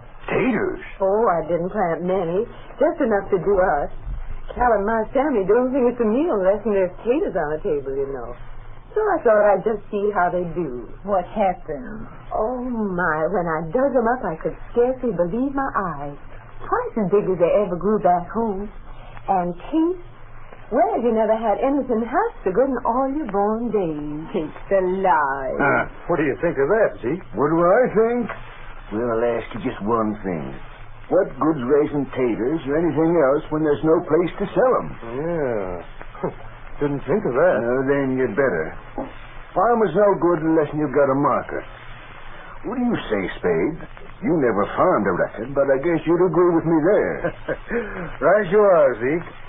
I don't want to discourage you folks none, but if me and Jake was in your fix, I reckon we'd hustle to where we'd come from. Yes, sirree. You fellas was just about raised in the West, wasn't you? Sure was. Well, don't you think someday farming would pay a fella? Don't you think this country's going to build up till there's folks enough to buy what you raise? Not a chance, mister. If you wait for that to happen, you'll go loco first. But, Jake, I was thinking... Nope, I've been here quite a spell. In all them years, the number of folks living out west ain't even doubled yet. Fact is, when the gold's all been dug up and the last of the buffalo killed and the beaver gone, I'm willing to bet no whites will stay on. They'll let the Indians take over again. This will just be a kind of a desert. Oh, that's awful. Sounds like sense to me, though. Thanks. And thanks for helping us try to find gold. Oh, that's all right. Me and Jake was glad to do it.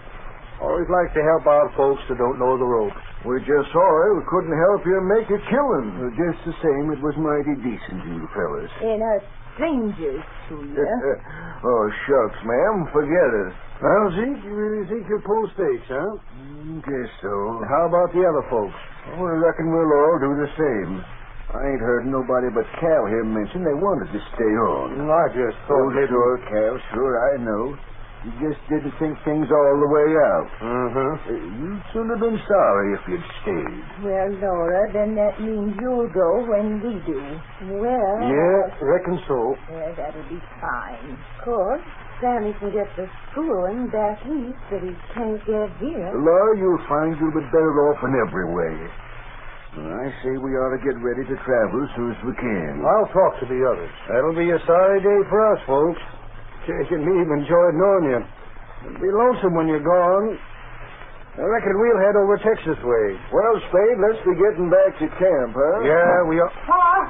Hey, Pa! Guess what I just seen? Well, mind your manners. Gee, Ma, if you'd have seen him like I done, you'd be excited, too. What'd you see, lad? Two real outlaws. What? I know they was outlaws. The one was a redskin, but the other was masked. It covered his face like this. See, Ma? Just like this. Outlaws. Well, I reckon that settles it. When the outlaws start to come, I say it's time for us to go. Well, we'll be moseying along, folks. Bye. We'll be seeing you again before you leave. Goodbye, Steve. Goodbye. So they're leaving. And they thanked us for taking them where we knew doggone well they weren't gold. When are we heading for Texas, Spade? Texas? Who said anything about going there? Get up there, boy. Get up.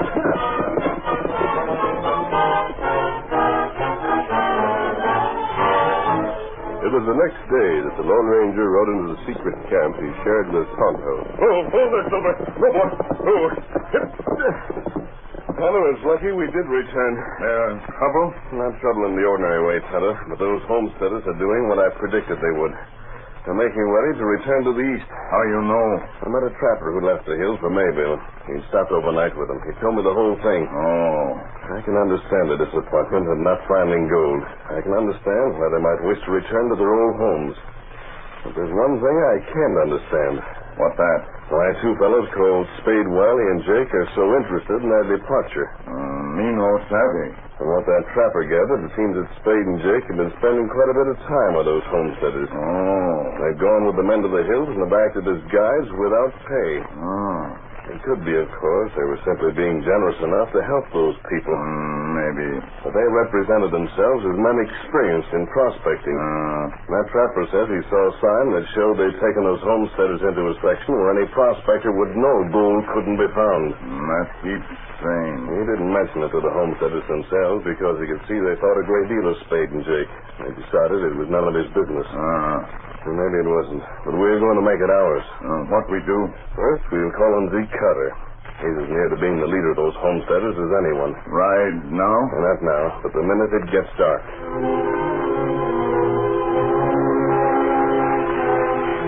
That evening, Zeke and his wife had just seated themselves for their evening meal, and the door of their cabin burst open.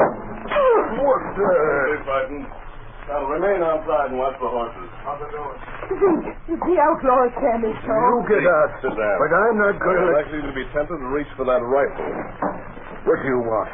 If it's cash... I want nothing. But then what do you... to talk with you. Huh? A talk with me? Stranger, I don't waste words with crooks. You get out of my house. Please, Rosie, you're getting mad and you'll do something terrible. Neither of you will be harmed, Mrs. Cutter. You have my word to that.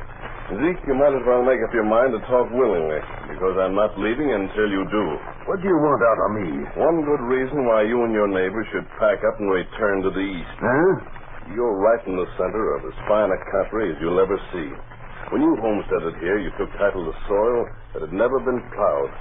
Soil that'll grow anything. We didn't come out here to farm. I know that. We came for gold, and there's none to be had. So we're heading back where we come from. To return to farms that were worked out years ago. To return to a crowded territory where you'll pay good money for land not worth a fraction of this, which you can have for nothing. What if we can? What good's it to us? Like I told my neighbor yesterday.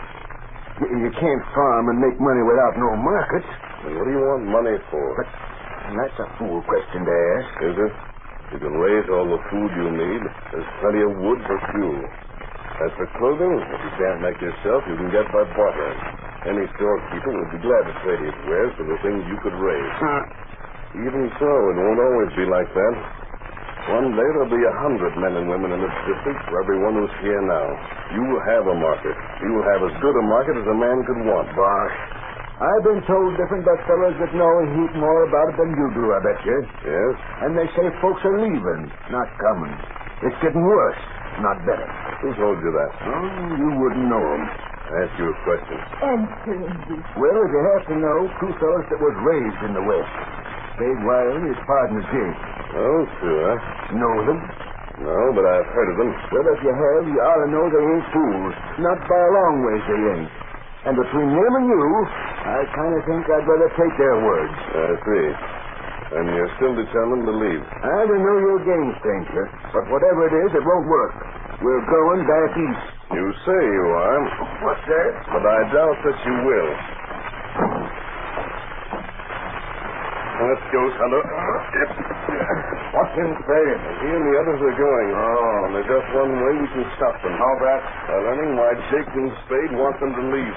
Hi-yo! Get him up!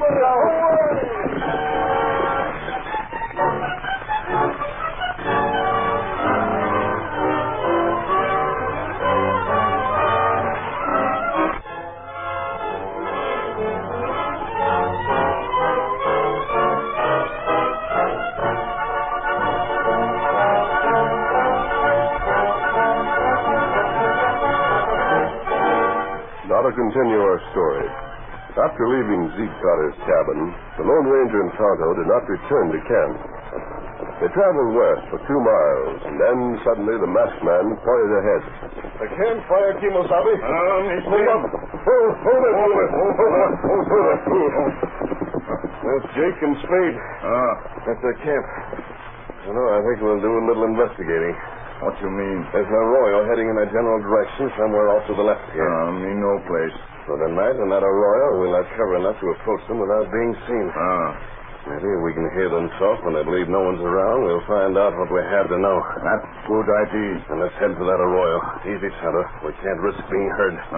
Get him up, Scout. Come on, old fellow.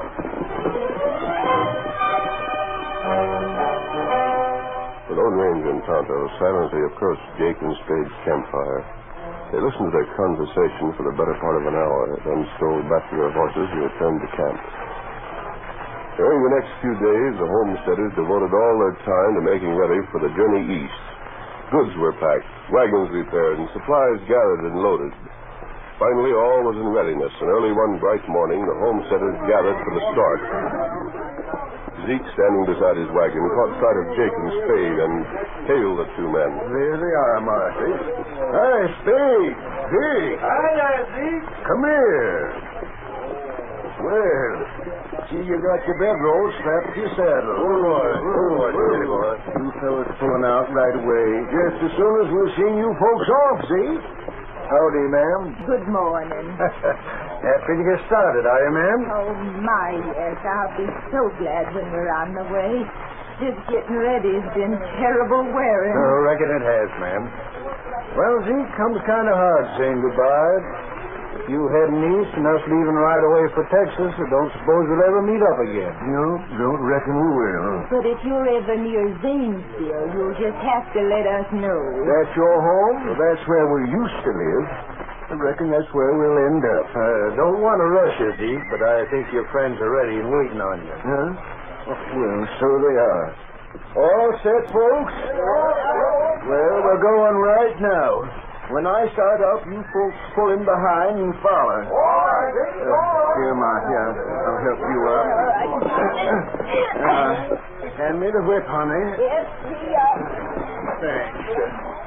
Well, Spade, here's where we have to say goodbye. Hope we meet somewhere else sometime. That goes for you, too, Jake. Bye, folks. Bye. Get up there. Goodbye. Get up there. Goodbye.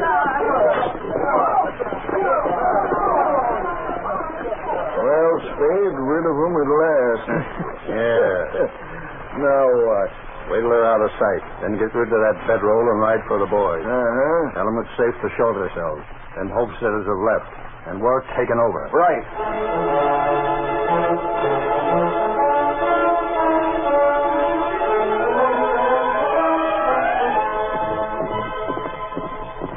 Fellow, what is it? Oh, Scout. Oh, fella. Oh. Fellas, leave. The homesteaders? What about Jake and Slade? What are they doing? Jake ride. Other fellas stay. Good. What you do now? What we heard this fellow say the other night, Chetter, their friends must be a good distance from here. Not right. Well, we'll give them a chance to get to the valley and make themselves at home. Then we'll stop the homesteaders. That's good. They're going back to the valley. When they get their powder, things will start happening.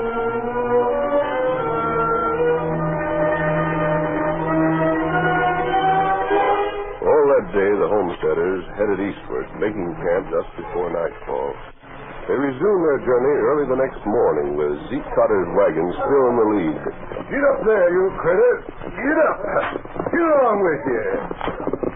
Well, Marthy? I'm all right. You ain't said much this morning. What's ailing you? Anything? Oh, Zeke, I don't know. Stomachache? Oh, silly. Well, take that. But there is something, huh? Well, I will. Maybe because just something kind of foolish, Zeke. And he'll just laugh at me. Laugh at you? Well, I will not. Sure. Cross my heart, I won't. Honey, what is it? I'm kind of homesick. Homesick? Well, if that don't beat all. There, I knew you'd laugh. But gosh, Martha, we're heading home. What more can you ask for? Didn't figure we'd be there the minute we decided to start, did you? I didn't mean Zanesville. Huh? I meant I'm homesick for the valley. Did we just live? Oh, I know it's silly of me. Well, why in Tunket didn't you say so before? But you were so anxious to leave. Don't see where we had much choice.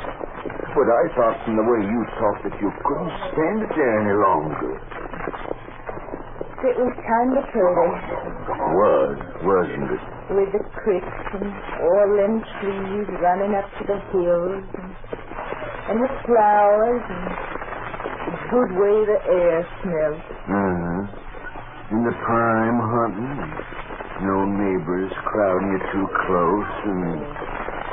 Hey, what's the matter with me? Sound like I was raised there, don't I? Martha, you and me better forget all that. Think where we'd like to be that counts. It's where we can make the right kind of living. Yeah, I suppose. We'll go on. What the... You hear anything, honey? Well, that's it again. Where do you... Hey, look! There's a fellow that yelled it. See him on his white horse? And there's a pink. That's a redskin riding it. Hey, my stars, Marthy. That's the masked man and that Injun part of his. Yeah. Hold on, line up! Hold up. Get up there. Get up there. It's a hold up. Get up there. Come on. Not for you, mister. Get up there. Come on. Get up there. Don't throw him. Hey, watch out. You let go of that rifle. Let go, doggone you. Let go. Pull back, boy. Back to me. Pull it down. Oh, boy. That's me, old fellow. Oh, boy. Hold back. Hold him back, boy. You out. Oh, you don't. Hey, don't. Let me down. What's happened with you? Here. Steady, old fellow. Stand back. Keep back. I've got Zeke here, so keep your guns in your holsters. Don't shoot, fellas. Don't shoot. Ranger, what is this anyhow? What are you after? All of you are turning your wagons around and heading back for the valley. Oh, no, we're not. Very well. Callow and I are riding there, and you don't get Zeke back until you join us. Hey, no, wait. Well? You ain't going to harm him, are you? You won't shoot him or anything, will you? I won't harm him, and this isn't a holdup. I want you to go back to the valley, nothing more. Zeke stays with me until you do. You'll have to go back. You'll have to. What do you say, folks? That looks like your answer, mister. We go back to the valley. Good. Turn your wagons around and follow me.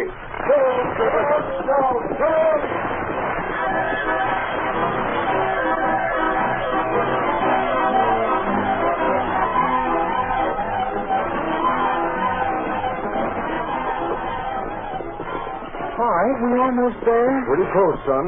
Another hour, maybe. Well, what do you suppose that masked man done this time? What do you think he's doing? Lori, you sure got me there. But All I can say is I've been watching them riding up ahead of us. The masked fella and Zeke have been doing a heap of talking. So it looked to me as if Zeke was half as mad about the whole thing as he was at first. Why, no, don't, does it? There's no use our guessing. I reckon when we get there, we'll find out all there is to find out. Get up! Get on! Get up there!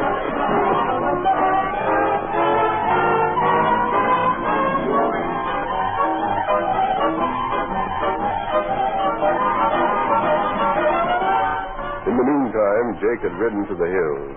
He returned hours later with a gang of 12 men, a bearded, hard-faced lot that quickly made themselves at home in the cabin Zeke Cotter had vacated. They spent the night drinking and gambling, slept late the next day, and when they were finally awake and dressed again, became surly and quarrelsome. Doggone! Who emptied this here jug? Ain't a drop left in it. You emptied it yourself, only you was too far gone to recollect it. You liar! Why, blast your rotten hide. I'll take you and bust you and... You will not! Cut it out, you two. Jake, you ought to have more sense. Well, anybody start a fight, and I'll take him on myself. I heard what he said. There'll be no more of that talk. We get to fighting among ourselves, it'll spoil everything we work for. How can it be spoiled? Them homesteaders cleared out, didn't they? You and Jake fight. Then suppose one of you gets slick and runs to them homesteaders to tell them why we want it out of here. Then what'd we do? Well, I think we probably do there. Maybe to get even. Who knows what a bunch of soreheads will do. Anyhow, we got work to attend to. Location notices to put up. Tear down the ones you find, and each one of you choose your own homestead. Drive the stakes and get all set. What for? We can't file on them yet. Them farmers have been gone long enough. Won't hurt to get that much out of the way, will it? Don't show anybody coming along that we've got first thing. But caution. Wait, what do you mean? Outside, look outside there. Well, I'll be... They came back. Out of my way. What the damn hell brought them back? There's a masked man with us. How about you and your partner were any good fixers, Spade? What's it to you, mister? It ain't nothing to him, but it's plenty to me. You lied to me. You waited till we was gone, then called in your crooked friends and planned to take our homes. You gave them up. I still have the right to take them back. Yeah, we will. Get out of this cabin. Take your friends and vamoose for a bunch of yellow farmers. Thought when you heard the railroad planned to build further west by way of this valley that you'd get these people to leave, didn't you, Spade? How did you know that? You and Jake talked too much one night when you thought you were alone. You deliberately discouraged these people, urged them to leave, and came here to help yourselves. Now get out. There ain't enough of you to make it. No? You hear that, men? Come on, at 'em, fellas. At 'em. Fellas! Give these farmers what for? Come on! Let's go.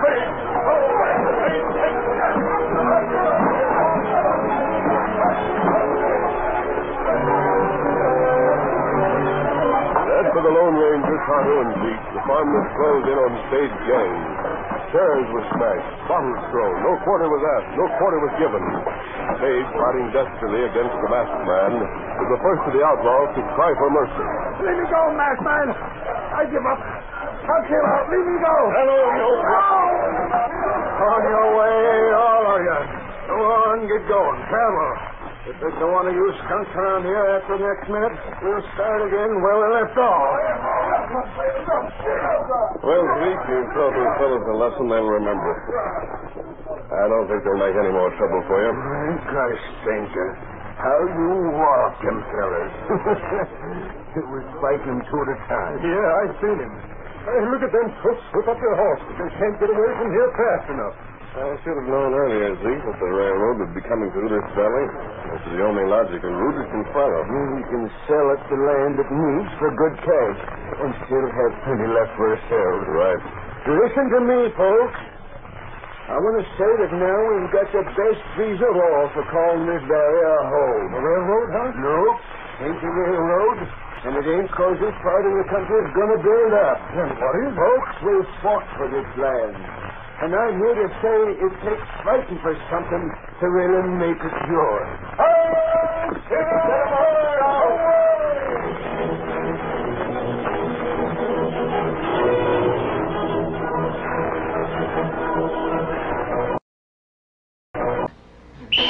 Dick Tracy up next.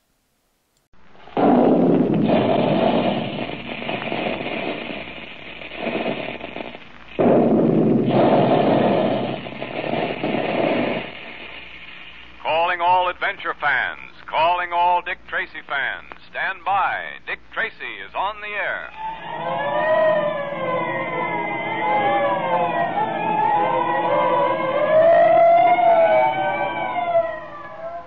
Now, the makers of Quaker Puffed Wheat and Quaker Puffed Rice, those two delicious, easy-to-digest cereals that are shot from guns, bring you another thrilling Dick Tracy adventure.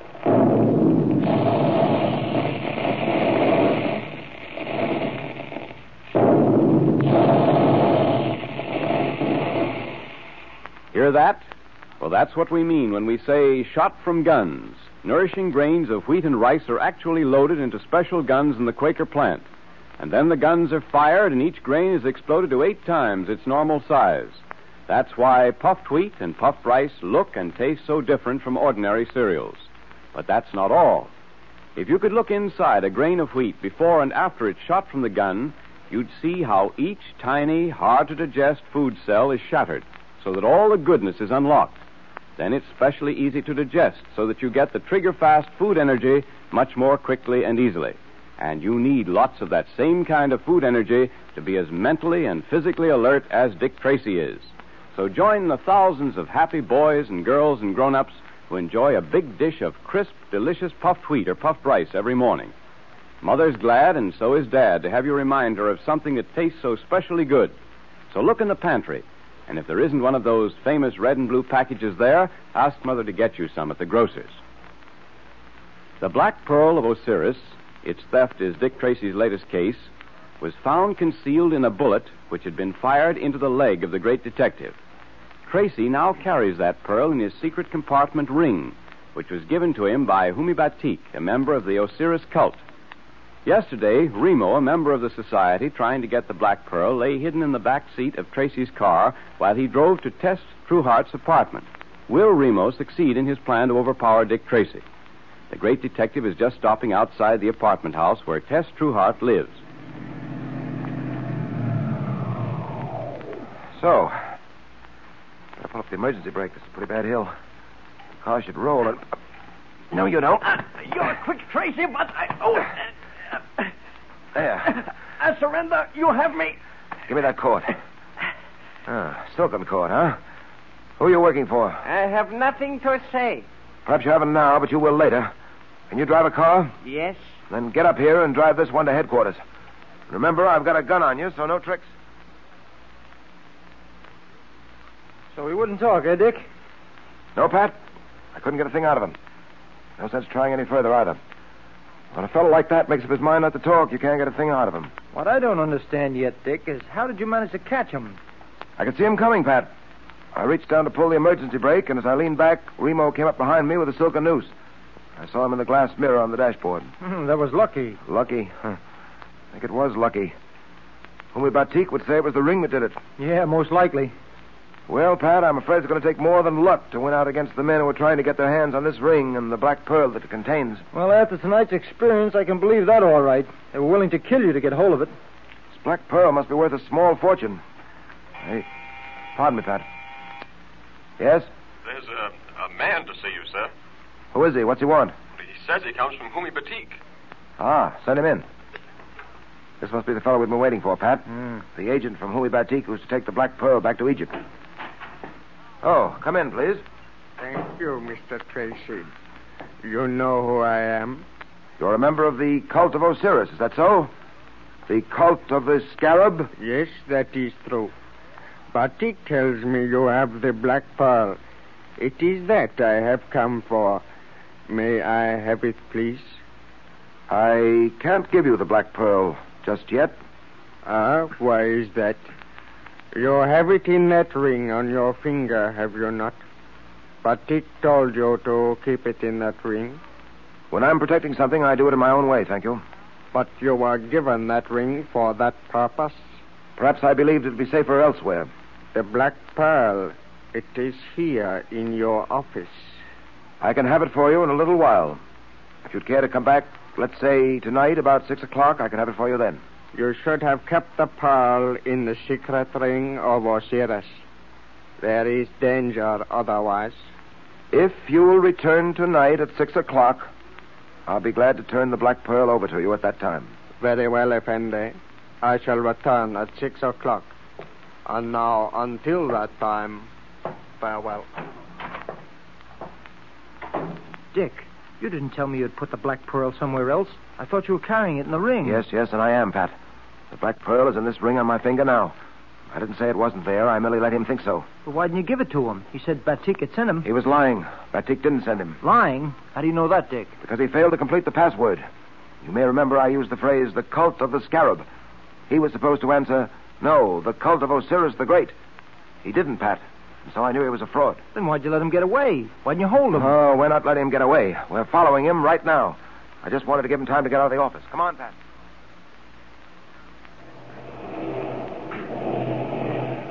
He's getting into that cab. Yeah, a taxi. Where to, mister? Follow that cab up ahead. Keep it a safe distance. I don't want them to know we're following. Hey, wait a minute. I don't want to get mixed up in no kind of trouble. I'm Dick Tracy. My badge. Dick Tracy? Holy smoke. Okay, sir, anything you say.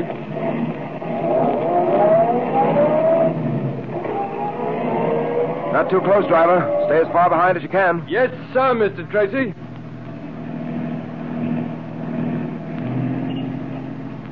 Traffic's pretty thick, Mr. Tracy. Well, don't lose that cab, whatever you do. Nope. She stopped up ahead for a red light. Traffic sure is heavy today. I can just see the top of her. Don't lose her. Hang on to her. Don't worry, I won't lose her.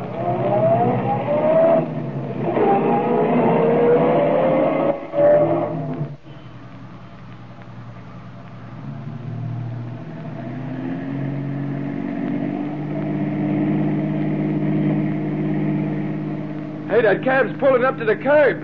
Hey, that's funny, Dick. What is? Well, this is the ritziest section of town. Yes, I know. Stop here, driver. Okay. Look, Dick. The driver of that other cab is getting out and opening the door of the cab. He looks excited. Yes, there's something wrong. Come on, Pat. Come on. Hey, wake up, will you, mister? Wake up. Hey, come on, guy. Hey, what's wrong? What's wrong, driver? Gee, I don't know. This guy's out like a light. It's the guy who was in our office, Dick. Yes, I know. Let me have a look at him, driver. Okay. Yep. He's dead, Pat. He's been shot. Dead? Are you sure, Dick? You mean to say the guy is dead? Gee, he was talking to me only a minute ago. What do you make of it, Dick? Merely confirms my belief, Pat, that we're not dealing with any ordinary gang. Someone very shrewd must be at the head of them. Shrewd enough to anticipate all eventualities. You mean he knew we might follow this guy? Apparently. He wasn't taking any chances. He realized the trick might not come off, and so he had this fellow watched. Those who were watching him realized we were following and managed to kill this man. Probably with an air rifle in that traffic jam we passed through not long ago. Hey, listen, buddy, I ain't going to get in no trouble, am I? Nothing to worry about, driver. You say this is the address he gave you? Yeah, this is the address all right there. Well, in that case, we're all right, Dick. This must be the headquarters of the gang. I doubt it, Pat. I doubt it very much. He probably gave the wrong address.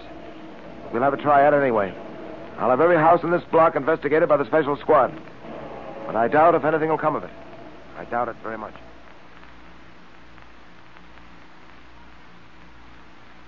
Mr. Tracy, welcome. Welcome to my very poor abode. Hello, Batik. Well, you won't be in this very poor abode long. The Board of Inquiry is working overtime on your case. You have been very kind, Mr. Tracy. The blessings of Osiris be upon you. Thank you, Batik. By the way, you might be interested to know that an agent of the society tried to get the pearl. Oh, the fiends. They will stop at nothing. I am so glad I gave you that ring. You are carrying the black pearl with you, of course? Yes, it's right here in this ring. I would like to see it, if I may. Oh, certainly. I'll take the top of the ring off and... There. Osiris be praised. How wonderful to have the black pearl in our possession once again. Oh, Mr. Tracy, how can I thank you? How can I put into words my gratitude? Don't bother, Batik. I'm only doing what I promised to do. Tell me, when will your agent call on me for the Black Pearl? Oh, very soon. He is busy on other matters at the moment. The way must be made clear for carrying the Black Pearl back to Egypt. When that has been done, he will come to you. Also, he is engaged on another matter, a matter of great importance to the young man, Junior. Junior? It is obvious you think highly of that youngster, that you have the highest regard for him. Oh, that's true enough. I shall have a surprise for your young friend in a few days, I hope. I am sure he will be very pleased. Well, you can't tell me about it now, I suppose. Well... Don't. I think I can guess. Well, Batik, I must leave you now. Depend on it, the Black Pearl is safe in my keeping, and I shall guard it carefully. Farewell, my friend, and many thanks to you for all your kindness.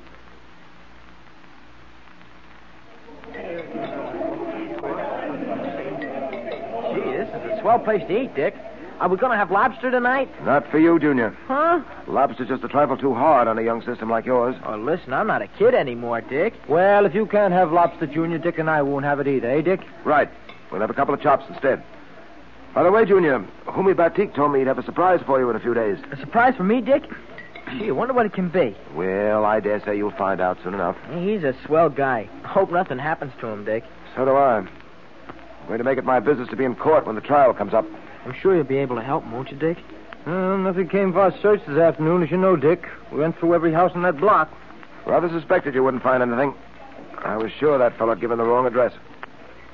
Well, let's forget about the Black Pearl and everything else for the next hour and enjoy our dinner. Or can we forget? What do you mean, Dick? I mean, we're being watched, Pat. Huh? 4 different tables around us. Certain shady-looking gentry have not taken their eyes off us. Don't look up now. No, but what do you think we ought to do? Trying to formulate a plan. They're undoubtedly after the ring and the Black Pearl. We're surrounded, Pat. I can see that now. Well, we've got to do something, Dick. I'll say. Get ready for trouble, Pat. We're going to have plenty of it when we try to leave this restaurant. Surrounded by agents of the man who is trying to gain the Black Pearl for himself, Dick Tracy, Pat, and Junior are in a pretty bad spot. Will they escape? Well, let us hope so. But now it's time for our Dick Tracy Secret Service patrol meeting, which the members of Tempting, Tasty, Nourishing, Quaker Puffed Wheat and Quaker Puffed Rice especially invite you to attend. All right, Junior, we're ready.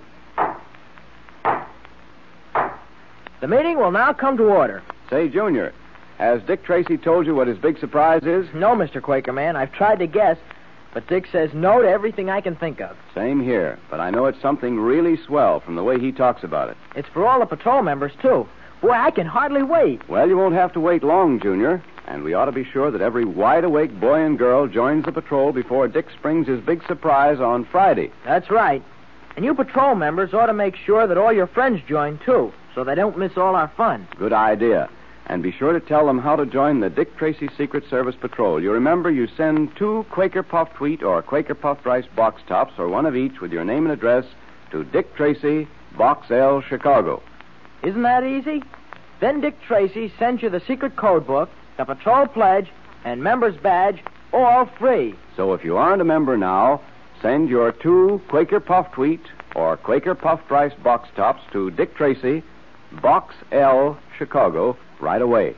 Look to see if there's some Quaker Puffed Wheat or Quaker Puffed Rice in the pantry right now. And as soon as your packages are empty, tear off the tops and save them for the big surprise Dick Tracy is planning for you. Remember, it's the top panel that says, 3 wrappings guard its crispness. And that's right. Those famous red and blue packages are triple sealed to keep the tempting, nourishing grains of Quaker Puffed Wheat and Quaker Puffed Rice crisp, plump, and fresh as can be for you.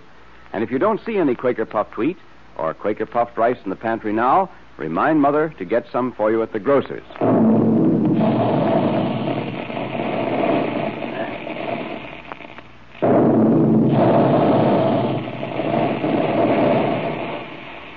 Tell Mother how Quaker Puffed Wheat and Quaker Puffed Rice are shot from guns to make them especially easy to digest as well as especially good to eat. She's glad to have you tell her, and you'll be able to start saving your box tops for Dick Tracy's big surprise.